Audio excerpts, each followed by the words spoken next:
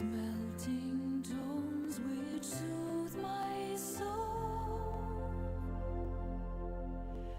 soothe my soul to love.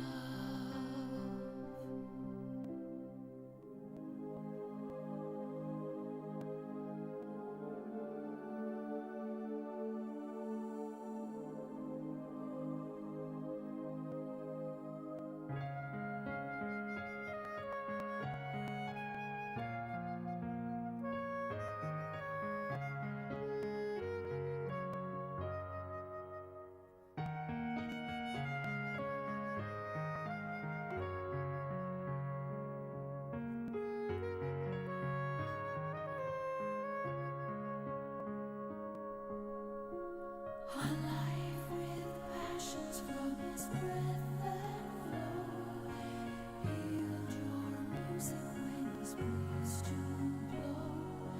Thus at once the charming minstrel delights with sounds and enchanting tune, with sweet songs fill the air. Go happy by, and ever mindful be, to court my handsome troubadour for me.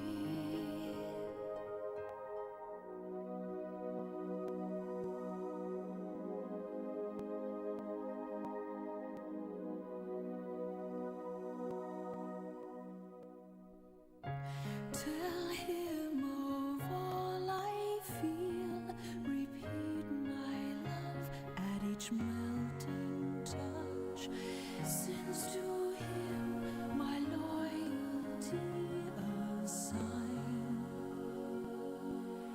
Take thou care to tune his heart, tune his heart to mine.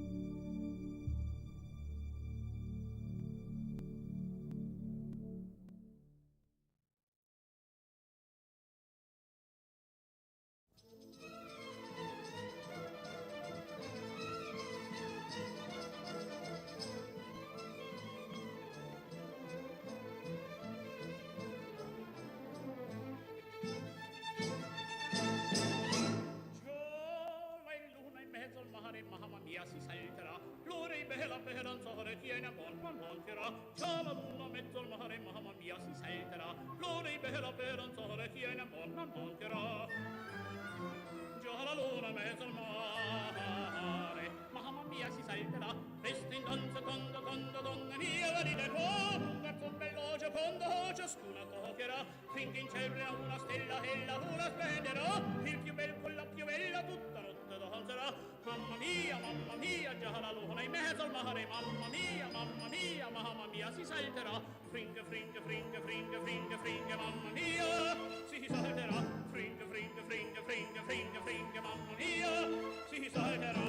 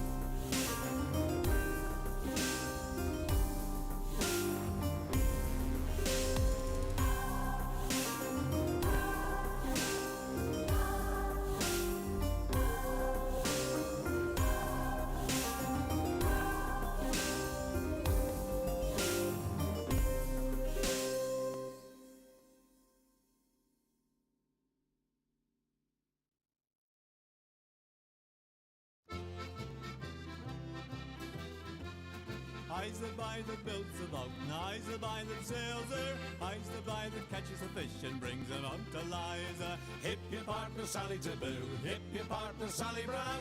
Fogo, Twillingate, Morton's Harbour, all around the circle. Sods and rind, a covey of flake, cake and tea for supper. Codfish in the spring of the year, fried in maggoty butter. Hip your partner Sally Taboo, hip your partner Sally Brown. Fogo, Twillingate, Morton's Harbour, all around the circle. I don't want your maggoty fish, that's no good for winter. I can buy as good as that down in Bonavista. Hip your partner Sally Taboo, hip your partner Sally Brown. Fogo, Twillingate, Morton's Harbour, all around the circle. I took Liza to the dance, and faith but she could travel. Every step that she did take was up to her knees in gravel. Hip your partner Sally Taboo, hip your partner Sally Brown. Fogo, Twillingate, Morton's Harbour, all around the circle. Susan White, she's out of sight, her petticoat needs a border. Old Sam Oliver in the dark, he kissed her in the corner. Hip your partner Sally Taboo, hip your partner Sally Brown. Fogo, Twillingate, Morton's Harbour, all around the circle.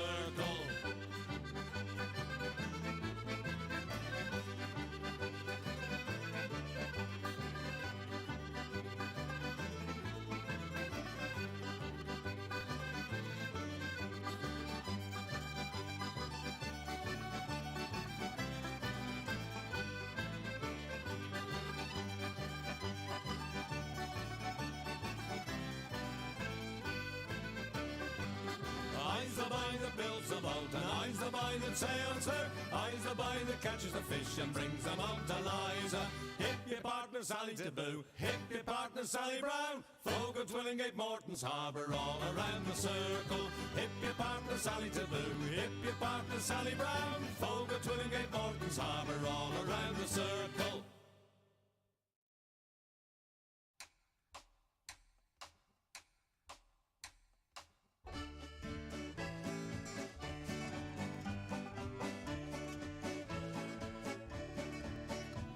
My grandfather's clock was too large for the shelf, so it stood 90 years on the floor.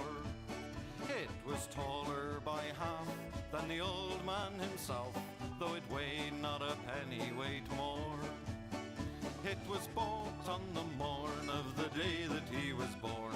It was always his treasure and pride, but it stopped short, never to go again when the old man died. 90 years without slumbering, tick-tock, tick-tock, his life seconds numbering, tick-tock, tick-tock, but it stopped short, never to go again when the old man died.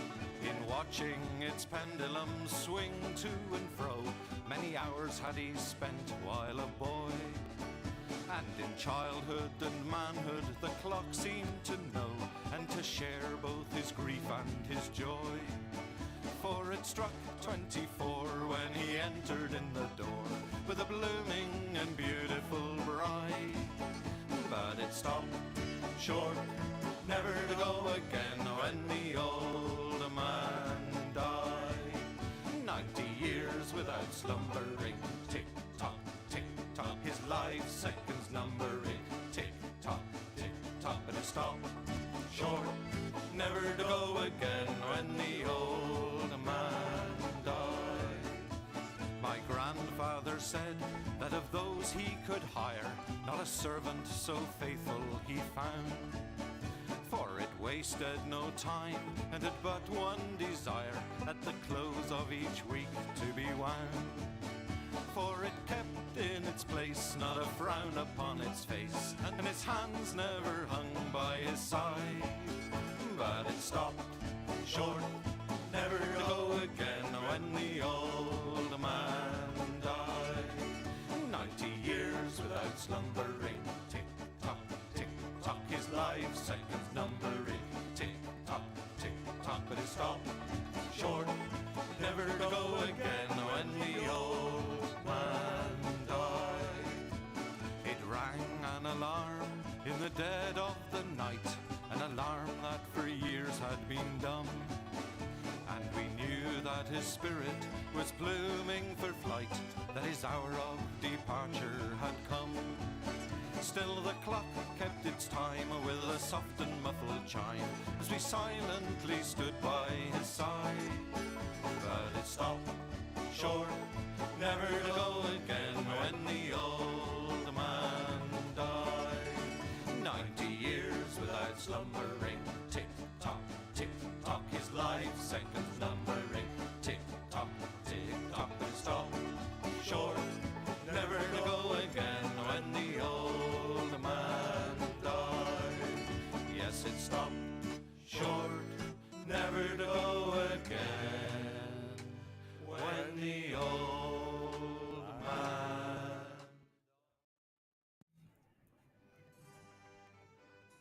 A warm welcome back, everybody, to DreamLeague Season 26. We're in the Eastern European leg of things with myself, Permasneeze, as well as 343.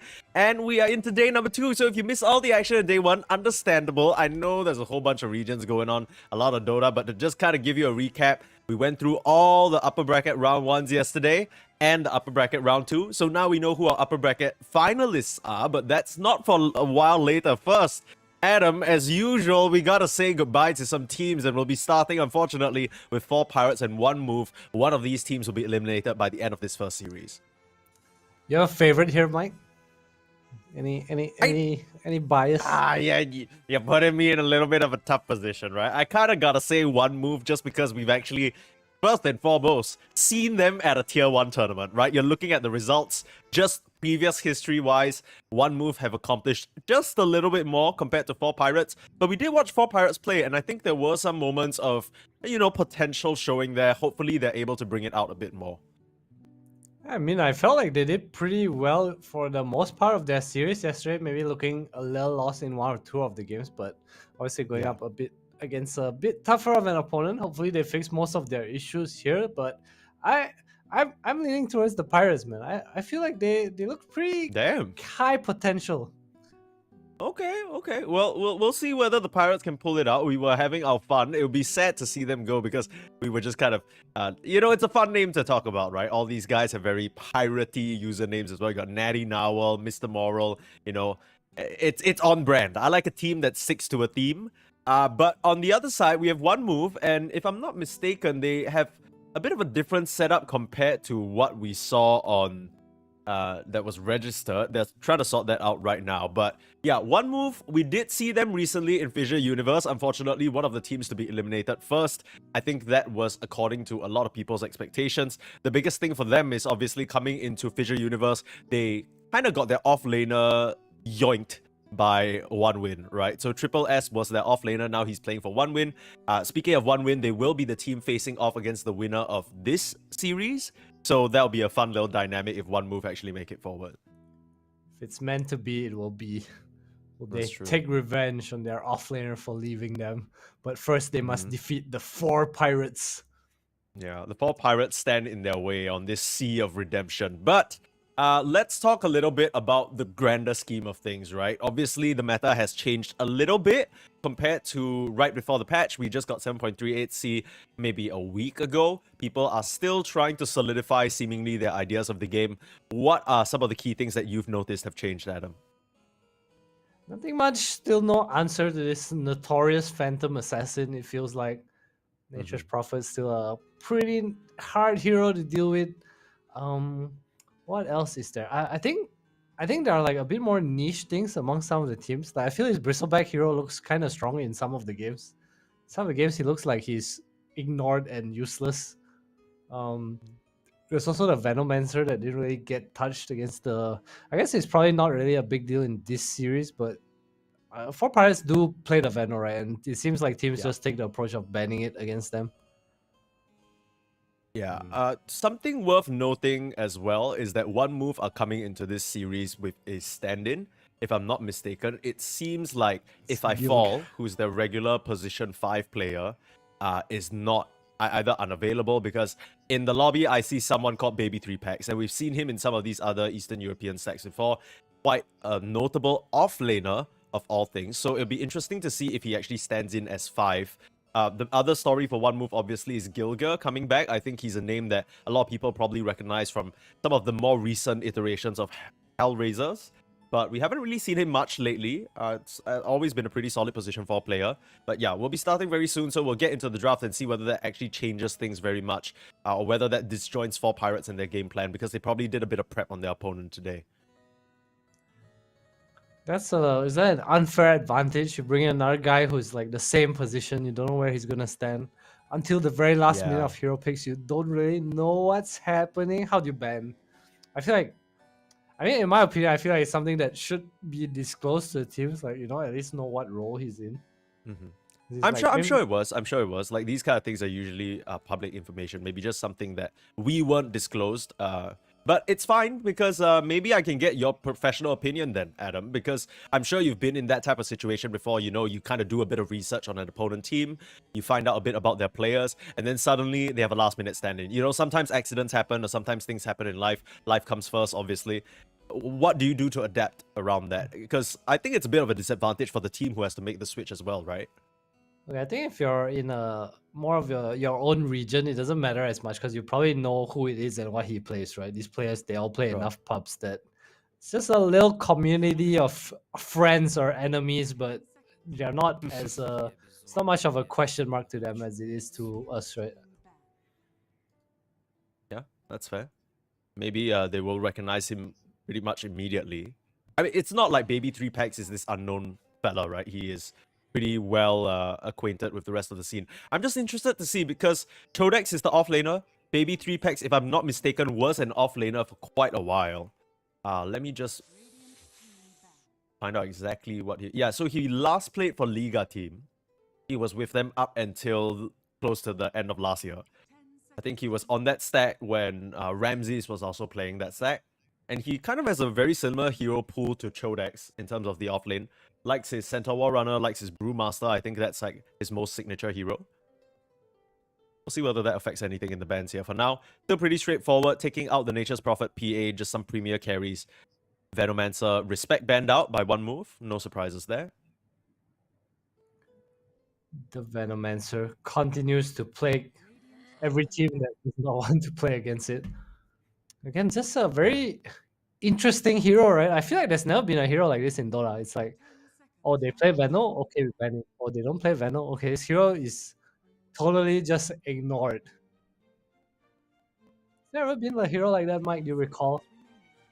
I mean, it's one of those heroes that doesn't feel strong enough or compelling enough for you to learn, right? Because it just morphs the entire game. I guess the idea would be techies, right? Like, back the old techies, it's like, I think it was so oppressive to the point that people made an effort to learn it, but you did have players who just did not vibe with the hero, and then it would just not be a factor. Yeah, I guess that's a good comparison then. That's actually pretty smart. I didn't even think of the hero. Yeah, Straight but away mostly hitting because my it's head like changed for so CI5, long, right? Like, it feels like such a thing of the past at this point. And honestly, I'm not gonna lie, old techies sometimes to me feels like a fever dream. I can't believe it existed, and there was a point where people were just stacking mines on top of each other, and you would walk somewhere and just instantly die. Like, that was so uninteresting and unfun. I'm sure it was enjoyable for the Uninteresting. techies players. I love techies. Oh, I yeah, remember disgusting. I remember I was eating with Boxy. So I think there was this point in our lives where we were a bit close because we were playing. I think it was like Apex, and then they were in Alliance and we were in Complexity. And we just played Apex the whole night. And next day we went for lunch together, like with the team as well. Because I think half his team okay. already went back. So it's like me, Boxen. I don't remember who else. We were talking, and he actually told me like Techies was his chill pill hero, and it was so interesting because he said the way Techies works or used to work is like basically the way he looked at it was that it changes the game because you go from Yeah. playing this instinctual Dota to playing this like IQ based game, Yeah, literally, it's like you are literally playing battleships but on Dota. It turns the game into that kind of mechanic, and suddenly, all these other heroes who have regular timings, regular interactions, they want to build items, none of that matters because you just need to think about the techies, and it's, not gonna lie, pretty oppressive. Don't think it was very fun for many people other than the techies player himself. Thankfully, we don't have that shit anymore, to Mr. Sir Action Slack's chagrin. We You instead hate it. have stuff like the first pick TA, which we weren't very convinced by yesterday. Liga brought it out and promptly got a bit stomped by the side of Na'Vi. Now we're seeing it here again. They will remove the Terrorblade this time. I think that's one of the harder matchups for TA. Of course, there are ways to deal with it. Again, still not a huge fan of this pick. I feel like he's always doing okay in network, but there's just no real way to. It's just a weird carry, you know. It's a carry that wants to kite around the fights. It makes the game a little complicated. Maybe it needs a different kind of mid to be drafted around it. Maybe you want something a little bit more frontline-ish, some DK, some semi-core, you know. Yeah. It doesn't really feel very good to leave the TA as your main carry and not have any supporting, I guess, other semi-carries or full-on carries you transition into later on. He is really good at picking up the tempo. Maybe that's why One Move want to play it. They wanted to dispatch of 4 pirates quickly. But to me, it's pretty interesting that they opted to go for the TA even when stuff like the Darkseer, Tiny was available, right? Those feel like the sort of more favored heroes, at least in this region at the moment. TA feels like a very player-specific choice that might just be Nesphere's comfort hero. Yeah, I guess. I mean, I still think it's a good hero. TA fan here. For pirates, though, picking heroes that remove refraction as best as they can. So far, we have the 3 damage over time hero. So I actually hated that he went for the refractor facet yesterday. I wonder if we'll see it again today. I don't know how common it is, but I'm still a fan of the, what do you call it, Void Blades? Yeah, Void Blades. My god, I got it right. They're proud of me, Mike. Proud of you. Yeah, yeah. They're usually awful with names. It's If I true. asked you to close your eyes now and you had to name 5 of the players in this game, you probably would not be able to. I can, just because I know all of 4 pirates' names from yesterday. I will probably not be able to name a single One Move player, but I'll get all 5 4 pirates players right. Yeah, no, that's that. I'll give it to you. I'll give it to you. It's not too bad. We did see 4 pirates yesterday, and like we said, there were very, very close moments to greatness for them. There were moments that it felt like they could put up a good fight against Na'Vi, but also we do have to consider that Na'Vi came into that first series looking a bit shaky as well, right? By the end of the day, up against the side of Liga, they did solidify in the end. They tried to run, for Christ's sake, they tried to run an Enigma position 5 in game 1. I don't think that's ever gonna work, regardless of how big the skill disparity is. I guess so, but alright. Let me go back to Drowsy. Just wanted to talk about his Bristleback. Okay, again, Sure.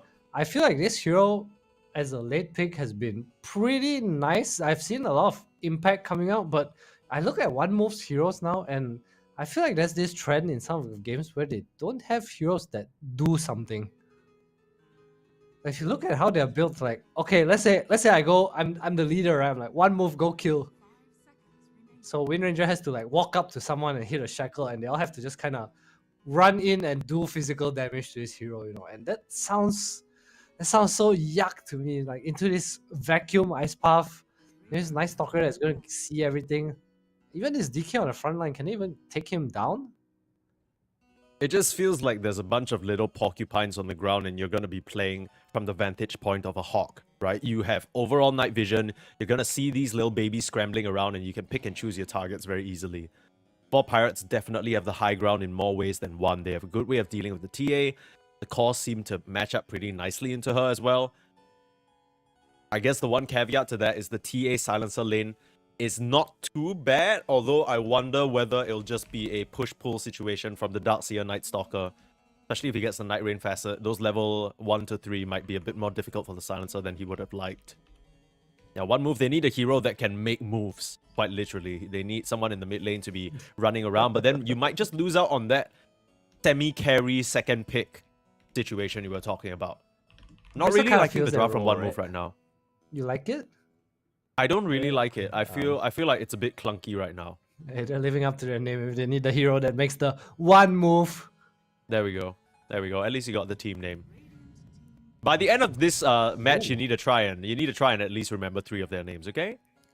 Alright, okay. We get. How do you pronounce BB packs? BB3 packs? Baby 3 packs. Baby 3 packs. I think What it's if funnier what that if way. it's BBack X? Sure, whatever you them, remember, one. okay? As long as you remember it.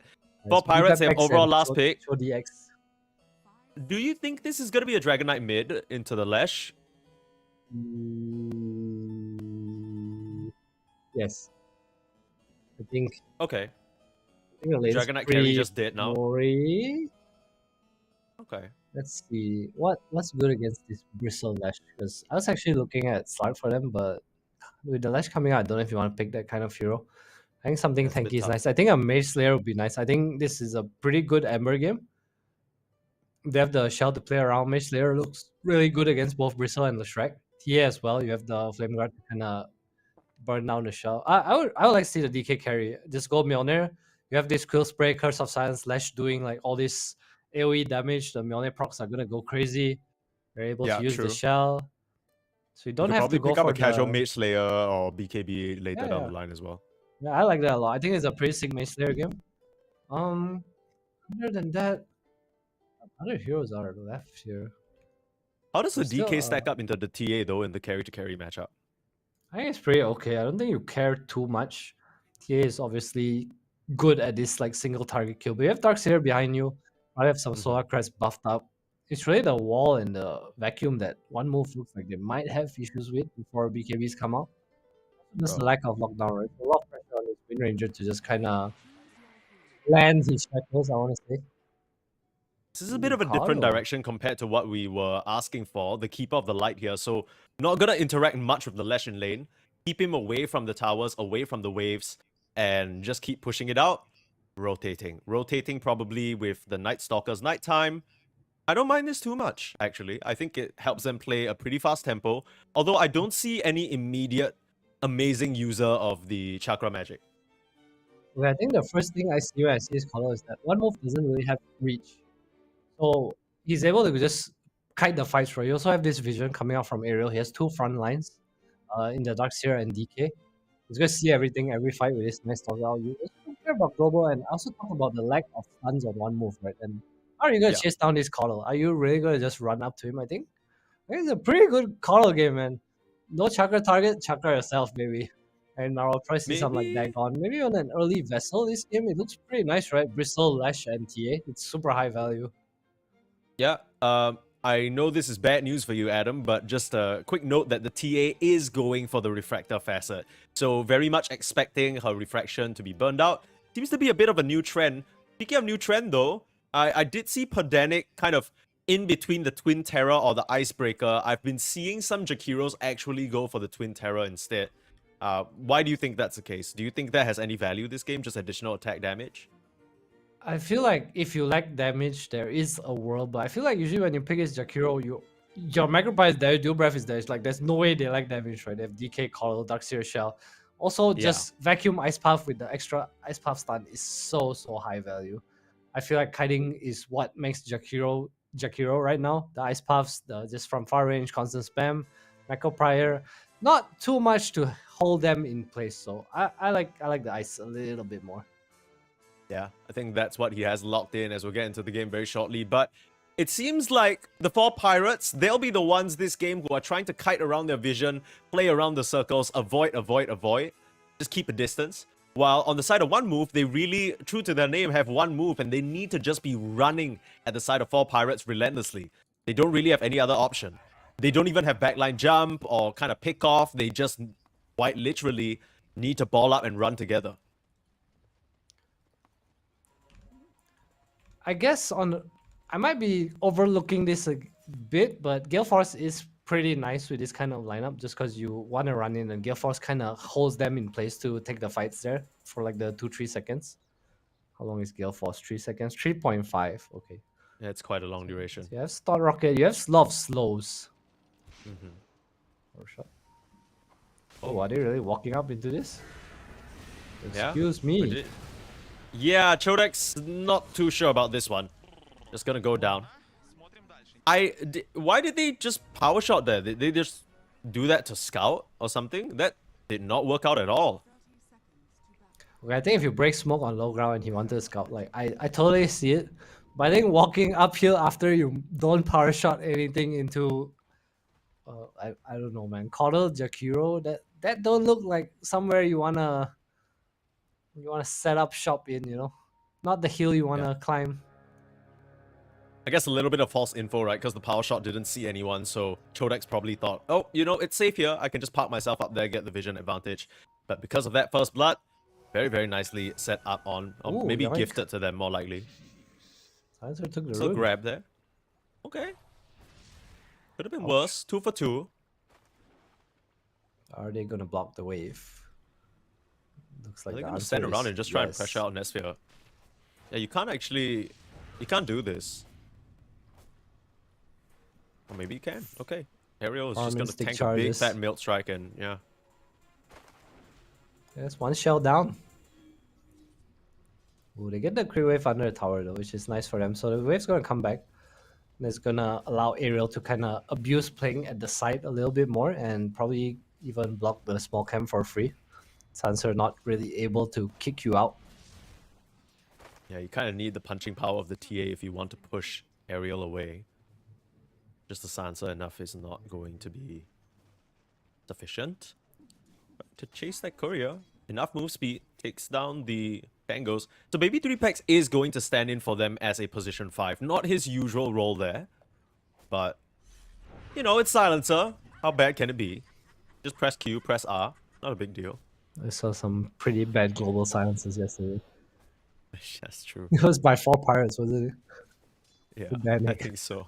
You might No, be right. honestly, I don't know. It looks like he was playing on ping to me. I'm not 100% sure. Okay, no flame. Okay, but that's there are two a games little that- that's a little bit flamey. I'm not gonna lie. No, I'm Little saying bit. this because you need context. Okay, so in 2 of the games, I felt like his spellcasting was pretty good. It looked like a pretty good. Okay. He So has like impressed consistently, me with maybe his, 0.5 seconds like behind kind of thing. correct. Okay. Giving him protection, you know, any flame, the shield. Yeah, no flame. That's fair. Not much kind of shielding Mr. Morale from just constantly getting harassed by the Silencer and the Glaives of Wisdom, though. But he should still be fine. Just get to a point where you start farming up those jungle camps. Maybe we'll see Ariel look towards setting those up. One move doing pretty well in the lane so far. Then Coddle, who is gonna farm no matter what. Yeah, you can't really stop him. A bit annoying for the Lash as well. The Lash, you know, he doesn't really have the longest attack range, so he needs to be quite close to the wave just to get some of these last hits. Probably eat a couple of blasts while he's at it. I'll talk about his Refractor a little. So yesterday we saw his TA go for Refractor and he ended up maxing Refraction.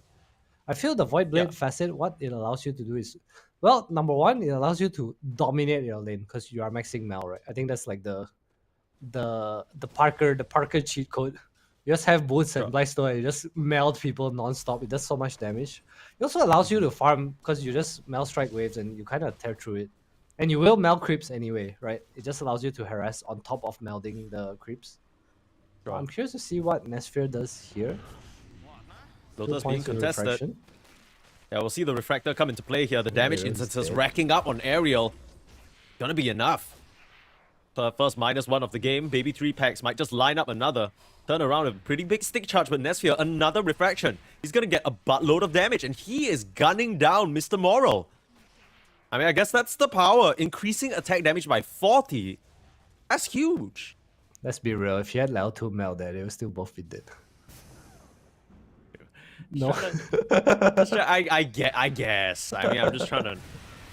It's not a bad facet, right? I think I in don't this know. particular case, they both do the same thing. So I guess he's not losing anything right now. Fair. Gilgir coming into...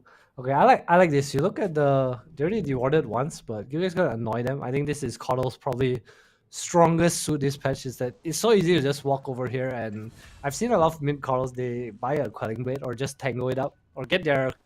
Whoever has Quelling Blade to come and eat the trees, so it's super easy to just stack and come back. You also get blast 2 camps at once. It's such a nice path, you know? Absolutely. Always trying to find ways to min-max the farm on these Coddles. Just find the optimal place to No surge. plant your blasts. He's dead. Tomorrow, gonna get run down here. The river current's not gonna help him. Another -1. Meanwhile, mid lane difference. Able to solo kill Natty Narwhal. Running him down with the level 2 edict. Probably a bit of the slow coming out from the lightning storm. It's just life playing against Lash, honestly. One step too far, Edict full to 0. It's lightning, 2 points in lightning and stun, so pretty free lane. Lane phase not going the way for Pirates. Wants it to, especially top lane, man. I'm worried for his Darkseer. 11, 12 CS now, 5 minutes in. I mean, in just about 5 seconds, it's gonna turn daytime, right? Which means that Aerial is gonna be even more useless. Not that it's really his fault, it's just kind of a bit too strong of a... Bless you, my man. A little bit of too strong of a lane to run up into, right? You try and aggress on Nesphere, you end up eating 40 damage empowered hits. Same thing with the Silencer, he can just throw his spells on you and suddenly it's like, okay, well, we're taking a lot more damage than our Ion Shell is putting out. This is not really working out. Let's focus a little on the bright side here. The double dragon lane is going pretty okay for Pirates.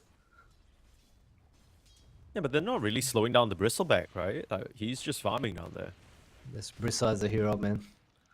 If you don't get the counter matchup, DK is one of those heroes that he's going to be happy just laning here. Like I said, it's also a pretty strong Mjolnir game. Nice stun from Difference. Gets in there. Gilgir comes Nets in himself to a freebie. secure the rune too. So attacker has, I would say, a lot on his shoulders. I think this Coral, even with the death, he's still going to be able to have very good impact when he moves around with this level 6. See where he Sure. chooses to go, with probably waiting for the urn before he TPs somewhere. I don't know, he looks like he's about to get ganked by 2 supports, I'm not gonna lie. The way that they're posturing, very, very aggressive. Gilgir has basically been living in this bottom part of the tier 1 tower.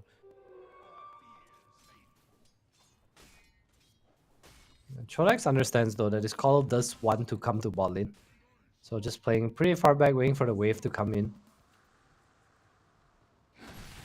Nick's trying to get in position to mess with this Oh, Wisdom there's a shackle. Shrine. There's a shackle shot. Yeah, that's never gonna happen. Didn't spot out Gilgir. Ice Path gonna buy him some time, but we'll just get run down eventually by Chodex. One move, all across the board. They are getting major wins here. Up to a 1k gold lead already, but the fact that their lanes are going so chill, that's very nice and Difference. He's gonna move down here to the bot lane. Nice sentry in place to stop the move from going any further, but still.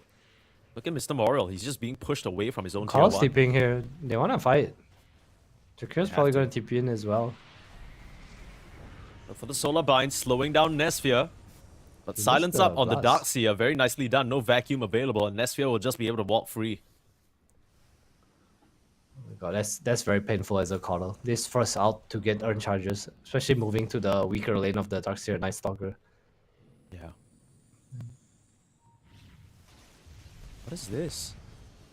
Look at these 3 heroes immediately rotating over to the mid. Are they trying to set up on the Kotal?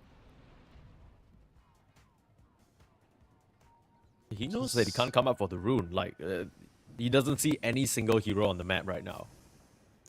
And maybe just hoping that he wanted to use his form to fight the rune, but hard for Ariel to help out, and unfortunately Jakiro is just way too far, so top row is pretty free. I like the initiative from Nesphere though. I've seen some players do this on TA, like they're level 7, level 8, they just move around. Ariel, daytime. You can't see this coming. Another -1. Baby 3 packs. His head is growing bigger and bigger as the moments go on. Haste Rune from Difference. Being body blocked a bit by a creep. That's unfortunate. But just so much pressure, and now he's going to TP bot. Looking to help Chodex out. We look for a return kill onto Pedantic. Chodex cancels his own TP. With the stun coming in and the Edict, that's going to be a very easy dead Jakiro. Difference making the Haste Rune work. Carl's TPing down here. Chodex still staying around. Already used the TP a bit earlier. Now we'll get blasted down. This is the rotation that he wanted to make anyway, so Natty finally getting it done at the 9-minute mark. First few earn charges going the Kotal's way. Yeah, nicely done. This is the power of the hero, right? He wants to move through the side lanes. You just kind of push out mid, move left, right. Help your DK stay in lane forever. Hopefully kick the TA out as well. But unfortunately, the second half of that plan pretty hard considering how top lane is going. That being said, Mr. Morales, he's been on his road to recovery. Not that bad net worth wise, thanks to some stacks on the left side. This double melee, what do you call it? Small, medium, large cam on the left side. Sure, a lot of laners are just very happy to have this. Yeah. It's part of the reason why Darkseer is so easy to kind of make work in this meta, right? You just throw Iron Shell on the creep camp. You don't even need to be there. You can go back to the wave and farm up that EXP as well. A bit of double duty going on here. It's the Vanguard Vanguard, so- complete, looking at the... I guess the sort of more standard build-up, right? You kind of would like to get Greaves this game for the Dispel, some additional armor for your squad. I think it's a pipe game, but I might be wrong. Because I think the DK, the way the heroes work, like DK and Night Stalker, they have high armor, right? So you don't care too much about the stacking more armor onto that. Especially against this Slash. So magic damage is what I see as one move's way to take everything down.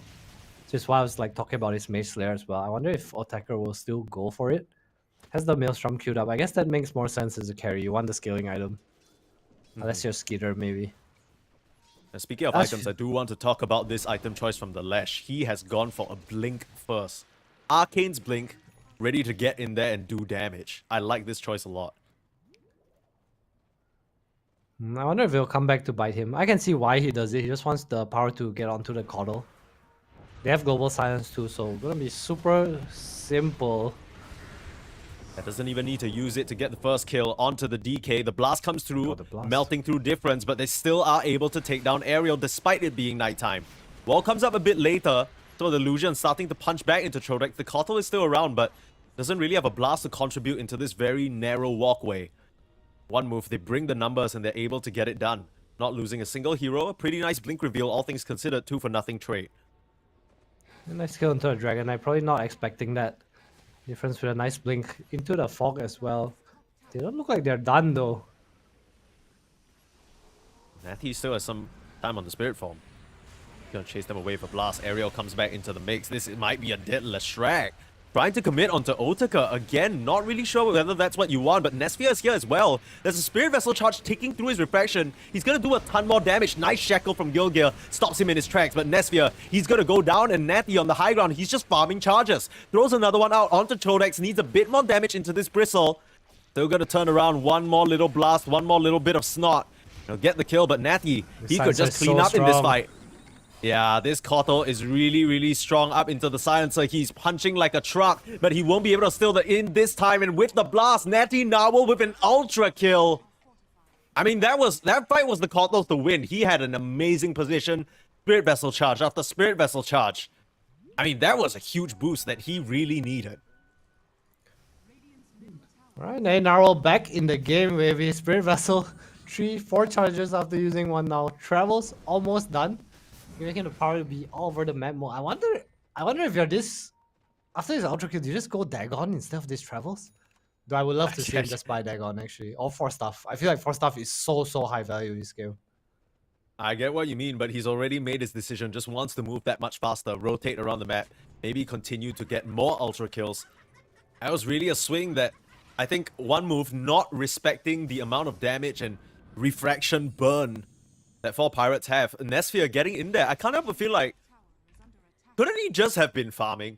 You know what I mean? Like, I don't know whether you really wanted to participate there as a TA without your blink.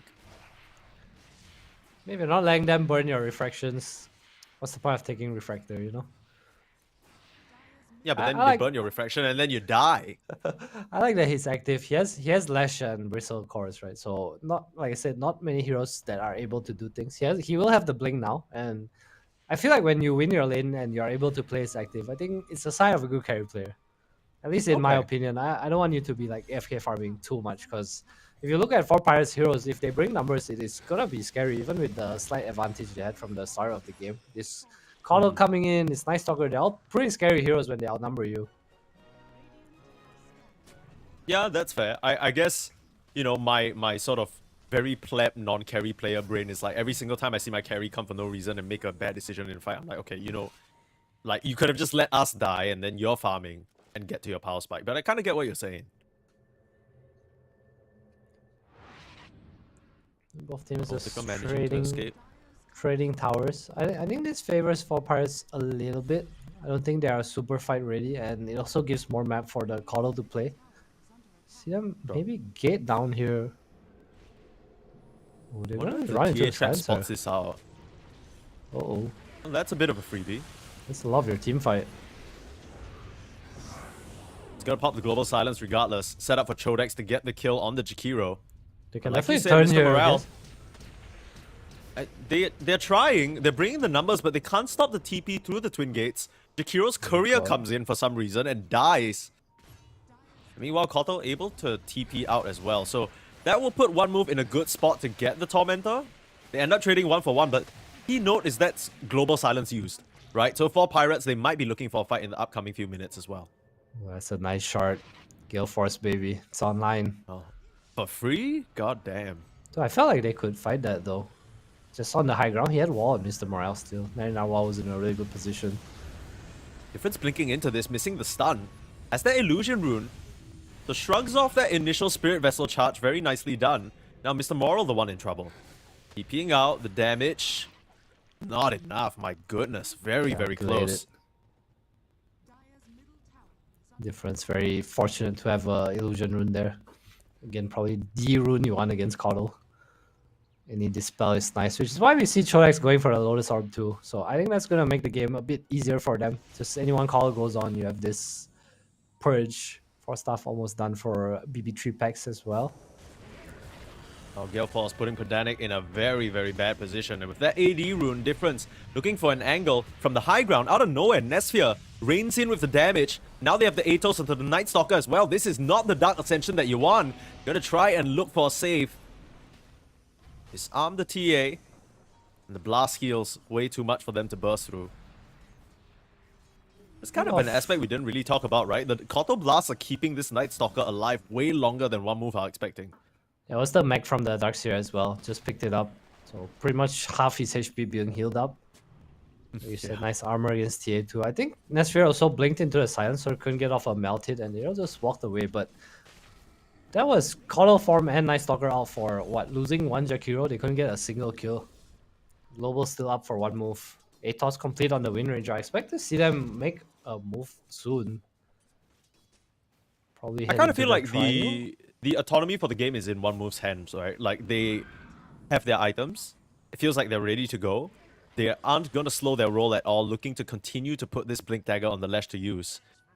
You can keep finding and picking about 4 Pirates. It's very hard for them to play, especially in this daytime. Another free kill on the Jakiro, who's had a rough time. 1, 6, and 6 right now. Silencer racking it up. BB3 packs on the way to become a core.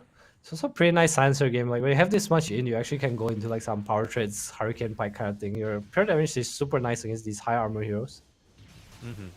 One Move gonna try and transition this into a mid tower. I don't think 4 Pirates can take this fight, especially without the Dark Ascension.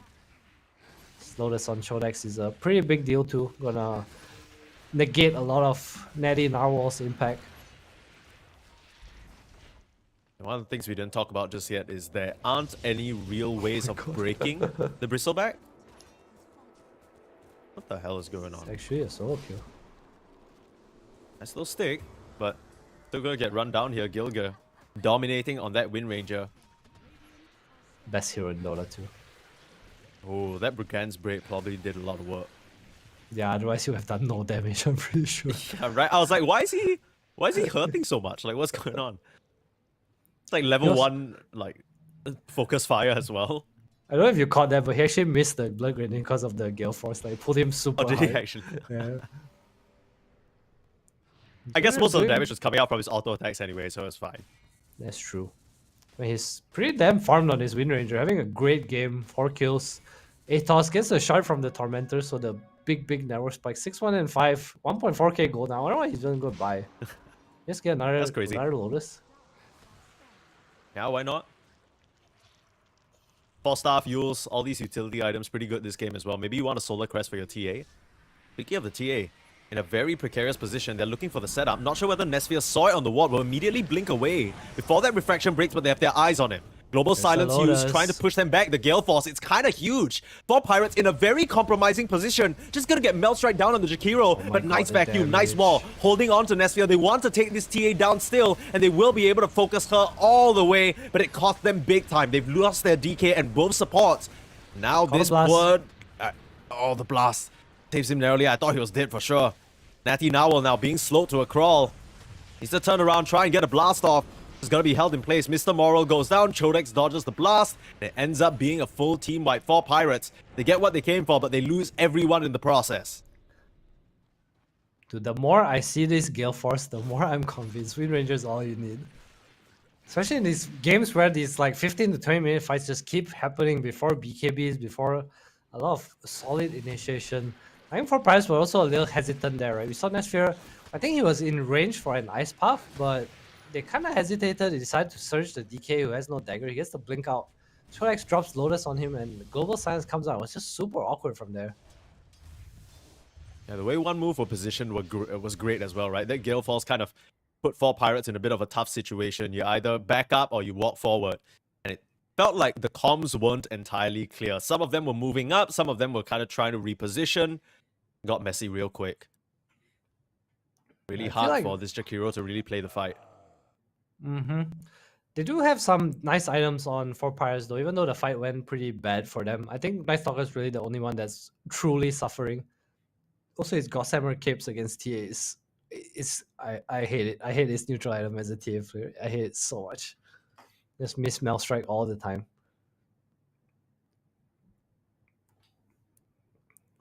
One move. I think they're able to fight without global now. Chorex has like the perfect item build. His Lotus Glimmer is so valuable. I don't think he can ever really die. Like you said, there's no break, and DK is so far away from a Silver Edge, right? He actually at least wants his BKB before he gets the Silver Edge. The Snot Rockets will come out too. He's going Blink instead, maybe feeling that they need to kind of initiate on a core together so these defensive Global Silences doesn't stop the combos. I guess you have long enough stuns that if Bristle is facing you, technically you don't need the break. Yeah, we'll see whether that ends up being the case. There's still Gale Force, there's still Force Staffs to try and help him out. Lash can come in and put out a lot of pressure as well. I expect to see one move play towards the Rosh side soon. I feel like they're so strong, especially with this shield rune on Lash. I think he is pretty damn unkillable. They have Glimmer, they have Lotus, they have shield rune, he has Deso. I don't even know if you really truly need the Global Silence. It's been pretty important to them winning the fight so far, just preventing the immediate counter initiation, right? We talked about the strength of 4 Pirates, sorry. They can just kind of turn around, huge blast into Vacuum, into Jakiro spells. If they can line it up, that is. So far, that's been a bit of a challenge for them. Gilgear on the hunt. Maddie Narwhal. Smells a little horsey around. We'll see him. An immediate shackle down. This is troublesome. Ariel gonna try and help his buddy out, but the rest of one move collapsing in. The heals come in, but it's far too late. Global Silence denies any sort of counter initiation, and Ariel knows that he's dead as well. They're trying to surge, but there's a Gale Force keeping you at bay. Another shackle going to connect, and they have vision. Pedantic trying to do his best to slow down the chase, but one move, they are not slowing down at all. Right on top of the Darkseer, another -1, and the Jakiro narrowly manages to escape. There's a Shrine of Wisdom too, I believe. Yeah, the Nice timing game is one perfect. move. Oh, it's taken. My bad. You're good. Okay. Shame this Wind Ranger right now. He's playing too well. Stuck in the trees on the left side. It's the second power shot to get out. Dude, he's doing so much work on this Wind Ranger. The Shackles, the Gale Force, the Atos, so much setup. I talked about one move not having stuns, but if your opponents cannot really get out of your Gale Force, I guess you don't need stuns. 12k ahead, able to run down everyone. He is top KDA wise for his team. He's playing insane. Kind of really using the hero to its max potential, it feels like. Doesn't really feel like Baby 3 packs is a stand-in as well. All these Global Silencers have come out at such great timings. 4 Pirates with the smoke up. Yeah, Shurun. He does. Bloodstone as well has the back out. The Gale Force still taking a lot of damage. The 4 stars back to safety. 3 4 stars pushing him away, and the Glimmer. They now can't chase. There's a nice vacuum into a wall. This is the combination that 4 Pirates were looking for, and they'll burn up the rest of one move. Difference can't help out. They don't manage to get the Roche, and they push back the side of one move. I thought for sure there was going to be a clean escape, but the teamfight wombo combo coming into play for 4 Pirates. Yeah, it's also his Frost Dragon against the Bloodstone, right? Stopping so much heal. No, 4 Pirates. A little bit of a caster curse there, maybe. It's free Roche against what looks like a... I want to say what was supposedly a pretty free Roshan and pretty free game for one move. They're coming in to fight though, TA.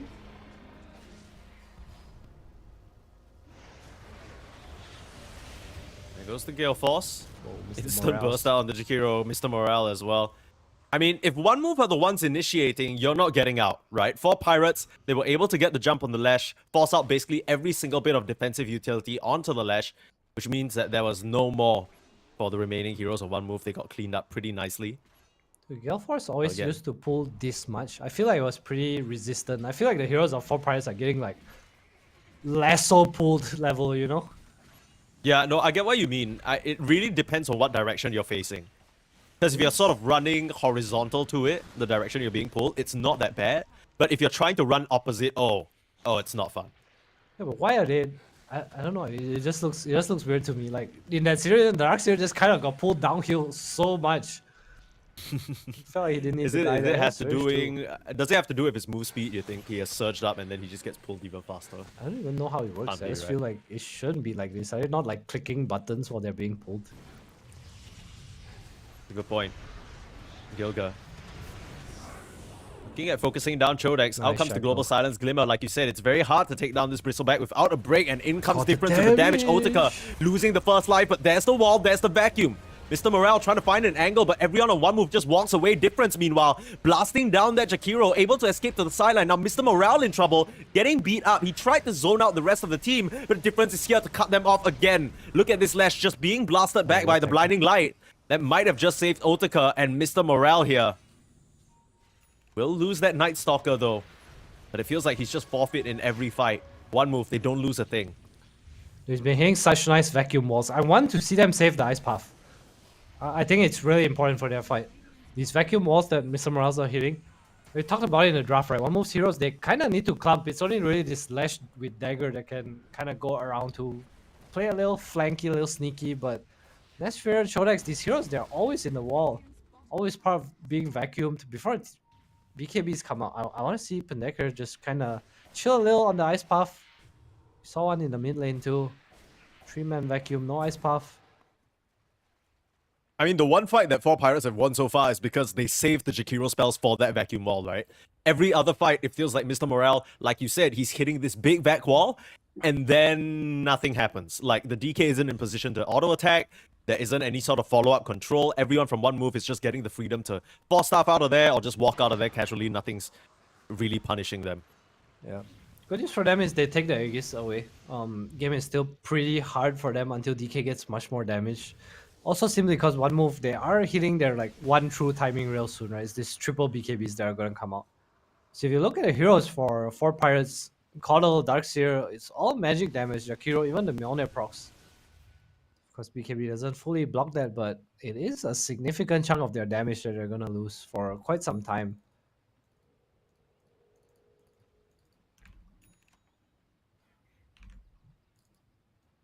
Darkseer going for a Lotus of his own. I actually like to see him go Shivas. I feel like Shivas is so high value this game.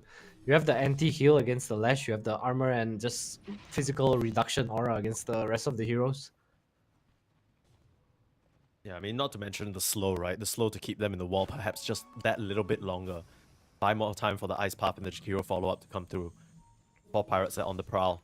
And no one move out in this topside area, post taking the Tormentor. Aerial, his smoke will pop and they find Gilgear. Pretty high value kill. There's the follow-up stun. And that's a mega kill streak going for Otika. They use up what is a Lash illusion. They'll find out very quickly that that's not real. Seems to be all they'll get from this entire sort of initiation and smoke move though. You see how much gold that Wind Ranger kill gave Otaker? It was like 1.2k. Yeah. Pretty much has his BKB now. Yeah. He, to be fair, like we said, Gilgear is 7-2 and 14. Prior to this, he was 7-1 and 14. This kind of scoreline makes you look like a mid laner who was very successful. Power of the kill shot. Or Pyre still doing a nice job of keeping in the game. One move just trying to get their BKBs, but it's go time it looks like. Daytime, the sun is out, time to punish. They know someone will be at the 28-minute Wisdom Shrine, and Aerial, the target that's right for the picking. He's got himself a Yules, but it's not going to save him from the Lash follow-up Blink Stun. Nice little recognition there. They unfortunately don't manage to steal the Shrine though. They'll get a kill and that might just open up some tier 3 high grounding for them a little bit. Yeah, it's not too bad for them. Definitely want to force 4 Pirates back here. See, I'm already positioning. They need to come back soon. Tower is gonna melt Even with if the they do, Deso. though. The BKB on the TA. They are ready to rumble. Oh, he blinked in. The TA just Hello? blinking in, smacking TA? away on Natty now while Whoa, whoa, Pedantic whoa. is in a very awkward place. Beautiful global silence to stop the wall vacuum. Now the BKB forced. Darkseer still trying to find an avenue, but he's only staring down a BKB TA. Now Hurricane Pike back to safety. Your initiation a little bit botched there, and the Gale Force making it awkward for 4 Pirates to reapproach this defense. Well, spells used, still no Dark Ascension and Spirit Form. Running out now. Sakura is a big part of their team fight. Yeah. Big death, no real combo. Morales has Can no buy back dagger here. too. They need to just go on this TA, I think. There's no global silence. Be careful of the shackle. Dark Ascension used, but immediately they back up. Want to tempt fate here. They know they've pushed the issue quite a bit already. One move, happy with that situation, they'll just back up. They can still stick around though. Night Stalker Owl's gonna end. I know it's gonna be nighttime soon, but does it really matter? I'm not sure. That's true. They still have BKB on the lash, although I have a feeling they're probably going to wait the 30 seconds for the TA BKB to come back up. Things on the top Maybe lane. Lines drawn. They want the jump. It's going to be nighttime here, and TA is going to start to show again. She doesn't have a BKB, so needs to be a bit careful of the setup from long range. Vacuum only onto 1. 4 stops available. Macropire a bit off the mark. They're trying to find the TA, but they can't. In difference, he's already found the back line. You'll set up there onto Aerial. He kind of brings himself up into the sky, but now he's in no man's land. Has to go through the defender's gate. Oh, this has not really been the defense that they've been looking for. Lash will try and find the Night Stalker, but he's already TP'd back to safety. But your racks on 4 Pirates, they're already gone. Might just be more than 1, 2. What's stopping one move here? Everyone's so healthy, no global silence, sure, but that was a fight without it anyway.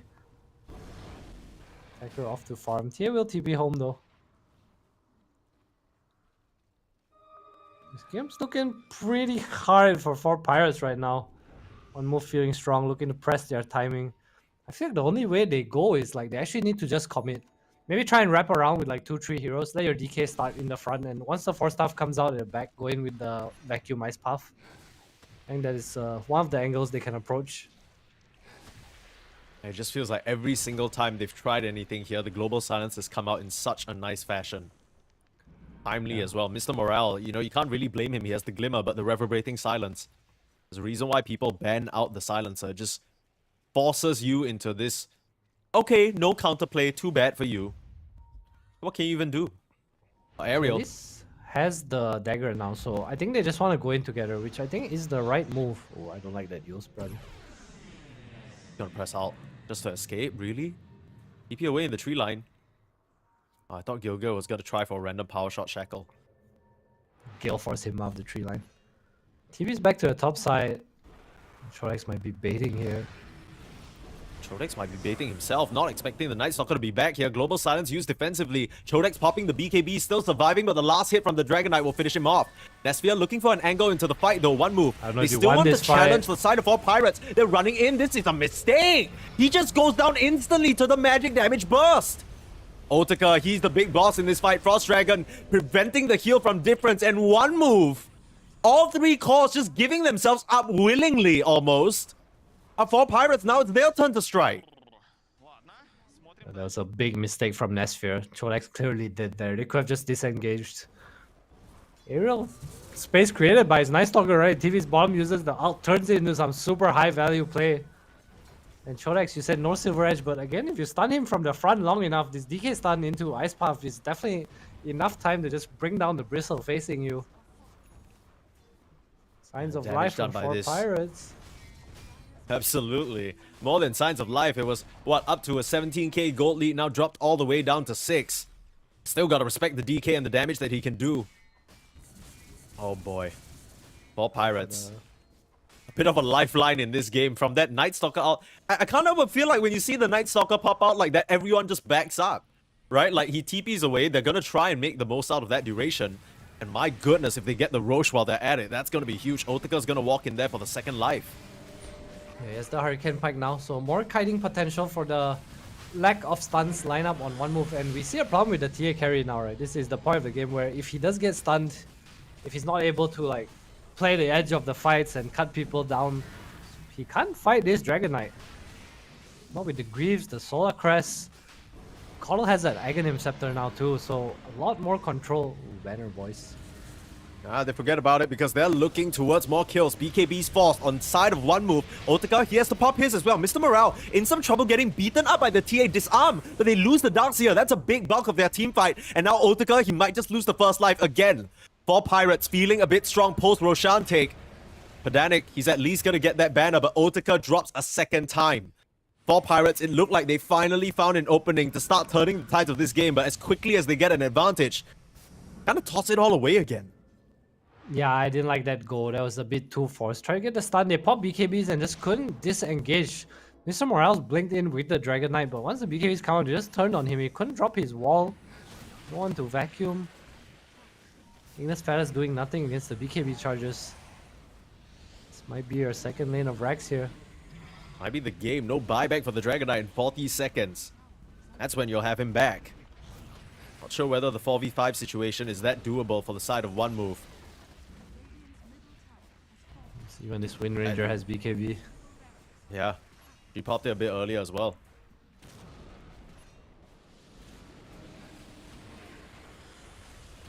Try and slow them down. Vacuum into the Ice Path, Ignis Fatters as well, but nothing but a scratch. These heroes of one move. Not really punished, I must say, for that mistake. Like that, I feel like in any other situation, you die with 3 cores here, and the cores being like Lash, EA, Bristle. So much of your tempo gets cut into half, and the other team just starts taking an overwhelming advantage. But for Pirates, that's kind of been the hallmark of their gameplay in the games that we saw them play versus Na'Vi as well, right? They would have one really, really nice almost make it moment, and then they very quickly kind of drop the ball again. And then the tides would be back against them. It must be kind of frustrating if you're playing on 4 Pirates, because you kind of feel like you're waiting so long in the game, you're playing on the back foot, you're looking for your opportunity, and then when it finally feels like you found something, it just drops out of your reach.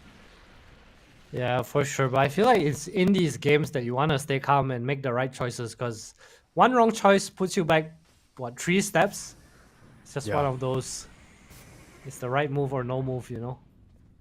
Yeah. Quite literally 1 step forward, like 8 steps back, right? Like that gold lead, sure, it's not what it used to be for one move, but the game state, the current position that you're in, for one move, they have all the autonomy in the world, and you don't really have a say right now. You're just hoping that they give you another bit of a 3 core kills on a silver platter type situation. Yeah, now one move with the advantageous position again. I wonder if they're gonna wait for Roshan, because it's pretty long time. At the same time, forcing high ground into this mass team fight, especially when 4 Pirates are able to just kind of kite out and hide in their base. I feel like it might not be the easiest. Little item check. He has a Swift Blink, so more kiting, more damage. Lash on the way to Shivas. 25 soon too. That's going to be pretty nice for him. More refraction instances means more refractor chargers. Hell yeah. Or Pirates don't. Do you just go full refraction build? Like he skipped the refraction can be cast while disabled. Hold that thought. Full commitment onto difference. He pops the BKB instantly. Dragon Knight in a very awkward position, but will pop his own BKB, start to fight. Nice vacuum wall only on both supports. Ignis Fatters trying to control them. Pedanic there with the follow-up. BB3 Pex is going to go down. He already used the global silence though, and Pedanic might be the trade. Difference finds him on the sideline. Meanwhile, Otaka committing into the fight. Nesphia goes down. The 1v1 between the carries. The Dragon Knight can win it, but now they got to try and buy back on one move to win this fight.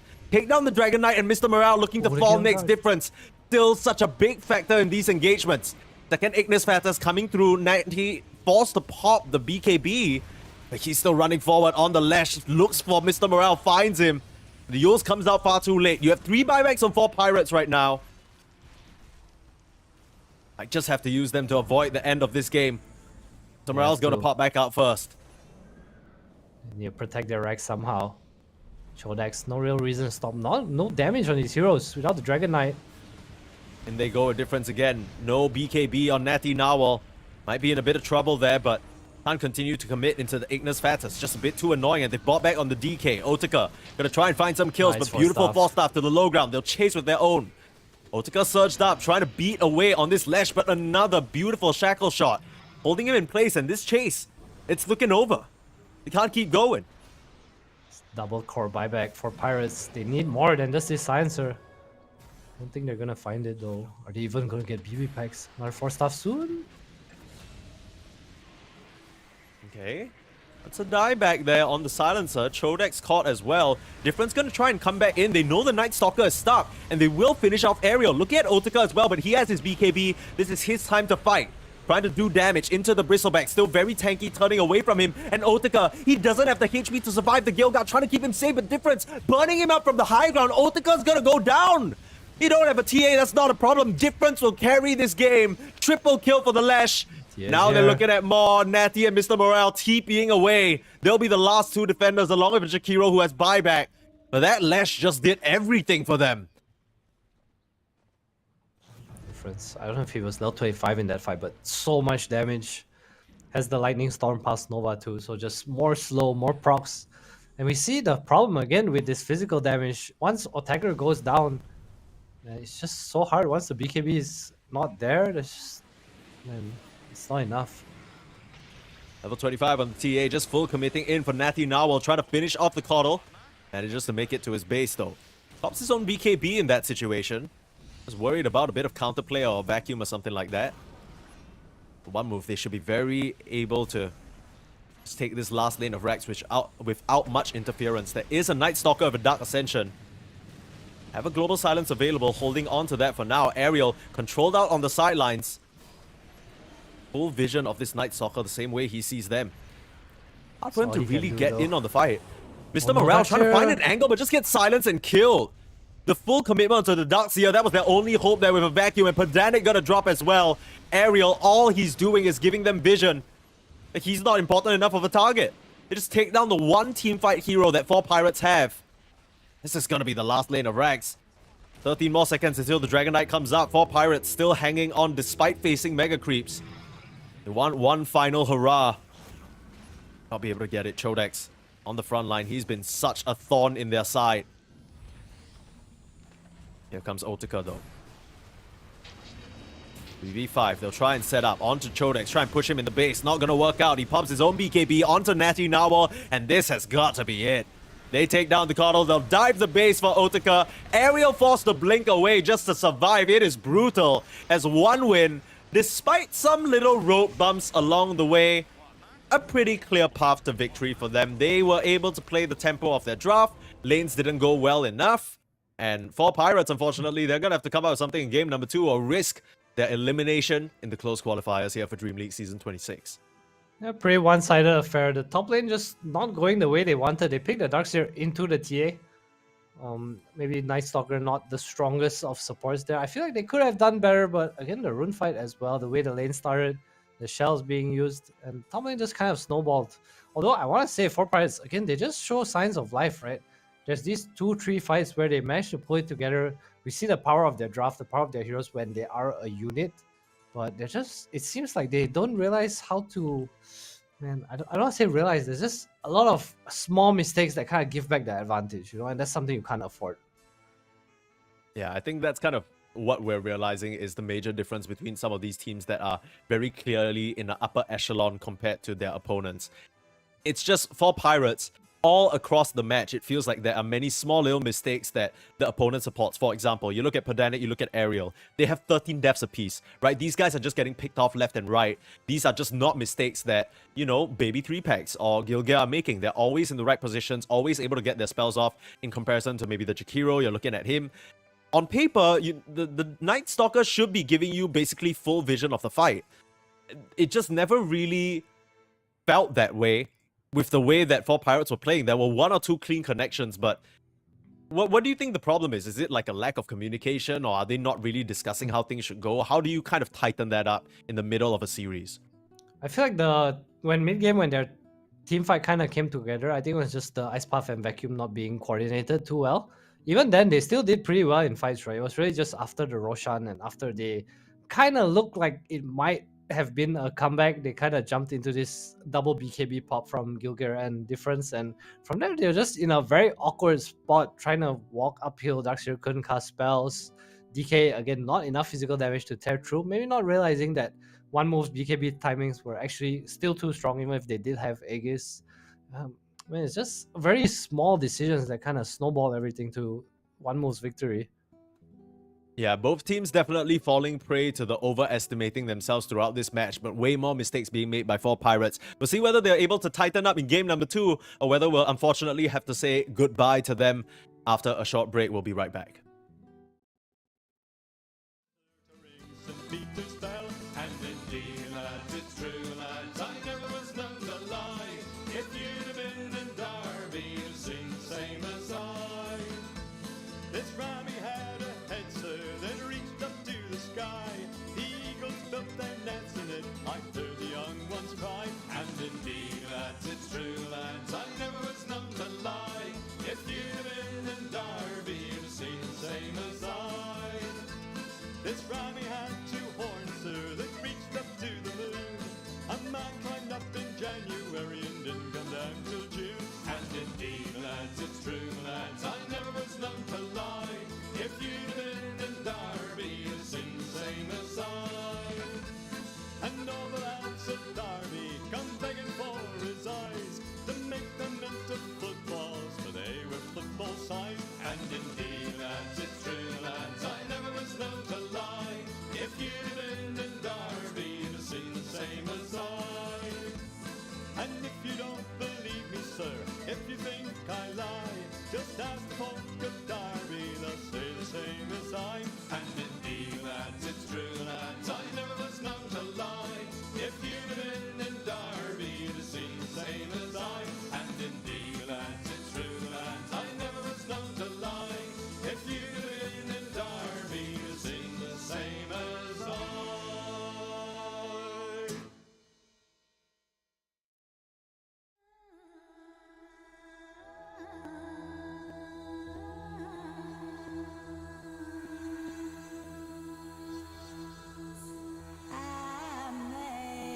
Amazing grace,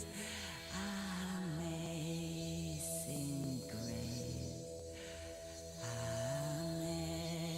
amazing grace, our Lord.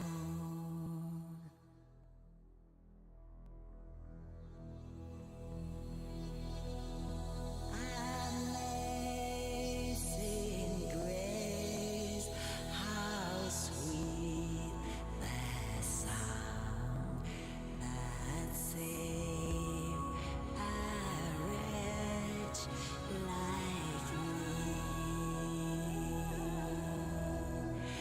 I once was lost, but now I'm found. I was blind, but now I see. Was grace that taught my heart to fear, and grace my fears relieve. How precious did that grace appear the hour I first believed.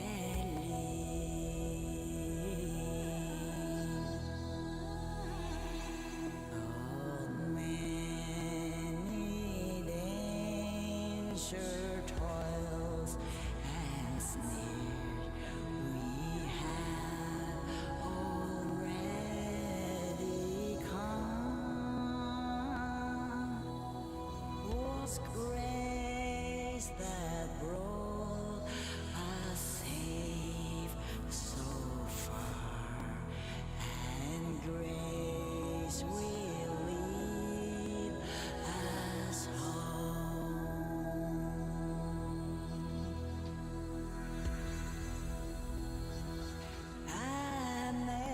Amazing grace,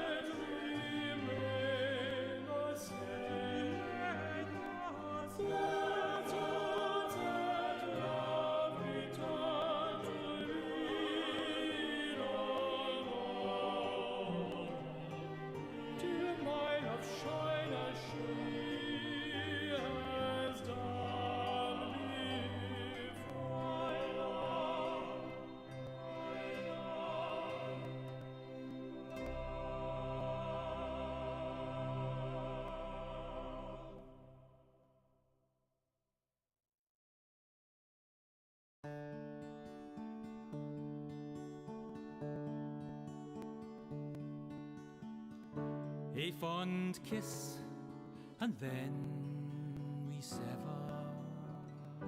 A farewell, and then forever. Deep in hair-wrung tears, I'll pledge thee.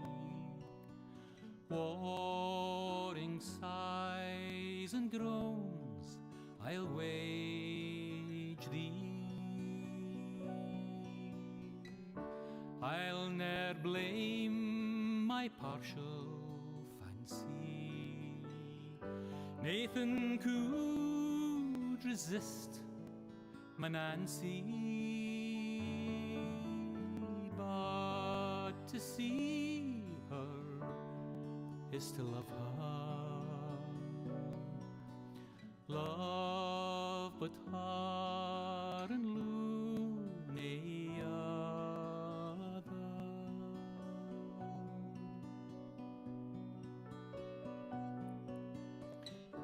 Who shall say that fortune grieves him, while the star of hope she leaves him? Meany cheerful twinkle lights me, dark despair around benights me.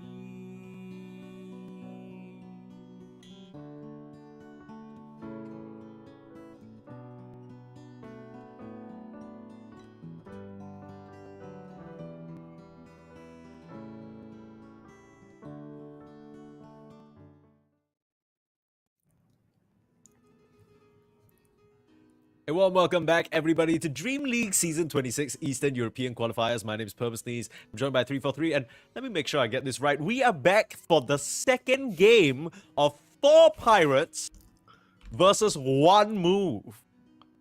There we go. I did it. Okay, we entered the draft. I don't blame you, Mike. The 1-4-1 is it's a tough one. Yeah. It's okay. At least if 4 Pirates move on here, we can avoid the 1 move versus 1 win type situation. If we do get to that matchup, I'm just going to call them the movers versus the winners. Okay? I think that's a lot more straightforward. They're both 1, too so many it's ones. equals out. I might actually break the record for the amount of times the word 1 has been said on a cast, I think.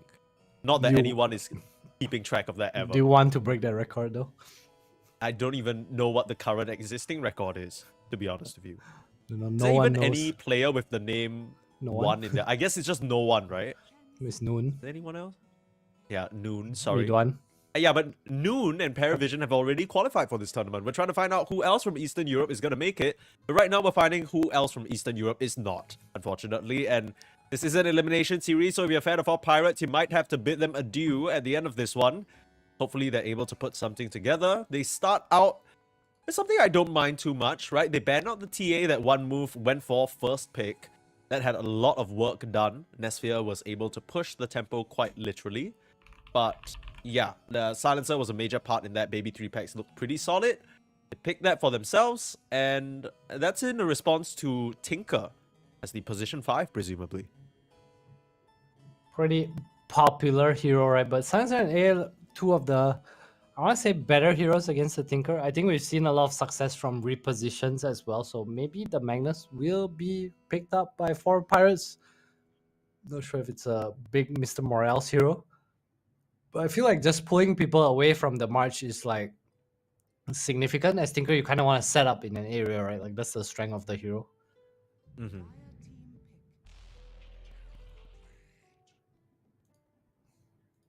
Terror Blade. Where is this coming I mean, from? it's a strong, stable carry hero, I guess. Yeah, any That's nice- kind of my only read on it right now. A bit of good push to counteract the Tinker, force him to be on sides of the map that he doesn't want to. And then you start a fight when you see him TP type shit.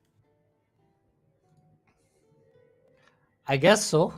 I mean, it's just wave clear for global when it's down, I guess.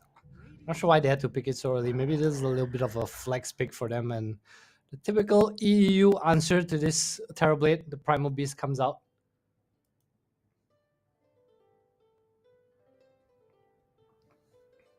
The reason Primal is pretty good against TB is because, well, one is it's hard to kill. You don't really stop him from onslaughting onto you or away from you. So I think those two are like the biggest reasons. Also, it's just cheap initiation, right? Like, look at their heroes. So defense matrix Primal Beast. He's gonna pulverize you there. The march is gonna come out. The ice paths are gonna come out. It's all in a good area. So I think for Pirates they need to match team fight right now.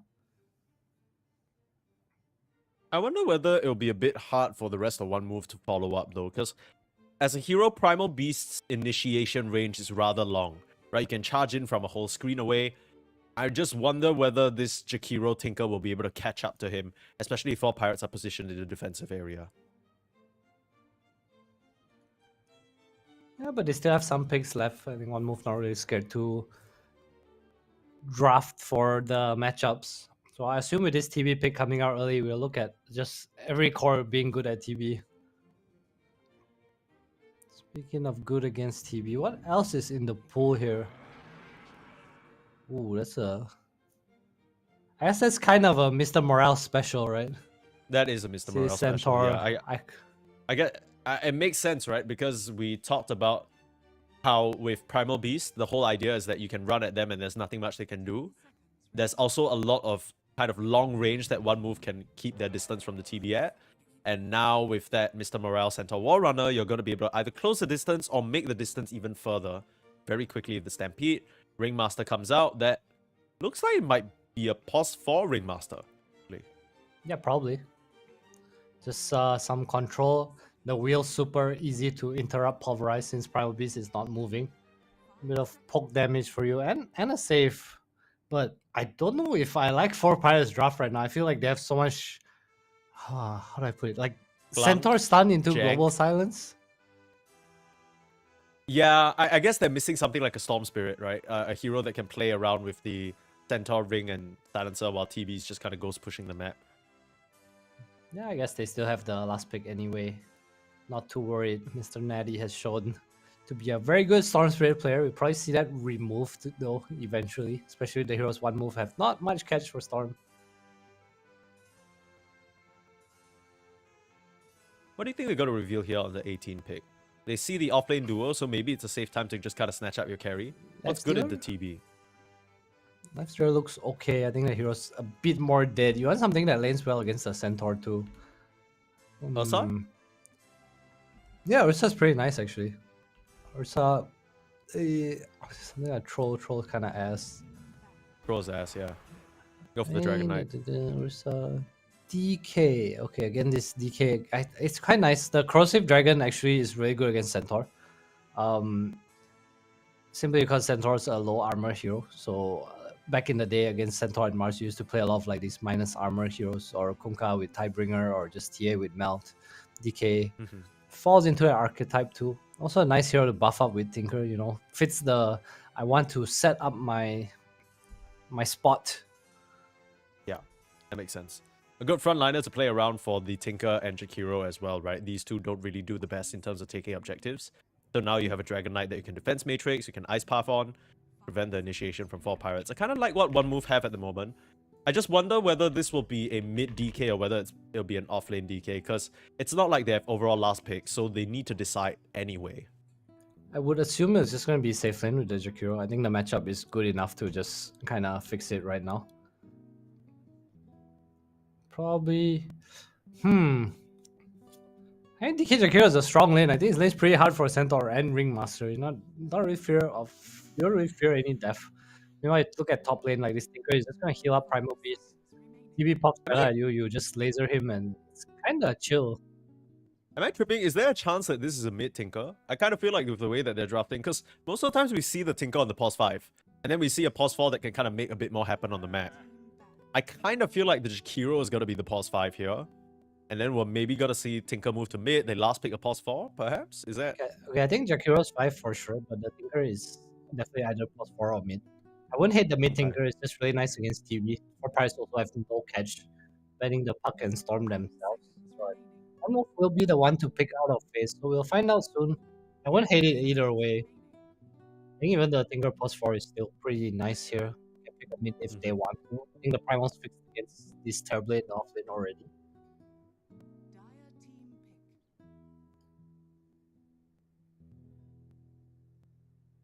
Do you feel like the Primal Beast is strong enough of a laner that even with a Tinker who's a bit more neutral or slightly below neutral, it's gonna be fine?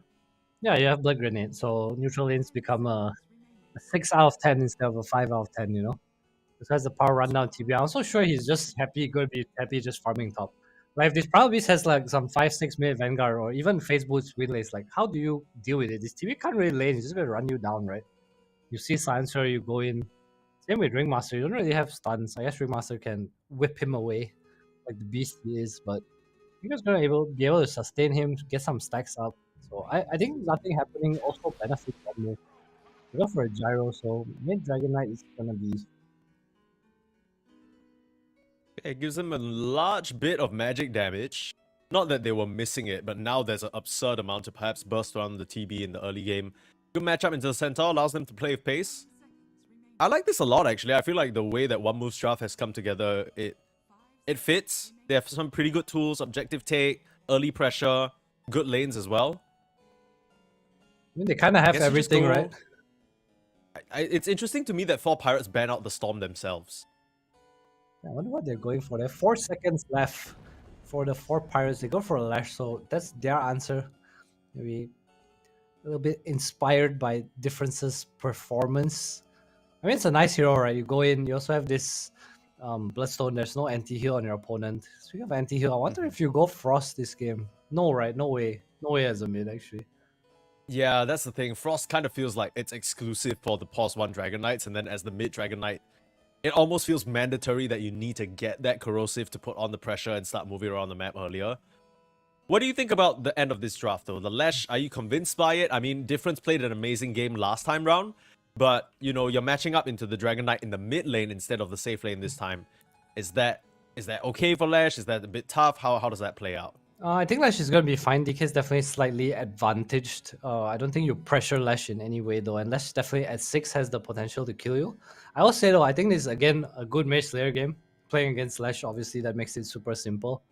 It's also a pretty nice Mjolnir game. We probably see DK go for either one of those routes eventually. And then I don't know what Chodex can build. I mean, he can definitely scale into a core. You also have super high value from Pipe, right? Or even Crimson. This Terblade and Lash, they are the only damage sources. Sancer and Ringmaster, not really the damage supports that you think of. So I think when I look at One Move's draft, I feel like as the game goes on, they get harder and harder to kill. I don't know if Attacker can be in a position in this game where he can outright just fight this tri-core of One Move. Yeah, for sure. I think Chodex, the thing with Primal Beast is sometimes we see a bit more of an initiation utility-focused Primal Beast. And then sometimes we see the Aghanims, BKB, SNY come out, and this guy's just absolutely obliterating everyone around him, just like a real Primal Beast. Like the one in the Aghanims lab, yeah, that was scary as shit. But yeah, we'll see whether One Move, they'll be able to just 2-0 this series, or whether 4 Pirates will put up a bit of a fight. I think the performance against Na'Vi, we did see this Pedanic Silencer come out. Seems to be kind of a cornerstone of how 4 Pirates want to approach their game. They play around Global Silence. It didn't really impress you with maybe what we thought would be a bit of a ping diff. Maybe that's why some of the spells came out. Hopefully he's not lagging today. Hopefully no more issues as we have the game ready for you and we'll hop right into it. One Move versus 4 Pirates on your screens right now. One last chance for the Pirates up against One Move. If not, we'll have the 1-to-1 matchup versus Move versus Win. Move versus Win. So just what you're going to stick to. Yeah, you kind of, you know, I'm not an expert in mathematics. I think we've established that already. But you kind of put two same numbers at opposite ends of the equation, right? They cancel each other out, if I'm not mistaken. That's what my primary school education taught me. That's true. There can only be one. Yeah. But for now, there's 4 on the other side. So 4 Pirates will have to these numbers, battle against One Move. Nothing too surprising from the facets. Provoke the beast. I understand that these are organization names, so I can't really hate. Like, I know One Move is an org, One Win is an org, 4 Pirates is a stack, but I guess this, while we have some time in the pause here, what is the worst stack name you've ever come across in your time playing Pro that you remember? Worst stack name. Like orc Yeah. or just a stack or anything? It could be anything, like just bad name. Um, Awful to say, no nothing ring to actually- it. Nothing actually comes to mind right now. Damn. I need to go open qualifier list right now and find someone to hate on. Oh, Open okay. qualifier We'll let you do teams, that. We have a Dota game on 2. our hands though. We're back into things. I can talk a little bit about the draft while you do that if you want, but Go, I go. I'm a little curious about how this Fall Pirates draft is intended to play out. I kind of see what you mean in terms of one move their heroes can scale very nicely, and there's a very clear game plan, right? You're going to run the supports into the mid, play around that DK. He's going to try and pressure down towers. Natty Narwhal, he doesn't really have that same tower pressure potential. He went for the Misanthropy, which is what we see from most Lashers these days just because the damage potential is so high, but because of that, you're not necessarily this tower taker early on. Sort of a late smoke coming out from both sides. We'll get broken up on the high ground though. You really want to fight into this one move lineup level 1? They are so scary. Probably not, Mike, but let's talk about fastest a bit. You tend to pay more attention to these things than me. This Primal Beast has Provoke the Beast, which gives you 3 uproar stacks as you're disabled. Yeah. Is there a reason you take that in this game? There are like 2 stuns. Yeah, I guess it counts as do you get slowed as well? Hex, taunted, silence. just Yeah, I mean there's a disabled. silencer. Right? So like if you global silence, you get slowed or maybe kind of feared by the whip. It's not too bad. Yeah, I'm a bit curious. I feel like ferocity is usually the facet that just gets insta-picked just because of that additional AoE. That's pretty nice. I'm feeling like he But can't maybe he really- just doesn't think he'll be touched that much. Just the global silence, you come out of it, you got 6 uproar stacks, not too bad, right? I guess so. I don't know. I just feel like the power rise is just nicer. Like, it's used more often, you know, especially against no stuns. 2 stuns doesn't seem value, man. But we'll see if it comes into play. Maybe it's a life hack if you're going eggs. Maybe that's the plan. You know, you get more uproar stacks. Yeah, but as in what I'm saying is the fear from the whip, the silence from the silencer, those things count as apparently disabled as well. So he's gonna be like basically at max stacks every single time. How often do you see Ringmaster pulling waves? Is his lane that hard? Yeah, what's going on here? Is pulling waves just that good now that you do it regardless of the matchup? I don't know. His offlane's dead. Yeah, I don't know whether that was worth it. Mr. Morale just gets run down. I guess it is that hard. Because Ariel, he's got a little bit of an audience here. The audience is going to get distracted by some satyrs. Very nicely done from Baby 3 Packs to connect the wave. Now this is even more awkward for Mr. Morale. Bot lane though, Chodek's getting run down, so... I mean, he had uproar stacks, but it's not going to matter. That's all he has at level 1, and the level 2 timing from 4 Pirates. Very, very nicely done. Both offlaners getting punished early on here. Yeah, just life when you hit level 2 first. Same in the top lane, like Gyro hits level 2. Like, I have gone through 4 regions of open qualifier names and I can't find something to hate on. What about you? What about you? What's the worst name you've ever seen? Worst name I've ever seen. The goal of all life is death. That's one of the worst ones. Is that a bad name? That's a pretty good name. I don't know if it's good to say over and over again in a game, brother. So you're using the caster bias. Yeah, I'm a caster. That's kind of I'm speaking from my own perspective. All right. Apparently, it's a quote from an anime. Yeah, it is. How can? All right, at least you knew. That. I wouldn't know. I wouldn't know that. I wouldn't know that. Dude, you wouldn't. You don't have to watch anime to know that's a quote from anime because it sounds so like. It's like anime So level. like pretentious. Yeah, like, yeah. I know. I mean, like, yeah. You got anime profile pictures, and then now you got anime team stack names. That's crazy. It true, man. It true. A lot of these probably, I guess, Japanese language or culture inspired in-game names as well, right? You got Yatoro, Kataomi, used to be Suzuya. Those literally all Did sound he like actually they used could to be be anime characters. Suzuya? Yeah, he did. That was his name before he changed to Kataomi. Damn. Suzuya's That was a back cool on name. Creepwave. Yeah, Suzuya's dope. I don't know why he changed it. Alright, Mike. If you have a kid one day, what are you naming your kid? Oh, don't get me started on this. I think, okay, look. it's tough, right? Because you know when you have a kid, you don't want to name them anything that you've encountered before because maybe you don't really have. For example, would I name my child Adam Shah? Probably not. Okay, that's very, very targeted, but I respect it. No, like okay, be for real. Would you name your son Mike? No, Yeah, see, why is that? I don't know. You don't? Okay, I don't, I don't know. just- I've not put thought into this. Yeah, okay, well, thank you for that. Well, what's this, Ariel? Taking his anger out on the neutral camp.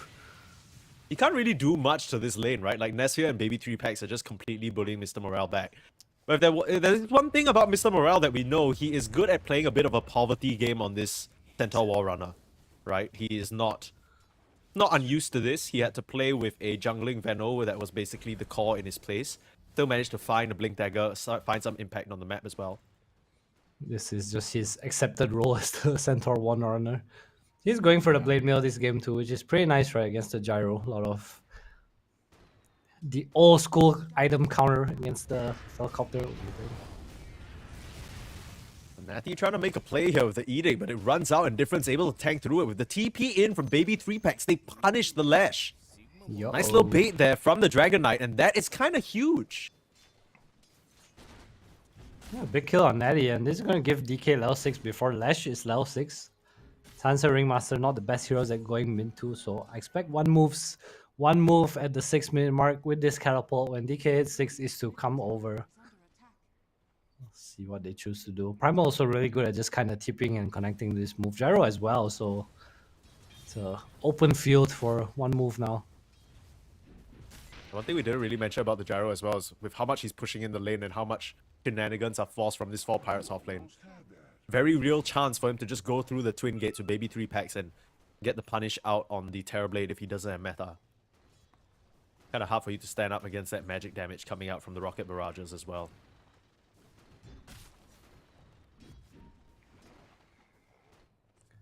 Alright, looks like mid pressure will come. One move, bringing in the Jakiro in Narwhal. Just getting bullied by the Dragon Bros. Or the Dragon Triplets, I should say. If you're two-headed, are you one person or 2 people? Well, I think they're one person with 2 heads, right? Yeah, but they're one does that make you entity. One entity. That one entity is on a killing spree right now, but might just drop to Natty Narwhal. We have 2 brains. Does a brain define individuality? Pedanic gonna go down here. Why are we having intellectual discussions in the midst of some kills happening? 2 supports getting dropped by the side of one move, and Nesphia are gonna rotate over the Pirates. They are starting to lose numbers big time, having to TP in the Ringmaster again post-death. This is not really working out for them. Their tower is taking... Okay, maybe not as much pressure as I thought. I guess the Dragon Knight form runs out and he's not able to get more hits off. So pressure relieved a little bit, I guess, just with a couple of deaths. I don't know, my Power Observer is asking is there's 2 Yeah, brains dude, have one, wait, why are you if encouraging us? Just one for, entity. Oh my god. yeah, just for context, guys, we might have to hang on. I'm not gonna ruin the Goodbye, moment here. attacker. Nice little trample, so much damage from Chodex. The high Look at levels skill build. in the Uproar, uproar. He's baby. gonna stand his ground and punch away onto Pedanic, surviving the damage, but the magic no, the might just creep. take him out. Arcane Curse, Oh. Defense Matrix, come on! Heal Gear, right place, right time, saves Chodex, and allows that Primal Beast to walk away with a big win. Meanwhile, Nesphia getting the kill on Natty again. Rotating to the mid lane just to punish the Lash. I mean, you're right in saying that the Lash can kill the DK of Diabolic, but one move, they have just been bringing in hero after hero to punish him every single time. Dude, this Nesphere guy, man. If you play against him, you actually need a ward between... Actually, they do have a ward. They know. Look at this observer in the room. They know, like, this is Nesphere's path. Yeah. He's coming down this. He wants to help Difference, and I feel like these moves, they're really good, you know? It helps enable your rest of your team. He doesn't lose out anything because he's already naturally pushing out top lane, like you mentioned with the flag. And Yeah. one move, they'll get the tower for this. Try and get the setup onto Difference with an awkward angle. Ariel doesn't land the Impalement Arts, and the Dragon Knight will just be able to walk free. Many resources and bodies being thrown towards this mid lane just to preserve the tower. But you gotta imagine it's only a matter of time. Chodex is here as well to maybe try and punish Natty on the TP back. But yeah, like you said, the way that One Move are kind of splitting the map right now, it's very efficient. Gilgir can stay down here and farm. Chodex is gonna get back here. Pedanic might be in trouble. I'm kind of impressed with this Primal Beast item build. Instant Sorry, pulverize, skill build. blood grenade with the slow. Chodex, another kill added to his repertoire. Gilgir will be the one to claim the last hit there. Meanwhile, these heroes on the side of 4 Pirates, they are just kind of dying up here. Everywhere they walk, there are One Move heroes ready to meet them, and look at this rotation. Netsphere, he's gonna be looking for Otaka. There's a point in Sunder though. He's just camping. Dude, this guy is an assassin, I swear. Dude, what the hell is happening? And Netsphere is actually, yeah, he is playing so active. I guess that's just his playstyle. They will spot him out on that twin gate rotation with a very nicely placed ward. But it's still not really helping the bleeding that 4 Pirates are suffering from. They are down 10 kills right now. They're down 8 kills, Mike. Learn 2 mats. Yeah, The bright side for them is that Mr. Morales has Blade Mail flying out, so now every time they kill him, they will lose some health. And that BB Pax feeds a kill in the mid lane to Nani Narwhal, who could really use some net worth. Okay, on a more serious note, I think they do have damage to kill heroes, right? This Lash, he pours in a shit ton of damage. It's just initiation that's slightly hard for them. Might be a little easier once the Global Silence comes out. Just gonna enable them to run in. Speaking of run. That beat is available, the Blade Mail. Homing Missile holding him in place. He is very tanky on Mr. Morale. They're trying to turn the damage, but difference is even tankier. Now they start running up into Pedanic. Ariel and Natty Narwhal are in the area, and Netsphere, Oh, he has to be Impalement so Arts. careful. Slowed by the Impalement Arts. Very nice connection. And he get on out of here. Makes his way back towards the tower. The second Impalement Arts coming in. You need the defense matrix. Not enough healing, not enough damage block. Natty Narwhal gets that Coming kill. in from the right. Coming in from the left as well. Chodex looking for a nice connection. Charge through. Bash into the Lash. Bam, bam, bam. Hit by a truck in the Primal Beast. Beautiful gameplay from One Move so far. They are getting the advantage across all layers of the map. Mike, 13 minus 4. Hit me. 3, 2, 1. 9. The fact I needed to double take to make sure I was correct there was insane. Ariel, level 5, no Wheel of Wonder, will just get run down. This Primal Beast game looks very free, unfortunately. A very nice fear sends him the other way. So, life preserved for now. Spots out a very nice stack that he could feel if he had a bit of mana. Dude, these players are Be insane. looking They're towards so top lane. fast. This probably is like, nah, I'm not farming anymore, guys. Yeah, dude, what is happening? They've just completely abandoned the lanes. They're killing heroes non-stop. Mr. Morale, no stampede, instant death. You can invade the triangle onto now this if tier they one want top. to. Eddie's here, but can you really protect your triangle against this? I'm not sure. They are so strong right now. It's not like they're that far ahead. I guess 4K is quite a lot, but Tiger is still in a good place. Like the network on the cores are pretty okay. Also, if you look at the skill build of Ringmaster, it tells you what kind of game they're having. 2 points in the escape. Like, how often do you actually see that? Yeah, what is the... I guess it's just the additional duration of a save. Chodex gonna break his smoke on the high ground. Global Silence is available, so something One Move have to be wary about. 4 Pirates gonna come back in and protect this stack, allow the Lash to farm it with the smoke, so they at least clear that up and don't get it stolen. Keeping up in terms of net worth, that's important, but One Move, they are on the prowl, like you said. They want to put this DK Blink Dagger to full use. There's Blade Mail on Chodex too. Super high value, right? Against Lash, against TB. So much damage to reflect back. 3 points in the uproar too. He's karaoke. He's kind of swagging on that. Wait, did it... Oh, man. No, it's still maintained. It's only when he That's pretty funny. trembles. What song do you think he's singing, man? Whatever the hell's playing in between break. I think Amazing Grace. Bardcore. It's just some classical core music. Amazing. Easy. It fits the some fits the pipes. little theme. 4 Pirates on the prowl in the bot lane, though. They're looking for an initiation. They have that Global Silence, and they spot out Baby 3 packs. Nice wheel. Pierce them back in. Chodex doesn't fall for it. Looking for a target now. They're still holding on to the Global Silence, waiting for a spell cast. just- Amazing Grace. Nice No little way, he's onslaught. actually gonna Up get to out. the north. I don't think he's getting Yes, out. stick He's charges, slow to a Mike. crawl. He's- Last few yeah, auto I attacks, don't Pickle, tell are you. you serious? He is running. Stampede just to chase him down. They will bring down the beast. -1. A little bit of a killing spree, but meanwhile, top lane, the setup there onto Mr. Moral. No Stampede. No Stampede, should be a lot of damage. And the tips come through. Haha, you use your Stampede to kill me, my team's gonna punish you. Oh, 14 minutes too. Are they gonna lose the Uh-oh. Shrine of Wisdom? Don't look like they have any That TPs. way. They're trying to come in on the silencer, but if the silencer runs up into this gyro, he might just die. Whoa, Gonna try and interrupt. Verdanix's One like, "Where rocket are my rush just takes team?" half his HP. There's difference with the stun. They get the wisdom shrine, and I don't know. It wasn't Otaka there already. He didn't come fast enough. But maybe difference. He might be the one to fall. Haste rune on Natty, slowing down that DK. Gilgia in the area, ready to try and help. Heals coming out. Damage is there. Barrier reflected. Oh, Immediate Ariel's reversed. The Ariel just casually dies to some martial machines. Okay. I mean, you do end up losing the Dragon Knight. That's a decent trade, but you got to keep in mind that you lost out on the Shrine of Wisdom. And one move. Overall, I'm sure they're happy about that trade. Okay, so in my head, what I saw there was TB was chasing Dragon Knight, right? And Lesh was behind. I was wondering if he stunned the TB on that narrow path. Would he have actually blocked the Lesh too? You know what I'm talking about, Mike? No, I do know what you're talking about, but have you seen TB? He has a snatched waist. He's a skinny legend. He would have... I think Lesh would have been able to sneak past him. Alright. Every time our ops, he The- drew an X yesterday too, and the tower down. Like, oh, the 4 pirates, they need to get the treasure. X marks the spot. Okay. Sorry, Thank you for that. I had to let people know. Yeah. Shout out to our lovely observer, Mr. Scriff. Got the Scriff diff on this stream right now. Which other observer draws this much? That's true. Very active.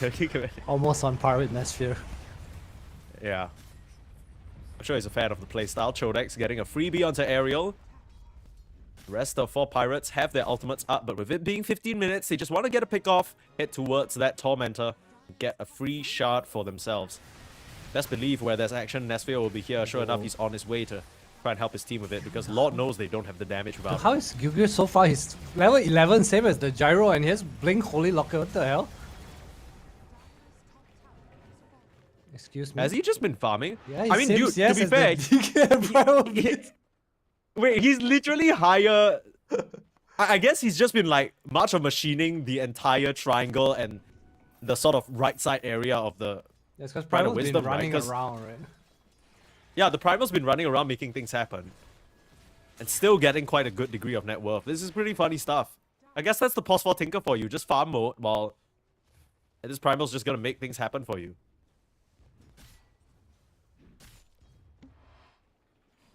Speaking of farm mode, Mr. Morales is in die mode down here. It's a die mode. Die mode. Homing missile. Oh, it's not fast enough. Really quick on that Centaur Warrunner. Chodex trying to find him with the chase. Trample in the tree line. Meanwhile, they found difference on the flank though, and Mr. Morale doesn't even die, managing to juke through the tree line. The rest of 4 pirates are coming in, but they've already used the global silence. Have vision of both supports here. Gilgear could find a nice setup. Be careful, Natty Narwhal getting clipped by the ice path. In comes Gilgear. Way too much magic damage to box by him sometime, but he's gonna pop out straight into his death. Nice little setup there for one move. These teams, they want to battle, man. Unfortunately for 4 players, they are a little disadvantaged right now. Pretty hard to fight into the tankiness of one move. Nice pick off on the DK though, and on the Tinker. Whoa, okay. I guess he just blinked in the middle of the wave. That's where he died. Getting caught out by the silencer there. We call that the We'll Kiyotaka try and special. chase onto him. I'm guessing wrong. They want to get Olteka instead, but he's pretty quick on this Terrorblade, as the Demon Zeal helping him zoom the hell out of there. Are they still chasing? Dude, Chodex is like a homing missile for these enemy heroes. Him and Nesphere have been running at them non-stop. Oh, can I get it? Oh my god, he's gonna get it. He's gonna get it. No. Okay. Pulverize? Want to dodge? Or not? Good try. Goodbye. Yeah. Oh, rest in peace. I thought Chodex messed up there because he went for the onslaught And I was looking at his mana pool, I'm like, I don't think he has the mana for the Pulverize. Still had some one charges though, very nicely done. Good catch and good persistence. One move, non-stop kills across the map, 9 to 20. It's still only a 3k gold lead though, and they're not done. No, the eggs. Wow. Do you see that? I guess it was the ward, but also Gyro Flag kind of hit a creep at the last second there before he blinked out. I thought that's what he reacted to. Yeah, same. Either way, nice little bait from Mr. Morale, waste some time. Right, his Centaur being poor. The two cores of 4 Pirates are doing pretty okay. Slash and TB is still kind of up there in the net worth. Unfortunately for them, they are kind of playing against 4 cores right now. Soon to be 5 if this Centaur dies one more time down here. Jakiro, 1k net worth behind him. 2v5. Maybe 3pack's doing a lot better of a job compared to Pedantic last game of keeping himself alive for sure. 3, 3, and 10. Getting involved in a lot of this action. The Mage Slayer now complete for difference, so he's going to be a lot harder to take down. But like you said, Otaka is farming. This is one of those games where I don't know if the TB can win it for his team, but if he gets to the point where he's terrifying, it's going to be very hard for one move to run into him. I think you can, but his Tinker is a problem, and Gilgir is super farmed, so they need to wait to deal with this Tinker. At some point, maybe you see like some Blink Hacks on the Lash or Blink Shivas with this Global Silence. They definitely have damage. This Lash is pretty strong right now. Shilrun, Bloodstone. They're looking for something here. Hopefully a core kill. It's definitely what they want to So find. that would be really nice to grab. Baby 3packs on the front lines. The pings come out. Both teams have a faint idea that posturing in the area is what their opponents are doing. It's just a little bit of latency there, maybe. Broke Smoke didn't really realize. Don't blame them for hesitating a little bit. They will see Chodex, but on clearing that camp, he'll just back up. You don't really have your Centaur in the right position to blink Stomp, so... Not finding anything from that smoke move. Just backing up, back to farming. I don't know if this game state really favors the side of 4 Pirates. We'll try and find this Tinker. Bit too slow there, unfortunately. But yeah, like you said, one move are farming up on what is basically 4 cores. Right? Meanwhile, your Silencer is very far behind. Your Ringmaster is not really having much of a game. He has a Yule Scepter, but that's about it. Yeah, I mean, I'm a but little bit worried about 4 Pirates right now. they're trying, right? But they just can't find the moves. Gilgir doing a super good job just pushing out the waves. I think as strong as they feel on the 2 cores, they're also okay farming. I think it's more of the second half of the team. You know, the peasants of Ringmaster and Silencer. Like, at what point do they actually feel like they can give impact in this game?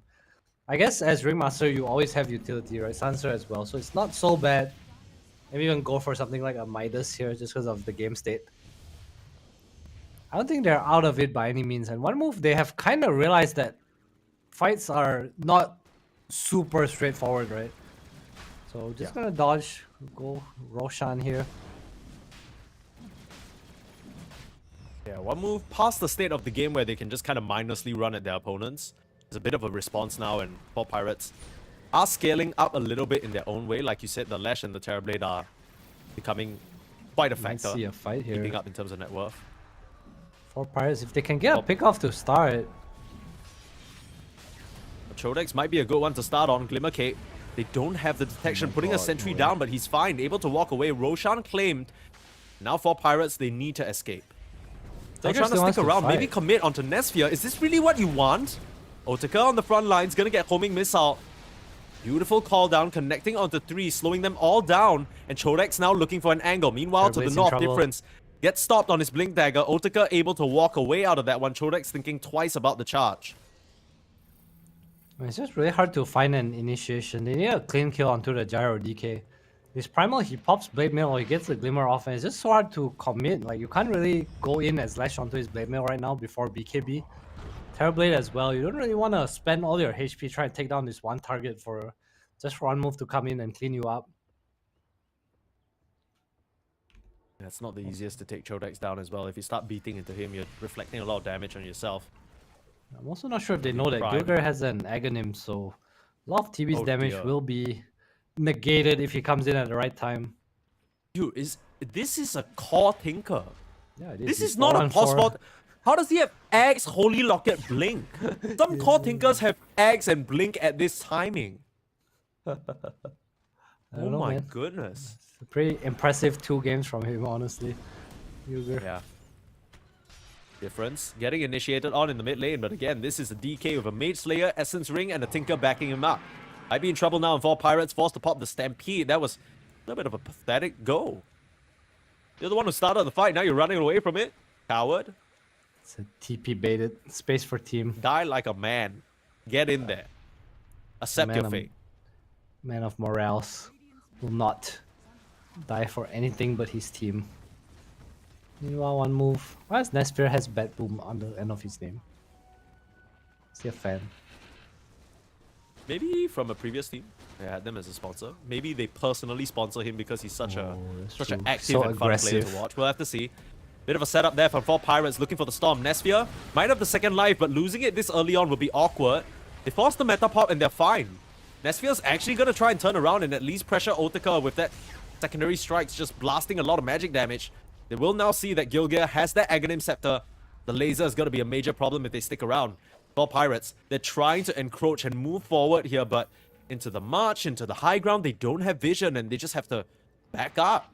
That's meta used for basically nothing there, just a BKB charge on the gyro. Yeah, lack of Stampede, no real way to lock down. Terribly also not at the point where he pumps out super high physical damage. Not yet, at least. Chose to go for the pike, so a bit more kiting. And again, you also see the power of the laser, right? TB, a lot of his damage is gonna be stopped. Has to go for the BKB, which he has queued up now. Yeah. I guess the next timing for 4 Pirates will be when those BKBs come up. Natty is about to finish his as well. So a bit more resistance into a lot of the magic damage being pumped out by one move.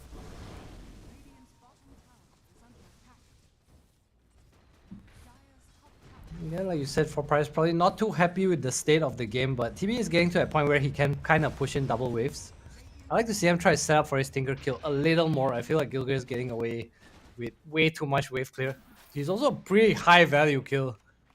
It's not like he's hiding in the trees and marching, you know, he's kind of just going into the wave. Maybe get up some lane wards.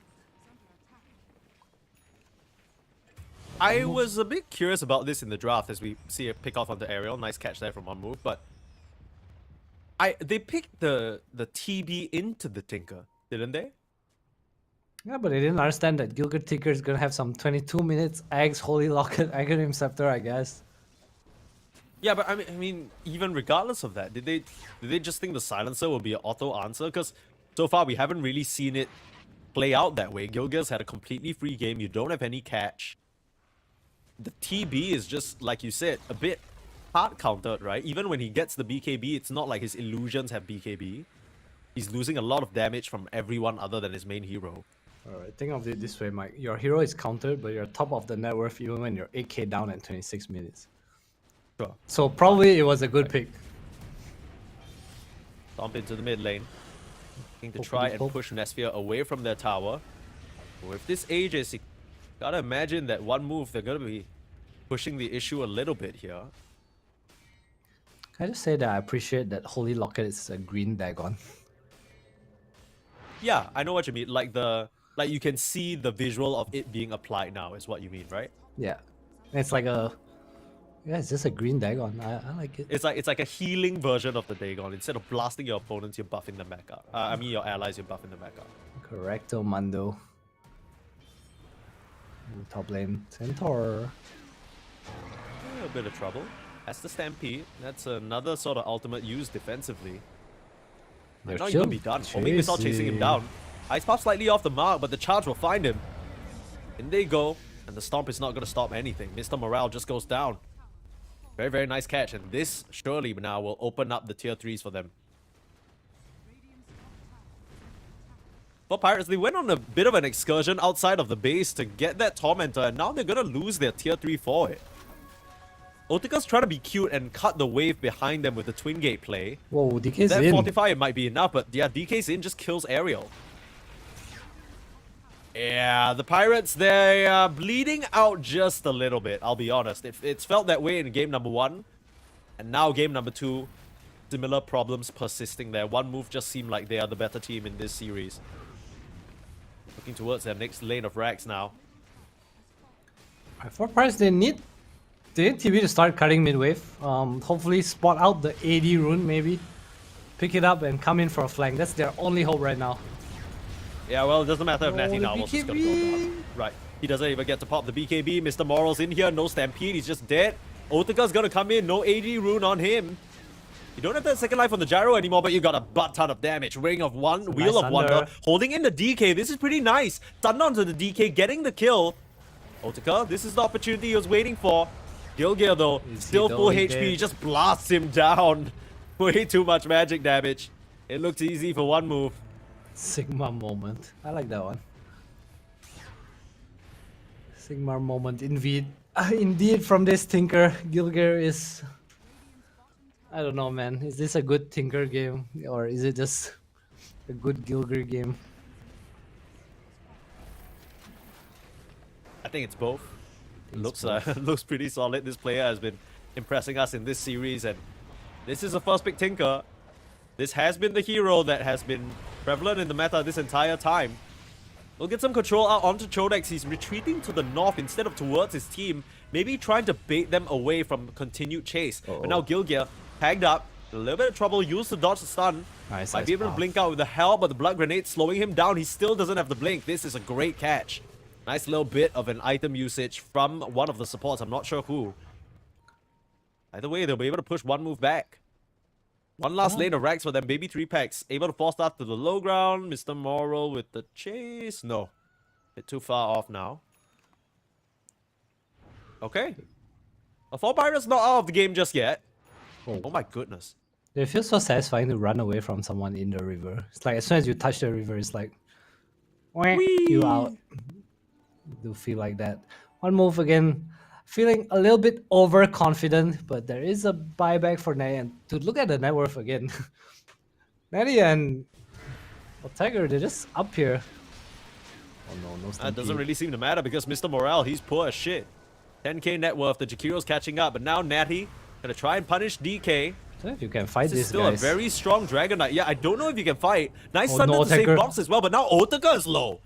Uh-oh, Global Silence keeps him away. Nice Manta dodge on the auto attack. Difference. He'll just have to settle for the support, it seems like. Slow to a crawl by the Is no one Arcane gonna Curse die? as well as some of those Impalement Arts. Somehow they survive. Right, nicely done, but that's meta down. One move is arriving at the last objective in the game, the tier 3 tower. No meta, no stampede, no global silence. Okay, let's have stampede, just came out, but Tinker's gonna heal everyone up, and I'm not sure how you stop this right now. No one of 4 Pirates in position to cut the wave as well, so they have to take a full-on fight. Otaka trying to use the remaining duration of that metamorphosis, but they'll turn back to regular TB very shortly, and one move. This could be the final play of the game for 4 Pirates. They need to try and find an opening, maybe flush out Gilgir, but the Tinker, he's been in such a good position so far. First laser in, looking to focus down Nesphere, then Gyro in trouble, but the defense matrix, he turns around, he's fine, 4-star back to safety, he's healing up big time. Oh, the Nesphere's Thunder barely difference. threatened, he's just killing out Natty Narwhal. Thunder saves Otaka, but it's not gonna be relevant, because Otaka doesn't even have any damage. Codex alone was just zoning them out. Got real close to taking down the Gyro, but it just wasn't enough. Heals and the Satanic, way too much lifesteal and sustain for the Gyro. Now with the Mega Creeps, now with 3 heroes remaining, they'll collapse on Pandanic, get that kill. 2 heroes left, Otaka trying to fight for all he's worth, trying to push Gilgir into the base, but they use to save Chodex there to help his friend as well. No more buybacks, no more hope, and no more chance at the close qualifiers, it seems, for 4 Pirates. They'll have to walk the plank. Goodbye. 2-0, one move. A pretty easy series for them, I want to say. A few small mistakes here and there, but other than that, pretty convincing win.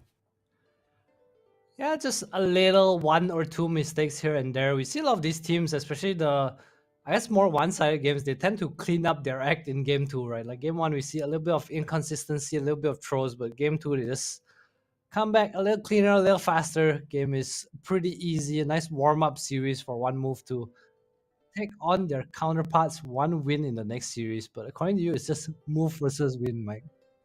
Yeah, the movers versus the winners. That's what we're going for this second series, at least for me. I'm not going to bother with all these ones left and right. Numbers have plagued me for far too long, Adam, and you're another one of them. 3-4-3. Don't get me started.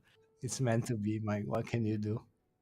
It is a match speaking made of- in heaven, but unfortunately for Pirates, they will not be fated to go any further in these close qualifiers, so I have to wave them goodbye, but one move, they get to move on to play and try and fight. Now, they did manage to qualify, like we said, to some recent Tier 1 tournaments, still knocked out at the group stage, but maybe they can kind of, you know, have a different fresh face now. I think, in particular, we were both very impressed with Gilgir, so...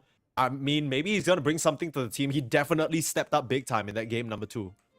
Gilgir and MLRS are the two players I've looked at so far. Both have been pretty on point spellcasting wise. Just how they, I think Gilgir, what stood out to me was his net worth, right? Both games he's just super farmed, super in place. I think for MLRS he was a bit more spellcasting wise.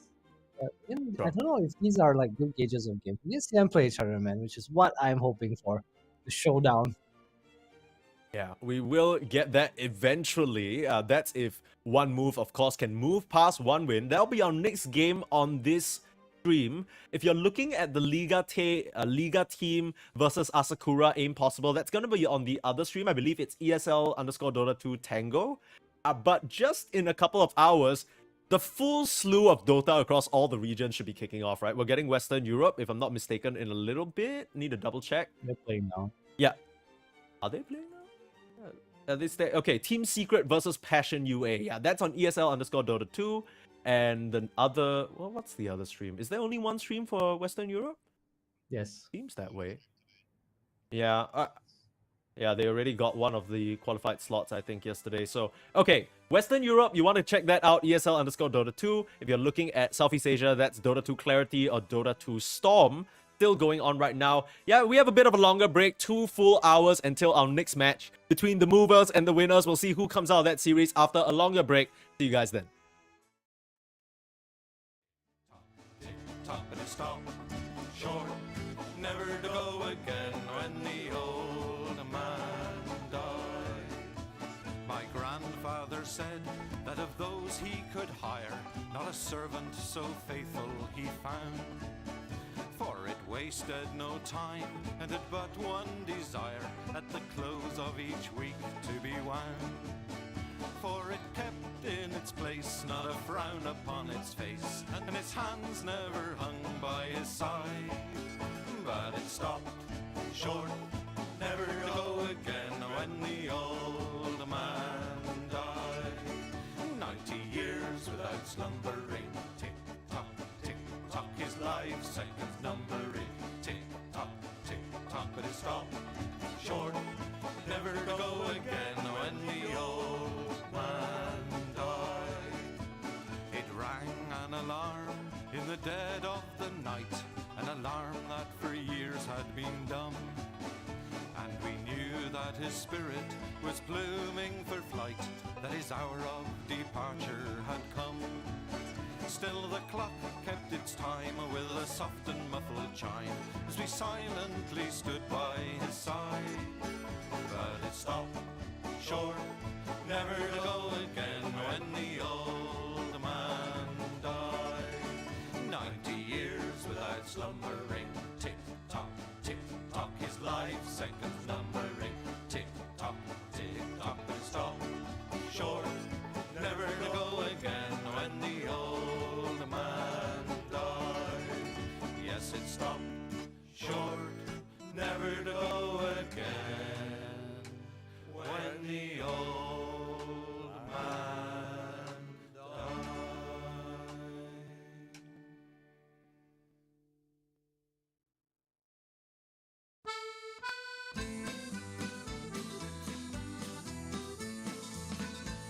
As I was going to Derby, 'twas on a market day, I spied the biggest rancer that ever was fed on hay. And indeed, lads, it's true, lads,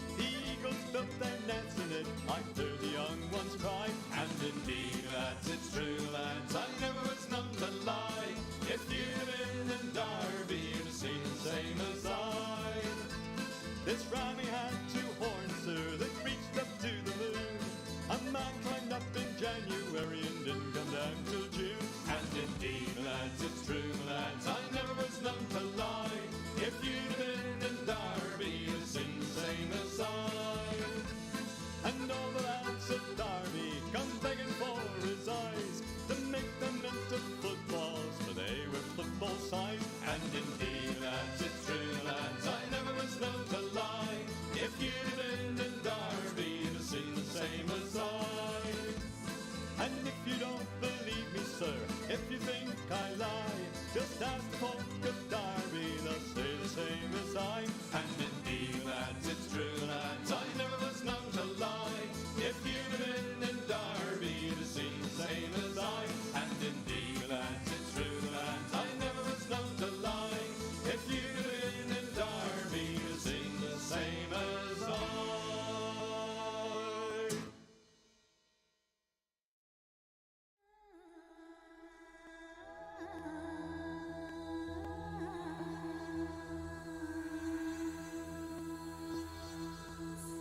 Amazing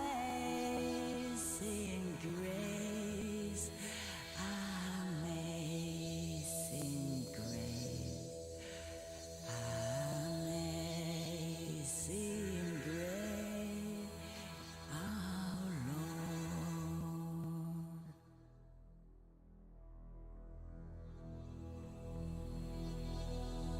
Amazing grace, how sweet the sound that saved a wretch like me. I once was lost, but now I'm found. I was blind, but now I see. Was grace that full my heart to fear, and grace my fears relieve. How precious did that grace appear the hour I first believed.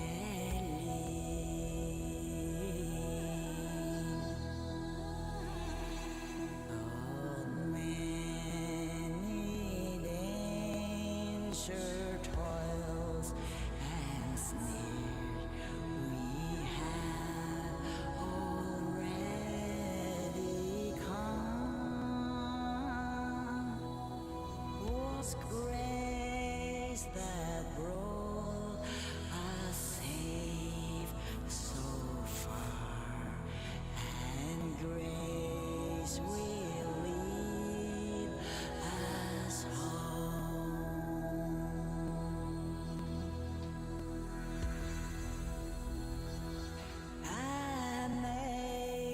Amazing grace, amazing grace,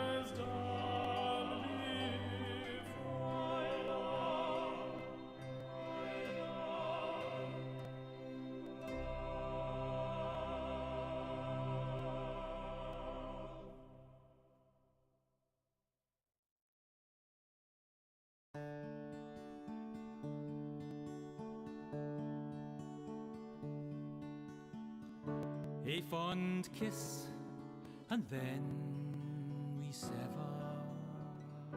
A farewell, and then forever. Deep in hair-wrung tears, I'll pledge thee. Warring sighs and groans, I'll wage thee.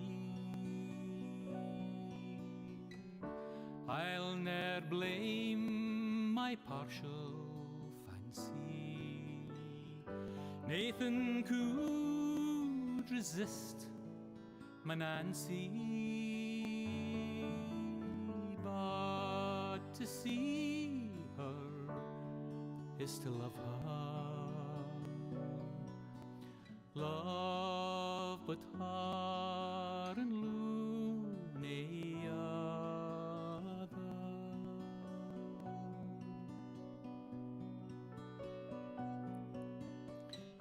Who shall say that fortune grieves him, while the star of hope she leaves him?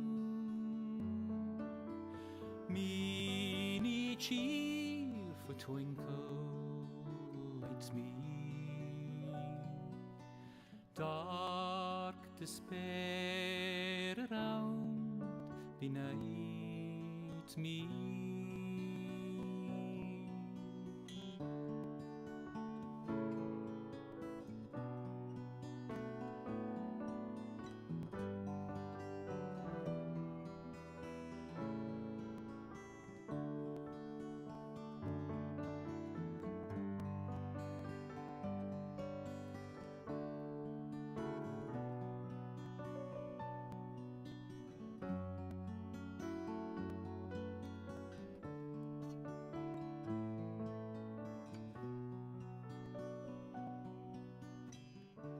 Had we never loved so kindly, had we never loved so blindly, never met or never parted, we would ne'er been broken hearted. Fare thee weel, thou first and fairest. Fare thee weel, thou best and dearest. Thine be ilk joy and treasure, peace, enjoyment, love and pleasure. A fond kiss, and then we sever. A farewell, alas, forever. Deep in hair-wrung tears, I'll pledge thee. Warring sighs and groans, I'll wage thee.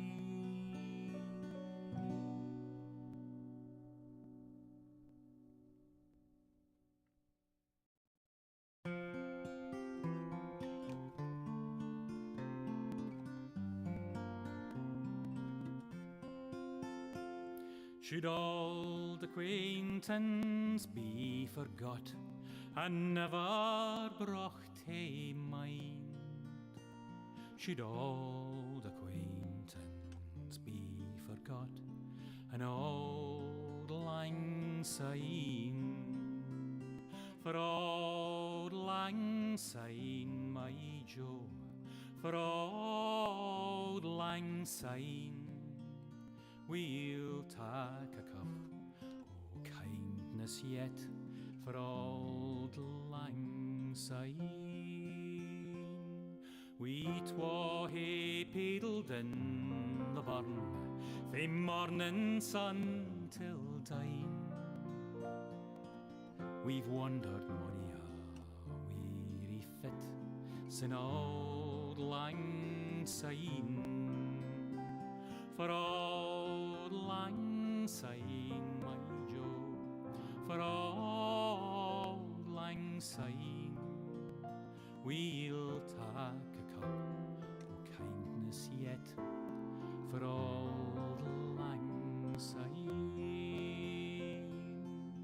We twa hearing about the braes and poo the gowans fine, but seas between us braid hair old sin auld lang syne.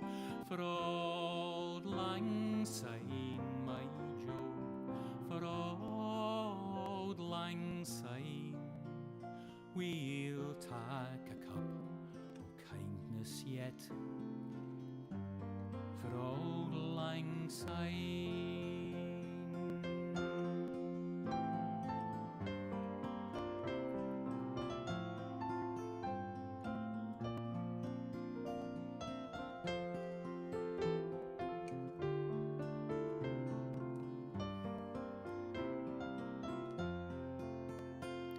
And surely you'll be your pint stout, as surely I'll be mine.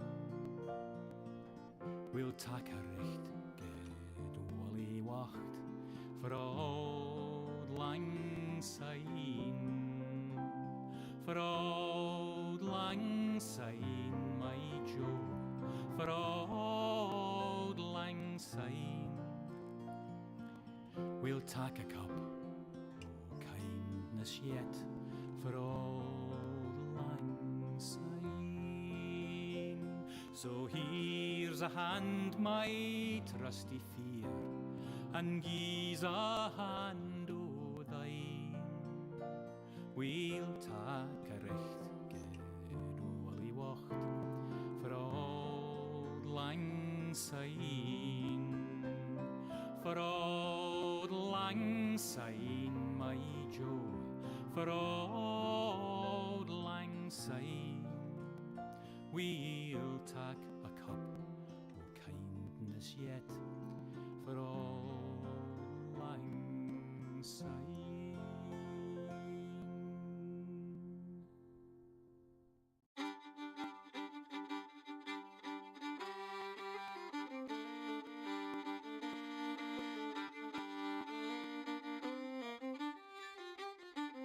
There were two little sisters a walking alone, hey, the gay and the grinding.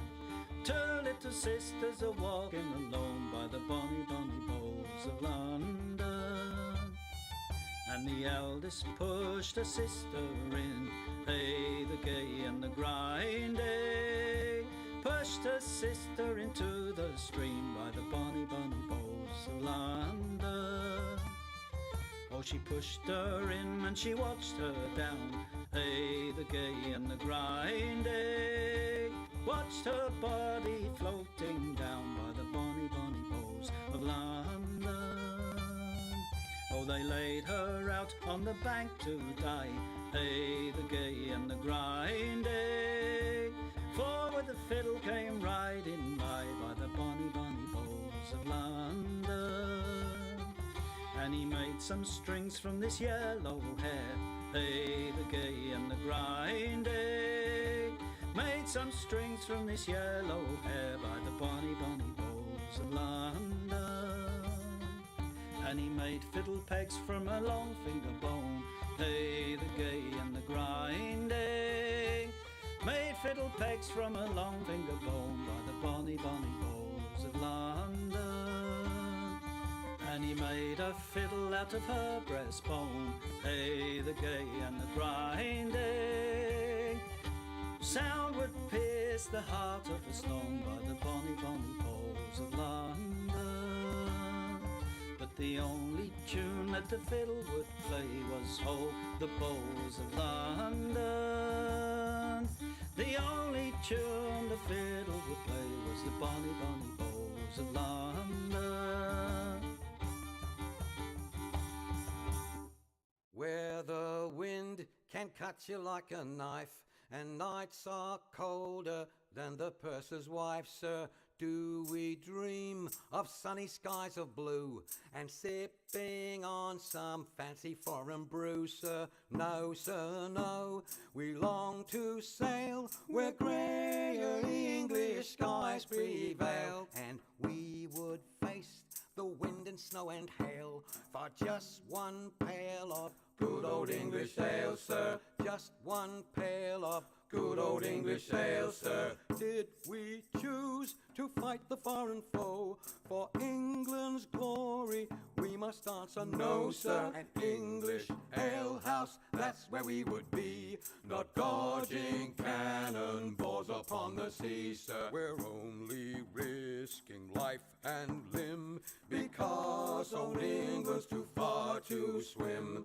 But we would chance an iron arm or leg for just one keg of good old English ale, sir. Just one keg of good old English ale, sir. Many days and many lonely nights without one woman hoving into sight, sir.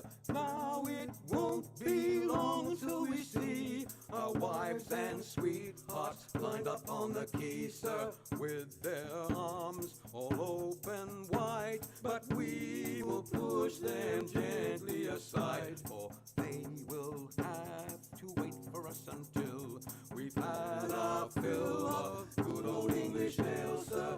Had our fill of good old English ale, sir.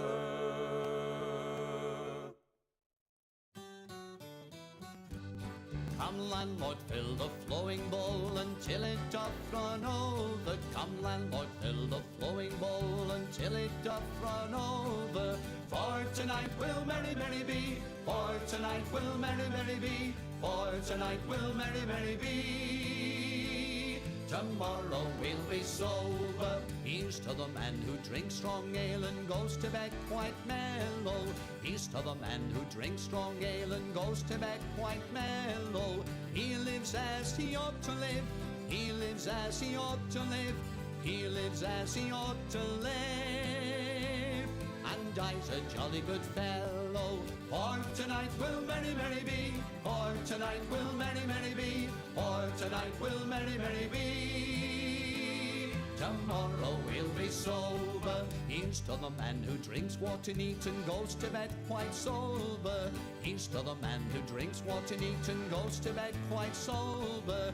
He fades as the leaves do fade. He fades as the leaves do fade. He fades as the leaves do fade. That drop off in October. For tonight will merry, merry be. For tonight will merry, merry be. For tonight will merry, merry be. Tomorrow we'll be sober. Here's to the girl who takes a kiss and goes to tell her mother. Here's to the girl who takes a kiss and goes to tell her mother. She is a very foolish girl. She is a very foolish girl. She is a very foolish girl. She'll never get another. For tonight will merry, merry be. For tonight will merry, merry be. For tonight will merry, merry be. Tomorrow we'll be sober. Here's to the girl who takes a kiss and comes back for another. Here's to the girl who takes a kiss and comes back for another. She is a boon to all mankind. She is a boon to all mankind. She is a boon to all mankind. She'll very soon be a mother. For tonight will merry, merry be. For tonight will merry, merry be. For tonight will merry, merry be. Tomorrow we'll be sober.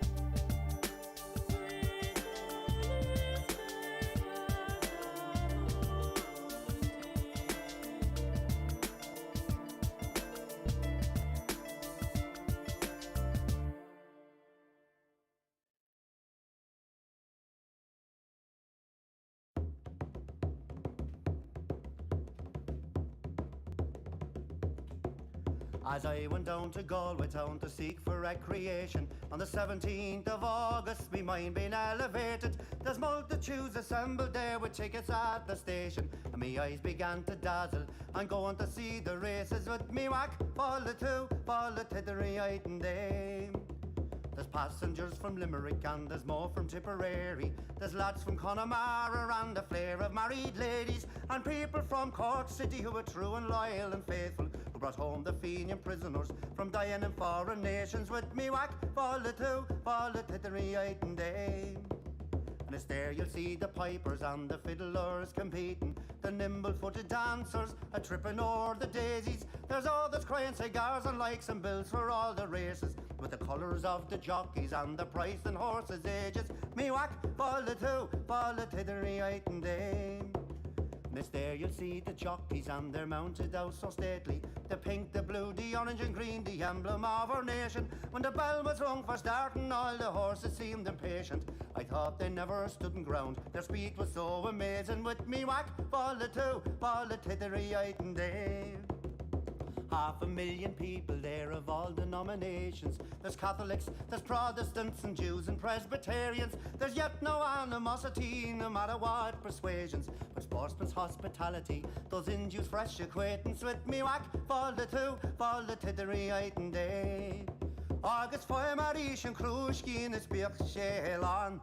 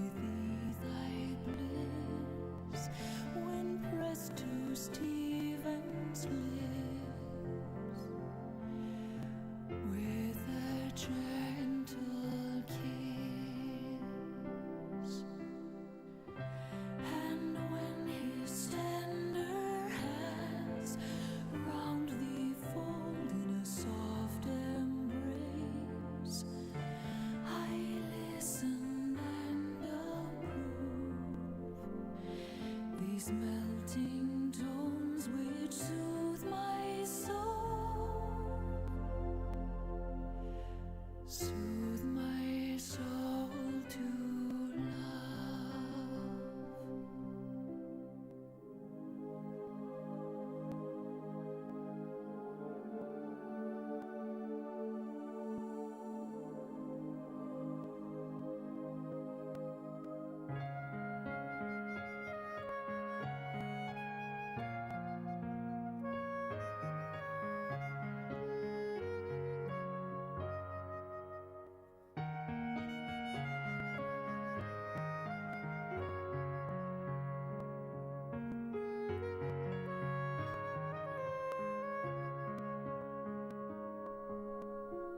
Alive with passions from his breath that flow, healed your music when his breeze to blow. Thus at once the charming minstrel delights with sounds and enchanting tune, with sweet songs fill the air. Go happy by, and ever mindful be, to court my handsome troubadour for me.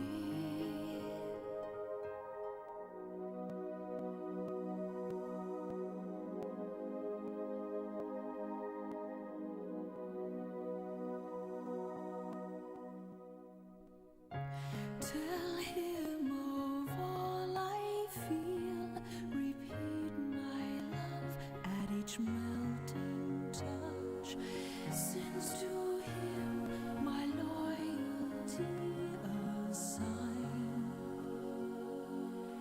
Take thou care to tune his heart, tune his heart to mine.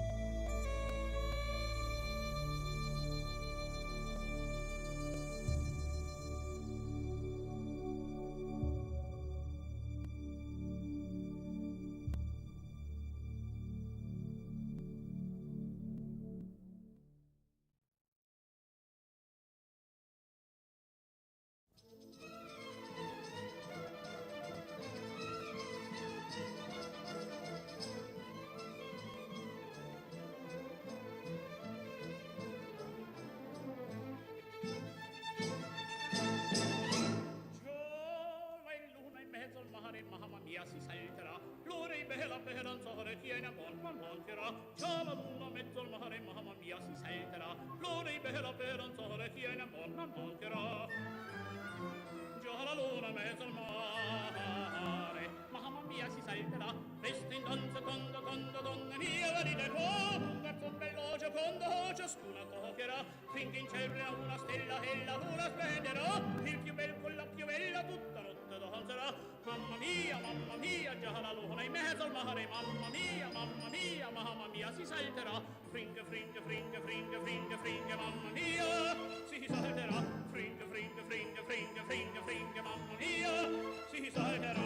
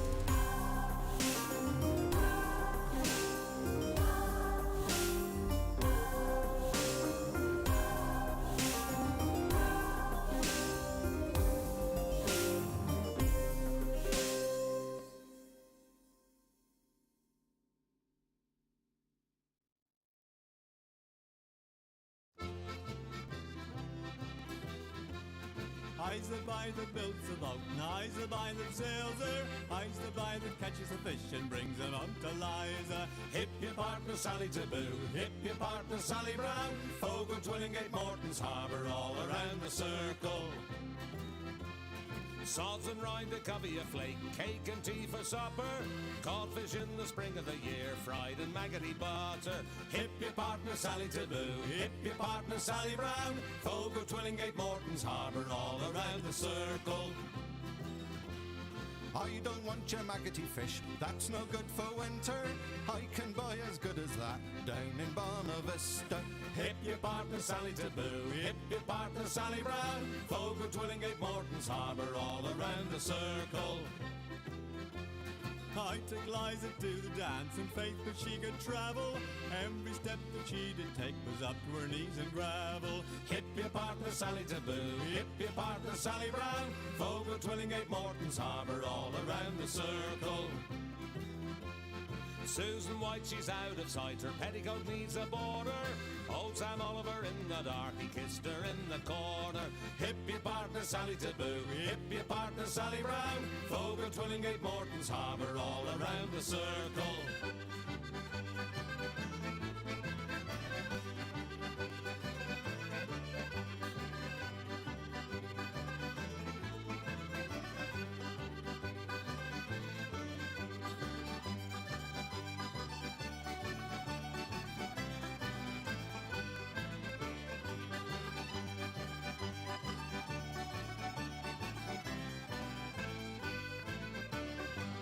I's the boy that builds a boat, and I's the boy that sails her. I's the boy that catches the fish and brings them up to Liza.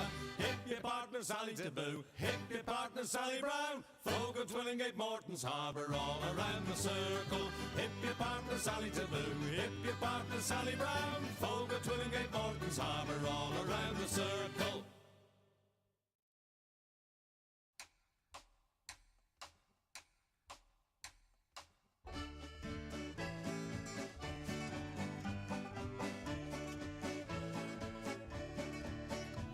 My grandfather's clock was too large for the shelf, so it stood 90 years on the floor.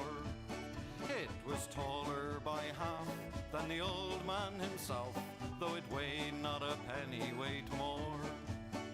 It was bought on the morn of the day that he was born. It was always his treasure and pride, but it stopped short, never to go again when the old man died. 90 years without slumbering, tick tock, his life seconds numbering, tick tock, but it stopped short, never to go again when the old man died. In watching its pendulum swing to and fro, many hours had he spent while a boy. And in childhood and manhood the clock seemed to know, and to share both his grief and his joy. For it struck 24 when he entered in the door, with a blooming and beautiful bride. But it stopped short, never to go again when the old man died. 90 years without slumbering, tick tock, his life seconds numbering, tick tock, but it stopped short, never to go again when the old man died. My grandfather said that of those he could hire, not a servant so faithful he found. For it wasted no time and had but one desire, at the close of each week to be wound. For it kept in its place, not a frown upon its face, and its hands never hung by his side. But it stopped short, never to go again when the old man died. 90 years without slumbering, tick tock, his life seconds numbering, tick tock, but it stopped short, never to go again when the old man died. It rang an alarm in the dead of the night, an alarm that for years had been dumb. that his spirit was pluming for flight, that his hour of departure had come. Still the clock kept its time with a soft and muffled chime as we silently stood by his side. But it stopped short, never to go again when the old man died. 90 years without slumbering, tick-tock, his life seconds numbering, tick-tock, but it stopped short, never to go again when the old man died. Yes, it stopped short, never to go again when the old man died.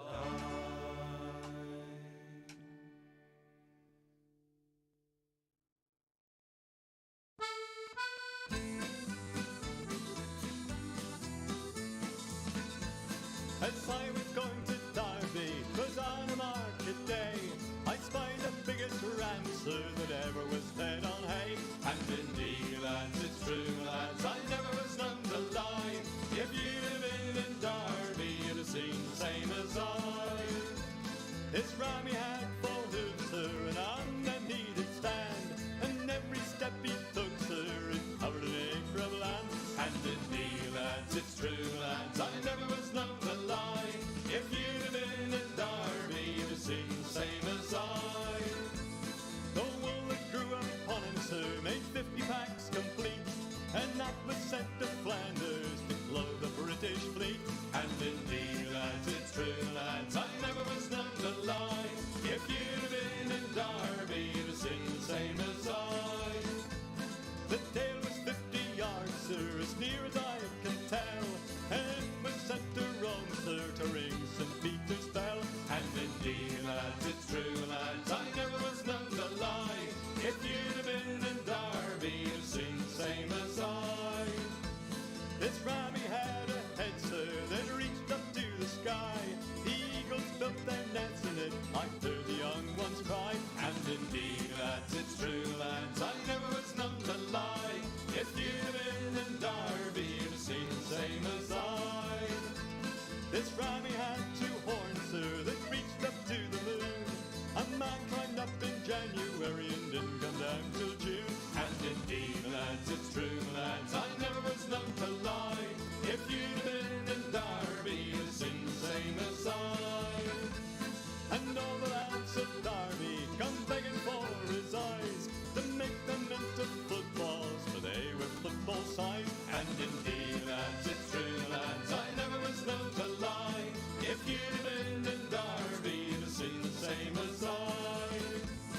And if you don't believe me, sir, if you think I lie, just ask the folk of Derby, they'll say the same as I. And indeed, lads, it's true, lads, I never was known to lie. If you'd have been in Derby, you'd have seen the same as I. And indeed, lads, it's true, lads, I never was known to lie. If you'd have been in Derby, you'd have seen the same as I.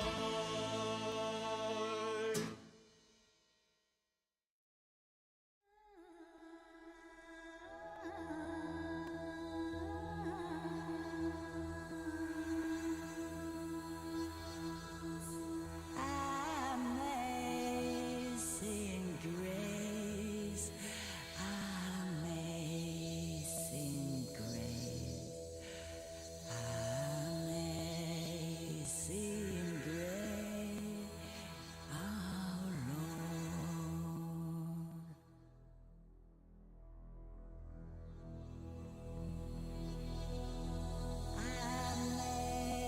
Amazing grace, how sweet the sound that saved a wretch like me.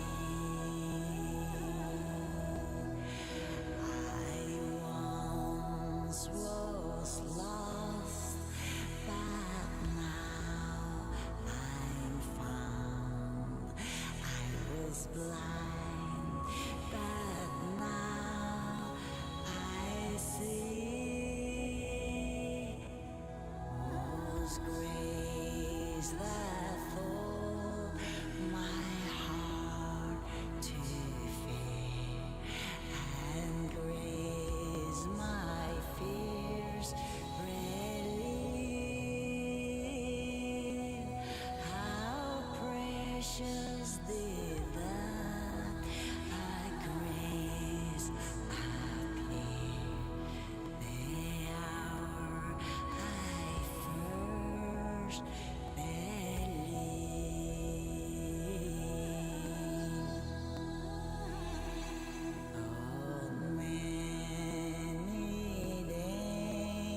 bitter toils and sneered. We have already come.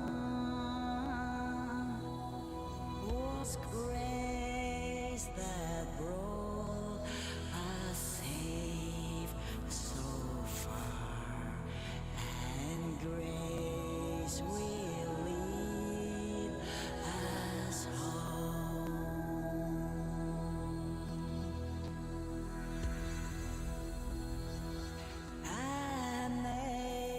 Amazing grace, amazing grace, amazing grace, our Lord.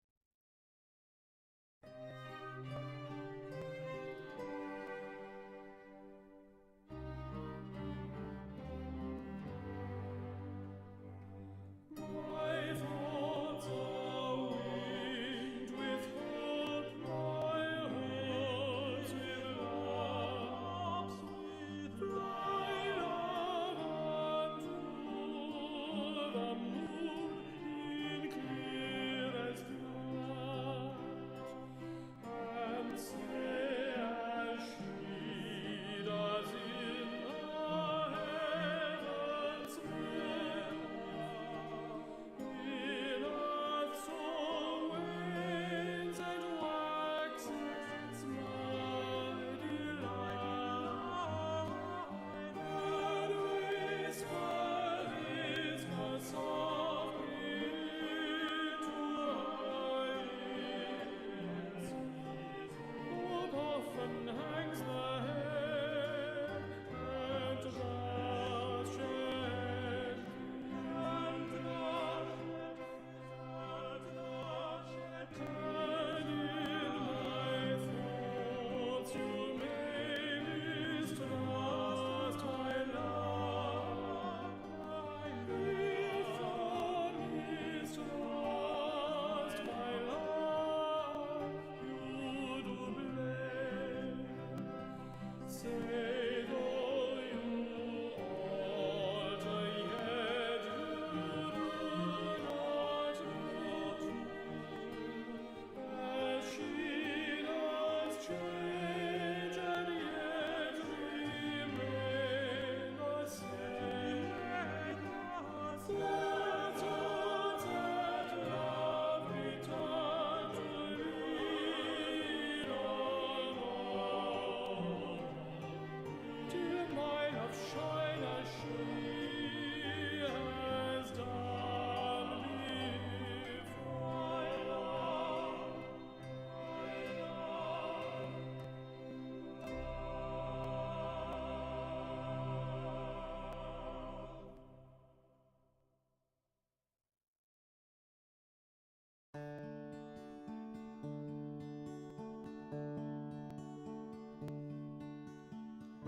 A fond kiss, and then we sever.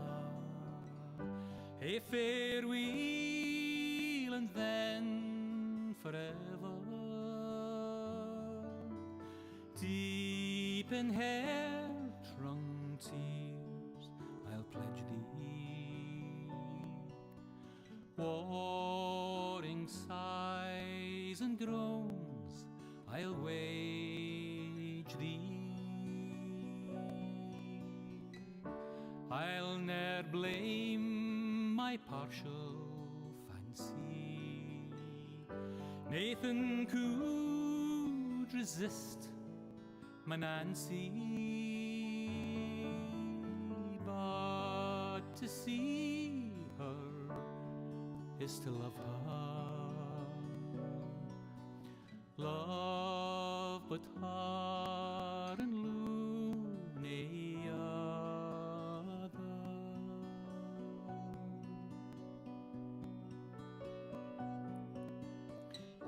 Who shall say that fortune grieves him, while the star of hope she leaves him? Meany cheerful twinkle lights me,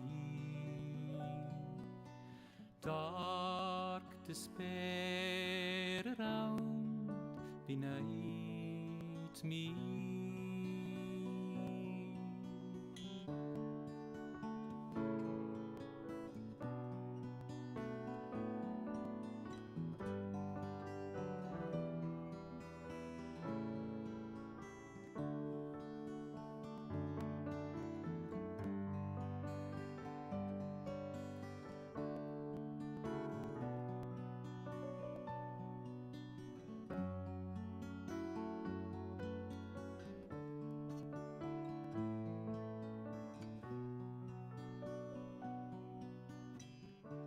Had we never loved so kindly, had we never loved so blindly,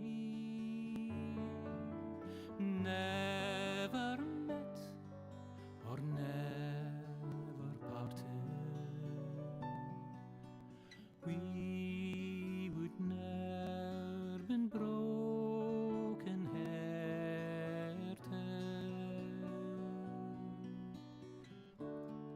Fare thee weel, thou first and fairest.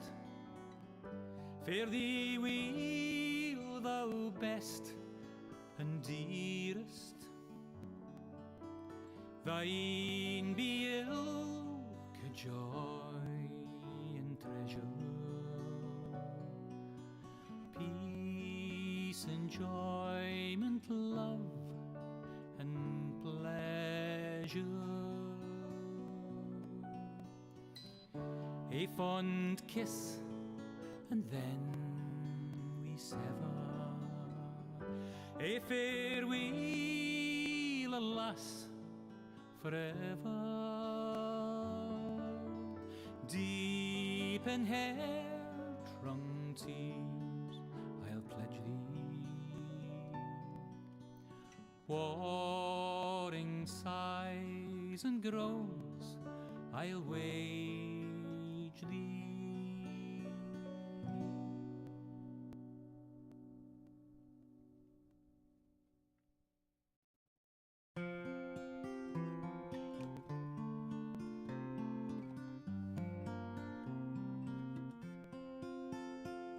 Should old acquaintance be forgot and never brought to mind? Should old acquaintance be forgot and old lang syne?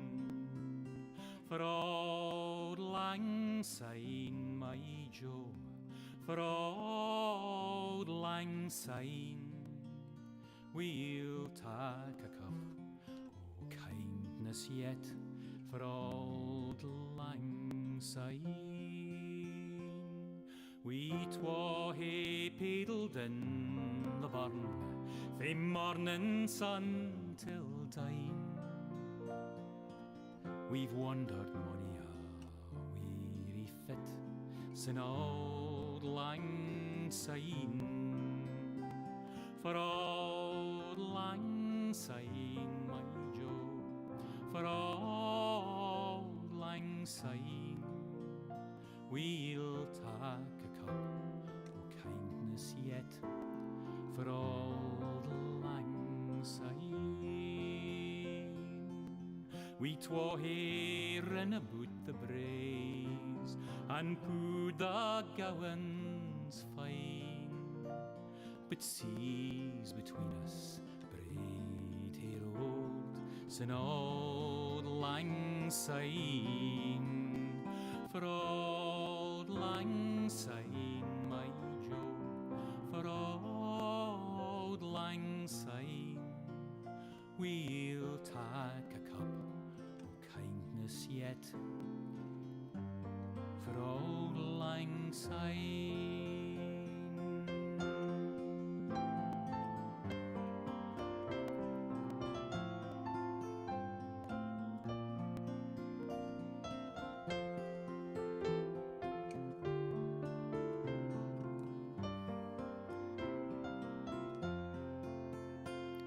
And surely you'll be your pint stout, as surely I'll be mine.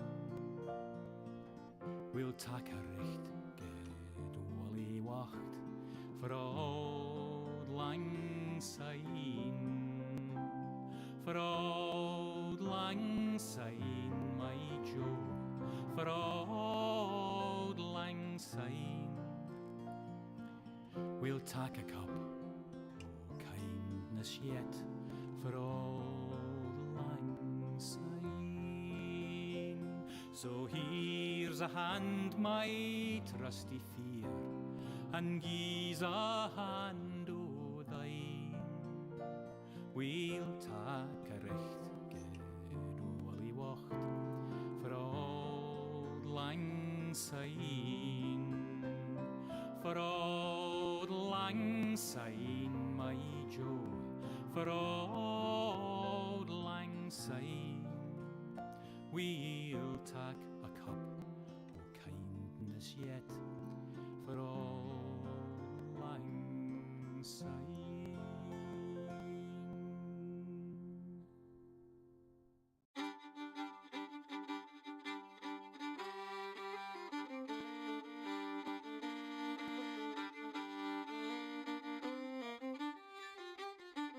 There were two little sisters a walking alone, hey, the gay and the grinding. Two little sisters a walking alone by the bonny, bonny bowls of London. And the eldest pushed her sister in, hey, the gay and the grinding. Pushed her sister into the stream by the bonny, bonny bowls of London. Oh, she pushed her in and she watched her down, hey, the gay and the grinding. Watched her body floating down by the bonny, bonny bowls of London. Oh, they laid her out on the bank to die, hey, the gay and the grinding. For with the fiddle came riding by the bonny, bonny bowls of London. And he made some strings from this yellow hair, hey, the gay and the grinding. Made some strings from this yellow hair by the bonny, bonny bowls of London. And he made fiddle pegs from a long finger bone, hey, the gay and the grinding. Made fiddle pegs from a long finger bone by the bonny, bonny bowls of London. And he made a fiddle out of her breastbone, hey, the gay and the grinding. Sound would pierce the heart of a stone by the bonny, bonny bowls of London. But the only tune that the fiddle would play was Ho, the bowls of London. The only tune the fiddle would play was the bonny, bonny bowls of London.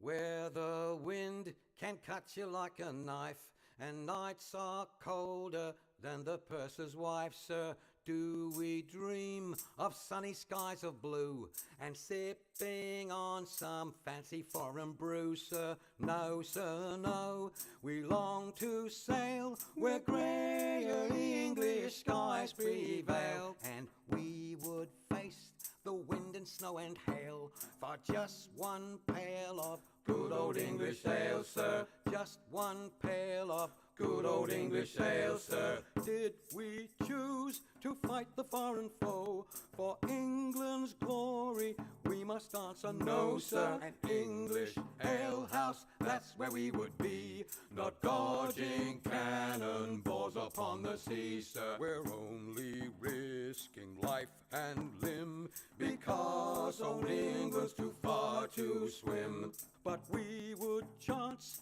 an iron arm or leg for just one keg of good old English ale, sir. Just one keg of good old English ale, sir. Many days and many lonely nights without one woman hoving into sight, sir.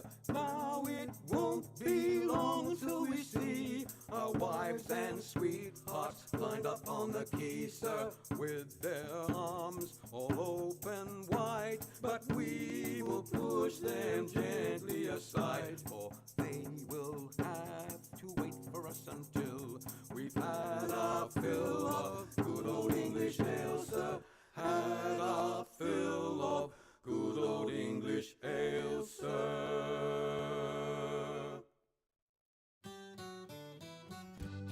Come landlord, fill the flowing bowl until it doth run over. Come landlord, fill the flowing bowl until it doth run over.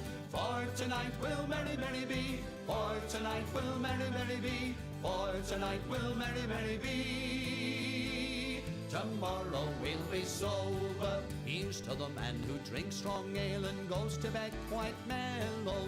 Here's to the man who drinks strong ale and goes to bed quite mellow. He lives as he ought to live. He lives as he ought to live. He lives as he ought to live. And dies a jolly good fellow. For tonight will merry, merry be. For tonight will merry, merry be. For tonight will merry, merry be. Tomorrow we'll be sober. Here's to the man who drinks water neat and goes to bed quite sober. Here's to the man who drinks water neat and goes to bed quite sober. He fades as the leaves do fade. He fades as the leaves do fade. He fades as the leaves do fade. That drop off in October. For tonight will merry, merry be. For tonight will merry, merry be. For tonight will merry, merry be. Tomorrow we'll be sober. Here's to the girl who takes a kiss and goes to tell her mother. Here's to the girl who takes a kiss and goes to tell her mother. She is a very foolish girl. She is a very foolish girl. She is a very foolish girl. She'll never get another. For tonight will merry, merry be. For tonight will merry, merry be. For tonight will merry, merry be. Tomorrow we'll be sober. Here's to the girl who takes a kiss and comes back for another. Here's to the girl who takes a kiss and comes back for another. She is a boon to all mankind. She is a boon to all mankind. She is a boon to all mankind. She'll very soon be a mother. For tonight will merry, merry be. For tonight will merry, merry be. For tonight will merry, merry be. Tomorrow we'll be sober.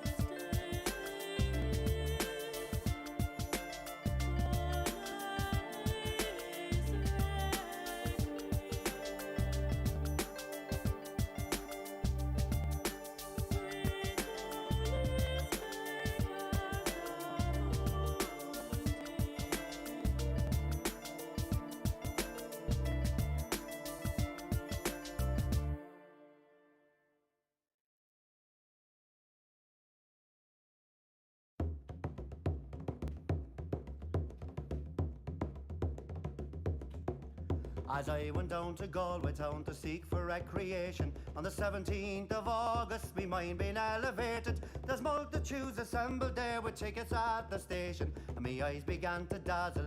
I'm going to see the races with me whack, fall the tittery item day. There's passengers from Limerick and there's more from Tipperary. There's lads from Connemara and a flare of married ladies, and people from Cork City who are true and loyal and faithful, who brought home the Fenian prisoners from dying in foreign nations. With me whack, fall the tittery item day. And it's there you'll see the pipers and the fiddlers competing, the nimble-footed dancers a tripping o'er the daisies. There's others crying cigars and likes and bills for all the races, with the colours of the jockeys and the price and horses' ages. Me whack, fall the tittery item day. And it's there you'll see the jockeys and they're mounted out so stately, the pink, the blue, the orange and green, the emblem of our nation. When the bell was rung for starting, all the horses seemed impatient. I thought they never stood in ground, their speed was so amazing. With me whack, fall the tittery item day. 500,000 people there of all denominations. There's Catholics, there's Protestants and Jews and Presbyterians. There's yet no animosity, no matter what persuasions, but sportsman's hospitality does induce fresh acquaintance. With me whack, fall the tittery item day. Agus foy marish and crushki in a spiach shelan.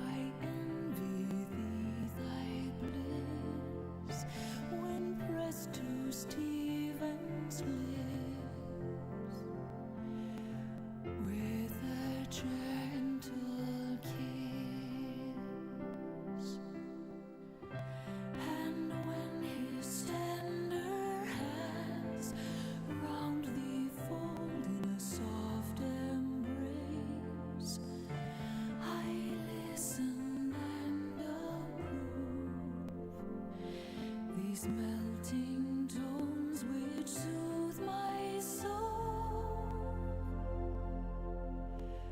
soothe my soul to love.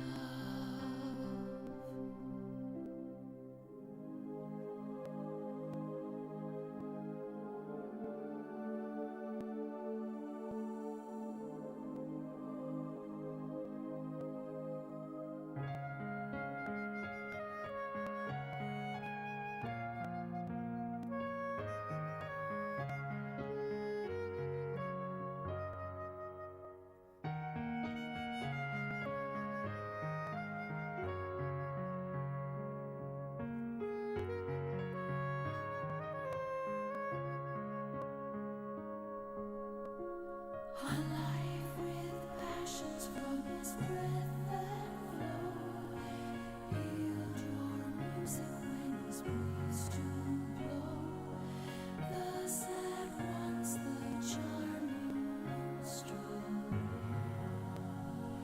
delights with sounds and enchanting tune, with sweet songs fill the air. Go happy by, and ever mindful be, to court my handsome troubadour for me.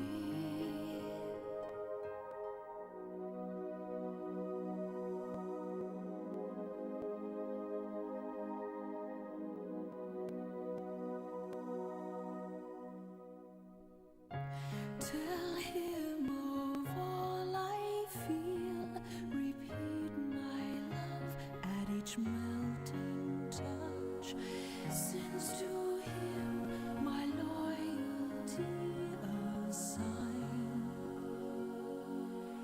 Take thou care to tune his heart, tune his heart to mine.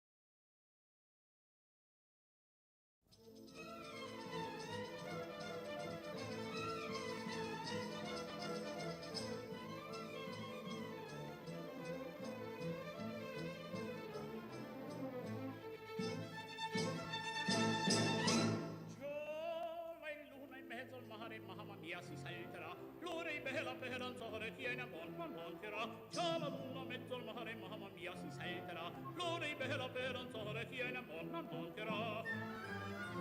Già la luna in mezzo al mare, mamma mia si salterà. Resta in danza quando donna mia venite qua. Verso un bello giocondo ciascuna cocchierà. Finché in cielo è una stella e la luna splenderà. Il più bel con la più bella tutta notte danzerà. Mamma mia, già la luna in mezzo al mare. Mamma mia, si salterà. Fringe, fringe, fringe, fringe, fringe, fringe, mamma mia, si salterà. Fringe, fringe, fringe, fringe, fringe, fringe, mamma mia, si salterà.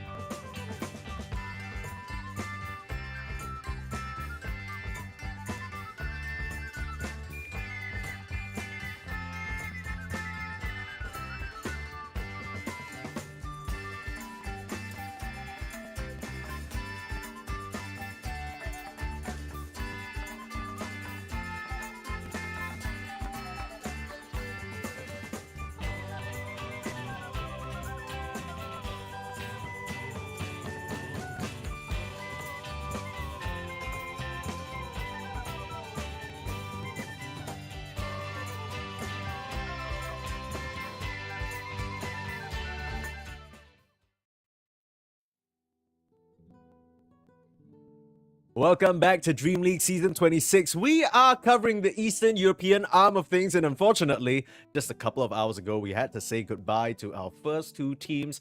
Very sad, but that is the way it goes. Aim Possible and 4 Pirates eliminated. And now we're gonna eliminate 2 more. On the other stream, we have Liga versus Asakura, but right here with me, Permasneeze, and Mr. 343, we're gonna have the 1-win team versus the 1-move team. Who's gonna win? The movers or the winners? I kind of have a little bit of an idea just based off the name alone. I don't know what to tell you, Adam.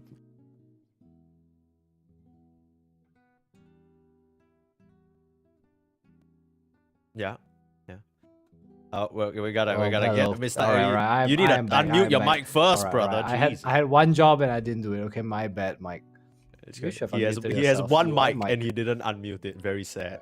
I think One mic, one win is probably the favorites in this series, right? They're a bit more of a veteran squad. I want to say pretty common names. Yeah, they've been around for quite a bit at this point. I think they've always been looked at as... I'm yoinking this from what our observer, Mr. Scriff, was talking about, because he's been working on this region for a long time, right? They've always felt like kind of the gatekeepers of Tier 2. If you can't beat them, you can never really hope of progressing a bit further. In fact, a lot of the teams that ended up making it to some of these more recent Tier 1 events through qualifiers had to beat 1-win team to get there, right? So they've always been around. I think the big story about 1-win is that they recently had a big switch up. I think they were playing as a 5-stack for super long, and then they brought out Respect, brought in Fishman, and then suddenly they switched out their longtime offlaner Cloud, switched him for SSS. Funnily enough, SSS gets yoinked from 1-move. So this will be basically SSS versus his former team. Maybe 1-move will get some sort of advantage in that regard because they might just focus him down and bully him, and they know how he wants to play, right? So maybe there's a slight advantage there. But doesn't that go both ways? You know, Yeah. one person on 1-win, but this one person on 1-win knows 4 of your players. That's true. I mean, not all of them. 1-move also had their fair share of switch-ups here and there. So, you know, maybe some of the experiences that 1-move have had through these recent group stages of bigger tournaments, like the most recent Fissure Universe Episode 4, maybe that's done something to them. I mean, we saw very different 1-move, at least in the game that we cast just now, compared to the 1-move that we saw at Fissure Universe group stage, right? Just the addition of Gilgear feels to have brought the team a little bit more together. His performance also very different from the 1-move position 4 that we saw at that time. It felt a lot more inspired. He was farming a lot. He was having a lot of map impact. I feel like 1-move maybe have a shot here to at least make the series interesting. I don't think it's going to be one-sided the whole way. Yeah, it feels like he fits the team profile, right? Like we've seen Asphira and Chodex, they kind of like to run around and look for battle. So Gilbert just kind of feeling the role. He's like, okay, farm, I will be happy to do so. So I'm kind of owned on the Tinker and the Wind Ranger earlier. If we see a similar performance this game against a more known counterpart, right, in Sweden Strong. Yeah, I will say that I think a lot of these early games are going to dictate how the result ends up being. Just because, like you said, one thing we noticed already very quickly about 1-move is that they want to move fast, right? Chodex, Nesphere, they're picking cores that can run at you. They want to try and push the issue. If they can find those successful connections early on in the game, they might just be able to run over 1-win. I think 1-win, the biggest thing for me is Munkushi. He's a bit more of a sit-back, chill farm. He likes to take his time. SSS, we saw him as well, Triple S. He seems to be a bit more of a greedy offlaner. It's only Chira Jr. on 1-win who usually gets action going. So, might be outmatched by Chodex and Nesphere. We'll have to see. Yeah, it's a battle of the pace versus the slow it down, right? I think 1-win has been a bit more, like you said, a bit slower, a bit more greedier on the course. I think a bit more split the map. Whereas for 1-move, it felt like every fight they took, their carry is there, their offlane is there. They just want to break numbers. They want to battle, you know. So coming down to see, I think these games usually come down to like whether you can actually end the game or not, or whether you can get a big enough advantage. Yeah, I feel like a lot of the games we've watched this patch felt like, you know, one team's up 16, 17k, but just high grounding is a bit too hard. Trying to end the game feels like a tall task. Well, good news is that maybe 1-win have started picking up the pace for these close qualifiers as well. Just their round 1 yesterday, they played against Aim Possible, and they were able to beat Aim Possible at 31 minutes, both games. So they picked pretty fast-paced heroes, picked the Gyro, picked the Ringmaster, picked the Monkey, picked the Bristleback, and proceeded to run at their opponents.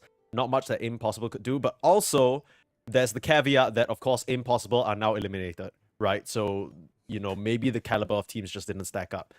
Starting things out here in the draft, One Move will opt for the Jakiro with their overall first pick, but that leaves open One Win to get that Beastmaster for presumably Triple S on the offlane.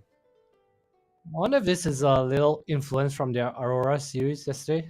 They dropped to a lower bracket, losing to Aurora to a first pick Beastmaster that was, I think, flexed between. I think Kiyotaka is the one who ended up playing it. So obviously a very strong hero when it's able to just kind of dodge the counter pick lane. Then you get an offlane matchup, right? And this Beastmid, he's able to stack for himself, able to farm. Pretty similar to the Coddle. Also, there's a very strong scaling hero.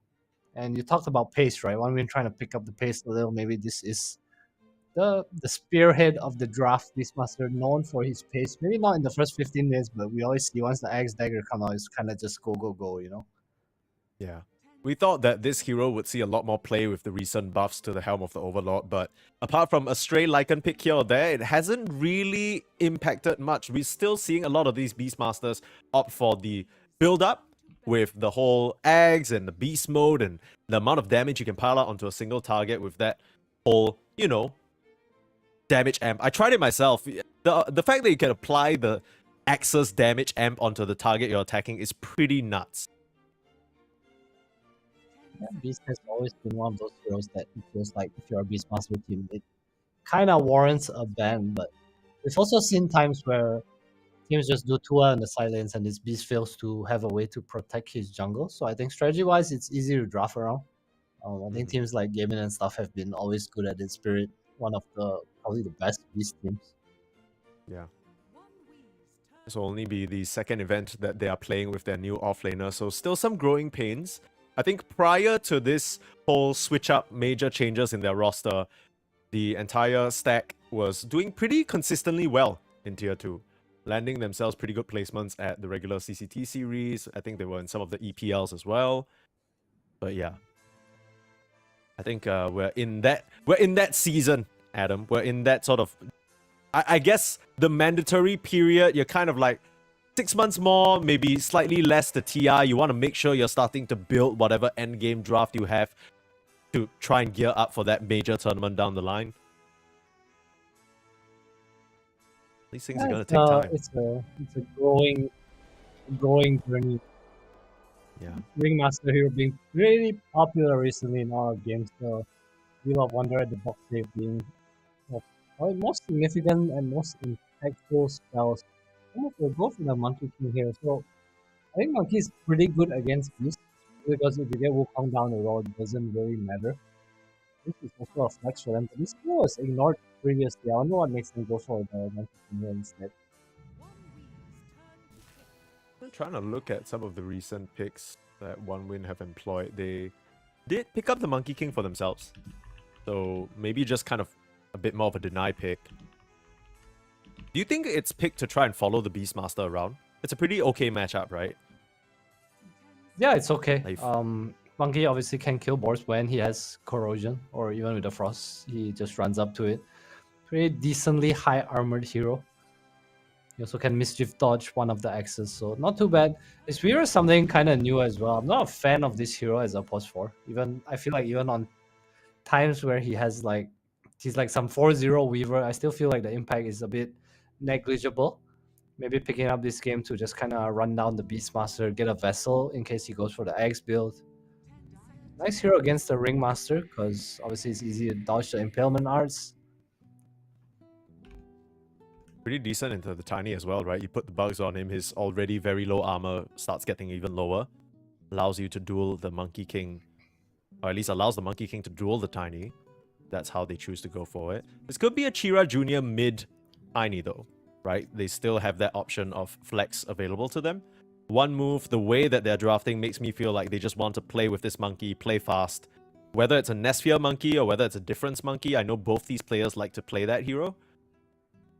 They can just get action going really quickly, and you know, I'm just in my head, I'm envisioning, you know, you said you don't like that Pulse 4 Weaver. The one thing it does bring you though is quite a lot of power in these early game skirmishes. You think about, let's say they walk up to the Wisdom Shrine, 7 minutes, deny the EXP. You're looking at level 4, level 5 Ringmaster Moreta, no ultimates, you're being run over by the Monkey King. Not much you can do other than a whip and maybe a box for some time. could be really oppressive here. One move, they just need a few more components to start pushing the issue, I think. It's also one of those heroes that doesn't care too much about the wheel, right? Like if you already drop Wukong, wheel comes out, like okay, sure, you're still doing damage, you're still able to play. The reason Weaver used to be really good against Tiny is because as your obviously you get armor on Tiny from Grow, right? Which kind of negligates. Oh my god. Negates is what you're looking to say. Yes, thank you. My god, English. I got Negates you. the bug minus armor in a way, like it's counteractive, but he loses attack speed, and Tiny sucks at hitting the bugs. Go for Tide here. It's a pretty nice team fight. Decent against Beastmaster. I think it used to be seen as a bigger counter, but if you look at One Move's heroes now, they have strong lanes and really strong team fight.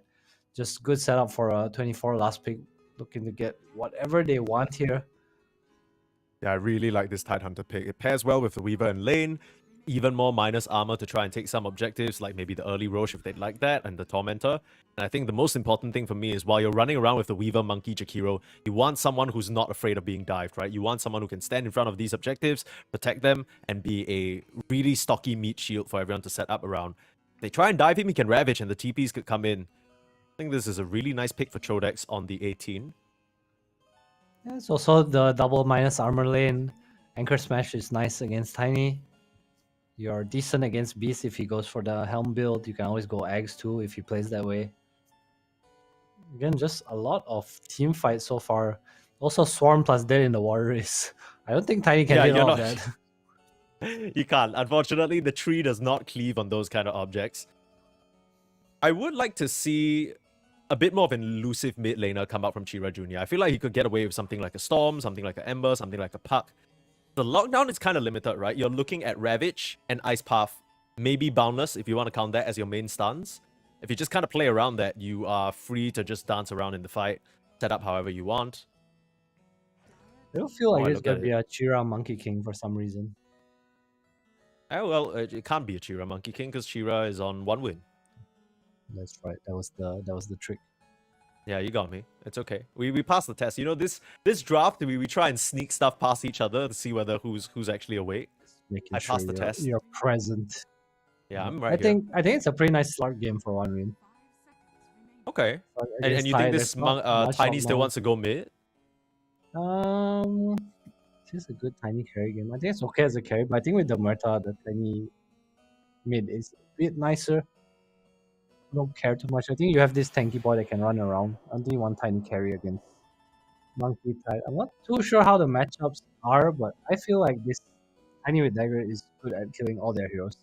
The Weaver Jakiro is pretty killable, right? With Murta and Remaster behind you. You have the early damage. They can decide based on what is picked. Alchemist comes out. Yeah, there's still quite a bit of flexibility on the 1 win lineup. The Tiny can be mid, safe. Beastmaster can be all 3 core roles. We've seen it played in all 3.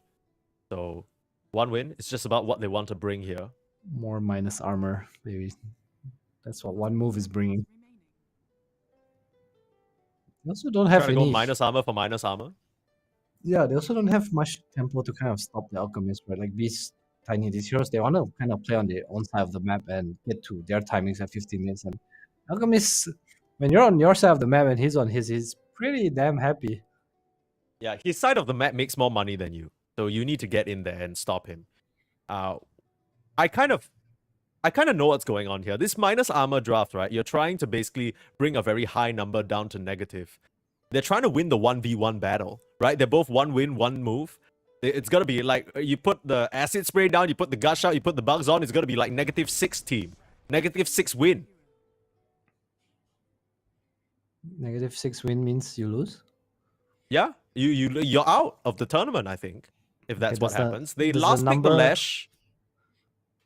I feel like this hero has just been in all our games today. Yeah, it did show up in the past 2 games.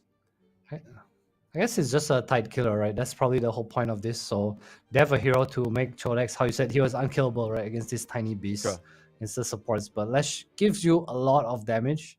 We might see Chodex go for a Mage Slayer or just outright Glimmer. I think he's been favoring the Glimmer quite a bit so far.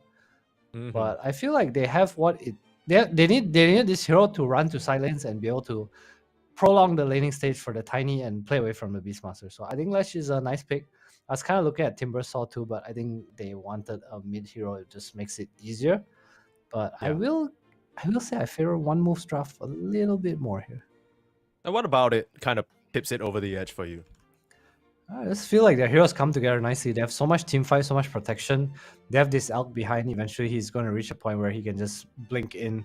All their heroes on one win are pretty easy to kill, especially if the Ringmaster gets caught in Ravage. I think the save in this game is going to be clutch, right? Like you have Lesh, you have... The heroes are loading. You have this tiny front line, you have Lesh. These heroes are super tanky, so if the box comes out and saves, you use Ravage, you use Wukong, maybe they just walk it out for stuff that's not too much lockdown before then the warrior comes out. Okay. So yeah, I guess one win. Wait, are you testing me again here? Which side did you say you liked more again? One win or one move? The movers or the winners? One move. The movers. I like the movers. You like movers, and you said that they have a better team fight that comes together. Correct. I think on Radiant, oh my god, this is so hard. On one win, it's hard because SSS has move in his name. Okay. Yeah. Right, now that we're on Shira Junior, okay, I think yes. What's nice about one win's draft is they have very tanky cores, and they will have a timing to not die to this like minus armor strat. And the box saves, the wheel, it's all going to come into play. But at the same time, I think it's a lot of pressure on this Ringmaster to get off the save, right? Because it's not easy to save through Ravage unless he has like some Aether Lens or something. Even if you save when Dead in the Warrior comes out on you after the box, you're still kind of stuck in Wukong, stuck in Macropyre. That's fair. It is going to take Chodek some time to get up to that stage, though. We'll see whether he's able to get out of the lane up against the tiny Ringmaster. Shouldn't be too much trouble for the Tidehunter as we get into this battle of the ones here. Movers versus winners. That's what I'm going with. I can't afford to be confused. I was already confused with the whole 4 pirates, 1 move shenanigans. Now that the numbers are the same, that's going to mess me up. 3-4-3. If you had a number as your name, what number would it be? What's your favorite number? Ooh, just off of vibes alone, I'd probably be 77. Luka Doncic? Or is that actually? Yeah, it's Luka. Wait, how do you like why 77? I don't know, it just kind of feels like it flows nice. I wouldn't say it's 77. I would say it like 3377. 7 square. That's not 7 square. 7 square is like 49. Wait, that's not even correct. What's 7 square? Wait, I was right. 7 square is 49? Am I? Wait, okay, yeah, I'm right. Holy shit, okay. Yeah. Okay, let's end this discussion. This is painful stuff. We can talk about the game, we can talk about the lanes. Any particular lane that you want to look at, Adam? I think his middle lane's kind of interesting. You're able to dodge lightning. Obviously, you're not going to pressure dash too much because he is fast and it's hard to land Jingu onto him. But I think Monkey should not get pressured too much here. What are you hoping to do as the Monkey King in this lane? Because you're not looking to... at least you can't pressure the Lash, right? Are we looking at perhaps early rotations to the side lanes for difference? I feel like you just want to grief the Beastmaster. I feel like both teams have a similar roadmap. Do okay mid, take rune, and go to safe lane. Level 1 Swarm. It's the hive mind, baby. The way a tiny struggles with the books. There's get that EXP up. Yeah, that's tough. We talked about this already. The hive mind, the pure numbers on that Weaver and how much EXP each bug hit gives you, it doesn't really feel that significant. Like 5 EXP, they didn't need the monkey rotation to grief triple S. They just get the first blood onto him. Nice trade out. Falling. These Wraiths are going crazy right now, but Baby 3-Pack's in a very nice spot. Dead shot, Fairy Fire, it's not enough. The Chikiro just wins out against that trade. There's an unfair battle. He had like 4 creeps hitting him too. He's gonna be pretty happy with that. Ooh. That I don't know if that's supposed to happen. Chira Jr. with the solo kill onto Difference. I was just about to say that this is a Grandmaster Monkey King, so he might be in a good position to know what he's doing, but gets picked off alone in the mid lane. So I need to say this before we get too far away, but everyone in this bot lane was level 2 before the Weaver that had level 1 Swarm with Hive Mind. Yeah. Yep. I mean, to be fair, he did play to the side of the lane a little bit and more up front, so maybe he missed out on some juicy creeps. That's fair, right? That's fair, that's fair. Chodak's pretty much free farm down here. I'm a bit concerned for difference. I think this kill makes the lane super hard because he's gonna get boots on the Lash now. And this is pretty abusable, so we probably see the Monkey just go farm mode. Also, you look at Radiant's heroes, they are really just stack hungry. Beast already stacking, triple S. Bit of a setup here in the top lane. Nesphia knows that the Beastmaster is alone and will punch down his former offlaner. No mercy. Ball's kind of putting out quite a bit of damage, but he has 1 charges, so he'll be okay. Turn around.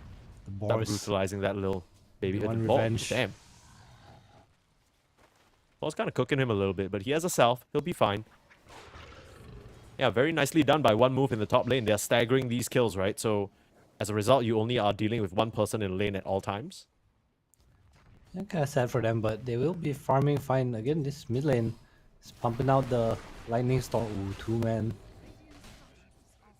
Yeah, I mean, you're getting some EXP, but that's from the Are grave. you, It's if not you're going to dead? work out very nicely. You actually get XP wait, if you're dead. Wait, what My the hell? God. Chira just kills him again. Yeah, it's the boots, man. Oh, no, Okay, it's this Monkey early King. game has gotten really messy. Let's recalibrate a little bit. So top lane, not seeming to be the best for SSS. He's gonna get set up on Gilgir. Post death gonna TP up to this top lane. Looks like the Beastmaster's gonna go down again. Speed strong, looking for the trade, but should just be able to chase him up here to the high ground, trying to deny himself to some wolves. One more little auto attack, or maybe even a Shikuchi. Gilgir will have it very shortly. Meanwhile, they kill baby 3 Ooh, packs. difference is good. Kira Jr. TP's up here, and now they're running down Nesphia. So as much as one move are trying to find advantages on the map, it's really this Lash who's doing so much work. That second Edict will find a kill on the Alk, stabilizing and griefing that safe lane. One move, they had a slight advantage up here, but the Lash's rotation ruining everything. Why was he there? On the Lash. He didn't even use TP. He walked there. Monkey King managed to snipe off the kill on the Beastmaster too. So a lot of battling, much more than I'm used to.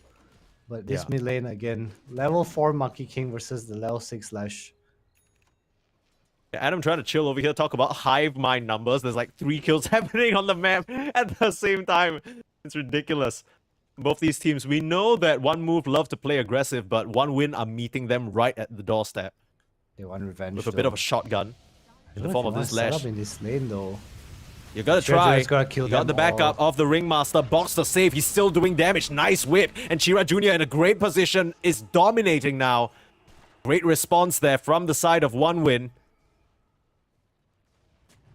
Man, if that Lash had more mana, I swear. At least 2 kills.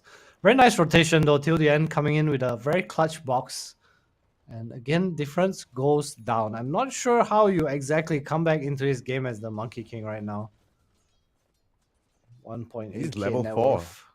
He's level 4. China Junior's almost level 7. He's TPing to the top lane. He's gonna try and chase down SSS. This Beastmaster in a load of trouble. I guess this is your only way of coming back in the game, right? You're hoping that you can try and chase down some of these side lane kills where the Lash can't mirror your rotation, but another stun coming through. Meanwhile, Chira Jr. still continuing to make action happen on the map. Just melts down the Weaver, defending the mid lane, and TP's back to base for that reset. This has to be an abort mission, right? Like, just ban the mid lane. I guess as Weaver, you shouldn't be dying, though, to be fair, to the Lash. You just kind of want to sit here and soak EXP, except that your tower is probably gonna die. The annoying thing about the Lash into Weaver matchup is after you use Shikuchi, if you're still in range of his Edict, it still kills you even if you're hiding away or anything like that. So, very annoying stuff. Stacks being set up by one win in their triangle. This is going to be a big bunch of gold and EXP for the Beastmaster to come back to. He's going to need it. Already starting to farm in the safer areas of the map. But yeah, I mean, despite all the nice moves from one move early on, it feels like it's just completely counteracted by this Lash and the fact he's had such an amazing start. Yeah, problem with the movers is that their moving hero is the one kind of getting dumpster on, you know? Like, if for winners, they have Beast in the side camps. You're like, okay, if Beast doesn't apply pressure, you are good. But what about his Monkey King? Where is he going to go? Are you going to go look for his Beastmaster in the left side, left corner of the map? Not really. Meanwhile, bot lane, I want to say it was pretty even, but Munkushi just kind of skyrocketed CS-wise. I'm not exactly sure what happened. Maybe some stacks. I mean, Gilga's been busy. Chodex can't really pressure him by himself, and now Chodex is the one getting run down. Bunch of creeps to help tank the Edict, but it's not going to be enough. No level 6, so no Ravage to bail him out, even if he was going to pop it defensively. Chira Jr. is unstoppable. 6-0-1. We talked about him being the person to make action happen for one win. I didn't know he was a filmmaker. He's just shooting an entire horror blockbuster right now. Heroes dying left and right to Edicts. My goodness, close your eyes. He almost has Kaya, and he's higher net worth than the pretty much free farm Alchemist. Okay, no, not yet. Alchemist still has him beat out a little bit. It was close, like a minute That's ago. okay. Numbers are not our strong suit on this. It's true. What kind of Asian casters are we? That's tough. A little bit of mid lane pressure. A little bit of mid lane pressure, as if Just a Chira little Jr. bit. hasn't been absolutely dumpstering this lane from start to finish. You show up here, you're gonna end up dead. Level 6 on the Ringmaster as well. Just need to find an angle on the Monkey King, and he's gonna be in big trouble. Bought out Sweden strong to the tree line to the right, and the TP in a till weird the end. spot. It's gonna get cancelled by a nice boundless strike. They commit the Ravage knowing no more help can come, but Munkushi, he's very tanky here. With that Ice Path holding him in place, it should be enough damage. Nesville will find the kill, but now Chira Jr.'s TP'd in, and Baby 3-packs will be forfeit. Sweden strong shot him through the heart. Triple S, he had to kill off his replacement. Codex is pretty tanky though, but with the Pierce the Veil magic damage and the Lash coming in, Sweden Strong will find himself a double. One move, respond in kind, not letting their carry go down without a fight. Till the end, still being chased down by Difference here, but you really gotta watch yourself. He can drop a ring and catch you off guard. Pull you down from the tree, do some magic damage while he's at it, chop all the trees around you, no more place to go for the Monkey King. That's pretty much a solo kill from till the end. Very nice Wheel of Yikes. Wonder. Even tried to dodge the boundless with a Funhouse Mirror, I think it's called. Yeah, that's what it's called. One win. Really nice job of just protecting their safe lane tower. Not, they just don't want to lose. Tiny lose this map. SSS even TV's down. Still has a strongman tonic, still has a whip, doesn't want to use it, saving it for a bit of a rainy day, but Gilgear now chasing him down. Be forced to pop that souvenir. Now Chira Jr. looking to return the kill. Till the end does go down, but before that happens, Chira Jr. gets a strike down. Now if we can find this Lash, it'll be huge. Doesn't really have help, no mana difference. Finding that wicked sick kill streak, that is very significant for one move. Big kill for different. Killing him is Yeah. Maybe Walking helping him him crawl a little bit slightly. faster. slightly closer. He's getting off four limbs on the ground now. He's walking with 2 legs now. It's fine. No longer crawling like an infant. I don't know, man. He and Chodex not having the best of games, but saving grace for them is Nesfure is still top of the net worth. Probably not as far ahead as he wants to be, but it's a 7-1 Lash. I think being I don't think ahead you're complaining of about him being is top like- net worth, right? Yeah, yeah. it's fine. I Okay, feel- so one move. Some of the early game madness has quietened down a little bit as these cores probably want to farm towards their first or second items. You got that Echo Saber finished on the Tiny. Looking at this Alchemist, he should have his Radiance in just about 1,000 gold, so that will be maybe in the next 3-4 minutes. Maybe even faster than that. I'm underestimating his gold farming potential. But yeah, what's the play here for one move? Once your Alch has Radiance, are you ready to go? Are you looking for anything in particular? He is Bling, I'm pretty sure. Radiance is not really a fighting item. Maybe you can defend towers and TP in, but that's about it. They don't really have playmakers, or I want to say their playmaker is still walking on 2 legs. Yeah. You might see him rotate anyway. He has the max boundless. Still able to play towards his team. His Jakiro and Tide are still pretty strong just based on spells. With the Radiance too. I'm not actually sure if One Win can fight into this later on. We might see him just kind of split the map. Munkushi, you said it, he's a bit of a slower player. Doing pretty well on the farm, going for a Shadow Blade next.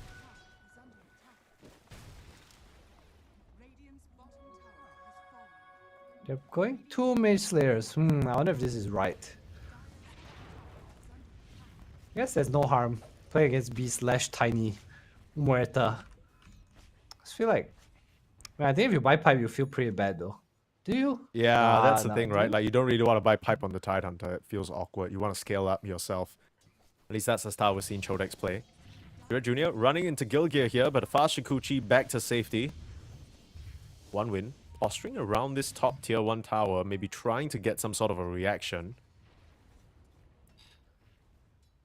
I guess Mage Slayer is also one of those items that you don't feel too bad having more of, right? Gives you mana regens, nice damage. You also don't always you're able to apply the debuff onto more heroes. Yeah, that's true.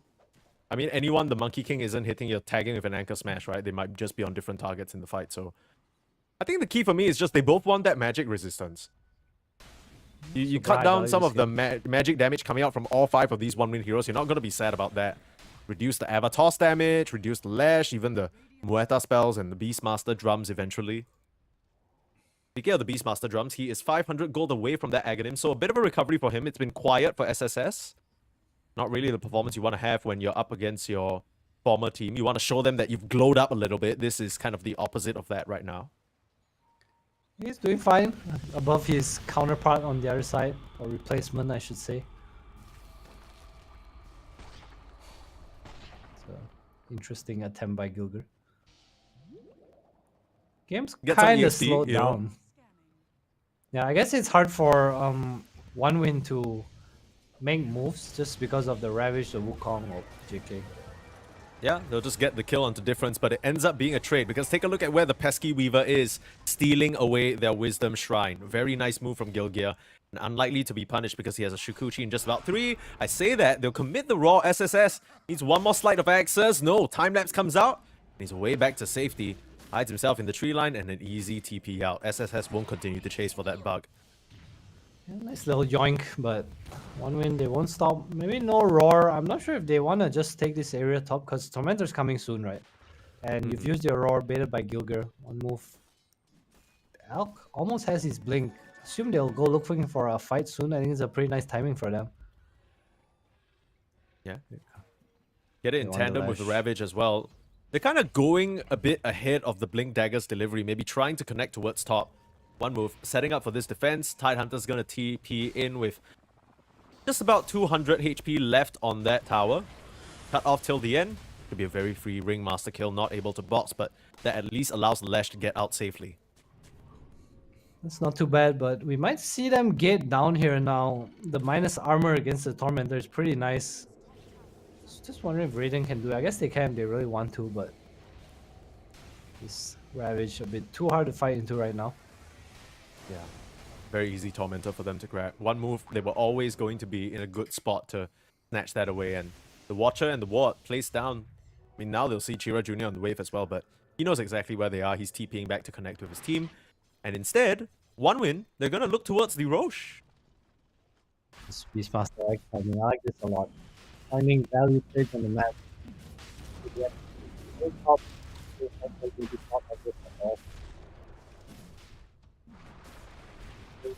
Far ahead and they want to keep their goalie anyway.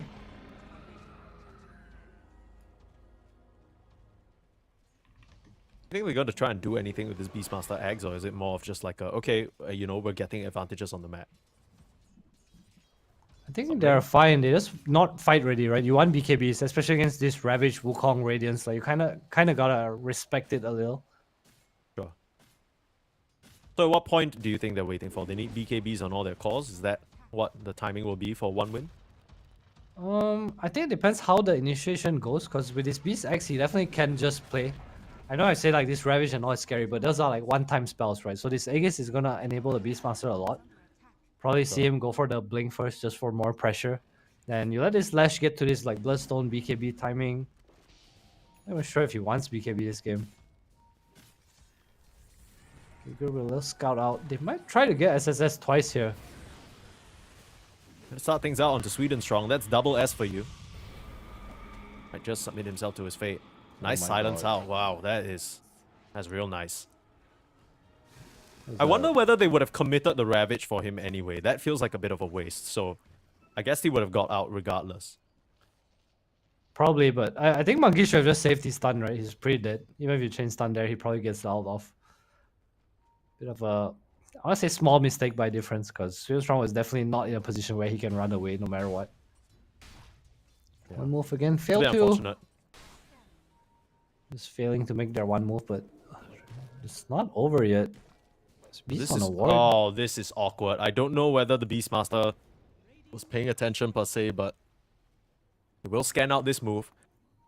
The Monkey King was not smoked, runs next to the Jakiro, who was the smoke popper, and just basically disappears off the map out of no reason after hitting the ball once. So SSS will see this move coming from a mile away. In fact, he's the one trying to set up onto Gilgear. They think better of it though, not wanting to fight in this area. I wonder why. Just a little worried about what can come in from the back. It's also an Aegis Beastmaster who already saw you. Monkey King not there, tied already at the ancient side, so probably waiting for the tied dagger now, I assume. It's also not that easy to fight into the Aegis. What else we have coming out? Else going for BKB. It's gonna be really helpful for him.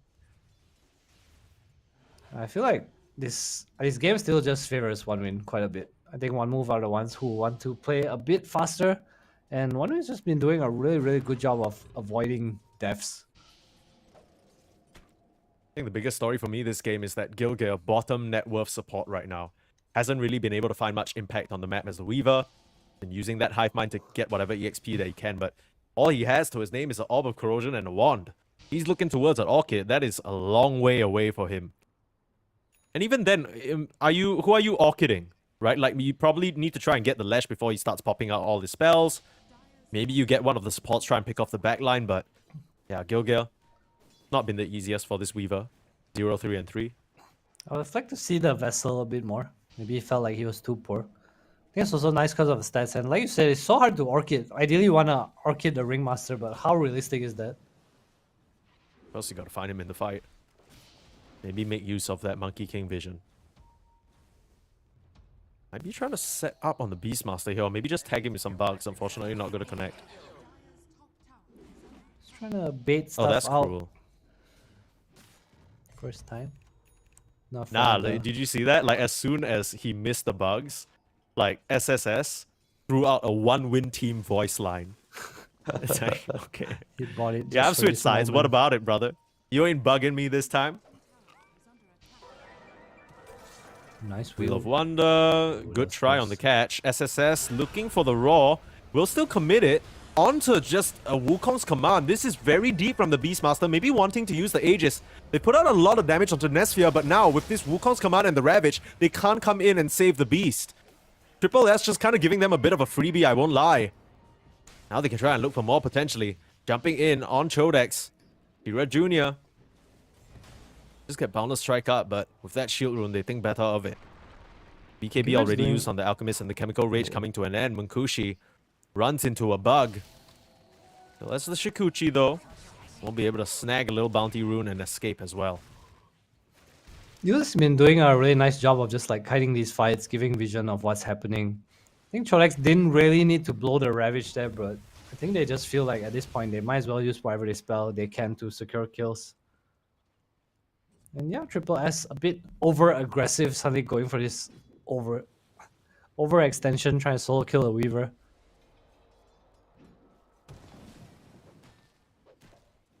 Still slowly scaling up on the side of One Win. Not ready to fight just yet, it seems. Bloodstone on the Lash. Gleipnir on the Muerta. I mean, the items are coming together. Probably the BKB on the Beast is what they want to be waiting for. Same thing for the Tiny as well. Just an Ogre axe away, so... One move, you know, I kind of feel like their time is now. They have this Alchemist advantage. He's still, if I'm not mistaken, top of the net worth. Just hasn't really been able to find a lot with it. SSS gonna get jumped on, but you have a box available just to save him. Nice Boundless done. Strike attempted. Very nicely done, but still the box comes out in time, and now Monkey King's just gonna get melted. Gilgear will drop as well. The rest of One Win were in position to respond. 2 for 1 They're exchange. so fast by them. Little bit late on the stun. If he didn't get the box off, Beastmaster might just have died. Yeah. Taking out the fight. A mid lane as well, Chodex. Getting tossed up. Blowing with the Echo Strike. Okay. Blow with a tree. Lash. They shot. Oh, the fear. The toss. Bam. Right on top of his head. Yeah, nicely done. Munkushi with a few small setups here and there with this Shadow Blade. Happily farming. Now you're playing Alchemist and you are 2k net worth down. That's not a good sign, Mike. Yeah, the gold lead has honestly been a little bit closer than where One Move would want. But what's the deal here? Like, why aren't they sort of grouping up? Is it just because, you know, they're waiting for Ravage to come back out? Yeah, I mean, feel it's like they're available trying, now. right? But they're trying, but it's just this. How do I put it? The way One Win is playing the map is just very nice. They've not really been in places where they die. Like you see, even when they stand like till the end, it's kind of in position to save. I got the Gleipnir on Gilgir. So much damage from these strikes from the Tiny. Starting to hit. Bit of a critical mass here. They still want to fight down BKB here in as though. well. I'm not sure if they can burst this Tiny. It has to be someone else. I mean, they literally have the box dodging the Ravage. Like, I saw that coming from a mile away. Now he pumps the BKB. How are you going to set up? Looking for the Wukong's command, but he can just walk out of it for free. Maybe it's Lesh who's in trouble. Chira Jr. with the wheel and the Bloodstone healing up for now. They just can't get him. Strongman Tonic, Oh my too God, much damage. turning. He's just gonna blow them all up. Sweden Strong standing his ground with all those little ghosts, silencing everybody, and Munkushi will clean them up big time. Baby 3-Pack's the last one to survive. Oh, that fight was never gonna work out for you there. Now in the tree line, Mel the Goodbye, baby. Jakiro. T-Pex. Oh, mercy. Rest in peace. Roar not She's even just gonna- needed. Yeah.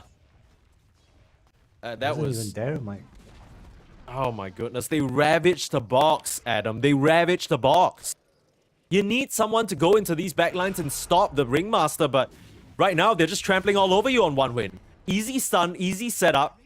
Gilgir goes down again. Things are This starting to game slip out of looking- their hands here. One move. Pretty hard territory to be in. See, Chira Jr. pretty much tanked Wukong for like, what, 7 seconds? Sure, you reduce damage with Mace Layer, but you're not really killing the Lash. The lack of the vessel as well. No difference.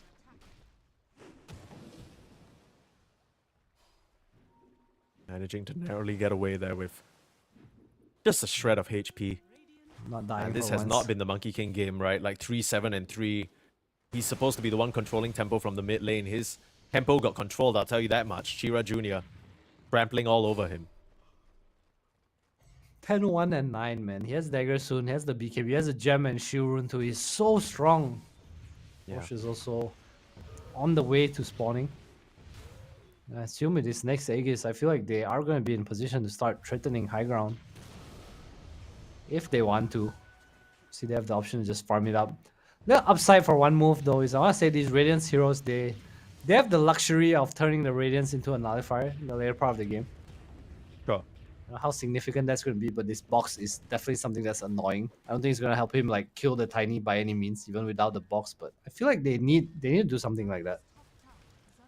I feel like in an ideal world, Gilgir would be super farmed, and then he has something like a Spirit Vessel into a Nullifier, right? That relieves the need for anyone else on One Move to build it. But look at it, he barely has an Orchid. He still is working towards that Orchid. Since the Yeah, last I time we still- checked on him till now, he still only has a Robe of the Magi. That's not a good look. It's not having a good game, man. It's because Chodek's playing tight, so no one to run around for you. Yeah, true.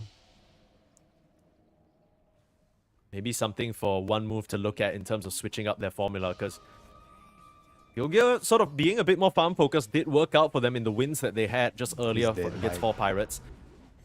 Gilgir, Invis, surviving, has a time lapse available, will be able to pop it. They haven't Not had dead, enough Mike. damage on SSS alone to just solo kill him. They've I feel tried a like- few times now. I feel like SSS has only been trying to pick this Weaver off. Yeah. It's a bit personal, it feels like. One Move will be able to sneak down here, get themselves the Tormentor, and they understand that sticking around, there's no value there. Just immediately bail out of that location, not looking for a fight. Mass TPs. What's going on? They want to contest Roche. Smoke up, Mike. Ravage available, Blink available, but this Roche is dropping real low. Bug's gonna gonna be scout, but is close. it too late? Nesphere jumping in. The Dire will actually get Pick the it Roche. up. Nobody's picking up the Aegis just yet. Somebody get that second life. SSS will snatch it. The Ravage landing on default. This could be the fight that One Move. They have waited for all this my God, time. Mukushi. But Mukushi's still standing his ground. He finally drops. Who can deal with the Lash though? You've already lost 2. Codex on the left side of the fight. They don't see him. Thank goodness for that. I mean, that went about as well for One Move as it could have to start, but nobody picked up the Aegis. Triple S finally reaches in, snatches it away. Dude, he also couldn't get Wukong down. I'm sure that fight would have been so big. They had so much trouble finishing the tiny. Munkushi was so low. Turns around, pops BKB, gets a double kill somehow. Yeah, I don't know. The tiny man, you run into him, you better be prepared to eat a tree Look in at your the face. damage. That's insane. 4k for the elk. Tiny did 3.3k. He was stunned. He was ravaged. He was last hit. He just went kapong. Yeah, punch them a couple of times, that's more than enough. Now Gilga finds himself trapped up in the calling and a couple of nice disables following up with till the end.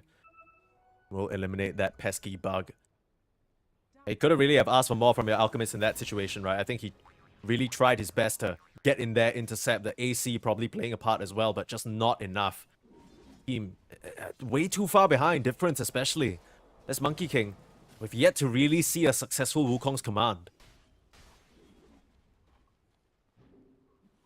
Just forced into this poor man's item build. BKB Mage Slayer, no damage.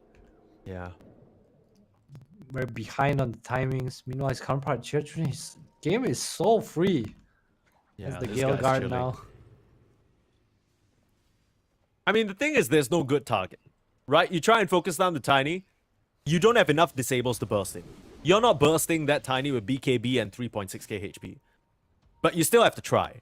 Because what's your other option? Chira Jr. with a Bloodstone BKB and a regen rune? With 2.4k HP himself and a box save? Like, what? At what point do one move reach the level of damage where they can outscale Chira? Because Chira is like a full-on, what? 6k above his counterpart right now? The Monkey King is sitting at 11k net worth. Chira's at 17. I totally get where you're coming from, and I agree. One move, they need Bloodthorn on Elk. I think that's going to be a big one. They need Refresher on Tide. I don't know how far away that is, or if it's even going to happen. He has the BKB queued up, but they lack the stun. I feel like their win condition now is to be able to burst heroes through Ravage. Hopefully get the Ravage out behind the target so that the box is harder to cast. Because I feel like if you Ravage in front, it's pretty easy to get the escape bag off. Sure. Or the Nullifier. Gilgir, is he actually gonna finish the Orchid? He does. Not a fan. Yeah, neither. Not a fan of this Feels Orchid. like he's been building towards this for so long. 30 minutes, just one item on your pause fall, not where you want to be for sure. But then Even at again, you this look at point, the I'll run Monkey him King. by the vessel. Yeah, me too. Feels a bit too late for that, but would have more value than this Orchid. Or maybe Gilgir will change our minds here. Maybe. Looks like one winner. Back to farming. More scaling. No pressure in this game whatsoever. They feel like it's Monkey and Tide are not able to keep up with their pace. And they aren't wrong. It's really just the Alchemist show right now. And you know how Elk works. If you're only 2k ahead of your counterpart, it is not good. Kodak's getting that lucky blubber proc a few times now, but it's not going to stop him from being run down. Hira Jr. with the damage. Even with that Mage Slayer, it's not going to be reducing enough. Easy catch on the Tidehunter here. Nice timing from the Lesh. Need to set up around this bot lane with the Tiny. These towers go down quick. Let's take a look at that. Womp, womp, womp, womp. What? 10 hits? 12 hits? It's done. Nobody has AC after this. Yikes. It's gonna be faster now. Counteracts the Elk's AC. Very, very useful. Right, here comes the high ground. The bright side is that Chira Jr. only has half mana. So you're only dealing with half a Lash right now. I don't know if half a Lash but is... It might still be too much, man. I mean, without a Tidehunter, probably the case. He is by Doing a good job slowing down Munkushi with the Jakiro spells, though. You have to But fight, this right? looks like a lane of Rex. I guess you don't need a fight. Gilger's cutting the wave. Finally, Weaver's doing something. It's a hero problem, man. I'm telling you. Gilger's too good to be this bad at Dota. It's the hero. That's crazy. To be fair, I don't think he's really made the right decisions this game, right? It's not like Weaver commanded him to build an Orchid. You can't really make an excuse there. Fair. Not sure whether they see him on daytime. What an unstable concoction being wound up. Was the Alchemist looking for a goal there? Yeah, Seemed first like in the it. base and then now a second one. No chemical rage though. I don't know if they want this. Yeah, that's what I'm saying. The Weaver's also really low on mana, just Shikuchiing around, spending most of it. Can't live down here in the bot lane. 18k gold lead now, fluctuating between 17 18 at this point. Again, Alchemist still top net worth, but that's where he should be in any logical game. I guess we should applaud Nesphia for still being able to keep up, despite the space on the map just rapidly closing in around him and his teammates not really providing much. He's been playing well. He really needs the Abyssal though, and he's probably gonna disassemble for Nullifier. Yep, has it queued up. The box is just way too annoying. SD's gonna come back because of this hero, man. I'm pretty sure. Hive Mind. Og, EXP farming. How much did He you has get the from Swarm that one? talent too, so even more EXP. Oh my goodness. Wait, I need a level check. Can't kill these How the bugs. levels going? He's level He's 17. He's level actually 17. keeping up pretty well. Yeah. I guess, all things considered, his Monkey King is also level 17. Very sad. Homie, this is that he's feeding the EXP that he gives away. Ooh, Gilgir, that's way too much magic damage. That is way too much magic damage. I think they hexed him up on Chira as well. Ooh, he has Gem on the eggs. Beastmaster. 2 boxes. You only can nullify one, I guess. The Ravage counter. Till the end with his Aghanim Scepter. We'll Yeah, see you, if it you, actually hit, does you anything. hit like 2 people with tentacles and then they both get put in a box. That ends up saving them. That's going to be pretty funny. He already managed to dodge 1 Ravage with a box. I think he's done more than enough this game. This Ringmaster hero proving to be very, very annoying. I feel like most of the time when you think about save heroes like the Oracle, like the SD, you don't really pack it with so much lane prowess as well. And so many other fancy team fight mumbo jumbo. And Feels a like farming Ringmaster has it ability. all. Yeah. Cool voice I don't know whether lines. you would consider the Tame the Beast a farming ability. It's a little bit weak. He during just these one group hit the waves. creep wave. Not all the time. Maybe in the earlier start of the game. It gives you BKB. I guess so. He You can need a dodge level 15 Ravage with talent his for that. Q. Oh, that's true. They found a Weaver on the sidelines. Easy pickings. Pings out that there's a ward there, but I don't know how much it matters. Looks like a Rex is next on the menu. One roar Mushi. equals one Gilgir. It's a One little nullifier. setup there. Onto Munkushi. Nullifier. He is going to drop. They weren't able to get the save in time, but this time they'll box that Lesh. BKB'd up. Looking for the turnaround. Wheel of Wonder catching just Gilgir, I guess. He Ooh, got back nice for this. fear. This is kind of scary. Beautiful fear there from the Aghanims of Swedenstrom, but now shit, they're the collapsing onto damage. Chira. The minus armor has to be respected. And 1 win, they just lost 2 heroes. They can't choose to stick around anymore. Swedenstrong doesn't really have a choice in Orchid. that matter. Orchid value, Nullifier value. I mean, it's really just Nesphia with this Nullifier that has changed the state of these fights. Dude, the damage was insane. This Nullifier pickup, finally, no box. I think Munkushi was expecting to be saved. I'm not sure if he could actually BKB there. Yeah. Because he basically got stunned and instantly ravaged with a Wukong Ice Path on top, right? He has 4k HP though. I feel like he would have lived through it a bit, at least. And now one move. Suddenly, they're in a okay position. Yeah. I say that because Monkey is Skadi queued up. I mean, I guess he's still a ways away. About 2.5k, but does push them closer to their items tied on his way to the Shivas. I still would like to really see Refresher instead of this. I mean, for what it's worth, they have kind of... They're still at a net worth disadvantage, even with an Elk on their side, but they're at the point now that every physical damage lineup gets to, right? You can... If you find the right connection, you will have enough burst to take down these heroes. They can't outscale you in terms of tankiness, especially with the Nullifier. In the past, maybe the box would have saved them and then they're able to get the BKB. It's a different story. But now they've picked up a gem of their own on the Jakiro. They're going to start exerting map pressure, start regaining control of their side. Things are not as straightforward for 1 win anymore. I actually like to see Gilgir go for like some Aether Lens and be gifted an Aghanims. So I think if he's able to save his Elk or Monkey King, like just make them last longer in fights, I think that's going to be so significant for them. Does feel like this game comes down to the initiations though. Roshan's It's one move who get that jump first. It's going to be very significant. They have buybacks. All... Ooh, here they come. Getting a bit of cold feet. SSS will break that smoke onto the Alchemist. That's pretty big. Popping all the BKBs. Ravage not going to do anything and they lose out. He's the one without buyback.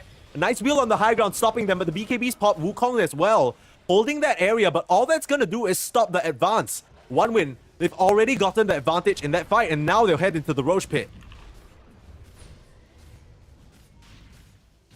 And initiation. So far, that's been what's winning fight for both games. SSS with the refresher reveal too. So holds down Nesphere, he gets the BKB off, but there's no damage stop. No one really able to stop this Tiny from hitting once BKB comes out. Trojun just pops his spells and goes in. Even his beast himself is doing so much damage. 25 now too. Primal Raw cooldown. He's immediately the highest level in the game. Ready with the Raw.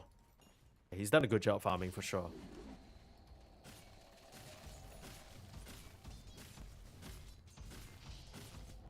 Maybe that's why one win picked him out. He's looking pretty solid.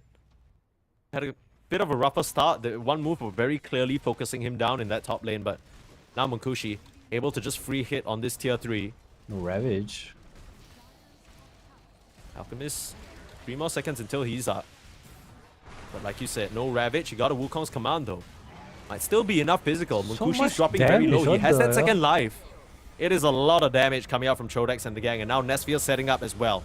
How you got to come back in? Nice box save. Couldn't nullify in time. The Raw reflected by a nice Lotus Orb though. Munkushi's gonna turn back around onto Chodex, but he has a BKB. He's dropping low from the physical though. Wukong's command on the sidelines, forcing all of them back, but Chira Jr. able to get the refresh box BKB. He's out of there. A lot of commitment for the side of one move. You're still waiting on that Ravage for another 30 seconds. No one win, they can just wait out this Wukongs. No try again. Too. They don't want to risk it though. One win just gonna step back a little. Maybe wait for spells, wait for the second roar. Like you said, no Ravage, no Wukong. Ravage almost up though. No BKB on Chodex, no BKB on Alchemist. I think that's a big one. Now the control can come out. Hex on the Lash. But Munkushi looks like he just wants to farm. Dude, that Tiny melted so fast. Yeah. It's a little bit scary how fast they're killing this Tiny. He has 4k HP, by the way. It's the Weaver Swarm, right? And the Gush on top. He also has level 20 on the Weaver now, so even more minus armor. AC, Acid Spray.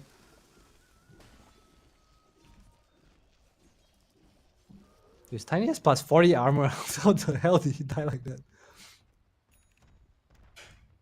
There's a fair amount of magic damage as well, right? The Jakiro just kind of dumped the spells out into him as well. Ice Path, Macropire, all that jazz. All that jazz. He goes for 2 toss charges. I feel like we normally see the avalanche cooldown a lot more. It's Maybe more he's of just trying to burst down a single hero in front of him, right? Double toss up and then kind of keep them controlled. Yeah, it makes sense with Till him the end going gets Blink as the- well.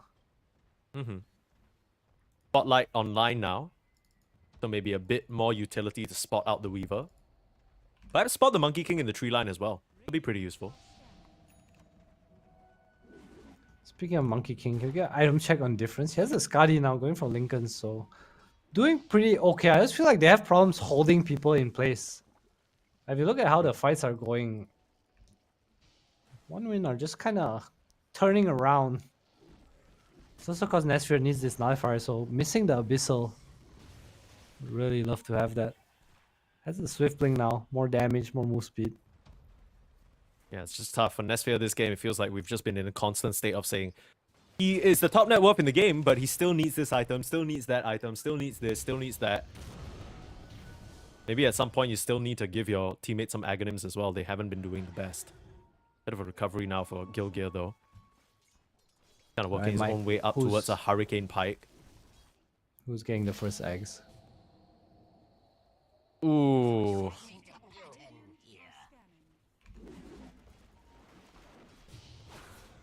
Is it Gilgear? Is it gonna be Gilgear? I feel like it's Gilgear. Everyone else just kind of gives you a bit more damage. Oh, Munkushi, beautiful catch. Second toss up. No chance for the bug. Well, that's why he got that talent. Man, Gilgir feels like we're just watching Gilgir Death Simulator. No one else has really been dying, right? Really just You the watch Weaver. like after this game, one win makes like a highlight compilation of their best moments this game, and it's just Gilgear dying like 10 times in a row. He actually has 10 deaths. The roar target, number of roar counter. I mean, I get it, right? You might just kind of think, okay, why is he roaring at a bug? But if you saw a cockroach go past you, you would also scream. So it's understandable. Fair point. 1 win now, posturing for the high ground, trying to get a jump with that smoke. Maybe catch an unsuspecting 1-move member. It's all been about the initiations, and Shira Jr. goes in with the Hex. Difference, in big trouble. They don't have the save. They will be able to get the Monkey King. He buys back immediately, but they melt Nesphere as well. A two-pronged attack. Buybacks on Mass. Codex looking for a Ravage, but he's getting silenced up for now. Box to save. Nullifier available, but they couldn't get the connection, and they blink out. That's 3 buybacks for absolutely nothing. I just want to say that Triple S pretty much solo killed the Beastmaster with 1 roar. What the hell? You mean the Alchemist? The Alchemist, yeah, sorry. The Beastmaster solo kill. Yeah, I mean, yeah, with 1 roar, he didn't even use the second roar. That's not real, man. That's not fair. Dude, it's the drums of slot. These late game Beastmasters, man, they are no joke. Amount of damage, and it's percentage as well, right? So you literally get 14% damage amp per stack. You pop the inner beast, you're applying that damage amp on attack. You attack him 3 times, it's like 50% damage amp. SSS might be in trouble though, gets a very timely Invis rune. Do they have the gem for him? The vision is there. Nice Looking for the save. Wheel of Wonder comes out. He is nullified, but they just can't commit into this. The box there to save, and now they're controlling up Gilgir. Stopping the Ravage from coming out with the Hex from Chira Jr. Chodex popping the BKB and the Ravage, but it only tags an invulnerable Muerta on the high ground. Chodex, these Ravages have not been it. Difference, he's gonna come in, Nesphere with the Nullifier. The box not gonna save him there. Chodex with the damage reduction. Now the Ringmaster in trouble. Both supports on 1 win, suffering big time. And meanwhile, you can't find the connection. Getting the backline still, Munkushi.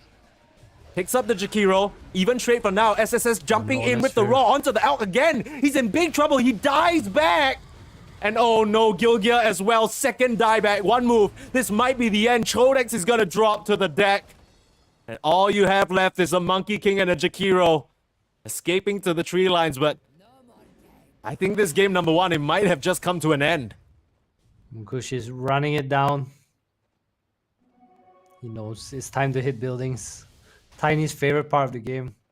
The fight was so awkward. It looked so desperate for 1 move, the way they started jumping in, but I guess that's what the game feels like for them. I mean, they started that go into SSS, but the thing is they didn't have their BKBs up at that moment. They were like, okay, am I really going to Ravage a solo Beastmaster? And then by the time Codex actually decided, it was a bit too late. Triple S popped the BKB. Yeah, he just wants to end the game. Trying to buy time with the Glyph with the Macropire. I mean, it's not going to slow them down, right? You still got 40 seconds until your tide comes up. Not even talking about your Alk yet.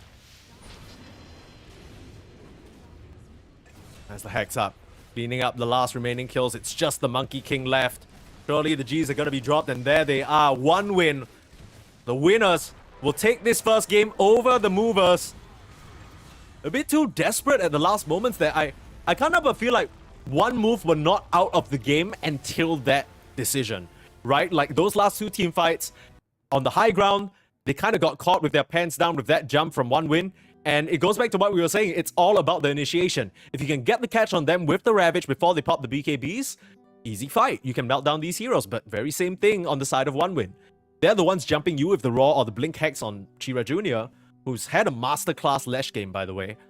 It is so easy. They end the game 36k gold lead up 40 to 19, Adam. It felt like they just didn't read the situation too well. I think after that top kill on the Tiny, you're like, hey, we have damage, by the way. They just need to go be able to cast their spells. I didn't feel like it was a desperate moment in the game. They're only 1 Rex down. Maybe it just felt like they had to go back. They might lose Roche. You're just feeling a little bit pressured by how the map is being played. All these saves, the boxes coming out. And 1 win will take advantage in this first game of the series. 1-0. Yeah. Whether they will kind of beat the allegations about their name and take more than 1 win, or whether 1 move will make any sort of a move, we will be able to find out after a short break, so don't go anywhere. Game number 2 of the movers versus the winners after this.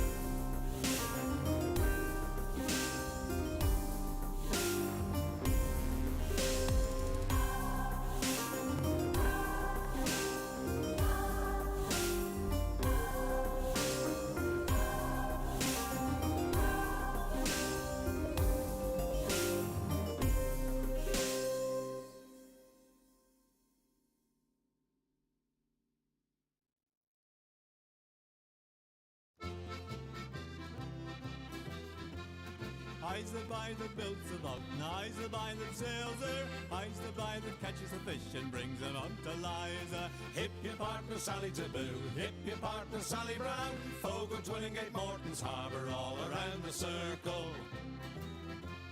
Sods and rind, a covey of flake, cake and tea for supper. Codfish in the spring of the year, fried in maggoty butter.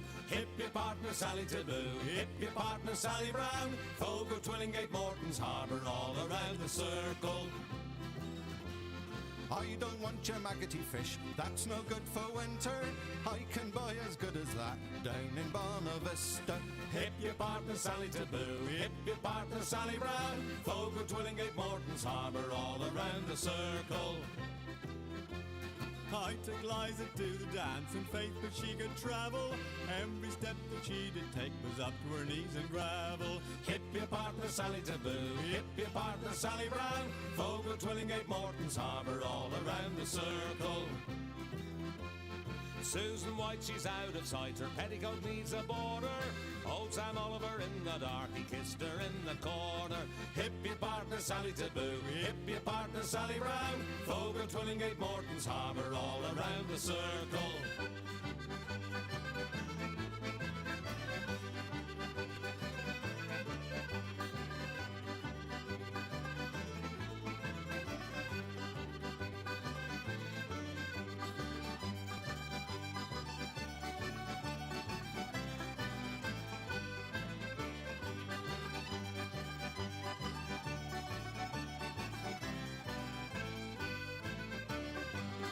I's the boy that builds the boat, and I's the boy that sails her. I's the boy that catches the fish and brings them out to Liza.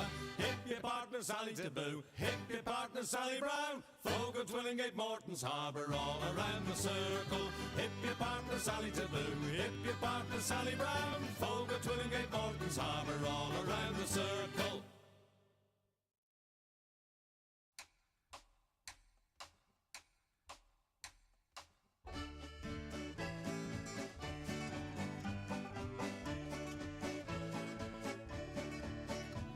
My grandfather's clock was too large for the shelf, so it stood 90 years on the floor.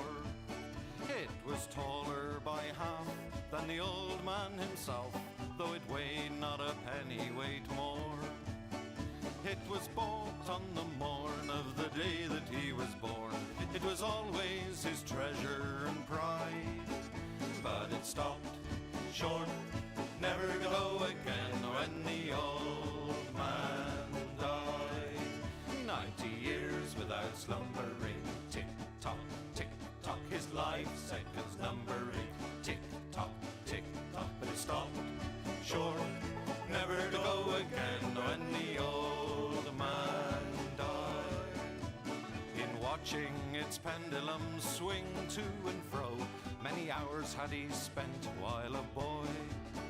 And in childhood and manhood the clock seemed to know, and to share both his grief and his joy. For it struck 24 when he entered in the door, with a blooming and beautiful bride. But it stopped short, never to go again when the old man died. 90 years without slumbering, tick tock, his life seconds numbering, tick tock, but it stopped short, never to go again when the old man died. My grandfather said that of those he could hire, not a servant so faithful he found. For it wasted no time, and had but one desire, at the close of each week to be wound. For it kept in its place, not a frown upon its face, and its hands never hung by his side. But it stopped short, never to go again when the old man died. 90 years without slumbering, tick tock, his life seconds numbering, tick tock, but it stopped short, never to go again when the old man died. It rang an alarm in the dead of the night, an alarm that for years had been dumb. that his spirit was pluming for flight, that his hour of departure had come. Still the clock kept its time with a soft and muffled chime as we silently stood by his side.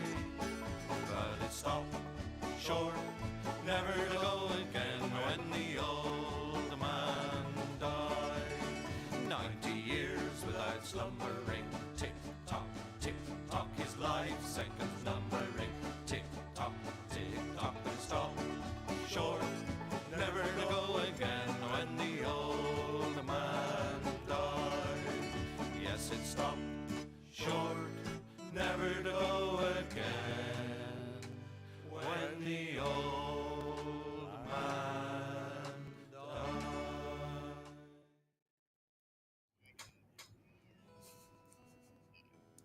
If I told you there was a match between people who were moving and people who were winning, you would probably guess that the winners, true to their name, would win. And that's exactly what we have here at DreamLeague Season 26, Eastern European side of things. We're getting closer to finding out which one of these teams will take the one slot. Right now, we have one win versus one move, and right now, one move are one loss away from being one more team we say goodbye to in Eastern Europe. But they are one win. What if they only have one win in the best of 3 series, Mike? What if one move so has far. one more chance to prove themselves? Exactly. The one move is to win at least once. Hopefully they do it more than once for all you one move fans in the audience there. But yeah, we're basically on day 2 at this point, right? We had to say goodbye to 4 Pirates a bit earlier on. Coming into this series, I think there is an expectation for one win to be the better team. They had this whole situation where they basically yoinked one move's offlane. Triple S on one win used to be from one move.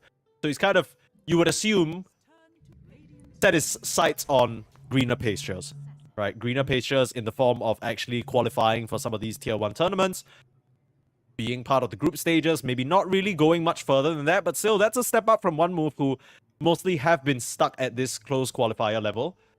We did see some promise from them throughout that game, but honestly, that game, if it really just came down to the fact that the mid Monkey King did not work out for difference, it looked real bad. Yeah, that was a mid-diff for sure. And I want to talk about is they go for a TA, but they leave Terrorblade in the pool. I wonder if this is a trap. How is it a trap, Adam? You're gonna have to talk me through what the interaction exactly is. What if they pick TA and then the opponent picks TB and you pick 4 heroes that are good against Terrorblade and you play with tempo anyway? Yeah, just side question. Can't one move pick 4 heroes that are great into the TA?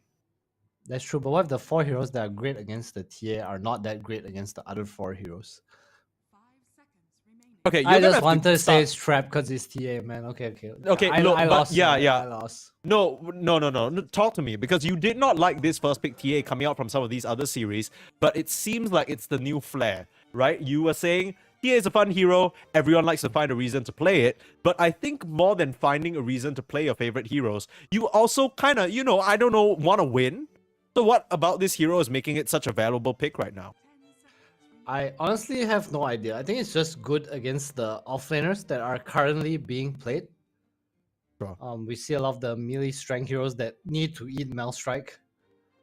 But I feel like as a carry in most carry to carry matchups, I feel like this TA fails to impress me so far. Has failed to impress me so far. Yeah, maybe it's just a skill diff thing. One win. Feel comfortable enough to first pick it, even leaving the Terrorblade in. I guess the Terrorblade, you're kind of more concerned about the carry-to-carry matchup. Is it, the offlane Terrorblade, is that something worth considering up into the TA safe lane as well? I think you want the core TB, because you want the carry TB, because the offlane TB doesn't really deal with the TA. You still eat Mels. You don't really clear refraction. It's more like your game interaction, and the mid game is good, right? As TB, you naturally buy Manta, you have reflection, you have images. Sure. Well, I mean, go for the Tuskar. I wonder if this is going to be the post 5 to lane with the TA. That could be. Till the end, I'm sure he can play it. Ringmaster snatched away, though. This really feels like it's become the highest value support across these close qualifiers so far. So much setup, so much lane pressure, a lot of utility.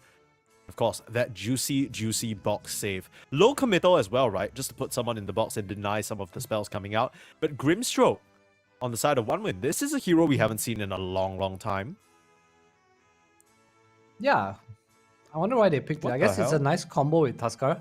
So obviously, Grim is one of the better post force against TB. One is because, well, when you spawn a lot of images, Grimstroke goes swoosh. Two is Soulbind is nice, you always find a real TB.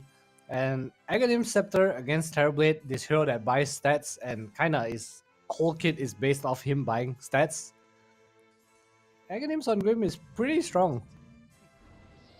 Yeah, I mean, the way this game is set up right now, I wouldn't be surprised to see the Grimstroke be played position 4 and the Tusk be played position 5 instead. We'll see how OneWin choose to orient it. The Grimstroke, I feel like in the most recent times we've seen the Grimstroke, they've actually stepped away from picking the Inkswell facet, which is the whole, detonate on demand. And they went for fine art, right? Just to kind of play in the lane. It's a very strong nuke when you can kind of perf ball the Stroke of Fate through a bunch of creep camps that are right next to you and all that. Could be Yeah, I a like surprising amount of magic burst damage for the Terrorblade. I like the fine art a lot more too. I think OneWin will probably go for a Primal Beast next. It's a really nice lane with the Grimstroke. You don't really have a stop, right? Other than the box. The lane I mean, looks I guess pretty technically Tame nice. the Beast is going to send you running the other way. Yeah, but if you save your onslaught for after that, it's not that much, right? The fear is just a short stop, Like it stops your channel, sure, but if you run down a lane, like you pop Inkswell and you get slow on TB, I don't think Tame the Beast is saving you from anything. Fair. One move, they need some Wind sort Ranger of picked up. protector here. Something that can lane into a TA2. They're just enjoying the Primal Beast for themselves. That doesn't sound too good. I mean, there's a ton of physical damage coming out between EA and Tusk, though. I don't know what kind of offlaner survives that situation. Almost feels like you need a way to not only survive, but get away from the Tusk shards. Two very difficult checkboxes to hit at the same time. Yeah, Brew would have been nice, but heads up play banning it already. Yeah, it's also Or something Chodex's like a- signature hero, I will say. Something like a Sand King, play jungle. Recover, just accept your Yeah. fate. Maybe cut the wave. You also can bar strike out of shards, which is kind of nice. Okay. Yeah, yoink. Yoink.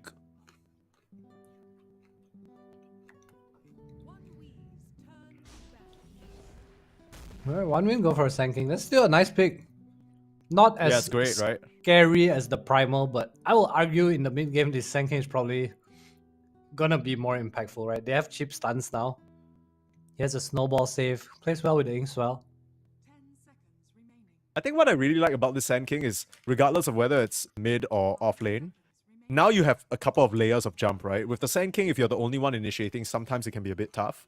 But we've seen time and time again, this Sand King, as soon as the box is coming out on the initial target that TA Tusk are going on, you just jump the back line, epicenter, both supports just instantly die. These are not heroes with high HP pools. They've already used their spells to try and disrupt your front line. You can just reach up in there, get 2 free kills for yourself. Who knows, even maybe the Inkswell on you, pop a couple bit more of stun as well. That's pretty good. Yeah, they have a very well-rounded draft right now, right? They have a lot of team fight, they have save, they have Roche. Decent lanes. I like what OneWin has quite a bit. I feel like one move, not that this Primal Beast is a bad pick, but I feel like they were kind of forced to pick it just to not let OneWin pick it up for themselves. Would it have been that bad if OneWin picked the Primal Beast though? Same kind of result as the Sand King? I'm not sure. I feel like I haven't seen this Primal Beast TB interaction where it's like, oh, Primal Beast kind of runs you over. I feel like it's always pretty neutral. You are good at some point, like you have kill trait, but I've not seen it actually go ham. But I feel like the Yeah. team so far that we watched, their response to TB has just been Primal Beast. I mean, we also have to keep in mind that Chodex, in the game that he won versus 4 Pirates, he was playing super active, right? He was running around on the Primal Beast, allowed a lot of space for Gilgir to farm. So I like this adjustment from one move because it feels like they're going back to what worked for them previously. Go back to the recipes that found you success, regardless of your opponent being different and maybe a bit more high caliber. Try and test your ideas against that. So I don't mind this, actually. Wait, what's this Slara ban? Am I missing something? It's just I guess it's could be just offlane straight up Sand King. them mid Slara. Yeah, makes sense. Slara TA looks pretty strong together. Just any amp, someone pops, another jump, hard lane too. Trying to figure out what kind of heroes they want though. I mean, don't think it'll hurt to have another stunner. Yeah, that's the thing, right? You want somebody else along with the Sand King who can kind of be multiple layers of initiation. That would be really nice. Angle? Tiny. That's a okay. Tiny. Another... Tiny made its way all the way through to 23 pick. That's kind of crazy. I don't have this hero is like super high priority anymore. Also, there's a world where this is a Chira TA, right? Yeah, I guess so. Yeah, you're right. Although we have barely, if ever, seen the mid TA anymore. I'm not really sure whether that's valid.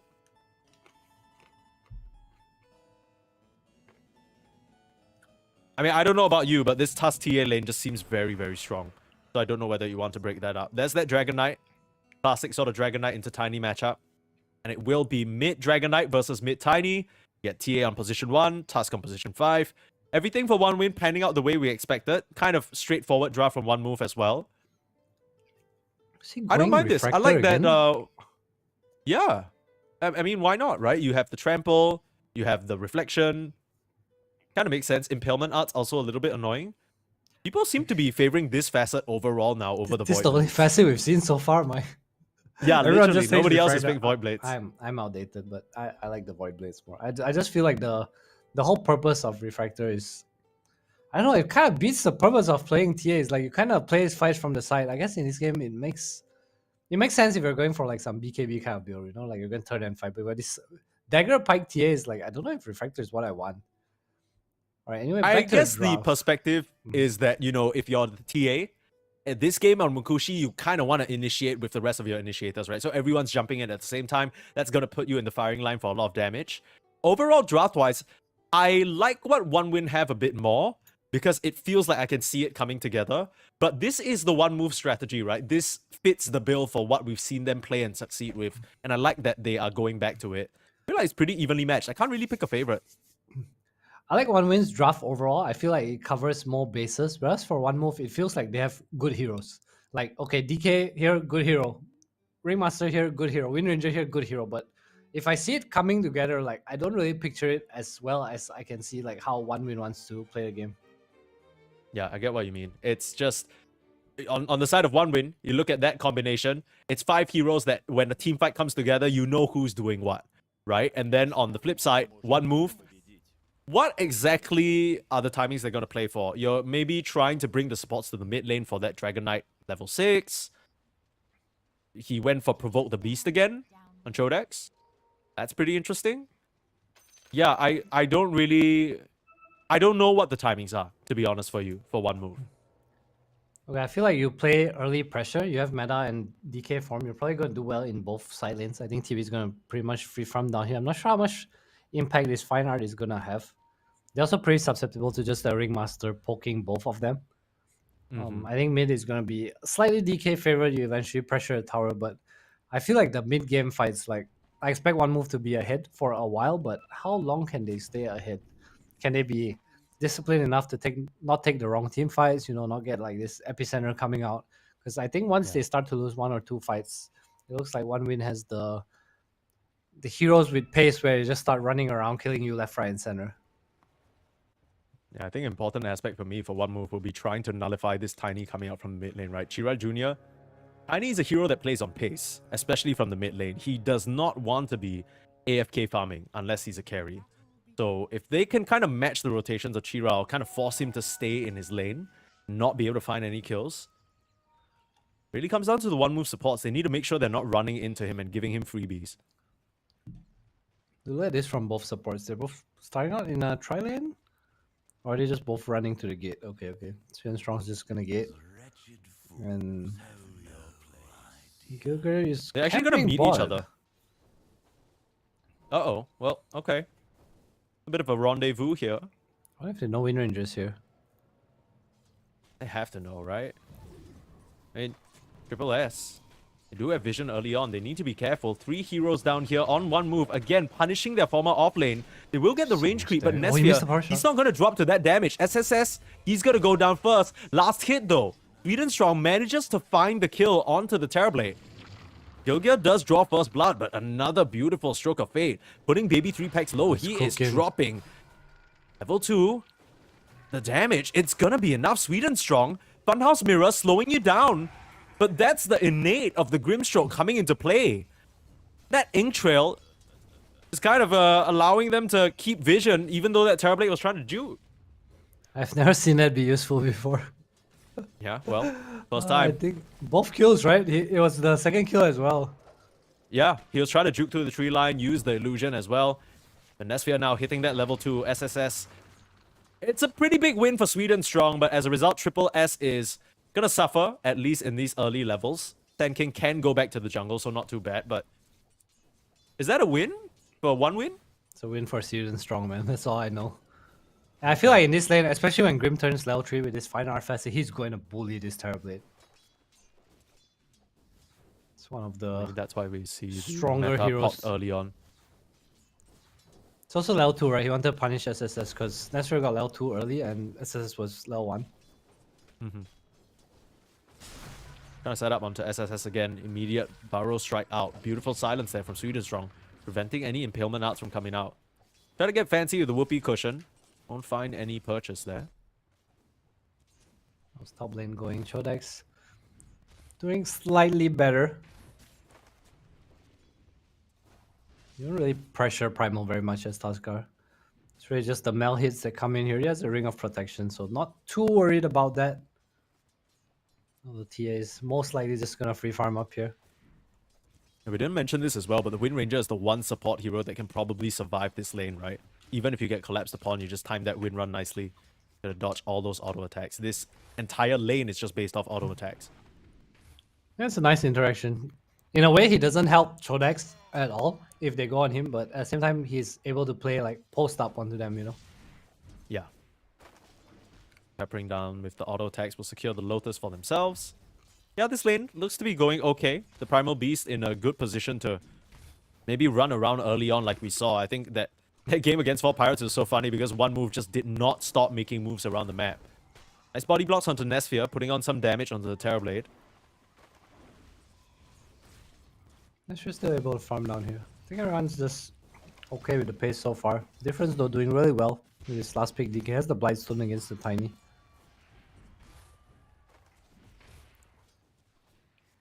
Revenge for game 1 maybe? I'm sure he would like that. That performance in game 1 was not it. I mean, you pick a Monkey King, it's kind of the same thing as picking this mid Tiny, right? If you don't find any action happening on the map, or if you're the one dying, it's gonna look awful. Don't really get to the point where you're really finding these pickoffs anymore.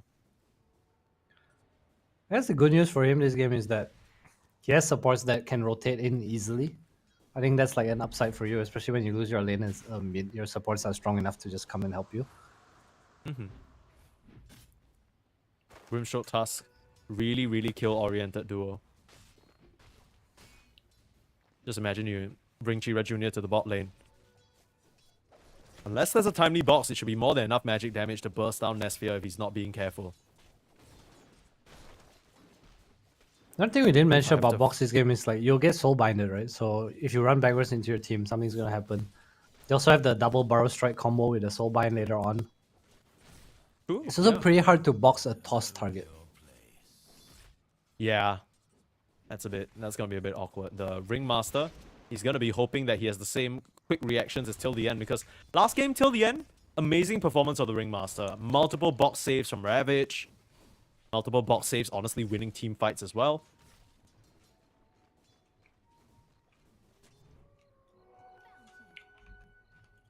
The stacking has begun already though. Got this triple stack in the triangle. Codex able to just easily onslaught away. Power the Primal Beast in this lane. No, he has 2 points in Uproar again. I don't know if this is common. I feel like I only see Chodex do this. Just try and focus a bit more on the last hit and just surviving up here, get the armor against the TA, reduce some damage. Yeah, I guess it makes more sense when you have to provoke the beast on top facet, lane. right? Full focus down to Munkushi. Refractor gives him a lot of damage. Gilgair's Wind Run though, and Munkushi drops to the deck first. Last couple of hits, Impalement Arts will find him. Gilgair with the last hit. Nice little trade out. They'll TP the Grimstroke up here, but the second dagger finds that poor Tusk. Codex with the slow. They managed to swipe through. Sweden Strong again on a killing spree now. They will put the the dodge. Inkswell on the Tusk. He is dropping very low though. They're gonna try and square up. Baby Snowball 3 packs one. throws the dagger, misses. There's a snowball. The kite out. It's perfect. They will lose the tusk, but last auto attack, can they find him? Dodging away with the funhouse mirror. Oh, just gets stopped in his tracks. Chodex plays interference and kills Sweden Strong. Nice plays coming out from the Primal Beast up here in the top lane. It's not over, Mike. Is it over? Nkushi. Helmanats. Fraction down, but Tusk coming back means that it is over this time round.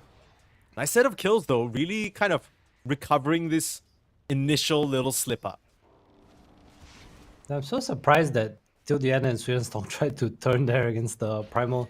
It looked way close too. I can't believe they almost did it. Try it in the top lane right now. Yeah, this gives Sand King a lot of space, able to cut the wave, pull the creeps to the big camp. And this is what you want, right? As a Sand King, as a Darkseer, when you have this 1v1 situation, you always get out more because you're able to just pull the wave to the camp, farm, team stacks for you. So I will say that one win is getting slightly more from this. Codex, timely box, dodges out on that silence, allowing him to onslaught away. Beautiful shackle as well, but the inks... Oh, do you see that curve? How did he bend it like Beckham like that? Nice shots catching Gilgear. Gonna try for the chase, the silence out. Float to a crawl. My goodness, these strokes of fate. Sweden Strong, a bit of a sniper here on this Grimstroke. They're so satisfying to watch. Just the curve coming out from the fine art. A little swipey swipe. He's level 5. And his top lane has been a battle. I don't know if this is actually good for Chodex. I feel like as Primal, you kind of want the same thing as the Sand King, right? You want people to be fighting bottom. Meanwhile, mid lane, rotation in. Level 6, another beautiful shackle. Might just save difference. Hello, silence creep is not going to be able to kill him till the end. Last hit. They lose the tusk, but they trade out for baby 3 packs. And now Illusion Rune Gilgear will be able to deny it. Here comes SSS from out of nowhere. Stun comes through. Gilgear dropping very low. The tree, the auto attack, up ground. Still will find it with the avalanche. A nice kill for Chira. He needed those now. Catching up back in net worth against the Dragon Knight. I like this aggression from his team. So even Sand King coming over, it's because he was already cutting the wave. Doesn't really matter. Not a very far walk, but the levels on these supports too. I said Swedenstrong is level 5. Tuskar is 6, and so is this Ringmaster. So much battling going on. Kind of did see this coming, right? Both teams wanting to play aggressive. It's the one move signature style, and it's cool to see that one win are meeting them right there. Same thing happened in game number 1. That's how they got the more, I guess, the bigger advantage. I guess the caveat this time round is difference is having a much better game on the Dragon Knight. Oh my god, keep an eye on Sand King's net worth, Mike. 3,900. About to explode, but so is the mid tier 1 tower. We'll clear up this stack, but Chira Jr. committed to defending it. They're going in onto difference. Where's the box save? Wheel of Wonder helping, but the Tusk. Oh, there's a beautiful charge through. Chodex getting the grab on the Tiny. This is looking like a very dead Chira Jr. And the snipe will find till the end as well. They will get what they came for, but they gotta watch out for SSS on the angle. Doesn't have his Blink Dagger just yet, but looking for at least Gilgear to start. Soulbind, a lot of magic damage coming out onto both these supports. They might have gotten the tower, but it's gonna come at a cost. Baby 3 packs, last auto attack. Need to find him with the burrow. Up in 1 second, tries to juke around the tree line. We'll just finish it off with an auto attack. Nice little setup there from one win to at least get something out of that trade. Yeah, that's so sneaky. That be from the tree line. If you wait 1 more second for a Soulbind, we've got 2-man stun too, but they end up getting both support kills anyway. Lose their tower, but that's pretty impressive performance on his Sand King so far. I like his rotations, been active. He goes for a phase boost too, so he knows that he wants to get involved. Yeah, I think he's moving a lot faster to locations on the map than maybe one move are expecting. I didn't even expect him to show up. I thought he would just be farming down here trying to pressure the tower, but I think he understands he brings so much magic damage to the table. We're gonna fight topside. It'd be a shame if he gets missed out. Box saving from the Walrus Punch. Chira Jr. now might be the one getting set up on. Here's the onslaught forward. Power shot slightly off the mark. Nice little toss back, and Codex can't stay on top of him. They will just settle for the Tusk instead. Last few auto attacks, Nesfield will find it. Still trying to find the connection, but Chira's a bit too fast with that river move speed. This is what, like 5 heroes of 1 move up here in this top lane? Bringing numbers, punishing the fact that Sand King has no TP, no epicenter as well. So I like that they're opening the map. I said they have a bit more of a greedier draft, and as soon as different gets the dagger now, they're gonna have more space on the map to kind of run around.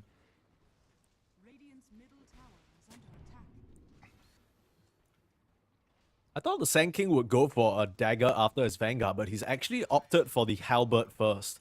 What do you think about this pickup?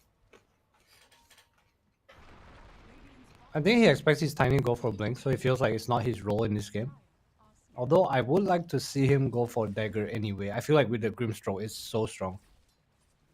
He has that queued up next, but it's going to take him a while because he already found that initial set of stacks.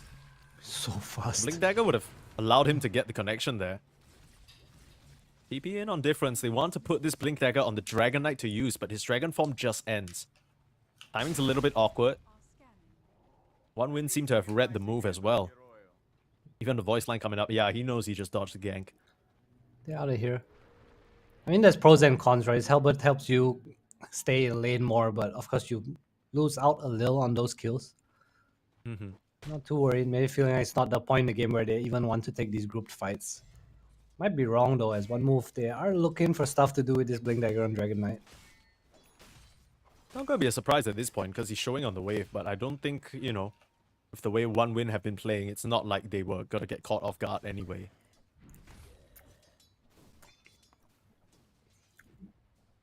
Are there any stacks for Radiant? Trying to look now. They don't seem to have any in... maybe just 1 hard camp stack in the triangle. Looks like till the end we'll just be going down again. Serving as a bit of a bodyguard for the TA. Even if you go down here, I don't think you're too sad about the situation as long as Nesphia... Sorry, not Nesphia, Mr. Munkushi is alive. Buys quite a bit of time as well, and 4 heroes are just kind of showing themselves, so good information for 1 Win. Yeah, it could be worse. Munkushi, ooh, nice dagger. Quick reactions there. It's like you said, I think they're okay with the game state, waiting for the dagger on Tiny. He has a 4-staff queued up too. I don't know if you want to put yourself in that position. You still want your scaling on your Tiny, but maybe feeling the in-out-in is the way they want to play the fights. Bot lane, Sweden strong. Sticking around a bit too long to push out this wave. Will get caught. Nice little...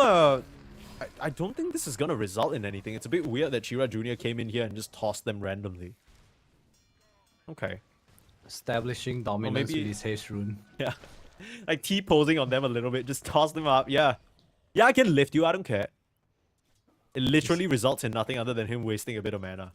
Sometimes you do things because you can, you know? Yeah, that's fair.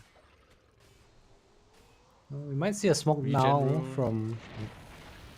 Tiny finally has his blink. 14 minutes, a bit slow lane DK, but he's not poor by any means, and they are grouping up in the mid lane. I would have loved that regen rune to get him back on board. He's sitting a bit low on the mana department, and that might be what is keeping him from making any sort of move. Like there's an arrow drawn. The DK wants the Wind Ranger to connect to them in the bot lane for some sort of play. I believe it's the... That's exactly where 1 Win are smoking as well. It's the Tormentor, Mike. The one team fight of every game that we are promised to see. Indeed. Very close game so far. Less than 1k gold lead.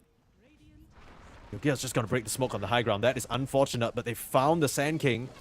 I say found the Sand King. Sorry, that's the Dragon Knight that they found. Difference. He tried to get the initiation. He still is very tanky though. Need to try and find the damage onto him. He's still half HP. They disarm him. Chodek's coming in. The snowball getting them over the distance towards the DK. Sunder comes out though. That's a great save. And now they're the ones in trouble. 1 Win, have they gone a bit too deep? Still hiding away. Triple S surviving. And Munkushi has joined the fray. Slices down Nesphia. Difference, he might have survived through it all, but his teammates, they're dying. And they just don't have the damage on 1 move to finish off any of these kills. Man, that was so unfortunate for Chodex. He had like, I think a 2-man onslaught queued up, but Tillian just picks him up with the snowball and they go left. So probably he's not able to connect his spells, not able to run around. Munkushi also doing a really good job of coming to that fight. His damage was much needed towards the end. You can understand why Nesphia was there to try and sunder the DK. Understood that they needed the Dragon Knight's damage in the fight, but That ends up costing him his own life as well. Munkushi just very quick on the uptake, finds him and slices him down with the blades. Sweden Strong has so much gold. He is 1.1k away from his Aghanims, outright rushing it. It's going to be so nice, not only against the TB, but against the Dragon Knight as well. Get that corrosive breath minus armor. I don't know if you get the Mage Slayer. Do you get Mage Slayer? Yeah, Damn, I didn't know now. I feel like you should, right? It is an item. It's kind of like when you have a... They do not. You don't? They don't. Okay. Well, nobody got the Tormentor after that team fight, but now One Win will be in a great position to just secure that for themselves. I guess the kiting really did pay off, right? He still is queuing up the 4-star from the Tiny, but just the ability for One Win to go in, out, pop in and out, it was very hard for one move to actually connect on any target with any sort of damage. You're mostly relying on your Primal Beast being able to trample around, like you said, and difference, he was just kind of hitting a different target every 3 seconds. That's right. Sweden Strong gets a shard too, so now overtaking net worth of Tiny and Primal Beast. Yikes. I feel like all these games, we always have one big plus 4. Yeah. Seems to be the route to success here. Sweden Strong. Fresh off that very good early game start. 500 gold off. Aghanims, they're going to try and cut him off. They saw a stroke of fate up here. Might see a counter smoke to the top side. I think both teams know where they are.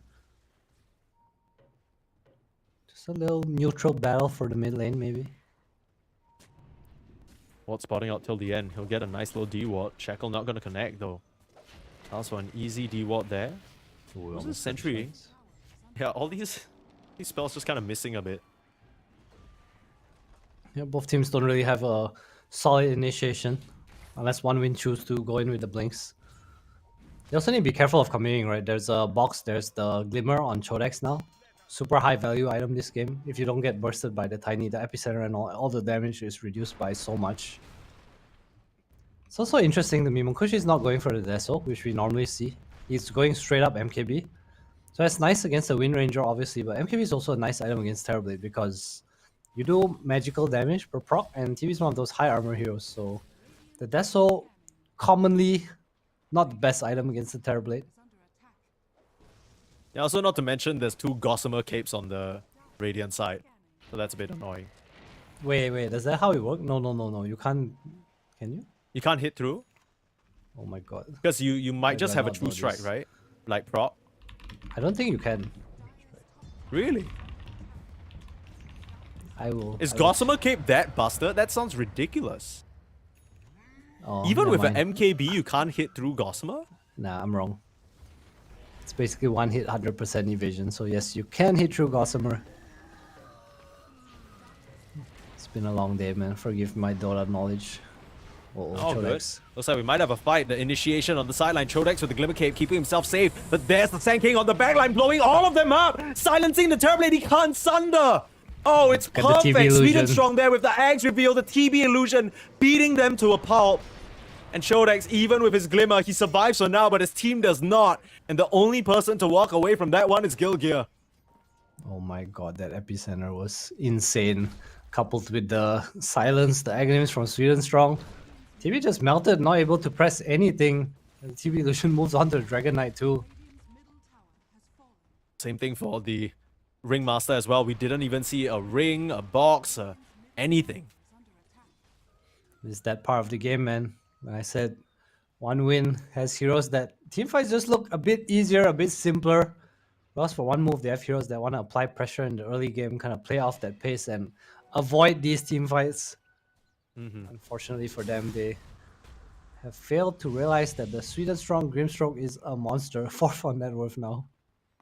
Yeah, that's kind of ridiculous. Beating out his Tiny. Gilgear getting a nice shackle connection. Let's try and hide away, but the TA traps are around the area. He is not going to be able to escape this. Complete beat down. That's bullying in some countries. Kira Jr. though, being set up on in the mid lane. They found him with the whip. Gonna try and find a blink out, but the reflection actually finishes him off. Very nicely done. A bit of a traded kill. Don't think they mind too much with the state of the game, but oh man, I wanted to say something. Now I forgot. Oh no. I want to say that I feel like on these pause fours, especially heroes like this Grim Wind Ranger, it's life and day whether you get the shard. Because you have to buy this shard on Wind Ranger now, and it feels so different at 15 minutes. Like Grim has a shard, it's so nice. Chodex. Set up in the mid lane onto Chodex. Late Mail Glimmer available. He's hiding away for now, and Nesphere looking to join the fight. Seems to be an engagement that One Move wanted to take, but again, the Terrorblade Illusion turning on him. He has to be bossed. He's getting killed by his own boys. Oh, Mukushi gets the job done. And they might have lost the task, but Chodex has to run away, and the Terrorblade Illusion, it's not done. Now onto the DK like you said. Oh no, turning your most farmed hero against you, sweet and strong with a double. Nasty, nasty work, and they're not done. Triple S finding his replacement, looking to end his career. Still gets up to the high ground. A second barrel. Gonna commit for it and get the kill too. This Sand King has been spectacular. Dude, the Mel Strike try and plus get the some TV revenge, though. He has Hellbird, man.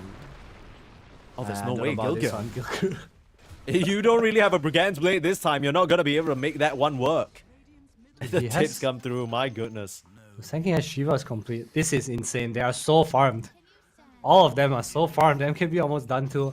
That Mel Strike onto TB with his own illusion hitting him was so much damage. It looked like he got 4-shot or something.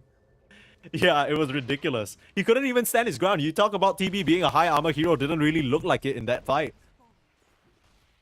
Well, I guess when you're 15k behind at 22 minutes, there's really not enough armor for anyone to save you. Yeah, I wonder what the deal is supposed to be. Like, how are you supposed to take a fight? Almost feels like you need to get the kill on both Sweet and Strong and Triple S before you even stand a chance. Or you need. I think the win condition is to find Sweet and Strong for now, and don't get epic. At least not on more than one hero. Because you have the box save, right? So you can kind of disengage from that. I think if you're not soulbound, it's easier to get out, but they're also going to play into a snowball save, and soon they're going to be playing into an Aegis. Yeah, it's Real way very of easy for them to contesting. walk into this pit and grab the second life for the TA. A bit of a later Roche attempt than we usually see from this hero, but still, they've been too busy winning. That is a good problem to have. Mm-hmm.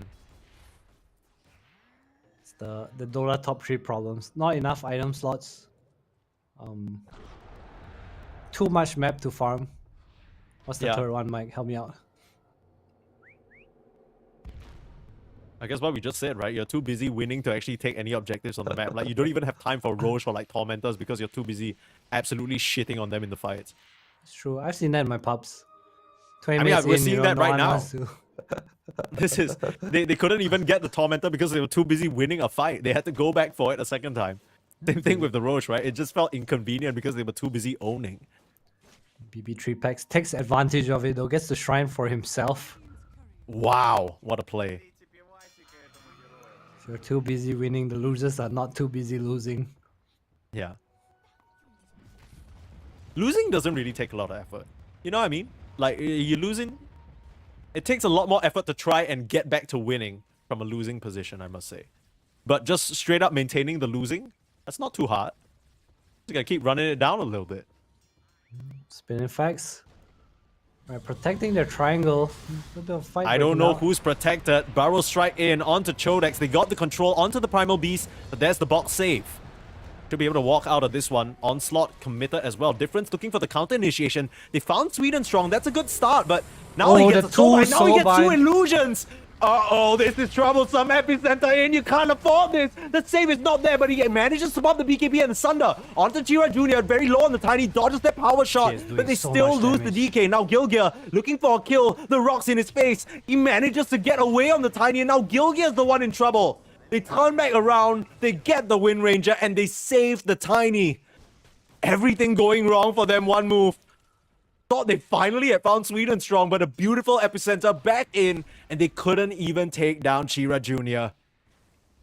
Oh my god. Mukushi is doing so much damage, and that was the perfect soulbind onto 2. One move. TB was last hit, he gets BKB, gets a Sunder on Tiny. The shackle comes out, he misses the power shot. Gilray definitely could have finished off Chira there with the kill shot. But man, Then this what's game more, he looks- runs up into an avalanche, ends up dying as well. Oh, Triple S.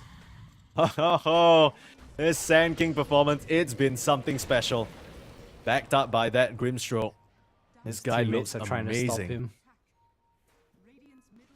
This game just over. This game looks so Feels hard that right way. now. Meta down for another minute. There's even a really clutch big glimmer on the goalie. TV.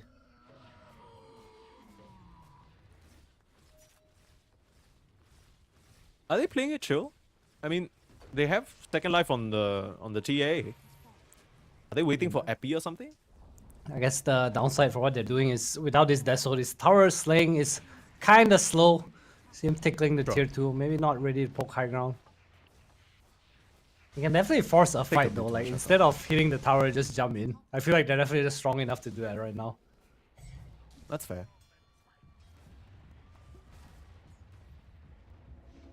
Blink for Sweden strong. Altering soon on Tiny. It's gonna be nice. It's more spells. Pretty uncommon skill build, right? I mean, sorry, item build that we see. It's just pretty much a pure caster here. Just like us.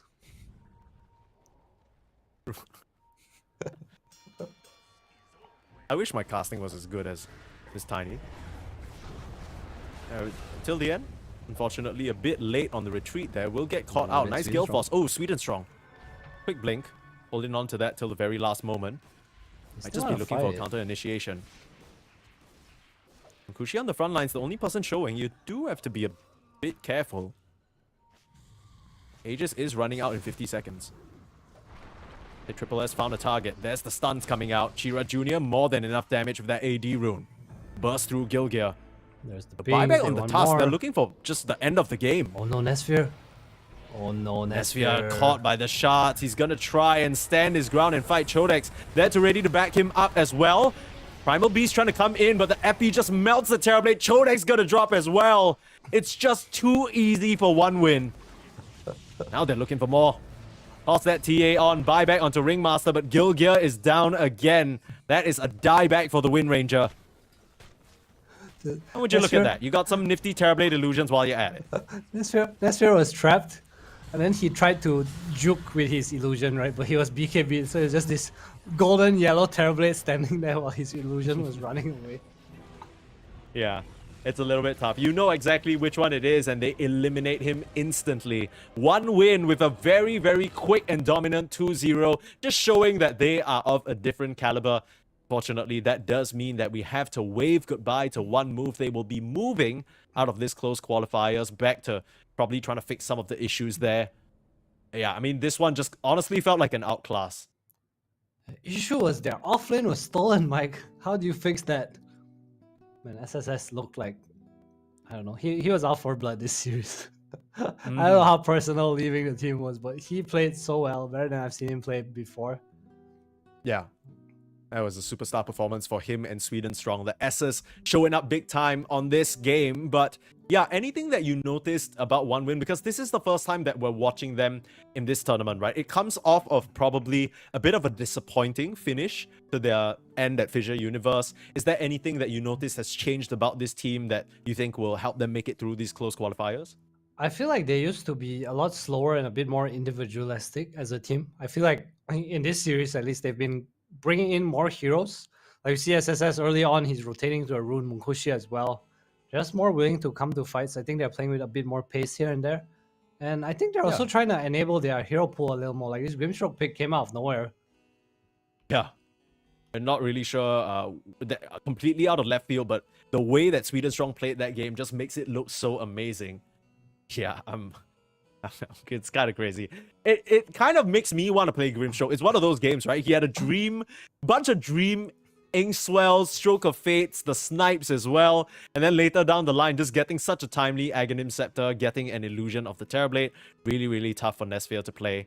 But if you had any words of advice for one move, what they can adjust, what they need to change based off this series, what would you say to them? That's a tough one, man. I feel like I look at these drafts that like maybe half the teams in these qualifiers play, and I feel they're very they don't come together as nicely, as like the Navi draft or the one win draft. I feel like their heroes, they need to achieve certain things in the laning phase. So maybe if you want to play this way, you need to do like a lot more lane practice, because I think these drafts, they kind of explode when you lose your advantage. Like, you watch gaming plays where sometimes they go based on lanes, then they're 3-4k ahead, and they know when to turn around. They're like, okay, this is our opponent's timing. We should not take this fight. We should split the map and get like certain items or like certain pressure somewhere before we are able to be strong again. I think that's like the biggest difference in this playstyle and the inconsistency that these teams show or have shown. Yeah, it's kind of what you said a bit about the drafts coming out of it as well. You were saying that it's very easy to see the way that One Win are planning to play together and compare that to One Move. They have strong heroes, sure, but these strong heroes in the team fights, they are kind of using their spells in a very individualistic manner, right? You're not really looking at this crazy team fight that can be put together. You're relying a lot of specific things happening in the lane, and yeah. Well, I guess that's going to be it. Unfortunately, we wave adieu to another team. But we'll be going on to some nicer situations here. After a very, very long break of just about 2 hours, we will be back for the matchup that I'm sure everybody who's watching Eastern Europe wants to see. It's the upper bracket finals between Na'Vi as well as Aurora. That one should be an absolute banger. But go watch some of the other streams happening right now. We got Western Europe going on ESL_Dota 2. We got, I think, the other Eastern Europe stream might still be going on. I'm not too sure. We'll have to check there. But yeah, I think we also have Meswa, MESWA. That's the name of that new region that they put together. I'm not sure whether Nigma is still playing. I think Winter Bear versus Crab Restaurant. Yeah, that's the game happening now. That's so that's still a ton of... yeah, that's a pretty funny team name. But yeah, still a ton of Dota to check out. And yeah, we'll see you guys in 2 hours back on this stream for upper bracket finals action.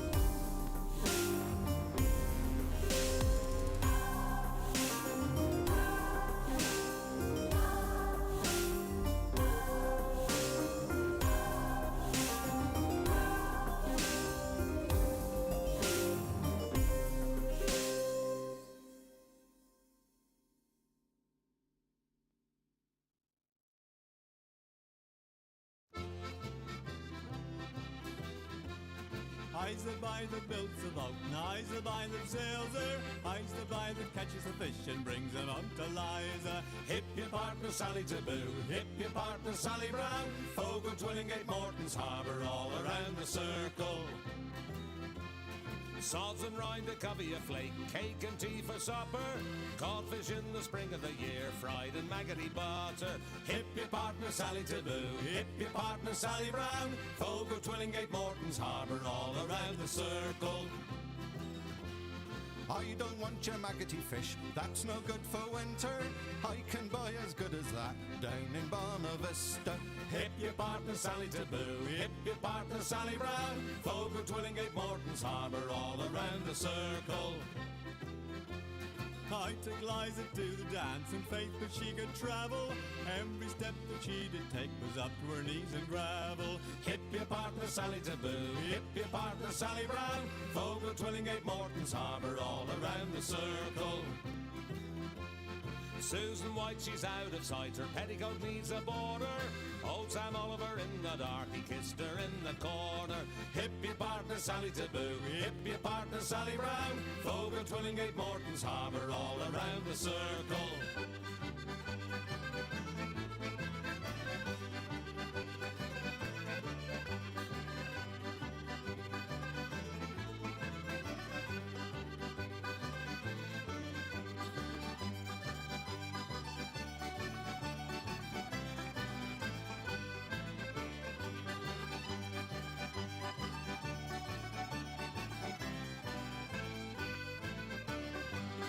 I's the boy that builds the boat, and I's the boy that sails her. I's the boy that catches the fish and brings them out to Liza.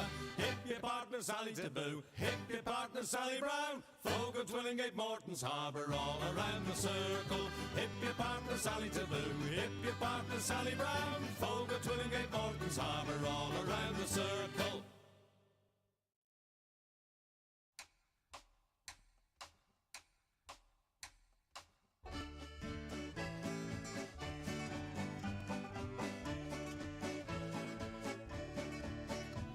My grandfather's clock was too large for the shelf, so it stood 90 years on the floor. It was taller by half than the old man himself, though it weighed not a pennyweight more.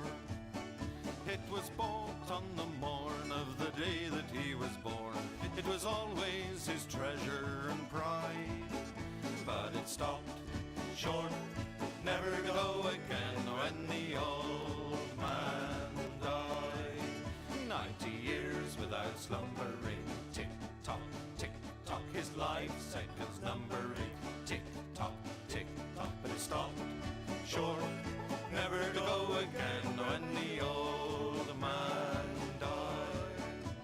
In watching its pendulum swing to and fro, many hours had he spent while a boy. And in childhood and manhood the clock seemed to know, and to share both his grief and his joy.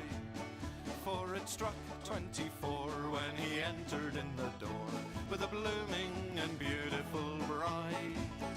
But it stopped short, never to go again when the old man died. 90 years without slumbering, tick-tock, tick-tock, his life seconds numbering, tick-tock, tick-tock, but it stopped short, never to go again when the old man died. My grandfather said that of those he could hire, not a servant so faithful he found. For it wasted no time, and had but one desire, at the close of each week to be wound. For it kept in its place, not a frown upon its face, and its hands never hung by his side. But it stopped short, never to go again when the old man died. 90 years without slumbering, tick-tock, tick-tock, his life seconds numbering, tick-tock, tick-tock, but it stopped short, never to go again when the old man died.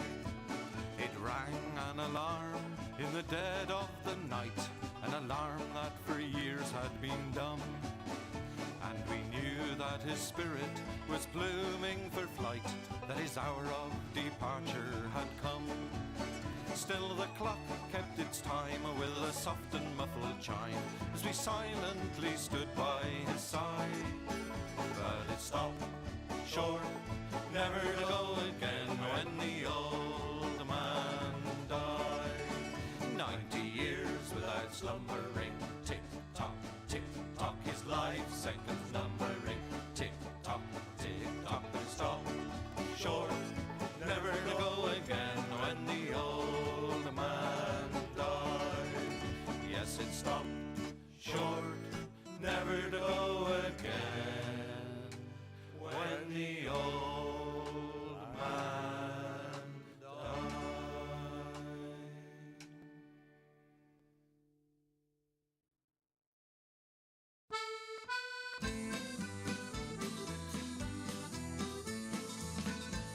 As I was going to Derby, 'twas on a market day, I spied the biggest rancer that ever was fed on hay. And indeed, lads, it's true, lads, I never was known to lie.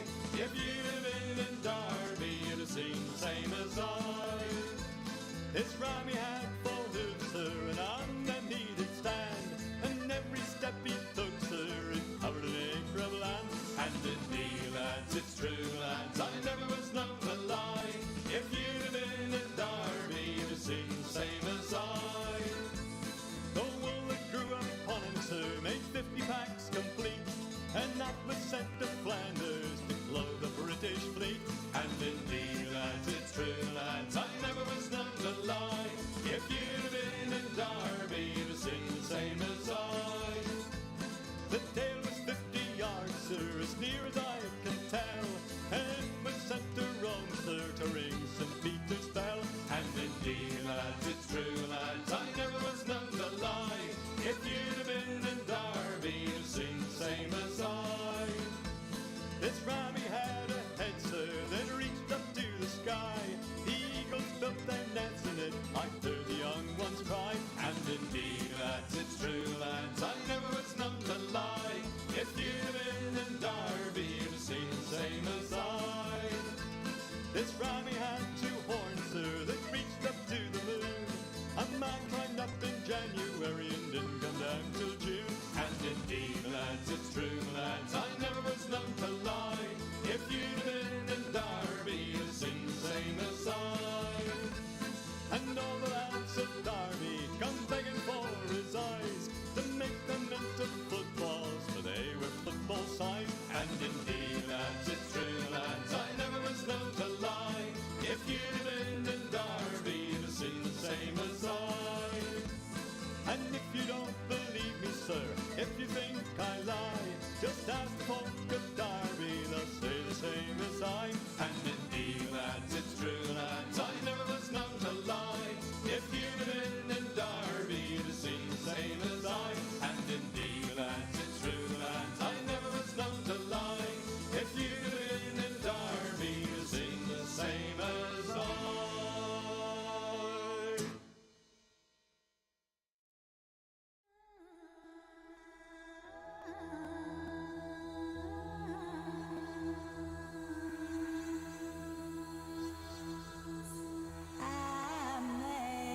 Amazing grace,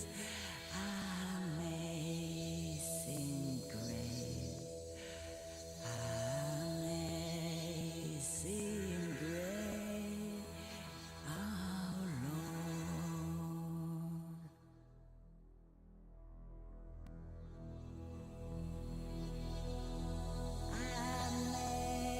Amazing grace, how sweet the sound that saved a wretch like me.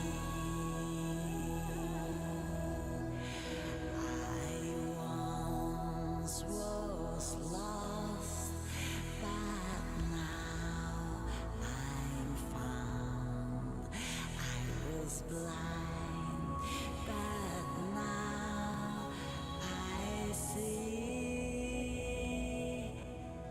Was grace that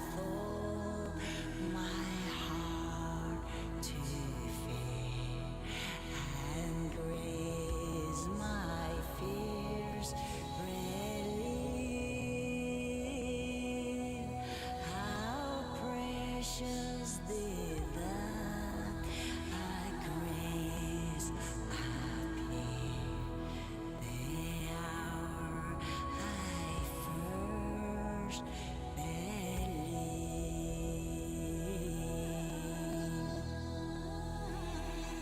Old many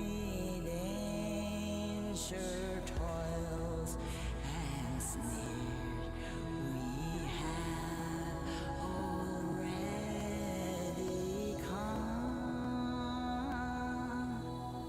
Was grace that brought us safe so far, and grace will lead us home.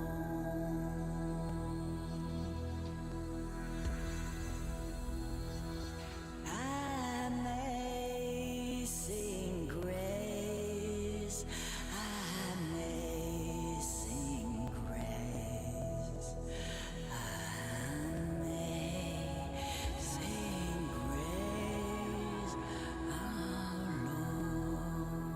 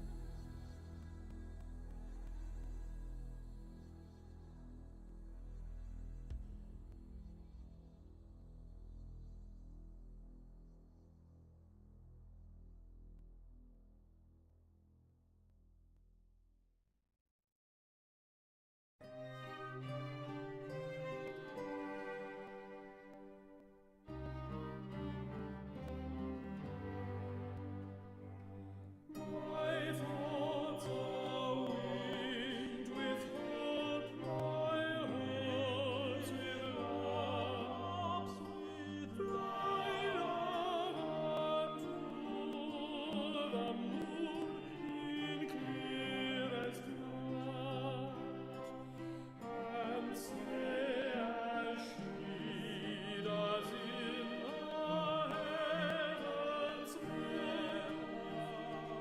in earth's song wanes and waxes my delight, and whispers her softly into her ears. Hope often hangs the head and does shed, and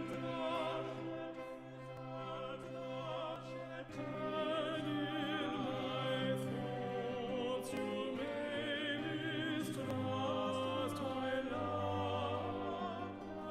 If thou mistrust my love, you do blame.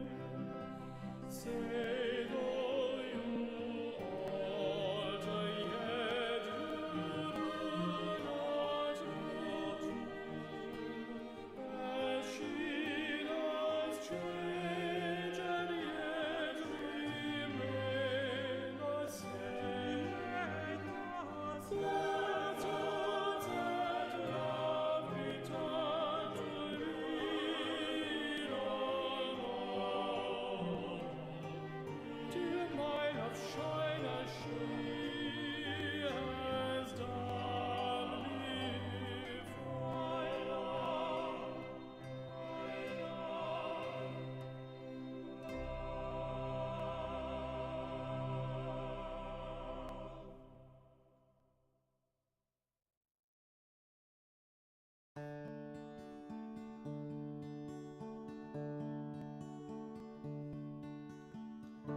A fond kiss, and then we sever.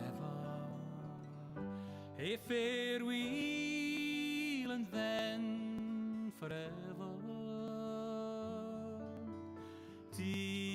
deep in hair-wrung tears, I'll pledge thee. Warring sighs and groans, I'll wage thee. I'll ne'er blame my partial fancy. Nathan could resist my Nancy, but to see her is to love her.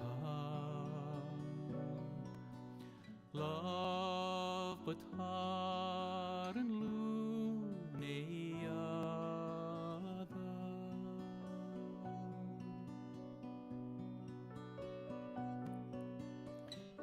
Who shall say that fortune grieves him, while the star of hope she leaves him? Meany cheerful twinkle lights me, dark despair around benights me.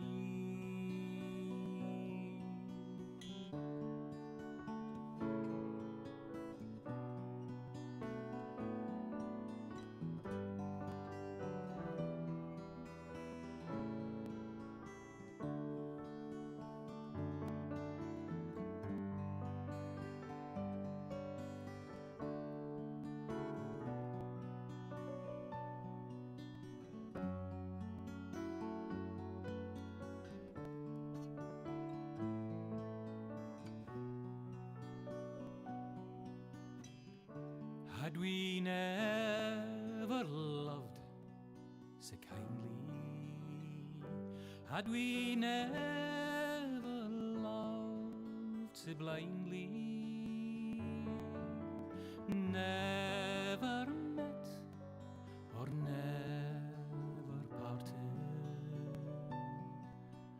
we would ne'er been broken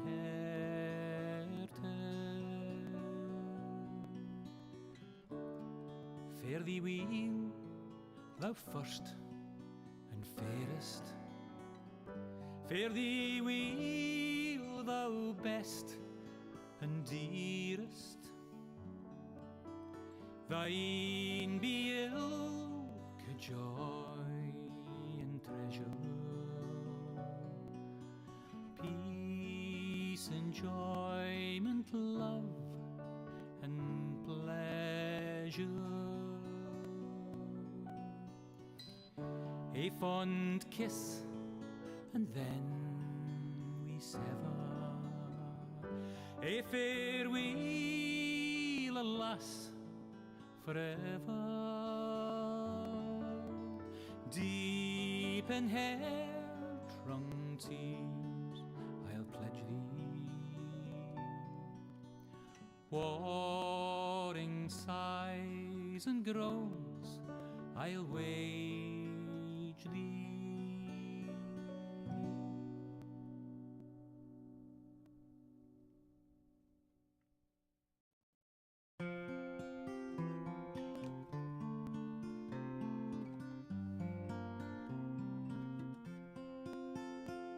Should old acquaintance be forgot and never brought to mind?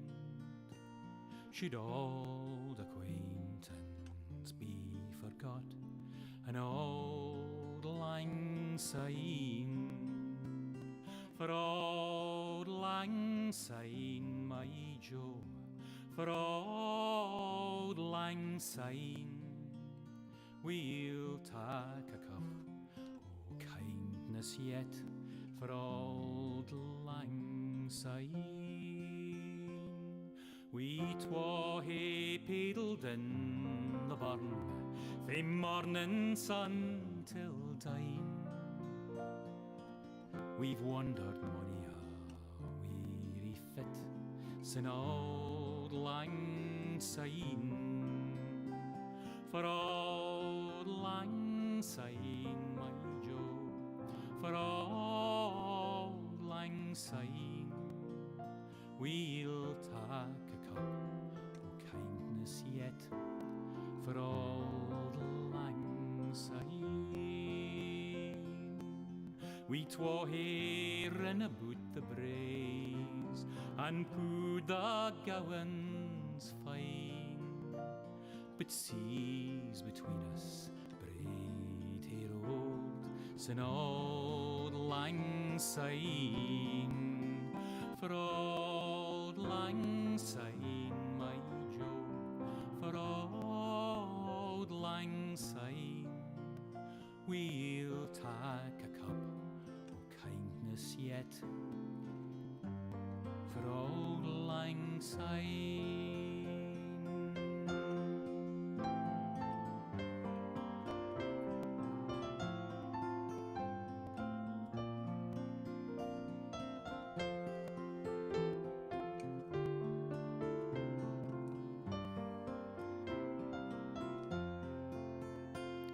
And surely you'll be your pint stout, as surely I'll be mine.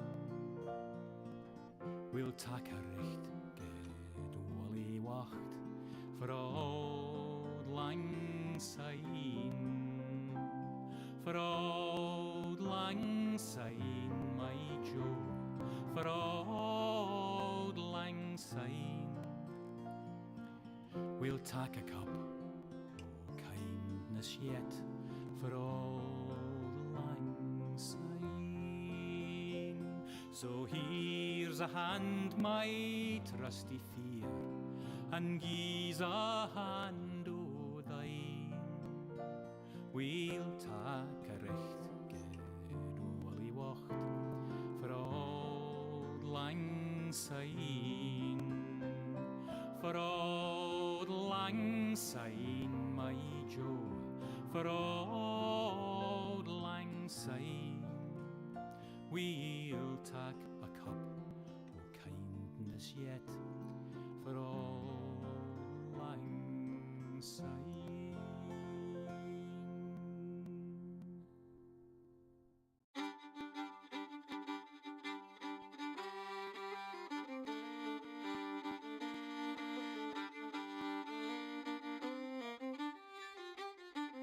There were two little sisters a-walking alone, hey, the gay and the grinding. Two little sisters a-walking alone by the bonny, bonny bowls of London. And the eldest pushed her sister in, hey, the gay and the grinding. Pushed her sister into the stream by the bonny, bonny bowls of London. Oh, she pushed her in and she watched her down, hey, the gay and the grinding.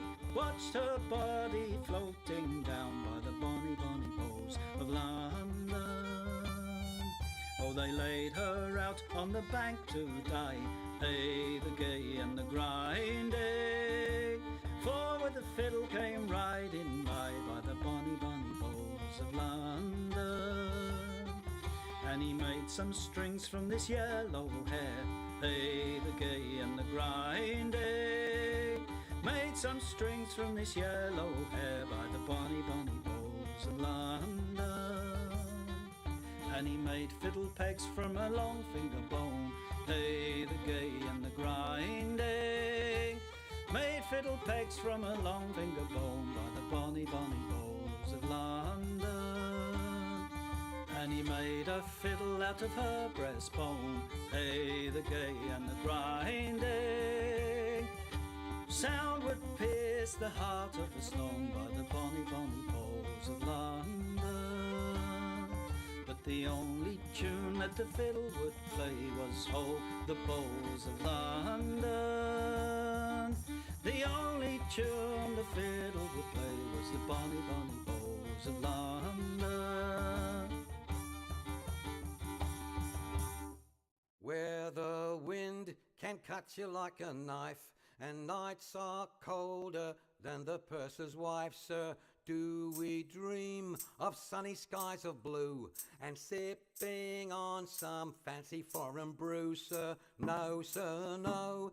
We long to sail where greyer English skies prevail, and we would face the wind and snow and hail for just one pail of good old English ale, sir. Just one pail of good old English ale, sir. Did we choose to fight the foreign foe for England's glory? We must answer no, sir. An English ale house, that's where we would be, not gorging cannonballs upon the sea, sir. We're only risking life and limb because old England's too far to swim. But we would chance an iron arm or leg for just one keg of good old English ale, sir. Just one keg of good old English ale, sir. Many days and many lonely nights without one woman hoving into sight, sir. Now it won't be long till we see our wives and sweethearts lined up on the quay, sir, with their arms all open wide. But we will push them gently aside, for they will have to wait for us until we've had our fill of good old English ale, sir. Had our fill of good old English ale, sir.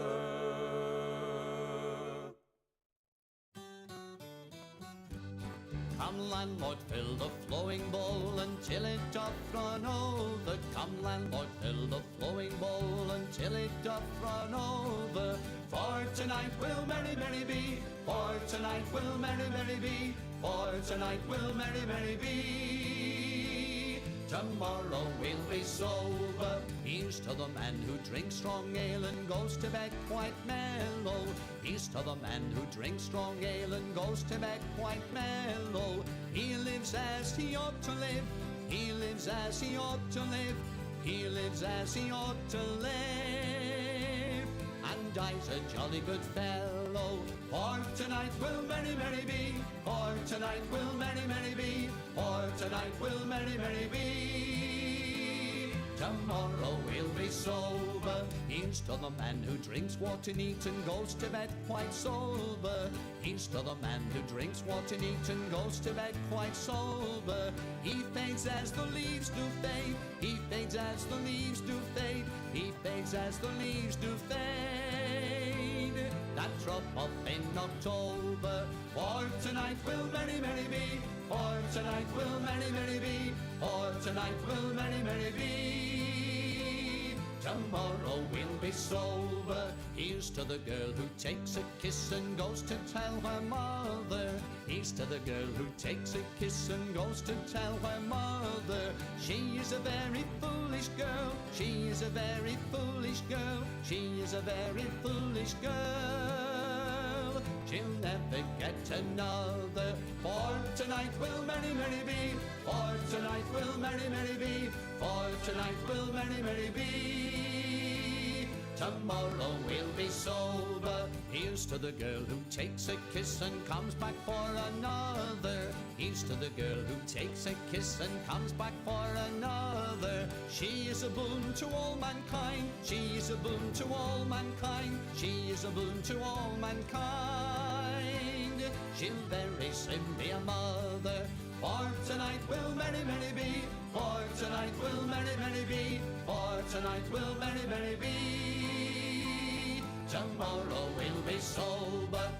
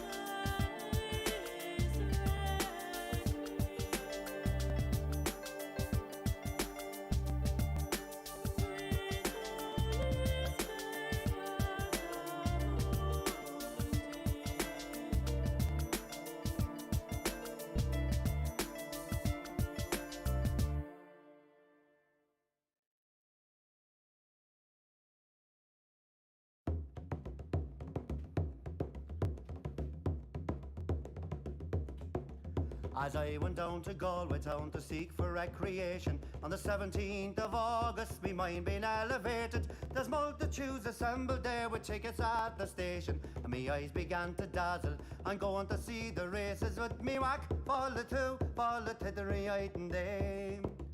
There's passengers from Limerick and there's more from Tipperary. There's lads from Connemara and a flare of married ladies, and people from Cork City who are true and loyal and faithful, who brought home the Fenian prisoners from dying in foreign nations. With me whack, fall the tittery item day. And it's there you'll see the pipers and the fiddlers competing, the nimble-footed dancers a tripping o'er the daisies. There's others crying cigars and likes and bills for all the races, with the colours of the jockeys and the price and horses' ages. Me whack, fall the tittery item day. And it's there you'll see the jockeys and they're mounted out so stately, the pink, the blue, the orange and green, the emblem of our nation. When the bell was rung for starting, all the horses seemed impatient. I thought they never stood in ground, their speed was so amazing. With me whack, fall the tittery item day. 500,000 people there of all denominations. There's Catholics, there's Protestants and Jews and Presbyterians. There's yet no animosity, no matter what persuasions, but sportsman's hospitality, those Jews fresh acquaintance. With me whack, fall the tittery item day. Agus foy marish and krushki in the speak shelan.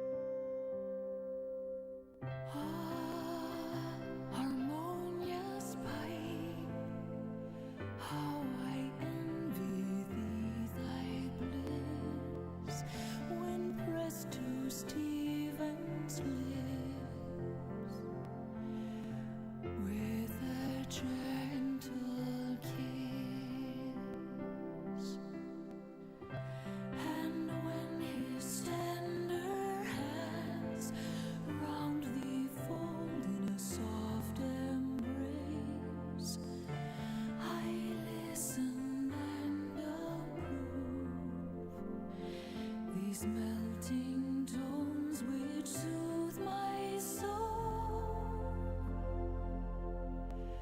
soothe my soul to love.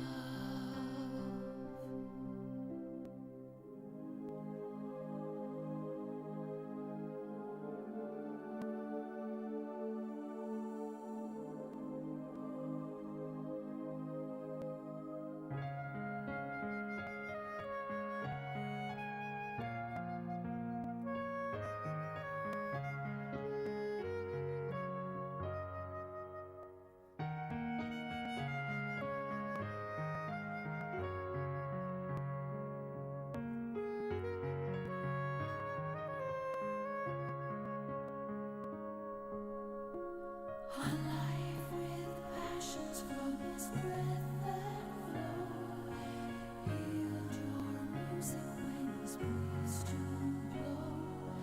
Thus at once the charming minstrel delights with sounds and enchanting tune, with sweet songs fill the air.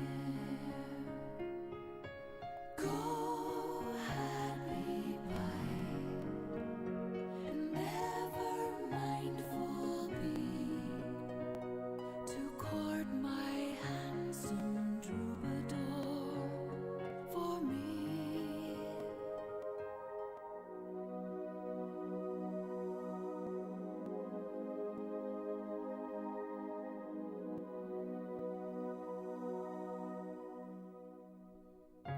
Tell him of all I feel, repeat my love at each melting touch, since to him my loyalty assign. Take thou care to tune his heart, tune his heart to mine.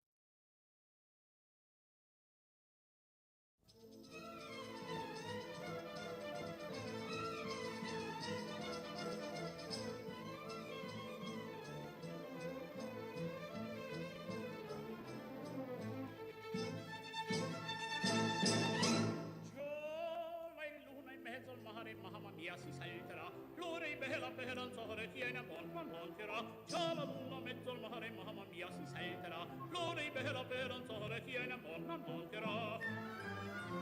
Giola luna in mezzo al mare, mamma mia, si salterà. Festa in danza, donna mia, venite qua. Un garzon bello giocondo, ciascuna toccherà. Finché in cielo una stella e la luna splenderà. Il più bel con la più bella tutta notte danzerà. Mamma mia, già la luna in mezzo al mare. Mamma mia, si salterà. Fringe, fringe, fringe, fringe, fringe, fringe, mamma mia, si salterà. Fringe, fringe, fringe, fringe, fringe, fringe, mamma mia, si salterà.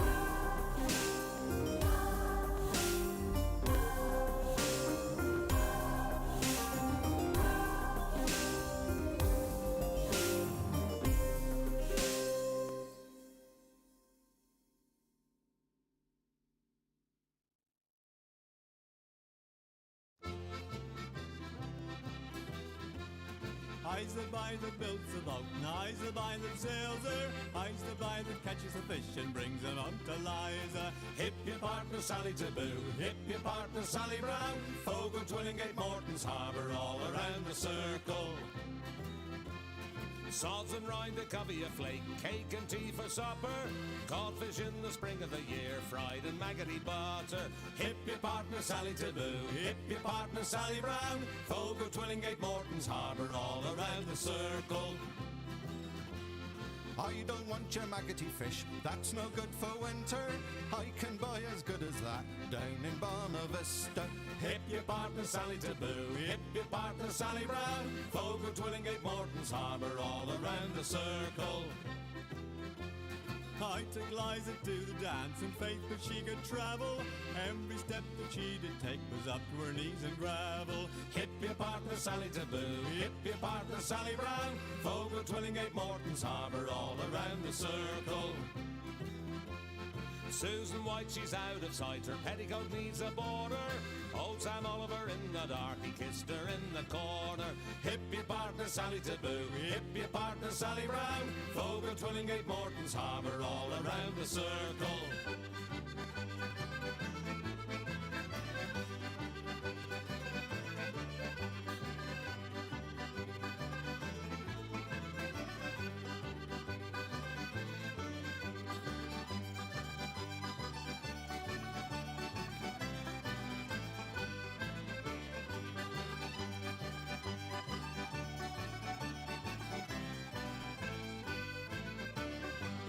I's the boy that builds the boat, and I's the boy that sails her. I's the boy that catches the fish and brings them up to Liza. Hip your partner Sally Taboo, hip your partner Sally Brown. Folk of Twillingate, Morton's Harbour, all around the circle. Hip your partner Sally Taboo, hip your partner Sally Brown. Folk of Twillingate, Morton's Harbour, all around the circle.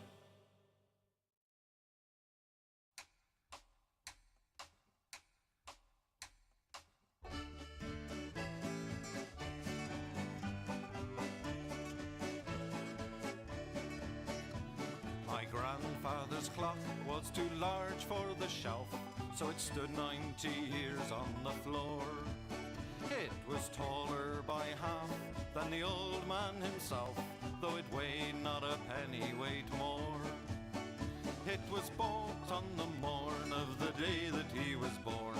It was always his treasure and pride, but it stopped short, never to go again when the old man died. 90 years without slumbering, tick-tock, tick-tock, his life seconds numbering, tick-tock, tick-tock, but it stopped short, never to go again when the old man died. In watching its pendulum swing to and fro, many hours had he spent while a boy. And in childhood and manhood the clock seemed to know, and to share both his grief and his joy. For it struck 24 when he entered in the door, with a blooming and beautiful bride. But it stopped short, never to go again when the old man died. 90 years without slumbering, tick-tock, tick-tock, his life seconds numbering, tick-tock, tick-tock, but it stopped short, never to go again when the old man died. My grandfather said that of those he could hire, not a servant so faithful he found. For it wasted no time and had but one desire, at the close of each week to be wound. For it kept in its place, not a frown upon its face, and its hands never hung by his side. But it stopped short, never to go again when the old man died. 90 years without slumbering, tick-tock, tick-tock, his life seconds numbering, tick-tock, tick-tock, but it stopped short, never to go again when the old man died. It rang an alarm in the dead of the night, an alarm that for years had been dumb. And we knew that his spirit was blooming for flight, that his hour of departure had come. Still the clock kept its time with a soft and muffled chime as we silently stood by his side. But it stopped short, never to go again when the old man died. 90 years without slumbering, tick-tock, his life seconds numbering. Tick-tock, but it stopped short, never to go again when the old man died. Yes, it stopped short, never to go again when the old man died.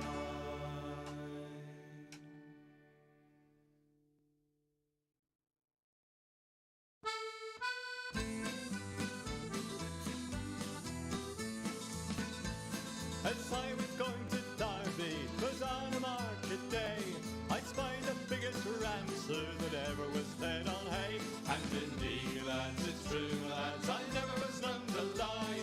If you'd have been in Derby, you'd have seen the same as I. His rammy had full hooves, sir, and on them he did stand, and every step he took, sir, it covered an acre of land. And indeed, lads, it's true, lads, I never was known to lie. If you'd have been in Derby, you'd have seen the same as I. The wool that grew upon him, sir, made 50 packs complete, and that was sent to Flanders to clothe the British fleet. And indeed, lads, it's true, lads, I never was known to lie. If you'd have been in Derby, you'd have seen the same as I. The tail was 50 yards, sir, as near as I can tell, and it was sent to Rome, sir, to ring St. Peter's bell. And indeed, lads, it's true, lads, I never was known to lie. If you'd have been in Derby, you'd have seen the same as I. This rammy had a head, sir, that reached up to the sky. The eagles built their nets in it, I heard the young ones cry. And indeed, lads, it's true, lads, I never was known to lie. If you'd have been in Derby, you'd have seen the same as I. This rammy had 2 horns, sir, that reached up to the moon. A man climbed up in January and didn't come down till June. And indeed, lads, it's true, lads, I never was known to lie. If you'd have been in Derby, you'd have seen the same as I.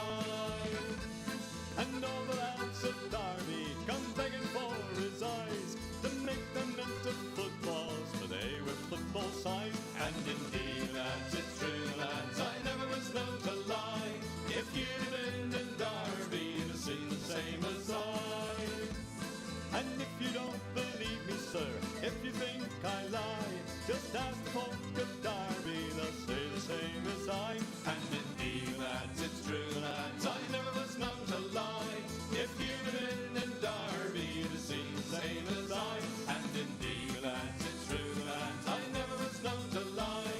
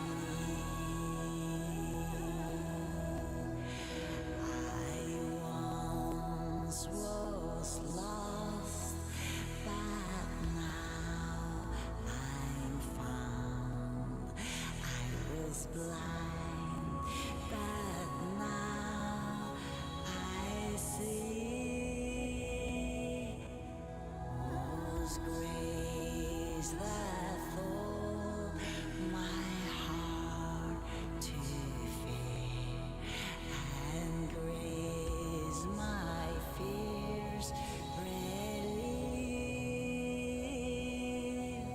How precious did that grace appear the hour I first believed.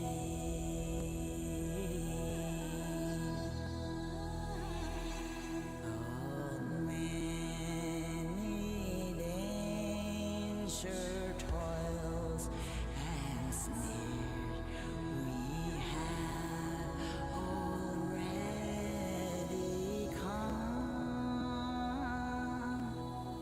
Was grace that brought us safe so far, and grace will lead us home.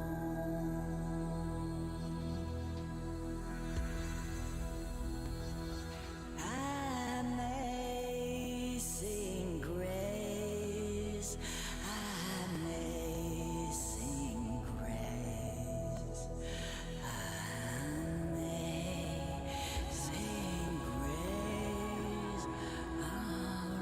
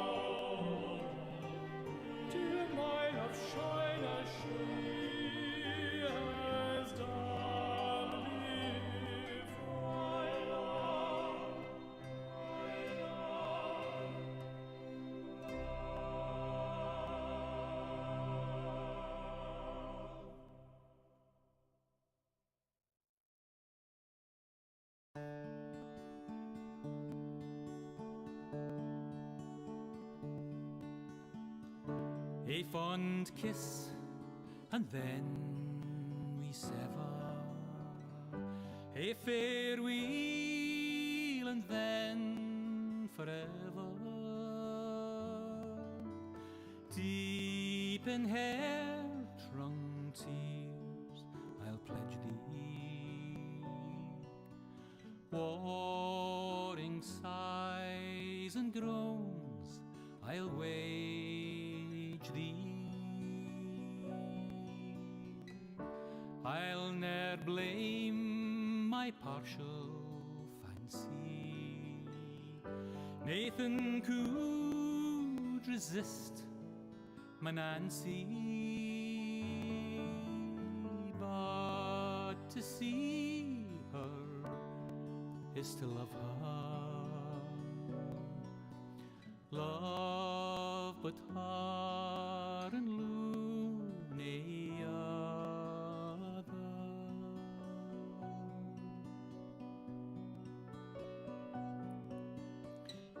Who shall say that fortune grieves him, while the star of hope she leaves him?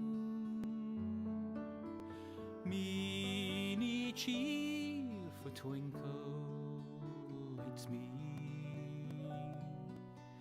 dark despair around benights me.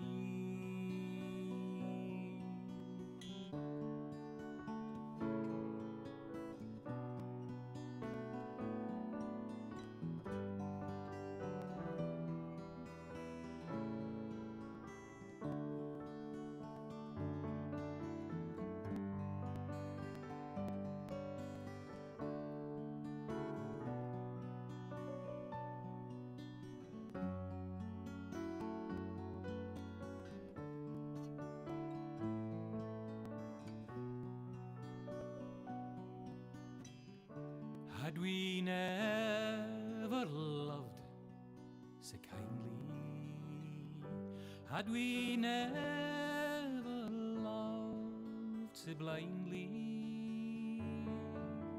never met or never parted, we would ne'er been broken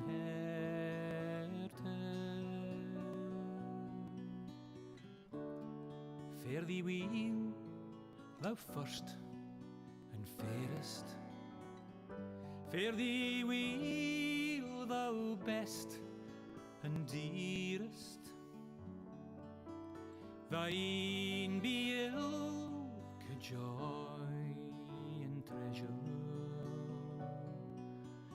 peace, enjoyment, love and pleasure. A fond kiss, and then we sever. A farewell, alas, forever. Deep in hair-wrung tears I'll pledge thee, warring sighs and groans I'll wage thee.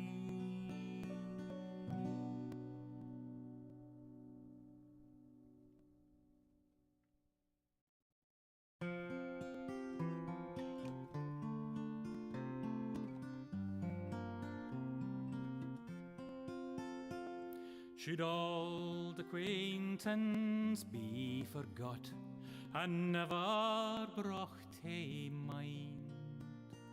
Should old acquaintance be forgot and old lang syne? For old lang syne, my Joe, for old lang syne, we'll take a cup o' kindness yet for old lang syne. We twa hae paddled in the burn fae morning sun till dine. We've wandered mony a weary fit sin auld lang syne. For auld lang syne, my Joe, for auld lang syne, we'll take a cup o' kindness yet for auld lang syne. We twa hearing about the braes and put the gowans fine, but seas between us braid hair old sin auld lang syne. For auld lang syne, my Joe, for auld lang syne, we'll take a cup o' kindness yet for auld lang syne.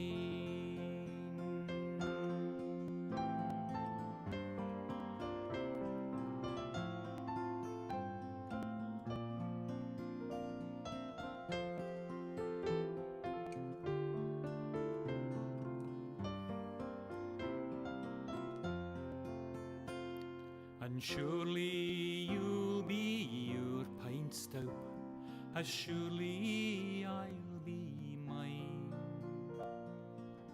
We'll take a recht good wally wacht for auld lang syne, for auld lang syne, my Joe, for auld lang syne. We'll take a cup o' kindness yet for auld lang syne. So here's a hand, my trusty fear, and gie's a hand o' thine.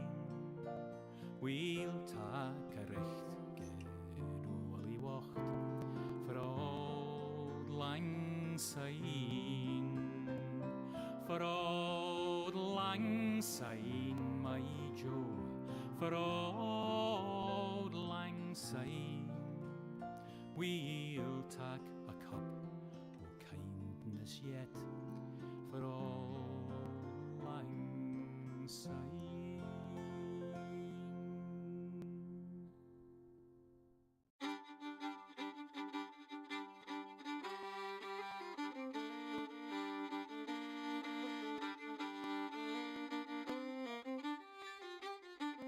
There were two little sisters a walking alone, hey, the gay and the grinding. Two little sisters a walking alone by the bonny, bonny bowls of London. And the eldest pushed her sister in, hey, the gay and the grinding. Pushed her sister into the stream by the bonny, bonny bowls of London. Oh, she pushed her in and she watched her down, hey, the gay and the grinding. Watched her body floating down by the bonny, bonny bowls of London. Oh, they laid her out on the bank to die, hey, the gay and the grinding. For with the fiddle came riding by the bonny, bonny bowls of London. And he made some strings from this yellow hair, hey, the gay and the grinding. Made some strings from this yellow hair by the bonny, bonny bowls of London.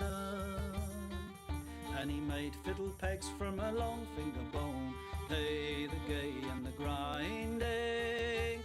Made fiddle pegs from a long finger bone by the bonny, bonny bowls of London. And he made a fiddle out of her breastbone, hey, the gay and the grinding. Sound would pierce the heart of a stone by the bonny, bonny bowls of London.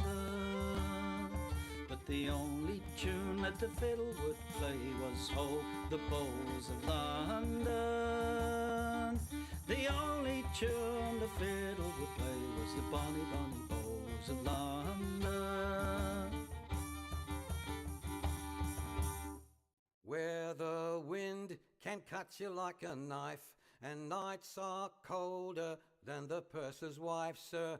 Do we dream of sunny skies of blue and sipping on some fancy foreign brew, sir? No, sir, no. We long to sail where greyer English skies prevail, and we would face the wind and snow and hail for just one pail of good old English ale, sir. Just one pail of good old English ale, sir. Did we choose to fight the foreign foe for England's glory?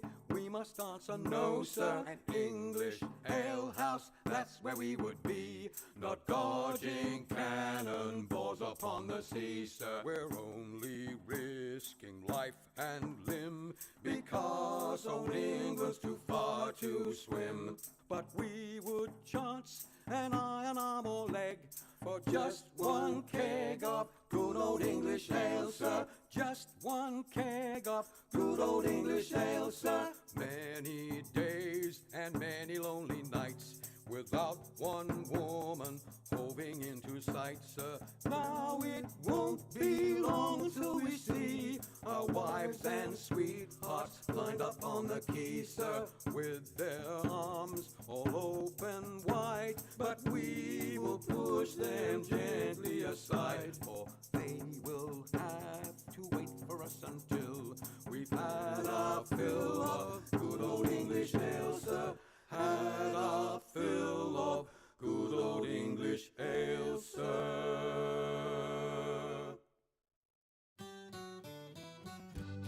Come landlord, fill the flowing bowl until it doth run over. Come landlord, fill the flowing bowl until it doth run over. For tonight will merry, merry be. For tonight will merry, merry be. For tonight will merry, merry be.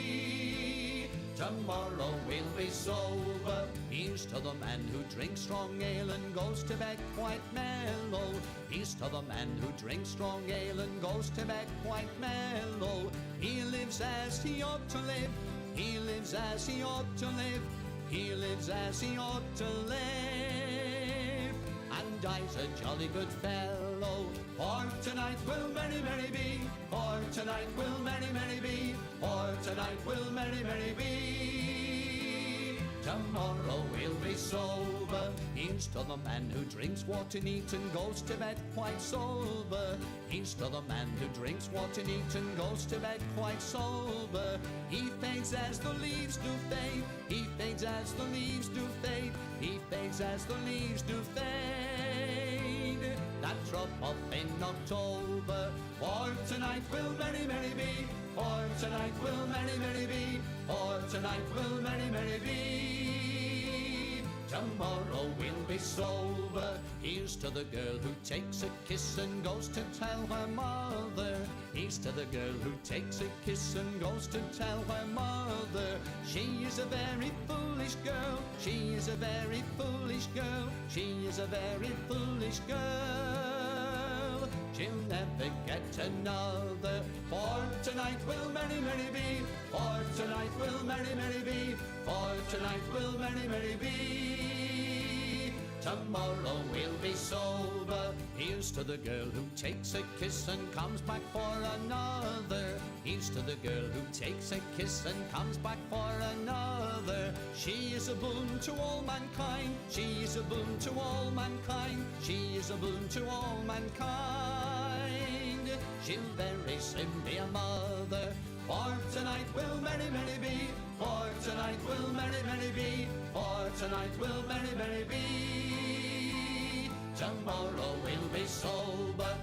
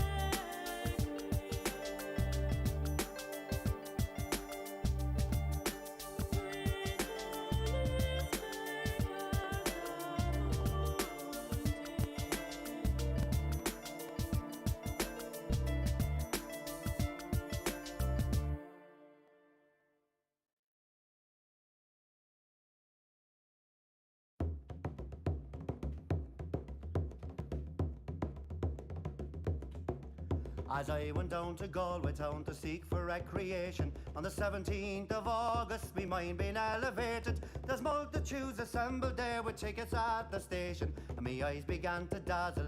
I'm going to see the races with me whack, fall the tittery and dame.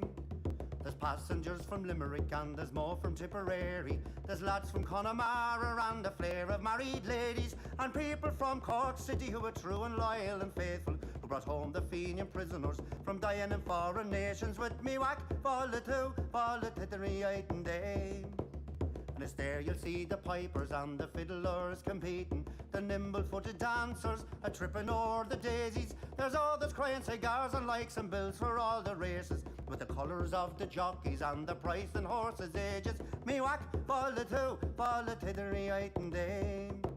And it's there you'll see the jockeys and they're mounted out so stately, the pink, the blue, the orange and green, the emblem of our nation. When the bell was rung for starting, all the horses seemed impatient.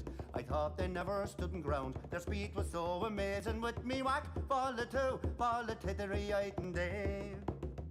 500,000 people there of all denominations. There's Catholics, there's Protestants and Jews and Presbyterians. There's yet no animosity, no matter what persuasions, but sportsman's hospitality, those Jews fresh acquaintance. With me whack, fall the tittery and day. August fire Marish and Krushki in his beer on.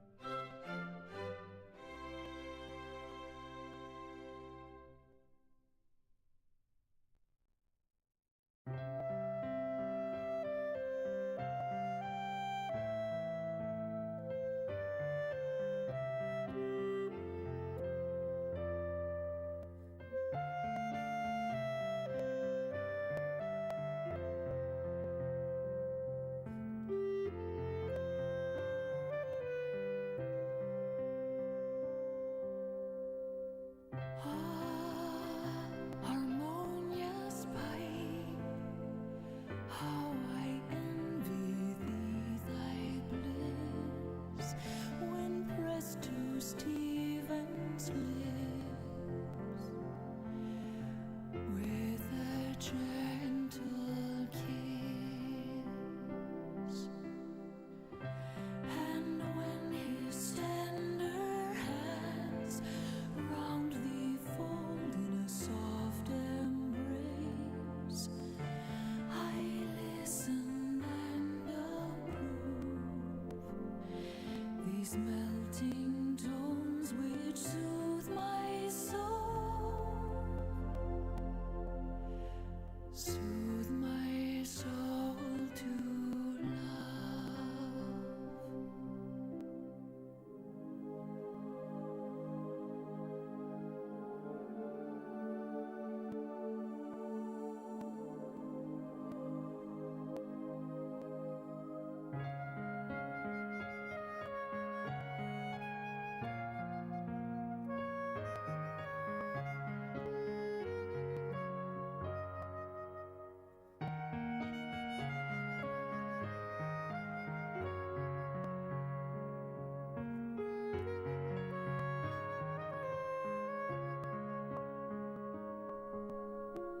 Alive with passions from his breath that flow, yield your music when his breeze to blow. Thus at once the charming minstrel delights with songs and enchanting tune.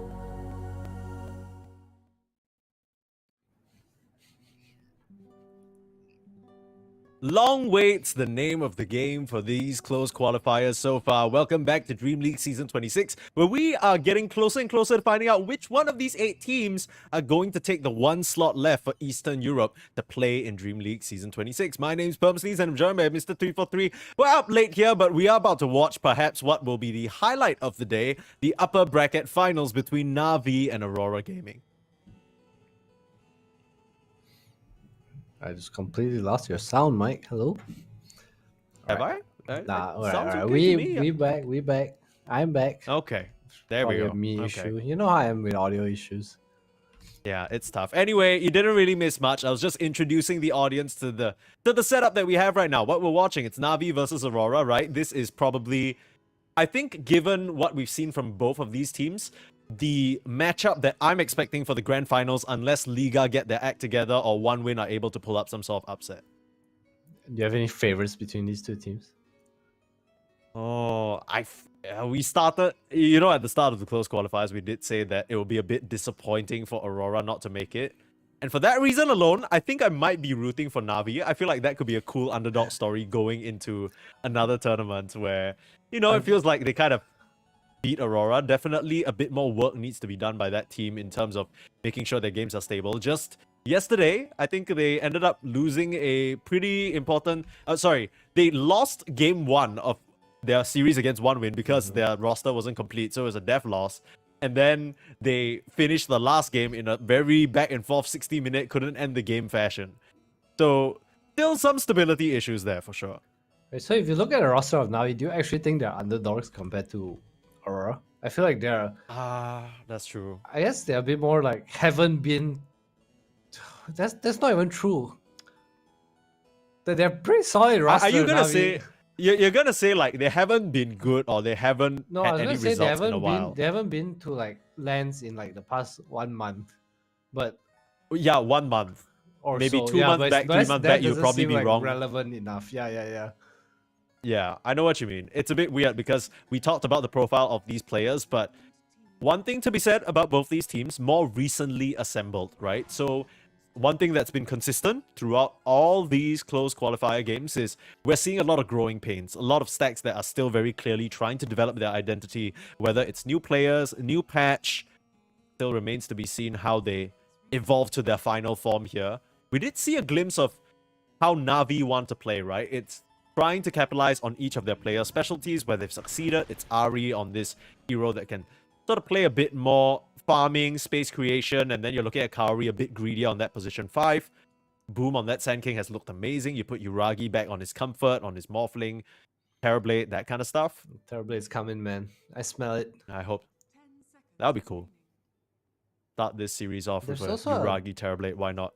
Darkseer in the pool. I don't know if you want to pick Darkseer into Tiny, but I guess Navi is one of the teams that might do it. Didn't work out too well for them yesterday. Yeah. The other Something ones Boom that is picked the comfortable on. yeah. We'll see. It is a hero that enables Ari, so they go for just a neutral Jakiro, choosing not to show their hand.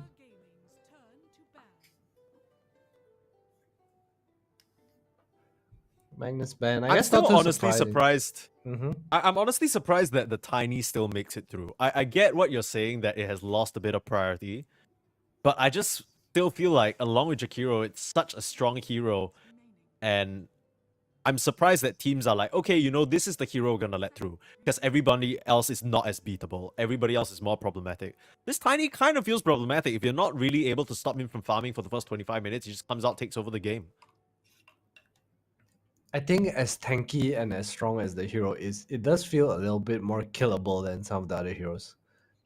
When you're playing behind against this PA or something, I feel like in these tiny games, like as much as they do win, it doesn't feel like he reaches the point where he's like outright on your high ground, able to kill everything, and you can't do anything about it. You know, we saw in the last years, this Tiny had 4k HP, 6 item slots, but he still was dying to this like just pseudo minus armor strats.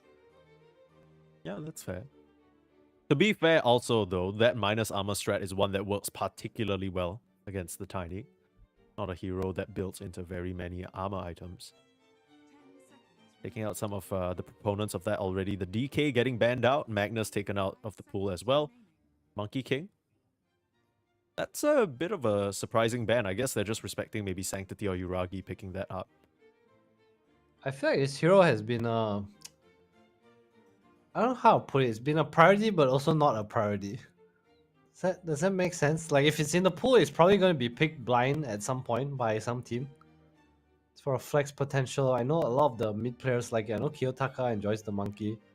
I would assume Sanctity plays it too. Uragi definitely plays it. Nightfall plays it. So, man, I don't know. It's just a nice hero right now. Do you think it has a good matchup into the Tiny? Do you think that's why they ban it out? Like carry to carry? I guess just in general, not even just carry to carry, right? Like in the game, timing-wise and everything. Because that's kind of what I'm reaching for. I'm not too sure why Aurora would ban it out, given, like you said, Kiyotaka's very likely to pick it up if he sees a good matchup anyway. Yeah, Wukong's a nice spell to kill Tiny with. Other than that, I'm not sure if you have like the biggest of interactions. It's really just Wukong is a nice spell against Tiny. So he doesn't he likes to like stand his ground, pick fights like that. Doesn't really kite the fights. Ban out the Enigma there. Some respect to Toronto Tokyo, one of the offlane heroes that Aurora like to put him on. Also preventing Kaori from picking it. Very smart choice. I don't know whether Kaori's picking it. After the game yesterday, that did not look good. Wind Ranger snapped up. Still a couple of high-value heroes in the pool. We got Ringmaster, right? That's a very neutral, easy pick to grab. Oh, hold up. Since when does Ari play Wind Ranger? Well, since now, I guess. It's a extremely strong hero. We saw so many position force using the Gale Force to great effect. I'd be surprised if he didn't pick it up at this point. Yeah, so I just feel like Ari in my head, at least, maybe this is more of throwback to when he was in OG, but his hero pool is like, this tournament he'll play these 3 heroes, and it's like, no matter what, it's only these 3 heroes, you know? Yeah, he's showing a change. He's showing evolution. He's joining Na'Vi. He's switching things up. You know what I mean? It's a very different team. Also, still, we're not entirely sure whether, you know, the captain hat is on his head, or whether the fact that Kaori drafting is indicating that, you know, he's the one taking the in-game leadership a bit more instead. Like we did say about Na'Vi a few casts ago, I don't know whether they currently have a coach, because Sword Art is no longer coaching the main Na'Vi roster. I think Artstar is coaching Na'Vi Junior, and the main roster doesn't have a coach currently. So it's just these 5 guys trying to figure it out. Ari was kind of in a captain role for a while, so I wouldn't be too surprised. I guess Kaori can feel it as well. He's definitely clicking the buttons. And without a coach, I think that kind of does indicate that you're the captain, right? Yeah, but also unsure whether Na'Vi are actually physically playing together, or whether they're all just in their own homes for these close qualifiers, right? I feel like we rarely see teams get together in a boot camp unless you're already in a team facility for an upcoming event or something like that.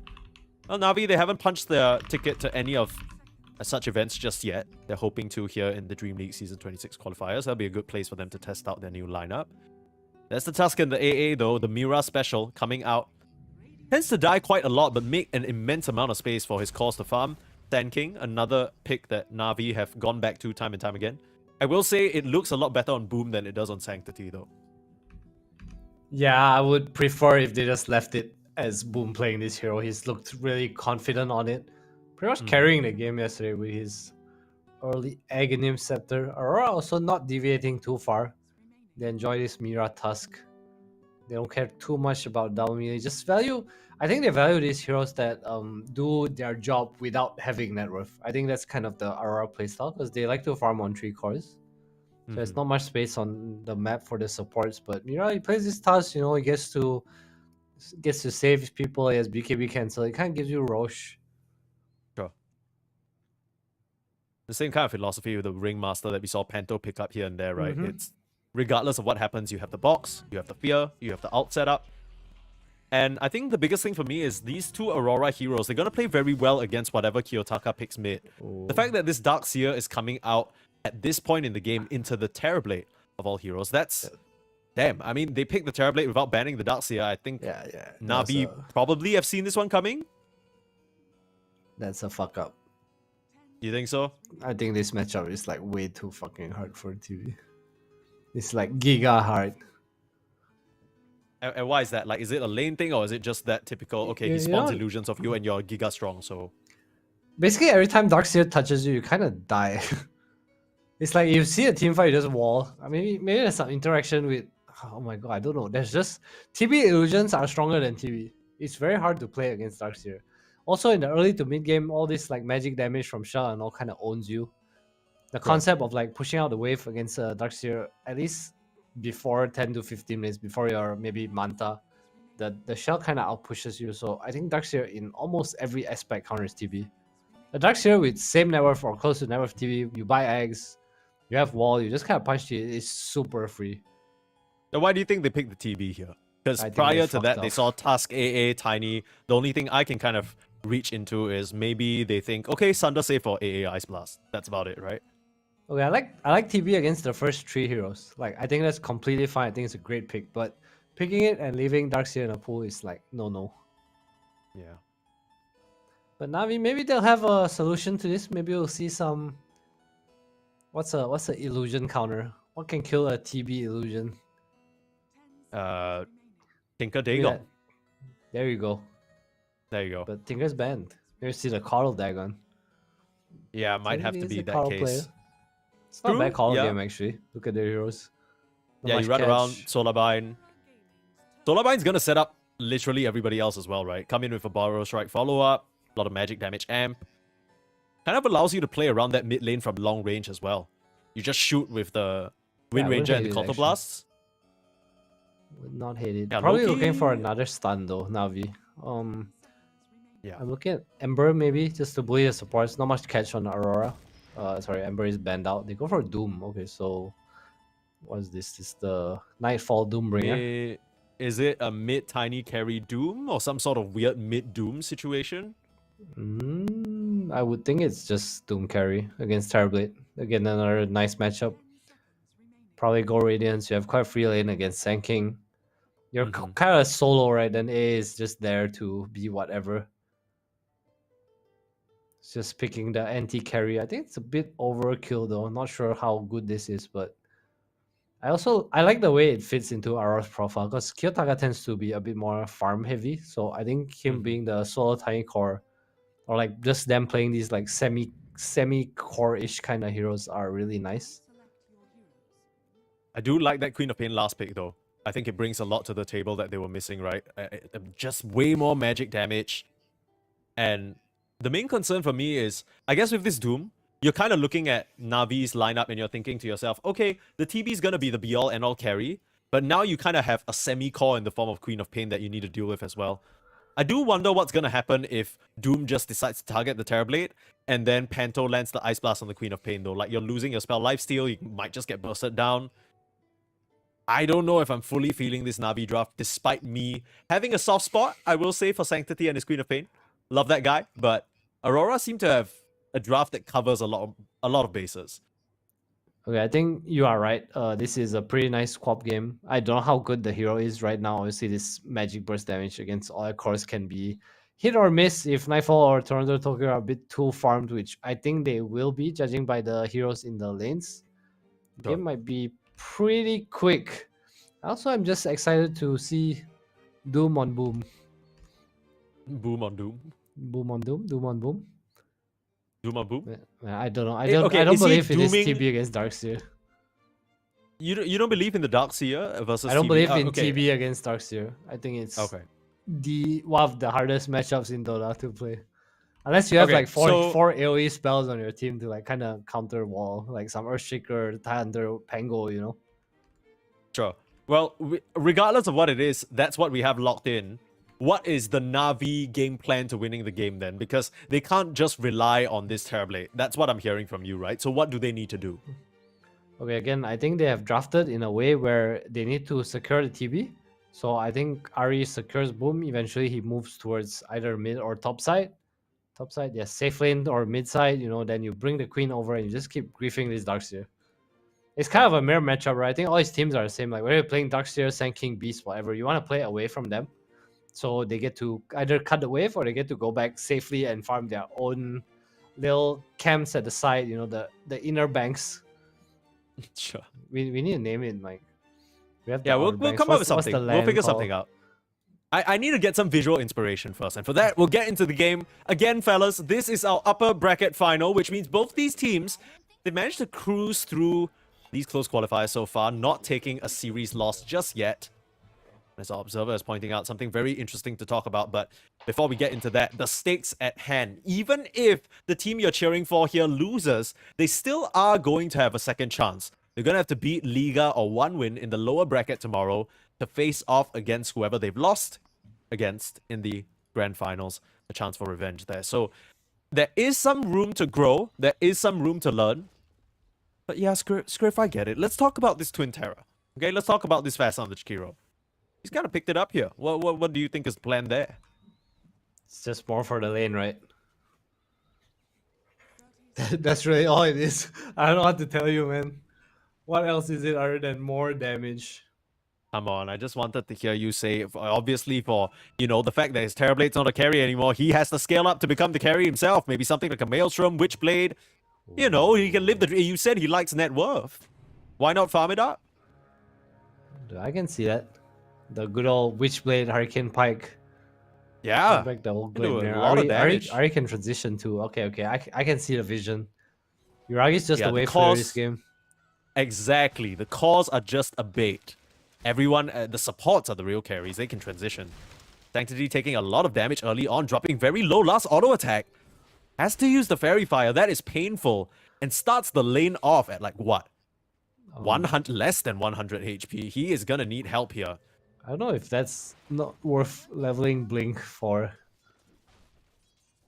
Fairy Fire, 2 tangos. I guess all 3 tangos. I don't know, we'll see how he does, but definitely hurting the laning phase a little bit. Kiyotaka gonna be super happy with this. This is not the easiest of matchups for Tiny. One of the harder ones actually. Is this one of those rare matchups on the Queen of Pain these days where you actually go the Shadow Strike to try and harass? No, I think Shadow Strike's a bit. I'm actually not sure. I think maybe he was thinking of it earlier, but with the way the first wave went, just because of the damage he took, I think it's a bit hard to play poison. You also don't have mana. Like, where is mana right now? Poison spam Of course, is a problems that mana will be eater. solved once he gets the bottle for himself here. Speaking of problems, Nightfall last pick Doom. I don't think this is too foreign. I feel like I've seen him try something like this before. But I don't necessarily remember it being super successful or anything that sticks out in my mind. What's your impression of this Doom on the carry position? It's just a good one-to-one matchup against this Terrorblade too. I feel like that's how Aurora kind of want to operate as a team, right? They want Nightfall to have the winning matchup. Decent lane too with the A. You just kind of push out. You're pretty self-sustainable. Able to make plays on your own on the map, which I think is something Aurora like to do a lot. Of course, Nightfall. I was wondering what item he would go for, but he's very kindly detailing it for us in his quick buy. Of course, Midas as the first item, post phase boots. Why not? Lane's going as expected. Both safe lanes doing well. Mid pretty even. Sanctity doing fine despite the little skirmish at L1.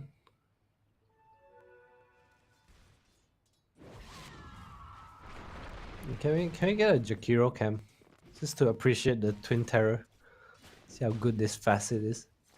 Yeah, the observer's not gonna get debated by this. Something might actually happen down here. Oh, here it comes. Oh, we don't need to be that close. We can't appreciate the Twin Terror like this. For now, he's not really Kari. doing much hitting his opponents because the creep waves are being pulled around. The classic Mira stuff. Back to mid lane. Sanctity bought a Salve, sends out a Tango too, so as much as he's ahead in CS, I think the network should be pretty even. Mm-hmm. Yeah, that is Yeah, pretty just even. 50 gold off. I mean, Kiyotaka's gonna get a bit of an advantage here. Be able to clear a few more creeps than his opponent. It's just because of the consumables, right? The fact that those go down the drain, that's probably where some of that net worth went to. The Tango Salves. I mean, Kiyotaka bought Salve Tangos too, so everything's okay. He bought Mango too, no mana. Damn, okay. So one of those Trying to keep lanes farming where up in the lane.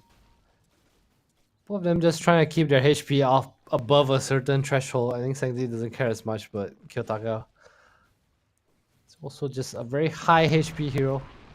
It also sucks that he had to use so much mana before the bottle.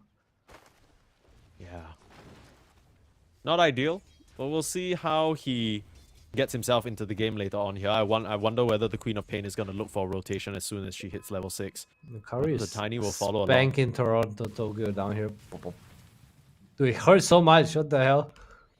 Does OP. it really? It's It didn't OP. really feel that significant with that one auto attack. Sure, you're not just psyching yourself out.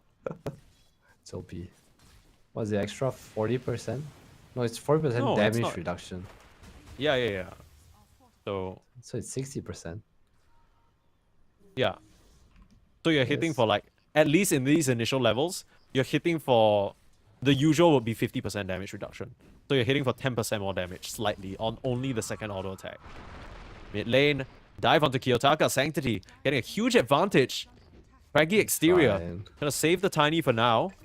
Still even sticks around. Kiyotaka gets blinked on, Sanctity will sacrifice himself for the kill. A bit greedy there, meanwhile Yuragi with the meta pop will find Mira down there in the bot lane. So 2 kills on the board now for Na'Vi.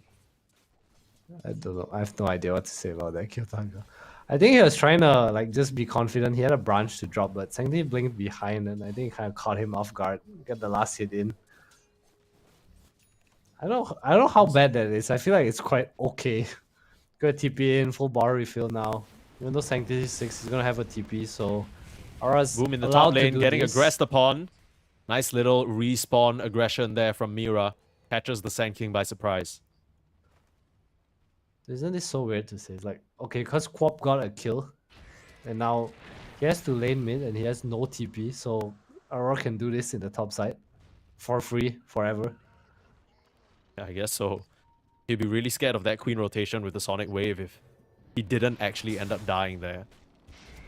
Yeah, that was one of Jabate plays. Mira. Spots out the stacks being set where are up you here, going, drops the Mira? sentry, but he is very deep. He's going to probably tank the Shut death down? here. Oh, okay. That's pretty cute. That's pretty cute. Ari, you got mana for another power shot? Bit too tanky now. 6-minute rune. Panto will course he gets a snag haste. that haste rune right from under the Queen of Pain's nose. Very cute. You're not done. Coming in. Ari's gonna get blocked again, I think. As a win run for now. Still trying to invade, but they've cleared most of that Oh, stack. baby. Nice Sonic Wave catches both supports. That is a lot of damage, but they get the toss up onto Boom. Not able to finish up Panto. Now Sanctity will be the one in trouble, but they TP Kaori into the fray. Sanctity able to get that last minute blink away. Power shot blocked by the infused raindrops for Terror, now. baby. Kaori with the Twin Terror starting to do nothing into the craggy exterior of the Tiny. Nightfall's joined and showed up now. This is way too much damage from the Scorched Earth. They take full control of this triangle area. Bit too low to maybe stick around for the Wisdom Shrine as well, but still, some big wins being taken by Aurora. You know what? Darkseer had to TP back to base. Not sure how, but guess no mana. Toronto Tokyo having a pretty shit lane. Ragi doing super well down here. He died, he didn't. Okay, so Boom gets the XP rune and they're both offlaners in this game kind of suffering. It's pretty even so far. I think this favors Aurora a little bit more though, just because of how it is Doom. Eventually he's gonna get more levels, get the Midas, he's gonna scale better into this game. Already has the phase boots. Guess so, but as it stands, I mean, the Terrorblade also has its own farming mechanic, right? With those illusions and just being able to split waves and stuff like that. Maybe you won't get as much EXP as the Doom with the Midas. You're still gonna get your fair degree of farm. He's looking towards a very stats-heavy build, has the Yasha after the Dragonlance queued up. I don't mind this at all. He knows that there's a lot of magic damage coming his way, so he just wants to tank up for it. Yeah, this team also needs him to participate. You definitely need Pike against Darkseer as well, and Doom. See what he goes for. Might see even something like a Disperser come out, or Butterfly. One of the more common items against the Darkseer. We'll see, we'll see. Maybe there's some new technology. Some stack stealing going on. Sanctity and Kari being very sneaky. Drop a ward while they're at it. We'll spot out that the Tiny has just TP'd to the mid lane. Trying to set up on him. Uragi's here as well. I mean, there's a ward looking at all of this, so Kiyotaka knows that he's being set up upon. Kind of awkward. Yeah, I mean, the creep now drags over, so he knows Ari's there as well. Meanwhile, look at Aurora. They are trying to wrap around. Nightfall's trying to come in with a Doom, but what is happening? Everybody's in this mid lane right now. I actually don't know the answer to that question. I mean, Ragi was just looking for an opportunity. If they did find a Tiny, if the ward was not there, he might just be dead and into a tower push. Doesn't lose too much farm, meanwhile, Nightfall kind of reacting because they have the ward. Yeah. Oh, stack time. Could be a very nice timing. Doom available. Meanwhile, Toronto Tokyo going down in the bot lane. That's going to give them confidence to run up here and Doom the Sand King. Take away a lot of his stacks, but it's a neutral creep that gets the kill. Snowball safe away from the Sonic Wave. They dodge it, but now Uragi has TP'd into the fray. Aurora, they need to try and escape from this very dangerous location. Sanctity will tick out to the Ice Blast damage, but I don't know whether the rest of Aurora can escape. Kiyotaka will toss Mira in, chucking a huge load of magic damage, but Uragi, he's the king of this fight. Yes, Triple kill out now, looking for Kiyotaka. Phase boots on the Tiny. Will use that Sunder up to the high ground. Another toss available. Avalanche in 8. I don't know if he's getting out of this one. TP back in from Boom to get some revenge. And it ends up being a full team wipe for the side of Na'Vi at 10 minutes. Yeah, even with the snowball dodge, just not enough fighting power. Toronto Tokyo goes down in the bot lane again to Kaori and Terrorblade, and then there's just not enough fighting power. They blew the Doom onto Sand King. Unfortunately, he dies to NC. Quap comes in, eats an Ice Blast, and that's 2 kills. Sorry, spells. Meanwhile, Uragi connecting conveniently after the meta. Bot lane just TPs in. He's like, hey, efficiency. Yeah, more reason to use my meta. I don't mind it. Sure. Give it to me. It looked pretty promising for the side of Aurora too. I thought they were going to steal away some of those stacks, but I think that final stinger that Boom managed to get out before he got doomed actually burst down a lot of the creeps, and the Caustic blew up a lot of their HP on Aurora. Vanguard for Toronto now. Everyone's chilling. So Aurora just gonna try to enable their cores to stay in the lanes. Mira kind of spotted out. Start poking at the tower. I feel like Aurora has heroes that like want to go and run at you. Like Kiyotaka even went for the phase boots, right? Like they want a battle, but also they're kind of not ready. Especially his Darkseer, he's so far behind. Although he is level 7. I want to see some stacks come out for him, help him recover, get him some like team item back into the game, because Pipe is super value here, right? Sand King, Jakiro, Power Shot. I just don't know what happened to this man. I thought it was supposed to be an easy or somewhat free matchup for him against the Terrorblade, but ends up having been bullied out after Mira's departure. Twin Terror, looks like this tier 1 tower will finally drop to that of Aurora. Say that. But Fortify to buy them some time, and Uragi's back in, so the push has to be suspended for now. It's also Giga delayed. It's by Ari's power shots down here. And he gets another rune too, so rune control not really going the favor of Aurora. Just hurt Kiyotaka's game a little bit. Yeah. We'd love to find something like an Invis or Haste and set up for a pick off with Ice Blast, but just back to farming on the side of Aurora. Boom is getting closer to his dagger. I expect to see a move come out when that happens. Yasha almost done for Uragi too. Very ready to join. Also Dagon. So they're hitting a nice timing as a team here. Quite a few items. Meanwhile, if you look at Nightfall, he has a Echo Saber BKB queued up. That's a new one for me. I mean, I know Doom can do a lot of damage. I've seen 33 sort of get that Alpha Wolf crit creep and then start auto-attacking people down, get that SNY as well. But is it really good enough into this Na'Vi lineup here? I'm not sure actually. I've not seen this before. I mean, I have seen it with like the Wolf, but you also don't want to take the Wolf creep against Terrorblade, right? That feels kind of nah.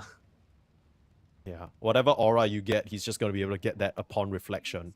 Something to think about with the whole pipe aura as well. The Sand King might not even need to build it if you're able to reliably get that for a few seconds every fight. But it's not like you cannot build pipe this game either. Wait. But we don't get the barrier. Yeah, but you get the magic resistance, no? No, is there a magic? It's only like what 5%? How low is it? Super low, isn't it? Am I? Oh yeah, I It's mean 8%. I know they tuned the. That's whatever. That's whatever. No cares. Buy the pipe anyway. Boom has it queued up too. Okay, that's fair. Yeah, 8% is nothing much. Now we are hungry. Red connect on their timings into the triangle. They're gonna find Panto. The snipe is there. He turns around with an Ice Blast. The wall gonna slow down Boom though. With the toss out, they'll eliminate the Sand King.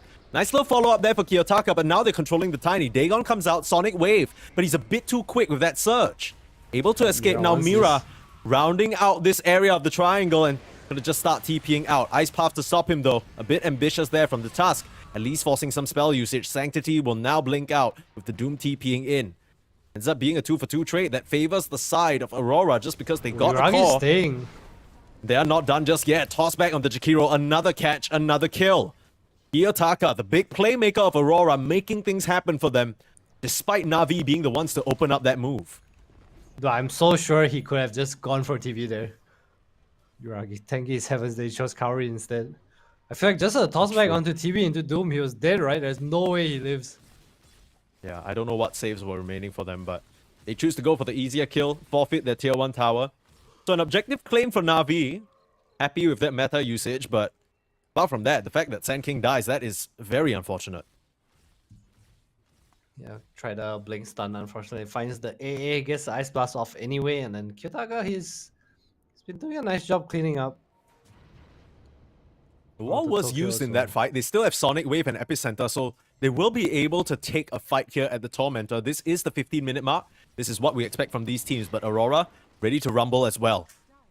Scouting out with the Terrorblade Illusions, a big wraparound could catch them by surprise. Na'Vi, they have to be careful not to be caught. Panto will show on the way, but Kiyotaka in with a huge avalanche onto 3! Gets the connection onto Sanctity. Ari gets instantly eliminated, but there's the counter initiation from Boom. They're able to melt through Kiyotaka on the Tiny, but there's the snowball. Looking at Jakiro now, this fight has gotten very messy as Na'Vi are looking to retreat. Bit awkward. They still have the Doom available. Going to finish off Panto was on the wrong side of the fight, but Nightfall streaming forward, looking for the Doom target onto Uragi and finds the connection.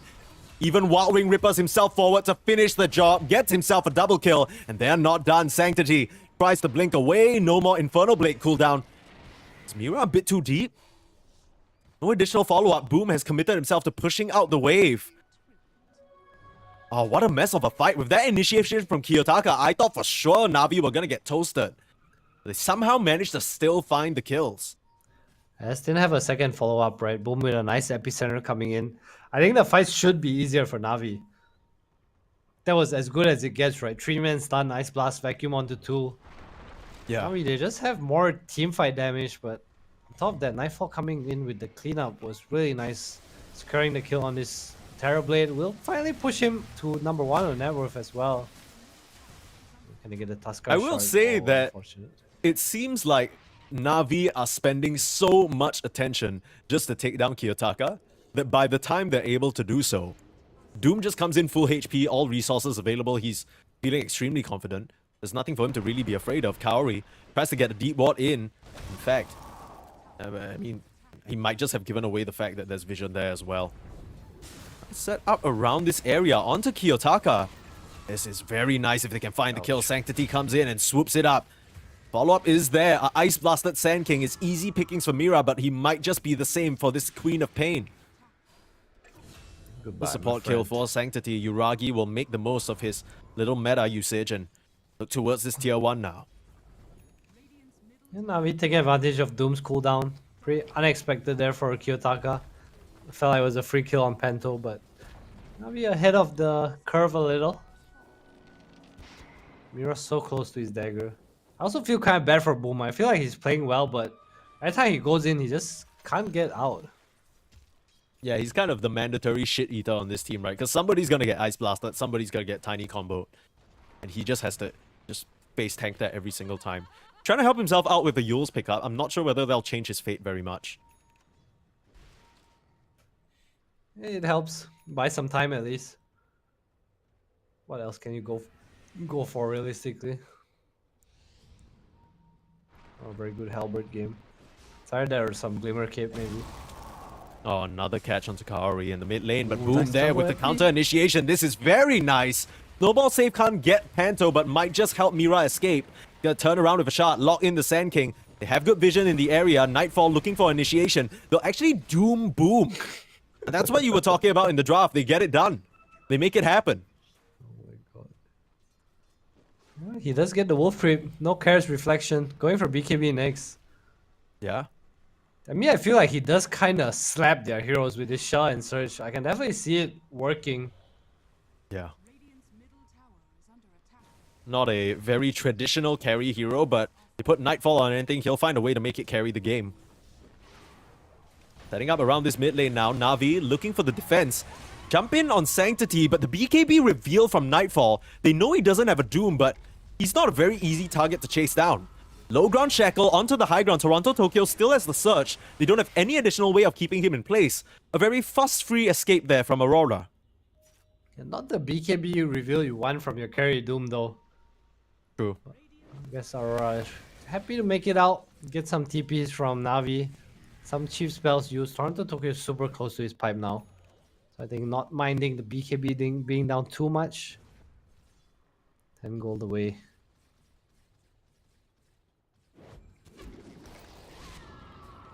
Oh, they found Toronto Tokyo Yes, now. Essence Ring and a stake. Snowball save not even needed. Now Sanctity is the one being committed on. Punched up, held in place, still will be able to get the blink away, but the chase is on. Sanctity. Shard on the A. Nice shots there. Force Staff not going to push him in the right direction, and Sanctity way too deep. A little bit of miscommunication there. If he had just turned the right way, he might have been able to get out with the help of that Hurricane Pike. I think he actually would have lived. Uragi doing his best to try and save him. Interesting item build, going for the Pike instead of the Manta. I guess something to get away from the Doom, the Ice Shards. Yeah. Spacing from the Darkseer wall. Help him break the cold feet as well, right? Or anyone who gets under that effect. I will say that despite the seemingly decent start that the Na'Vi heroes have had, feels like they're having trouble converting that into very many fight wins. Apart from that big Uragi like triple kill situation that they had with Aurora overdiving into the triangle, not much really found on the map for them. It's a 3k gold lead for Aurora at this 21 minutes into the game. And I can't help but feel like Aurora, they're very happy just scaling on their cores. They're not too concerned about Navi's game right now. They really aren't. I think whatever kills they can find, they will take. Mira with another setup. They'll just pop the Doom. They don't care. Boom will come in for the counter initiation. Maybe just giving up onto Mira. Nice Yules there to cancel the TP. Mira will be caught. Trade of supports here. There's a Both dagger. plus fours. They're trying to escape. Is he really gonna get out? No, Sanctity's right there. Not gonna let him. That's 4 heroes. So, yeah, that is 4 heroes. They're gonna immediately smoke out to try and find a little bit more. They understand just how awkward their position on the map is right now. In comparison, you look at Aurora, the way that they're split, they're just min-maxing, farming on everybody. They can find this Doom though, that would be huge. Nightfall. Can he get the BKB off? I gonna wind this up. Yeah, get the Burrow Strike into the Ice Path. It has to land perfectly. Don't manage to chain stun in time. That is unfortunate. The Nightfall. The BKB TP away. The classic. He has no BKB now. This is pretty punishable. Yuragi has an 80 rune. Let's see Navi try to smoke across the map or just go into Roche. I don't know about Roche, guys. Into his Darkseer, tiny ancient apparition. This is pretty damn daring, if you ask me. I mean, this might be the play that Navi need to pull themselves into an advantage here, but the Ice Blast, we've seen it before and how much work it can do in the pit. Aurora, they are closing in fast. This could be scary. Scan comes through. They know this is happening. Ice Blast coming in now, but Kiyotaka initiates onto Ari first. Already got the win run off. Wall into the pit. Boom gets a huge epicenter, but it's blocked completely by the pipe. He's not doing any damage at the moment, and the rest of Navi are not in position to help him out. He'll come down from the Yules and end up dropping. But Yuragi, his meta's gonna come to an end. You gotta be so careful. Panto taking quite a bit of damage from those illusions. But Aurora, they've just taken control of this area, and the Roche cannot go on. Meta is out now, and Roche is at half HP. They can just continue to try and do this on Aurora. No power shot to scout. No more Sand King, but maybe not wanting to force anything more than they have to here. They want to fight again. Yeah, they will just back up, re-smoke. Look for another initiation. They know that Navi are waiting on the high ground. Illusion's the only thing scouting for them at the moment, but Yuragi, they will find him, jump forward, punch up. It's a perfect initiation, and Yuragi just gets exploded. Oh man, it's almost like you can see these things happening in slow motion, Adam. You called it from the very start of the goal. There's no way they can make it work against an Ice Blast Darkseer, and you're right, they don't. Now this is going to be a free Aegis going the way of Aurora. I don't know if you caught the TB at the edge of screen in that fight, but Toronto basically walled Roche and got a TB illusion, and you're going to spend the whole fight hitting the illusion. Couldn't even bring it down. He basically had to bail out, right? He had to literally Hurricane Pike away back to the high ground to avoid the vision. There was a nice epicenter from Boom too, like 3 heroes, but there's just no damage when this pipe. The hero's already so tanky. Suddenly a 10k net worth goal lead for Aurora. Oh, Panto, he is in an excellent spot here, but just these two supports, can they really get it down with the Ice Blast? It's gonna be enough damage! That was the Queen of Pain, 100-0. They will get the D-Ward, but it's so worth it. Tuskar AA, baby. Starting to see why Aurora value this support duo so highly. No net worth, just of pure skill alone, and what they have. Blink Dagger forward, that's all the initiation you need. Nothing fancy here. To get the job done, Queen of Pain down, now looking for more. Toronto, Tokyo to back him up now. Nightfall streaming in, looking for the kill on Takari. This Jakiro has not had much of a game. 2-7-7. Watching this Doom hit people is pretty damn satisfying. Yeah, he is critting. The guitar spanks. SMY complete. Yeah, true. You ever drop a guitar? The sound that it makes is so jarring. That's what I imagine being hit by a Doom with this cosmetic feels like. Over and over again. That sounds awful. Yeah, it will give me a headache, I'm not gonna lie. This Pipe on Crimson on Toronto is so huge. Yeah. That's really his job this game, right? The Aura's completely denied Boom of any impact. I think you're starting to see the net worth disadvantage for him come to fruition. The fact that he doesn't have something like a Aghanims or maybe even a Shivas at this point in the game. All of his damage is just being nullified by that pipe, like you said. He's getting there though. 1k more to his own Aghanims. Oh, Nightfall. Spot Kaori again. The Mira is wrong everywhere. place. Yeah, it does feel that way. Now Ari might be in trouble. I guess his exit strategy wrongly though. They thought he would go up to the high ground. He just walks back towards his base. Navi, what you gonna do right now? Looks like the split the map and farm seems to be the play. Toronto, Tokyo. We're already trying to go for a BKB, but I feel like he needs damage. What do you even go here? His BKB nullifier queued up. They need a way to burst Darkseer under vision. I feel like that's their win condition. But against this Tuskar save, It's Tiny and Doom who are already just going in front. It's easier said than done. Yeah, they don't really care, right? They're just both gonna pop their BKBs and start running at you, and you can't really stand your ground. Another Tormentor going very easily the way of Aurora, it looks like. More shots for them. Panto already has his. The Tusk, even more extended control for him. Big fan of Tuskar shards. Really? Yeah, I love it, especially with Darkseer. It's not the best against Navi's heroes. They all have like mobility, but I feel like it helps you be annoying.